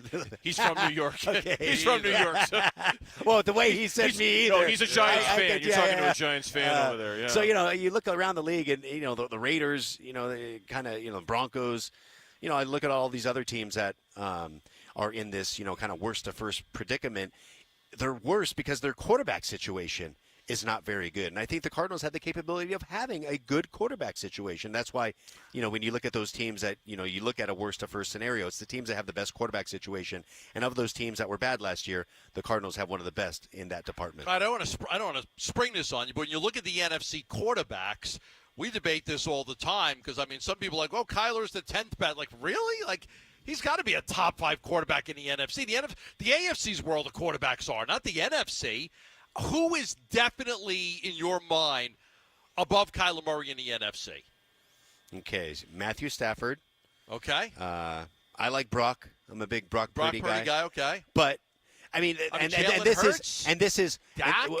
but are you talking about in their current situations or like who you would start a franchise with? That's different. Okay. I think that's a different story because right now I would take Brock Purdy in his situation with Kyle Shanahan and all those weapons. You'll take a young guy over Matthew Stafford. I get it. But if I was starting a franchise, I'd probably rather have Kyler Murray than a Brock Purdy. I just don't think all the things being NFC. equal. I don't think the NFC. They have some potential. Like Jared Goff's a good quarterback. Yeah. He's a good guy. He's got great talent. They have the best running tandem in the NFL. He's a good quarterback. The LA discarded him. Stafford's getting old. Hurts he's good, but he's unproven. You got young guys in Chicago, young guy in Washington. Daniel Jones isn't that good. Carolina doesn't have a quarterback. Seattle doesn't have a quarterback. You see where I'm going here. Yeah, Minnesota doesn't have a quarterback right now. Now I like Jordan Love. I think he's great. Yeah, he's really good. Yeah. I think he's great. I think you could make an argument there's only a handful of guys, 2 or 3, that you could arguably say are better than Kyler Murray in the NFC. Yeah, I think, again, going back to that 2021 season when Kyler was probably at his best, yeah, there aren't too many other quarterbacks that at their best are better than Kyler Murray. Right. Can Kyler Murray be his best for 17 games? That's the question. Yeah. That's what you need from Kyler Murray going into this 24 season. That version of Kyler Murray week in, week out. If they get that, he's going to be in the MVP conversation, and these Cardinals are good. How good? That'll be determined by the defense and how they mature. But if he is at his best, you're right. There aren't too many quarterbacks better than him definitively in the NFC. Omar, we appreciate you staying late for us. I know you had a busy day at work today, broadcasting all this for NFL Network. Thanks for hanging out with us. Hey, no problem. It's good to see you guys Omar. in person. Yeah, nice to meet you. You guys do a great job. Omar Ruiz from the NFL Network, our guest here on the Burns and Gambo Show. When we come back here on Arizona Sports, first of all, a reminder to subscribe to the Burns and Gambo Show podcast. Subscribe on your iPhone and your Android. You will never miss any of the show. The Burns and Gambo Show podcast brought to you by FanDuel. We knew how tight the National League wildcard race is. What about the National League West?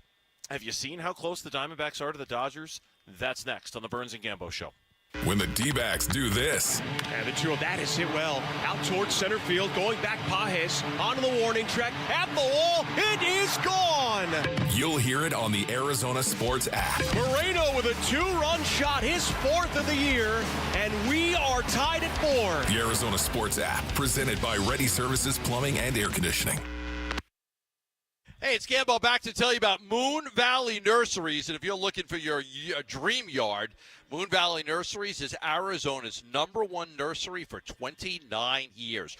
You're going to discover a vast selection of mature trees and privacy hedges and shrubs, and their experts can help design, deliver, plant, and guarantee your perfect yard. So whether you're looking for an instant privacy, a shady oasis, or even a statement piece, Moon Valley Nurseries is here for you from planning to planting. Everything's box grown locally right here in Arizona with Moon Valley Nurseries. So you're not going to get plants that are from somewhere else and don't really know this climate. You're going to get the absolute best when you go with Moon Valley Nurseries. All you have to do is go online at moonvalleynurseries.com or text RENEW to 620-620 for more info. That's text RENEW to 620-620.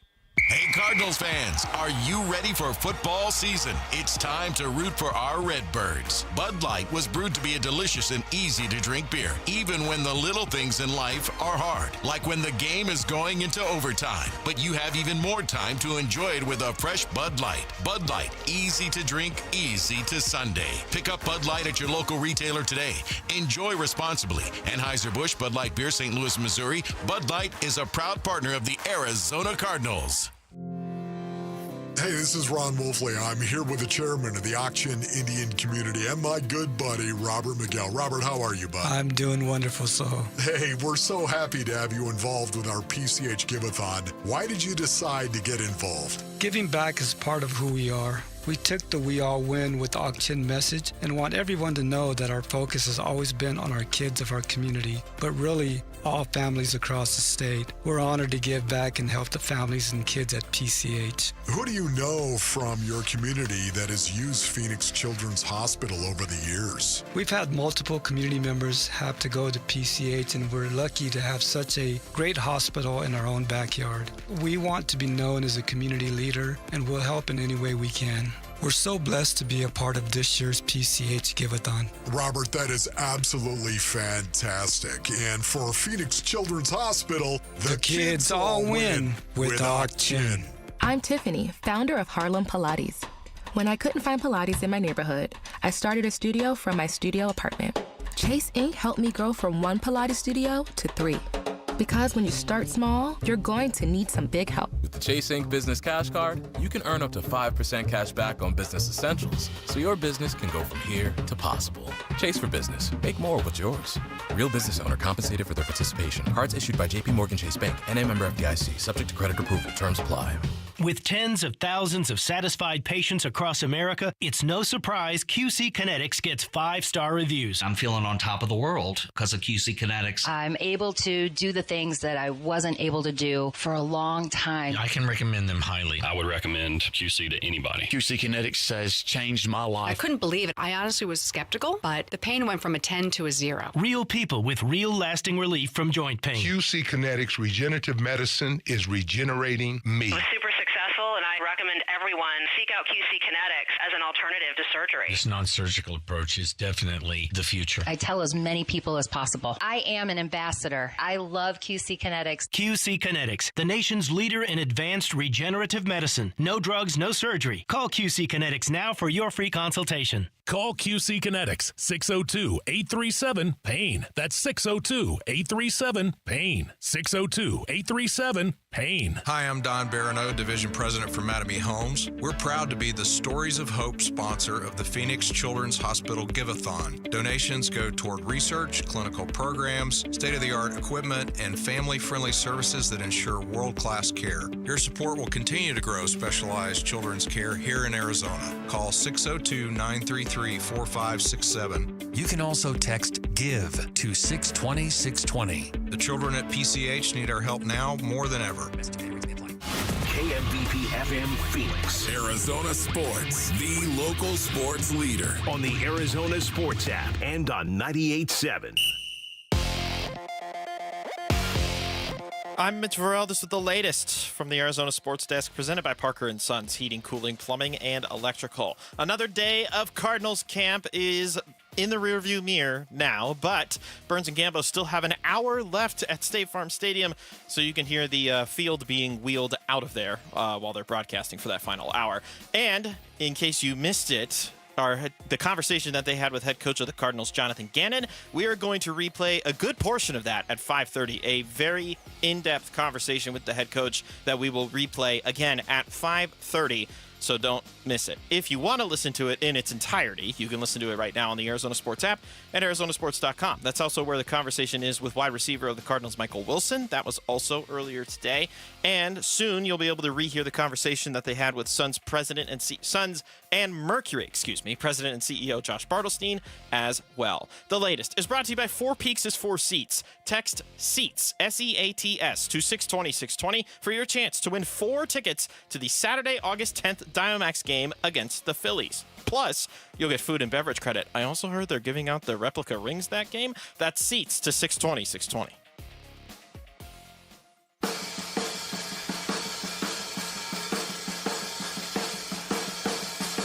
Cardinals fans, this is your night. The Big Red Rage, coming up tonight at 6 on the home of Arizona Cardinals football, 98.7 in the Arizona Sports app. And more Cardinals coverage coming your way at 6 o'clock tonight. We're live from State Farm Stadium here on the Burns and Gambo Show. With an hour left on our coverage of Cardinals training camp. And yes, as Mitch just said, the Sports Center update a second ago.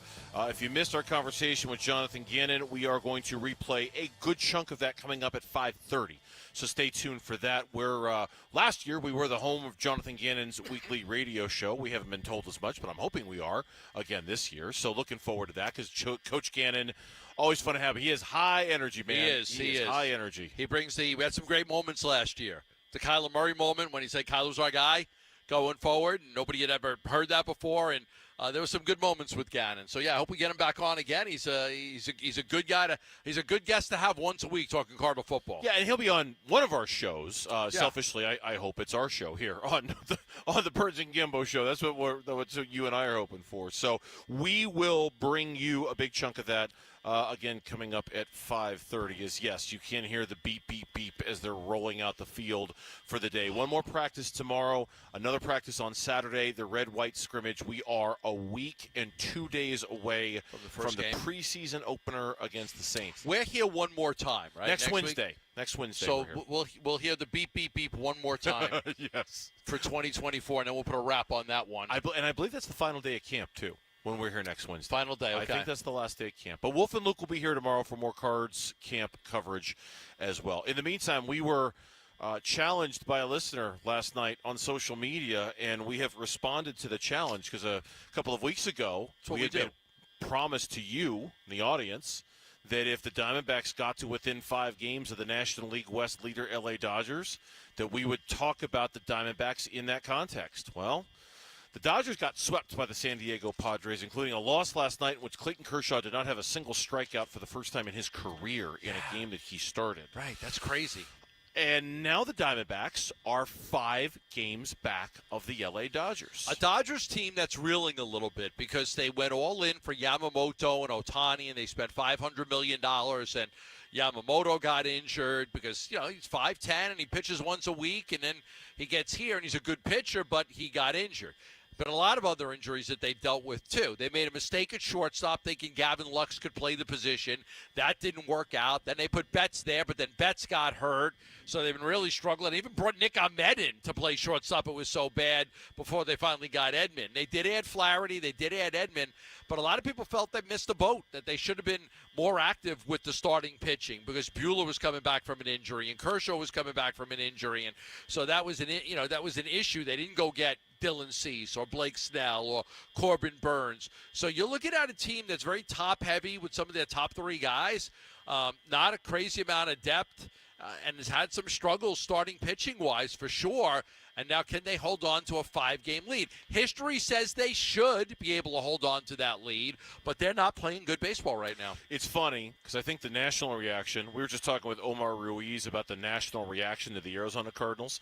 I think the national reaction to the NL West is more rooted in the idea of, A, yes, the Dodgers are vulnerable, and B, if someone's going to get them, it's the San Diego Padres, not the Arizona Diamondbacks. There was a story on ESPN.com that you and I both read yesterday in which it was kind of a roundtable with some of their baseball writers, and one of the questions was, do you think the Dodgers are the favorites to win the National League? And everyone said, no, they're not the favorites to win the National League. Too many injuries, too many question marks, things like that. Then one of the next questions was, do you think the Padres could be a team that wins the National League pennant and plays in the World Series? And the answer was across the board, yes. There was no talk of the Arizona Diamondbacks in there. There was no discussion of whether they're capable of catching the Dodgers or being the best team in the NL West. It was all rooted in the Padres, who, for what it's worth, they're 4.5 back of L.A. in the National League West. They're getting a lot of attention right now. They've done a great job of maintaining a good team despite breaking up their team. It's a good way of putting it. Kind of broke up that team over the last few years. True. Juan Soto gone, right? And bringing in, but then Snell. But then rebuilding on the fly this year, the way they reconstructed that bullpen. Their bullpen it's dynamic. Their bullpen, and they're playing great. They've won 9 of their last 10 games. I'm not trying to take anything away from the San Diego Padres at all. They're very, very good. They were building around Tatis, Machado, Soto, And then the other guy, I can't remember his name, power hitting guy. I'll go look at the roster from 2 years ago and see. But that, like, they've kind of blown that Hosmer? team. Not yet. No, it wasn't. Okay. Maybe it was Hosmer. They had Hosmer there. But they've kind of like shifted, and then the owner died, right? They had the owner, and then the owner died. And it was like, okay, we've got to break this thing up. We can't keep Juan Soto. We can't keep these guys. So they kind of rebounded nicely to have a pretty competitive baseball team. They have. I think, I don't want to sit here and be the guy, the Diamondbacks aren't getting the attention they should. I think they're getting plenty of attention. They're getting plenty of love for the work they did at the trade deadline. I think where the Diamondbacks are a little different is because of Merrill Kelly and Eduardo Rodriguez. Now, everything has to go right, but the latest reports, and we'll talk with Tori about this tomorrow. Tori Lavello will join us at 2:30. We'll get the latest on Eduardo Rodriguez and Merrill Kelly, but the way things stand right now, they both threw simulated games on Wednesday. Eduardo Rodriguez's next baseball activity for the Diamondbacks might be starting Tuesday's game in Cleveland against the Guardians. Will Myers was the guy I was Will Myers. Okay. Yeah, Will Myers was a big piece when they ended up getting him, and they were going to build. He was a piece they were building around too for a while. Rodriguez's next start for the Diamondbacks might come against the Guardians, and then Kelly is going to make one minor league rehab start next Tuesday, and he told the Arizona Republic his next start after that might be in the majors for the Diamondbacks. So one minor league start for him. One minor league start for him and maybe none for Erod. Crazy. You're talking about the Diamondbacks being a week and a half, give or take, away from full strength. If it goes right and if it goes according to plan, that to me might be the thing that swings this conversation in favor of the Diamondbacks as the team that could catch the LA Dodgers. Because then you've got a five-man rotation of Gallon, Fott, Kelly, Erod. I think Ryan Nelson. That's what I think. But we'll see. We'll see what they end up doing. Once they've got all those arms back, there's some tough decisions that have to be made by that organization. Jordan Montgomery is absolutely pitching for his spot in this rotation every time he takes that ball, especially with Ryan Nelson like pitching as well as he had. So, that's a big decision. You got the bullpen decision. I hopefully the offense is coming around. Suarez could be the player of the month. He had a great month. Corbin Carroll with that walk-off homer the other night, and Alec Thomas with the triple. So you're hoping that they can overcome the loss of Christian Walker for a few weeks, too. They got Josh Bell. Maybe they could go on a little bit. Now, the negative with catching the Dodgers, they're only playing 4 more times. Yeah. It's only 4 more times that they played the Dodgers. So it's not like, the unbalanced schedule. They don't have that. So it's not like you've got 10 more games against the Dodgers. No, you have 2 months left in the season. You only have 4 games left against the Dodgers. And I'm glad you brought up the Christian Walker thing, too, because for all the love I'm giving the Diamondbacks for getting 2 of their starters back, they are going to be without Christian Walker for the next 3.5 weeks, and that certainly is going to have an impact on all this. When we come back, Kevin Durant, we talked with Josh Bartelstein earlier in the show about his 5 Olympians from the Suns and the Mercury. Kevin Durant seems very much like the Olympics, in part, play a real big role in his legacy. How much so? We'll talk about next on the Burns and Gambo Show. The Cardinals have begun doing this and this. Practice is open to the public, and Arizona Sports is there with Wolf and Luke and Burns and Gambo, bringing you the sights and sounds from Cardinals training camp. Training camp coverage presented by Bud Light. Get more of this, and this from the Cardinals and Arizona Sports on 98.7 and the Arizona Sports app. I like to tell you about Wilderness Athlete and how Wilderness Athlete, when it comes to the supplements they make, are just better. I'll give you some very specific reasons why Wilderness Athlete is just better. Their Hydrate and Recover product, right? Like you use to help with your hydration, you use to put electrolytes back in your body, right? There's a million different electrolyte type products out there you could get. Wilderness Athlete is better because they have more vitamin C than the other guys. Wilderness Athlete is better because they have more branch chain amino acids and the electrolytes your body needs than the other guys. Wilderness Athlete is better because they have less sugar than the other guys. Wilderness Athlete is better because it was designed by athletes and outdoorsmen who live here in Arizona. They produce their stuff here in Arizona. So they understand specifically, hey, you're working out outdoors, you're hiking, you're hunting, you need to rehydrate. What do you need to put back in your body? Wilderness Athlete knows the answer to that question. If you want the very best working for you, you want to go to wildernessathlete.com. And when you do, use the code word BURNS, my last name, BURNS, and you'll get 20% off all products from Wilderness Athlete, the authority on outdoor performance nutrition. Why risk losing thousands of dollars with just one cash offer when you can receive multiple cash offers with Carol Royce, your home sold guaranteed realty? With Carol Royce, you can be certain you're getting the best cash offer available. Find Carol Royce online and call today. Don't miss the Alan Parsons Live Project at the Celebrity Theater Sunday, August 18th. One of rock's most spectacular sonic and visual experiences. The Alan Parsons Live Project will take you on a journey like no other.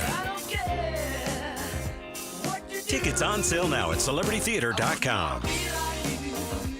The Alan Parsons Live Project, brought to you by Danny Salisco Presents. We're a two Ford family. Yep, Paul Calvisi here. In fact, Ford has been part of our family for generations. Built Ford proud dates back more than a century in this country, and the future, it is here at our Desert Ford dealers. Like those F-Series trucks, built Ford tough, and the all-new 2024 F-150 with the all-new interior and exterior is designed to be the most rugged, dependable, and productive ever. No workbench, no outlet, no problem. With Pro Power on board and that convenient work service, the F-150 has you covered. SUVs, there's the Ford Bronco Sport with 5 available trims, the Ford Explorer with all the advanced tech, plus 3-row seating that folds down for tons of cargo room, and you gotta love how there's a powertrain for everyone. Gas, hybrid, electric, like that 2024 Ford Mustang Mach-E, 100% electric, 100% SUV with sports car performance and zero tailpipe emissions. Bottom line, get to our Desert Ford dealers and see how a new Ford fits your future at buyfordnow.com. There are countless ways for people to try and lose weight. Newsflash, most of them don't work. Hey, it's Vince Marotta for Revitalize Weight Loss and Wellness, a weight loss solution that has worked for thousands of our listeners, affectionately known as the Bickley and Marotta Revolution. Revitalize works for a number of reasons. First, they rely on cutting-edge technology to customize a plan that gives every individual a roadmap to eating nourishing whole foods that heal the body and help you lose weight. The coaching and support Revitalize provides is essential in the process as well. I achieved my weight loss goal, dropped 32 pounds, and experienced a 30-year improvement in my metabolic age. Revitalize boasts a 94% success rate, and clients report a 10% total weight reduction in the first 6 weeks. Now's a great time to join the Bickley and Marotta Revolution, especially if you've tried other diet plans in the past. Schedule your no-pressure initial consultation with Revitalize Weight Loss and Wellness today. Give them a call, 480-701-8133, or online at revitalizeweightloss.com. Don't let a cold, sinus infection, or allergies ruin your day. Breathe easier, sleep better, and feel healthier with Navage. Visit Navage.com, Walmart, Walgreens, CVS, or a store near you.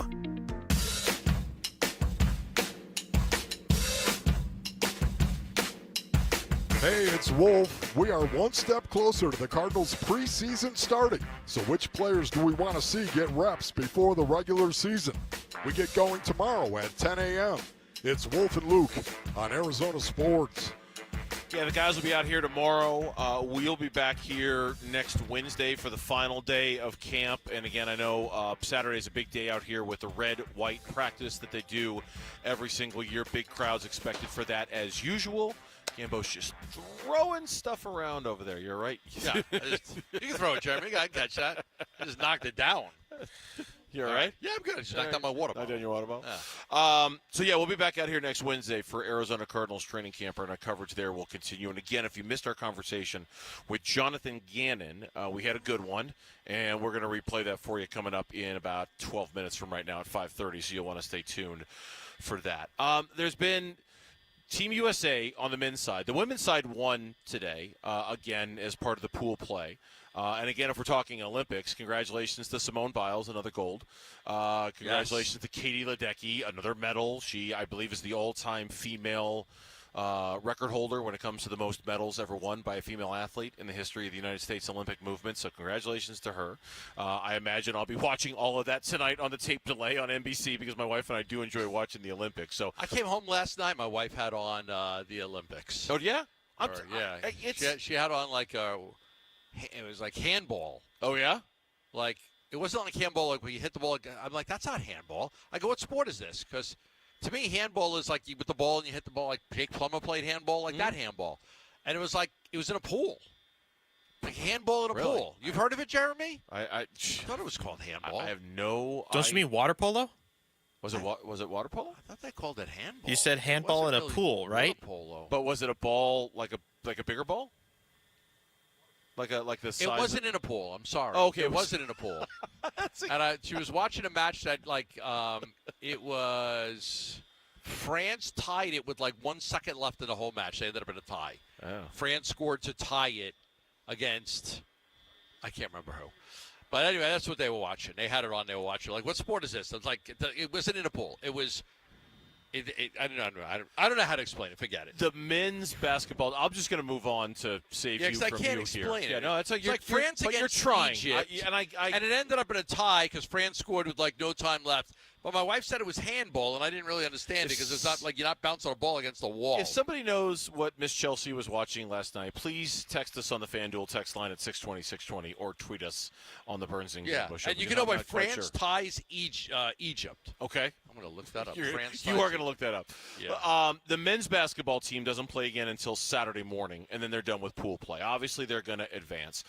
And locally, we've been, super happy with Devin Booker. He leads. What is it? I can't read that. What does it say? Is that handball? Okay, so it was handball. Okay, but it doesn't look like handball. Like it doesn't look like handball. It was but that's what you were watching. Yeah, but that's why I didn't understand it. Like that's not handball. It's not handball to me. Well, that's what it was. That's what it was. Anyway, Kevin Durant and his Olympic legacy. Kevin Durant and his legacy in general. Because he's going to win another gold medal.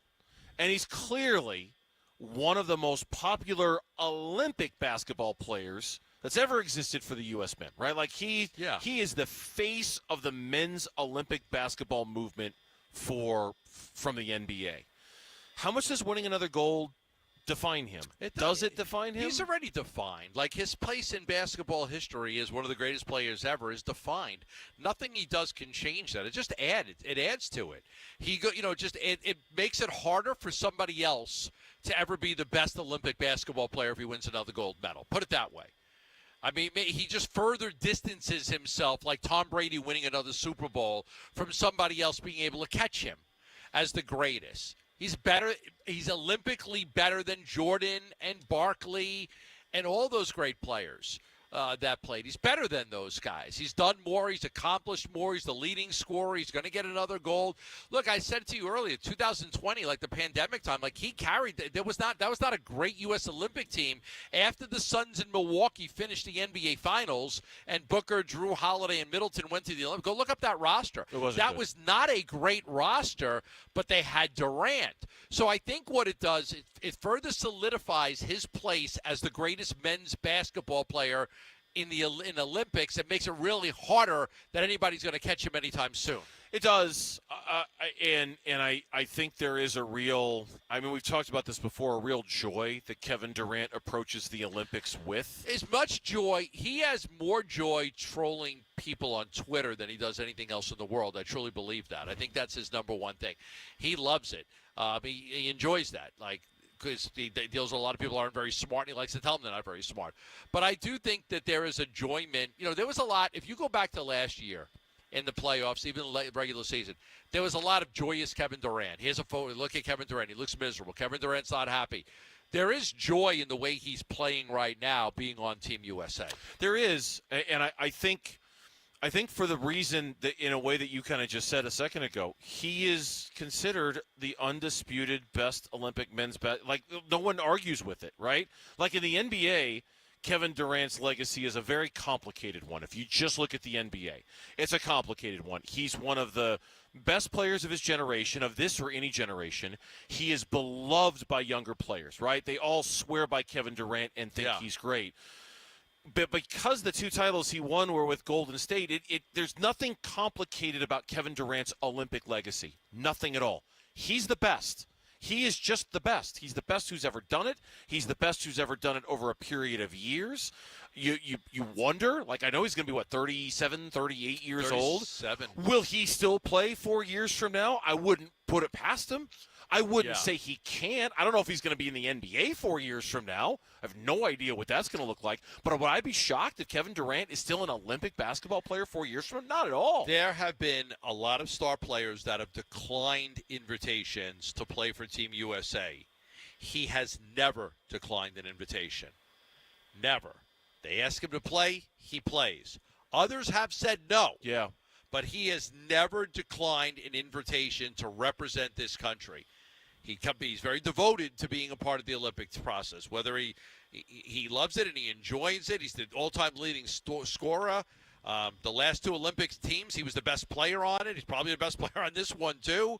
I think we just got to tip our cap to him and say it's just another part that adds to his legacy. He's one of the greatest players we've ever seen. We do, but I also think we keep it in the proper perspective. We really only focus on the Olympics and care about the Olympics during the Olympics. The minute the Olympics are done, we'll go right back to talking about Kevin Durant's legacy as an NBA player. And to your point about it adding to his overall resume and his life, it certainly does. It adds to the overall package that is Kevin Durant. But it's really only every 4 years that we even have a reason to talk about Kevin Durant, the Olympic basketball player, and we focus much more on the NBA player. I'll tell you, let's put it this way. Winning another NBA championship, be it with the Suns or somebody else, does 20 times more for Kevin Durant's legacy than winning yet another gold medal does. I don't disagree. I mean, it's like, I don't disagree because look, when all is said and done, Kevin Durant's career, we're gonna be like, man, that guy was a 15-time All-Star. He won 2 championships. He finished in the top 10 in this. We're not going to remember how many gold medals he won. You never lead with the gold medals. It's not going to be. We're not for pro players. If you're reading the resume, Michael Phelps, it's different. Yeah, it's like the fifth. Simone Biles, it's different. Yeah, it's the 5th thing you get to for an NBA player's resume. It's not the first. It's never the first, second, or third thing you get to when talking about a player's resume. But he clearly does enjoy the setting. And shout out to Devin Booker, too, because he continues to play absolutely out of his mind. Text us your thoughts on the FanDuel text line at 620-620 right now. When we come back, Jonathan Ganon joined us earlier on the show. The very best of our conversation with the Cardinals head coach you'll hear next here on Arizona Sports. Bickley and Marotta mornings. Derek Hall, President and CEO of the Diamondbacks. What are your thoughts on Paul Sewald and this closer situation with this team? The beauty is that we do have so many options now in that bullpen, and whether it's Dylan Floro or A.J. Puck or Ginkel or Thompson, we do have a lot of weapons to take that pressure off of him and let him figure it out and get back to his form so we could get him back. Because there's no question. You talk about who our closer is. It's Paul Sewald. And is he the closer for the next few games or in the near future? I don't know. That's up to Torrey. But is he our closer? He is. Bickley and Marotta, mornings on Arizona Sports, the local sports leader. Love telling you about BackFit Health and Spine. Now listen up. If you've got a kid playing sports in school, BackFit is offering $20 sports physicals for students at all 9 of their locations for the month of August and September. Proceeds will be donated to local sports booster clubs. Yeah, you can schedule your physical today, sports physical for your son or daughter at BackFit Health and Spine. Text back to 620-620. I'll get you all the information. They do take walk-ins, or you could call the location near you. There are 9 locations in the Valley. And again, with school back, a lot of kids are needing those sports physicals before they're able to participate in a school sport. For $20, BackFit will give you a sports physical, get you all the paperwork so your child could be cleared and have all the proper paperwork. It's for August and September, and proceeds donated will be donated to local sports booster clubs. Text back to 620-620 for more information. It's BackFit Health and Spine. Cashback is not available on gas in New Jersey and Wisconsin. Hey, good morning. You're heading to the airport, right? Yep, thanks for checking. I like the car. How long have you been a rideshare driver? About 3 years now. I really enjoy it. Isn't it hard to make money these days with the price of gas being so high? Not for me. I use Upside, the free app that gives you cash back for every gallon of gas you buy. Wait a minute. Are you saying you actually get real money back when you get gas with the Upside app? Yep, I get real cash back every time I get gas. Does that actually add up to anything? I'll make around $200 to $300. Wow, that's serious extra cash. I'm downloading the Upside app now. Download the free Upside app now to earn real cash back every time you buy gas. Use promo code GIFT for an extra 25 cents a gallon bonus on your first tank. You can cash out anytime, right to your bank account, PayPal, or a gift card for Amazon and other brands. Just download the free Upside app and use promo code GIFT for a 25 cents a gallon bonus on your first tank. That's code GIFT. In this Arizona heat, hopefully your air conditioning at home is doing its job, but if it goes out, call Parker & Sons. They have been serving the Valley for 50 years, and they were just voted #1 by consumers in Ranking Arizona for the 15th year in a row. That's because when you have an emergency, Parker & Sons sends a pro your way in minutes, not days, and they will never charge you extra during nights, weekends, or holidays. So for all things heating, cooling, plumbing, and electrical, call Parker & Sons at 602-2REPAIR. Hey folks, it's Dave Ramsey with a word about investing. One investment you might not think of, even though it's probably the biggest purchase you'll ever make, is your home. So this summer, invest in your home with Window World. You see, Window World replacement windows and doors will help keep your home cooler, reduce your power bills, and increase the value of your home. Plus, your investment is backed by Window World's true lifetime warranty. Call today, and Window World of Phoenix will install 5 large premium sliding windows, all with energy-efficient solar zone sun shield glass for only $39.63, tax included. At Window World, you get their guaranteed lowest price up front without any hassle. So take care of your home with an investment that will last a lifetime. Call today or schedule online at windowworldphoenix.com. That's windowworldphoenix.com. Window World, simply the best for definitely less. At the UPS store, we get it. Being a small biz owner requires grit and hustle, but you don't have to do it alone. We've got your back. You put your heart and soul into your biz, we put ours into packing and shipping. While you're keeping track of your custom-made orders, our mailboxes are keeping your packages safe. Because we're here to help you be unstoppable with shredding, printing, notary, and more. Most locations are independently owned. Product, services, pricing, and hours of operation may vary. See Center for details. The UPS store. Be unstoppable. Come into your local store today. I'm Mitch Varell. This with the latest from the Arizona Sports Desk, presented by Parker & Sons, heating, cooling, plumbing, and electrical. Another day gone of Cardinals camp. Burns and Gambo have a half hour left from State Farm Stadium. They were there earlier today. Got a chance to talk with the head coach, Jonathan Ganon, as well as wide receiver Michael Wilson. And in case you missed either of those conversations, well, one, if you stay put, you can listen to the best of Ganon coming up next. And you can listen to both of those interviews in their entirety right now on the Arizona Sports app and arizonasports.com. And then earlier today, U.S. women's basketball got another victory in group play. They defeated Belgium 87-74. Brittany Griner scored 7 points in just under 11 minutes. Diana Taurasi went scoreless in 14 minutes. Kalia Copper, she did not play. She suffered an injury in their first group play game, so she sat out this one. The latest is brought to you by Carol Royce, your home sold guaranteed realty. Carol Royce will guarantee 100% of asking price on the sale of your home, or Carol will pay you the difference. Find Carol Royce online and call today. Terms and conditions apply. Training camp coverage presented by Bud Light. It's time. Football is back. It's linebacker Zayvon Collins, and you're listening to Arizona Sports 98.7 and the Arizona Sports app. Burns and Gambo, live from Cardinals training camp. Wrapping up our coverage from Cardinals training camp on this Thursday afternoon. We already had Michael Wilson on the show earlier, and Mitch is right. If you want to hear that one, and it was a great conversation, certainly check it out at arizonasports.com and the Arizona Sports app. We also had a great conversation with Jonathan Gannon, the head coach of the Cardinals, earlier today. Surprises came around the corner. We talked to him for a few minutes. Here is the very best of what we had to talk about with Jonathan Gannon here on the Burns and Gambo Show. We were just talking about the 5 buckets earlier. Boy. Well, what would be the best bucket for us to get ready for our show every day? What do you think? Health. Just health. Not sleep, hydration, nutrition. Hydration. Okay. You don't want to be tired and yawning on the air, right? I mean, you got to get your brain's got to be thinking, man. Functioning all the time. You got to talk for 4 straight hours. Yeah. How many hours sleep do you get a night? It depends. I get How many hours do you want to get? Maybe I would love to get 8. Okay. I would love to get 8. You get 5? A little more. A little more than 5? Yeah. Does your brain race when you go to sleep at night? Like thinking about all these different things? Sometimes, but I got techniques that I use to not let it race. Okay. All right. That's like what? Give me an example. Melatonin? No. You don't want to be dependent on sleep aids now. And if you take a sleep aid, you don't get into deep sleep. That's what the research shows. Yeah. Look, I'm just dropping knowledge on you guys. No, this is fantastic. My daughter's a doctor. I don't take it. All right, so here's a couple tools, you guys. Here's a couple tools because you got to get up and do a show, right? Yeah. If your mind's racing, write down what's in your head.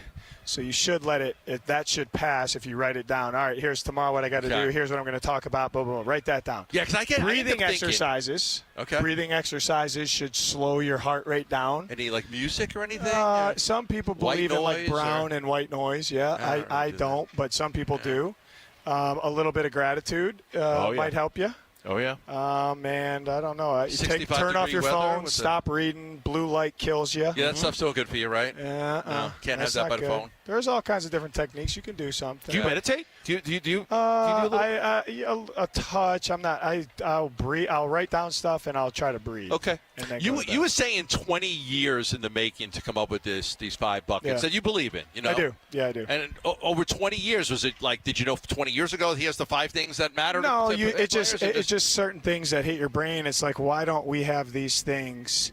Why don't we talk about these things? Why don't we have a plan for the players? Why don't we hire people for these things, the expert in those roles?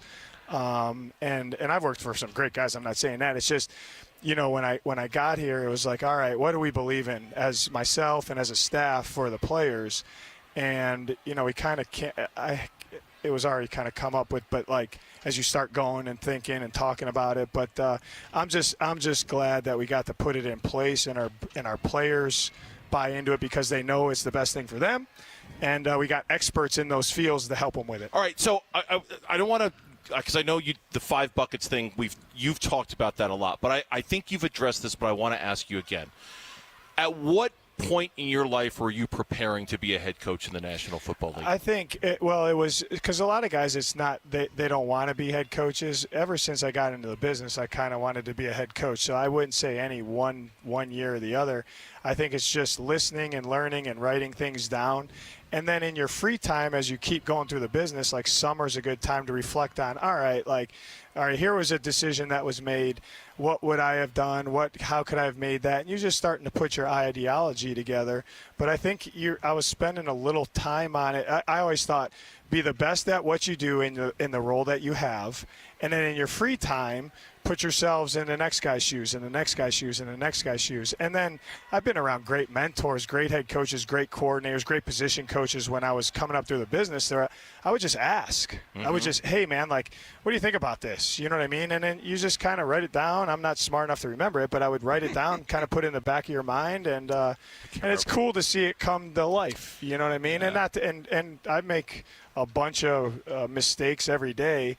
But we're running the Arizona Cardinals right now. I think the people in place are here, and it's running how I always kind of envisioned it to run. And that's what strikes me about you is that you very much, and I'm sure a lot of head coaches are like this, but you very much come across as somebody who I've literally been preparing my whole life for this moment. I know exactly what I want to do, but also smart enough to know that you kind of have to adapt or die a little bit and evolve and change. Go, okay, that didn't work. Let's toss it out. Let's do this instead. You just strike me as somebody who's been preparing your whole life for this moment. I think the major key to that is once you kind of see it, like last year's training camp, I thought it was the best thing that I've ever seen, that we all put it together.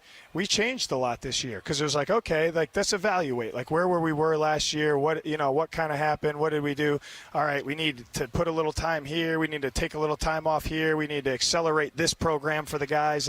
So I think that you said it, Bernsey, is you got to be willing to adapt and learn and grow, just like we ask the players. It's the same thing with the coaches. I think, like, if you're not growing and learning and becoming better, what are you really doing? Yeah. I'm going to ask you this because in your evaluation process of bringing on players, I want to ask, how high of a percentage do you give to high character play? Like we had Mac Wilson on, Sean Murphy Bunting, Trey Benson, Trey McBride, Zay Jones, but all good guys, aren't they? Incredible. Thank you for having me on. Really appreciate it. Yeah. Thank you so much, guys. Thanks for having me on, guys. I appreciate it. You don't want to miss that because the players are all hitting it. Yeah, no kidding. We get done with these interviews just blown away by how at the great. people. Yes. Blown away. Yeah, I think. And I've been here for a long time. That's not always the case. Yeah, I would say it's a credit to Monty, his staff, because you're not going to swing and hit home runs every time you bring a player on board. But himself and me were very convicted. It's a big percentage. It's a very big percentage. And here's why. Because the more guys you have, like the guys you just named and all the other guys, you don't have to deal with distractions that are outside the building or sometimes even inside the building. You can just get to football and development and serving the players. You don't have to worry So it's about like, because, when those guys are all in on ball and they're team-first guys and they got good character, normally it goes hand in hand. I think that's the way that those guys, whatever their ceiling is, those guys have the best chance to hit it. Right. And then with saying that, if those guys are all hitting their ceilings, I think that's how you build a consistent winner. Because you can win with maybe not so good guys, maybe, 5 games, 8-game run, or maybe 1 year. But it's just hard from my experience, it's hard to sustain a winner when you don't have the guys that you just named. So that's why we're all about it. Jonathan Ganon, our guest here on the Burns and Gambo Show. If you had regular season week 1, game 1 right now, do you know exactly who your starters would be? And if not, how many of those positions are still debatable? Monty and I were just talking about it during stretch. He went through an exercise. He's like, there's a lot of competition still that I can't pencil in guys right now. And I probably feel the same way. Now, obviously, we'd have to make a decision and go. You go with your gut. But we need this next month, 5 weeks, 6 weeks to evaluate that and put out the best guys within their role, what that looks like, to beat Buffalo. All right, I'm going to go a little detailed here. Kansas City probably runs more press coverage than anybody in the NFL. They're probably with their up corners. there. Yeah, they're probably up there. With you being so young at corner with all these young guys, can you afford to do that? Yeah. I think you go press coverage a lot? I mean, we have a lot of different cover structures, but I always think if it fits in the game plan and your guys and who they got and how they like to play on offense, I actually think you cover better from tighter. I think off coverage is, people talk about press and off, this and that. I feel like it's harder to cover from off a lot, and that's why you see all the condensation from offenses, because I think they know that too. But, I think you have to have the ability to do both. But if you can get up and align nose to nose and deny the ball, it's a good way to play. I'll go to the other side because I really like all the motion Miami has in their offense. Yeah. With all the weapons that you have now that you didn't have last year, how much can that be an advantage for you? Yeah, I think as you guys watch, you see some of it. You know what I mean? So we'll see. We're kind of – there's a little bit of trial and error. There's a couple things that I know Drew wanted to do last year in the middle of the year and didn't feel comfortable because we didn't practice it enough. So that's what camp's a little bit about. Let's see what our guys can handle, what they can do, what we're good at, if it fits them, if it doesn't. But there's a lot of – you can't just say, well, we want to motion more and we want to use these motions. Like, how does it fit the play types, the personnel groupings for that guy, for the quarterback? So it's kind of a blend of all that, but we're kind of figuring that out as we go. But I think that we have the personnel both by different position groups and skill sets from those position groups where, some of that stuff's hard on a defense. So we want to try to stress out a defense. Let's use it. He asked you today about the quarterback composition at backup. You guys made the trade for Ritter. You traded Ryan Dillmore to get Ritter. You mentioned Clayton's playing a lot faster. Yeah, he is.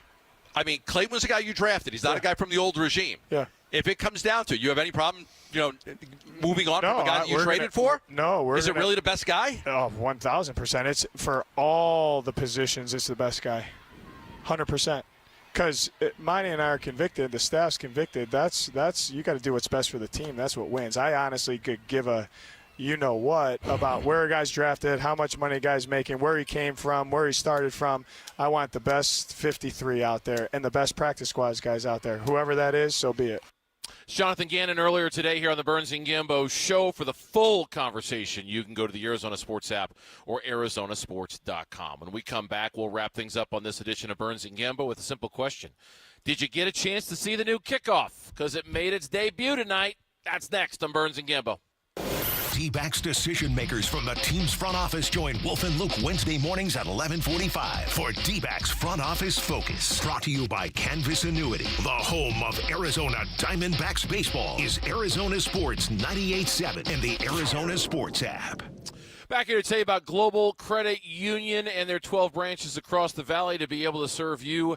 They offer all the services of a bank, but they are most definitely not a bank. In fact, if you want to be smarter with your money, if you want more benefits that come with saving your money and using checking accounts and loans and things like that, you're going to want to go with Global Credit Union, because banks are about shareholders and stockholders. Global Credit Union is about you. Global Credit Union is about its members and working for its members to give them benefits that banks just can't offer, whether that's lower fees or better dividends, whether that's checking accounts that have no monthly maintenance fees or no minimum balance requirements, whether that's being able to access direct deposit funds 3 days in advance. So if like tomorrow's payday, you could have accessed that money today or yesterday if you wanted to. Those are the benefits of Global Credit Union. So stop into one of their 12 branches or go to globalcu.org and open an account today. Global Credit Union, your world of financial possibilities. Free checking and no monthly maintenance fee only apply to core checking accounts. Direct deposit required for early payday. Other fees may apply.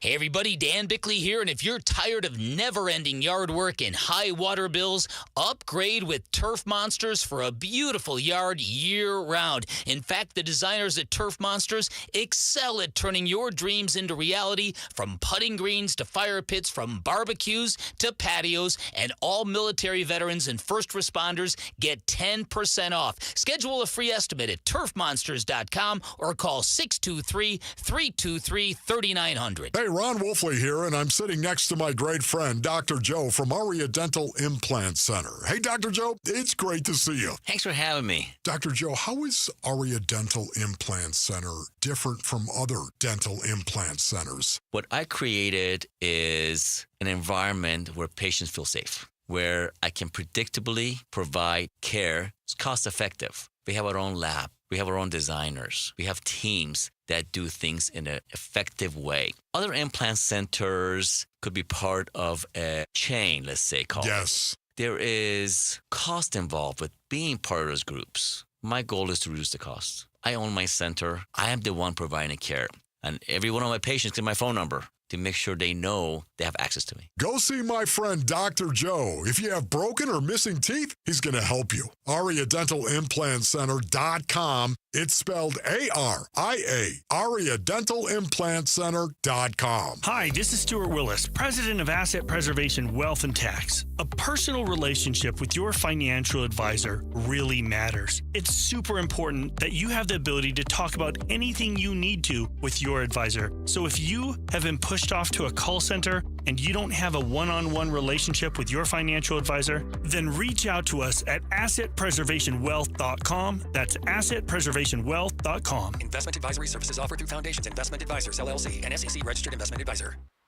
Backfit Health and Spine. Everybody knows Backfit is your go-to place to get out of pain. If you deal with back pain, shoulder pain, knee pain, ankle pain, any type of pain, Backfit has superior physical therapy, massage therapy, chiropractic work. They truly do it all to get you out of pain. With 9 locations in the Valley, they take all major medical, and of course, they take walk-ins. Did you also know, with school being back in session, you can get a $20 sports physical for any students at Backfit Health and Spine in August and September. Proceeds will benefit and be donated to local sports booster clubs. So if you need a physical for your son or daughter, just head into one of the 9 Valley Backfit locations. You can walk in or make an appointment. Text back to 620-620, and I'll get you all the information for Backfit Health and Spine. That's text back to 620-620. Arizona Sports, the local sports leader. Burns and Gambo, what's on tonight? All right, what's on tonight? The games that we are going to watch this evening brought to you by Global Credit Union. 12 branches here to serve you. Find one closest to you or open an account today by going to globalcu.org. No Diamondbacks baseball on tonight. Olympics are on tonight. And, of course, the first preseason game of the year is on tonight. The Hall of Fame game between the Bears and the Texans. And I actually watched the first kickoff, and if you haven't paid any attention, it's going to blow your mind. It's unlike anything you've ever seen. The kicker's all by himself at the 35-yard line. At his 35-yard line. The other, his team is up on the 40-yard line of the opponent, and they defend at the 35-yard line, and you can't really move until the guy catches the ball. I was watching it with the Texans-Bears game, and it's going to take a little getting used to. Because, it is to take out the running start so you don't have the big, heavy collisions. Now, the first return, guy caught it at the 5, got tackled at the 25. Didn't really gain much. But there is an incentive to take it out that you might be able to break the big one because everybody is lined up on the 40-yard line that is trying to tackle you. Not your 40-yard line. It is going to take some real getting used to. No, I mean, I watched it too, and, I felt like I was up on it and I had an understanding of how it worked. Right. And then I watched it and thought, man, I still have so much more to learn about the strategy. And I remember Jonathan Ganon, one of the earliest days of camp, he was talking about it, or I think it was him. It might have been somebody else now. I can't remember exactly for sure. And it was, or maybe it was during OTAs, in which he said there are going to be teams that do it very differently, right? Teams with different strategies and teams with different ways to implement it and how to use it and what kind of kick are you trying to achieve and what outcome are you trying to get. And everybody's going to go at it a little differently. And I think it's going to take us all a little while to get – it's funky, it's – and I guess credit to the NFL for trying something really, really new. I mean, I know this is basically like an XFL thing that they had done for a number of years, but credit to the NFL. Did you see it? I watched it. Yeah, I watched the one today? I watched it. Yeah, I watched the one just now. I saw it on Twitter a second ago. But, I mean, credit to the NFL for taking a play that was basically useless. The kickoff return had become useless. You either kick it out of the back of the end zone or the returner dares to take it out or you kick it shy. And it had really turned into a non-play. The NFL doesn't want a non-play. They want every play to have significance and meaning, and that's their attempt with this. Smart, I like it. It's just odd to watch, so the defending team, the team that's protecting the kicker, they actually ran back 5 yards. So they're at their 35-yard line. So and there was two returners. So not one returner, two returners. And then the guys blocking for them are at their 35-yard line. Mm-hmm. The other team that's coming after you, they're on the 40-yard line. So it's like a 5-yard. So they don't have a huge running start at you. So what you saw after it was caught, you saw it because you can't move till the ball's caught. You saw everybody run back 5 yards.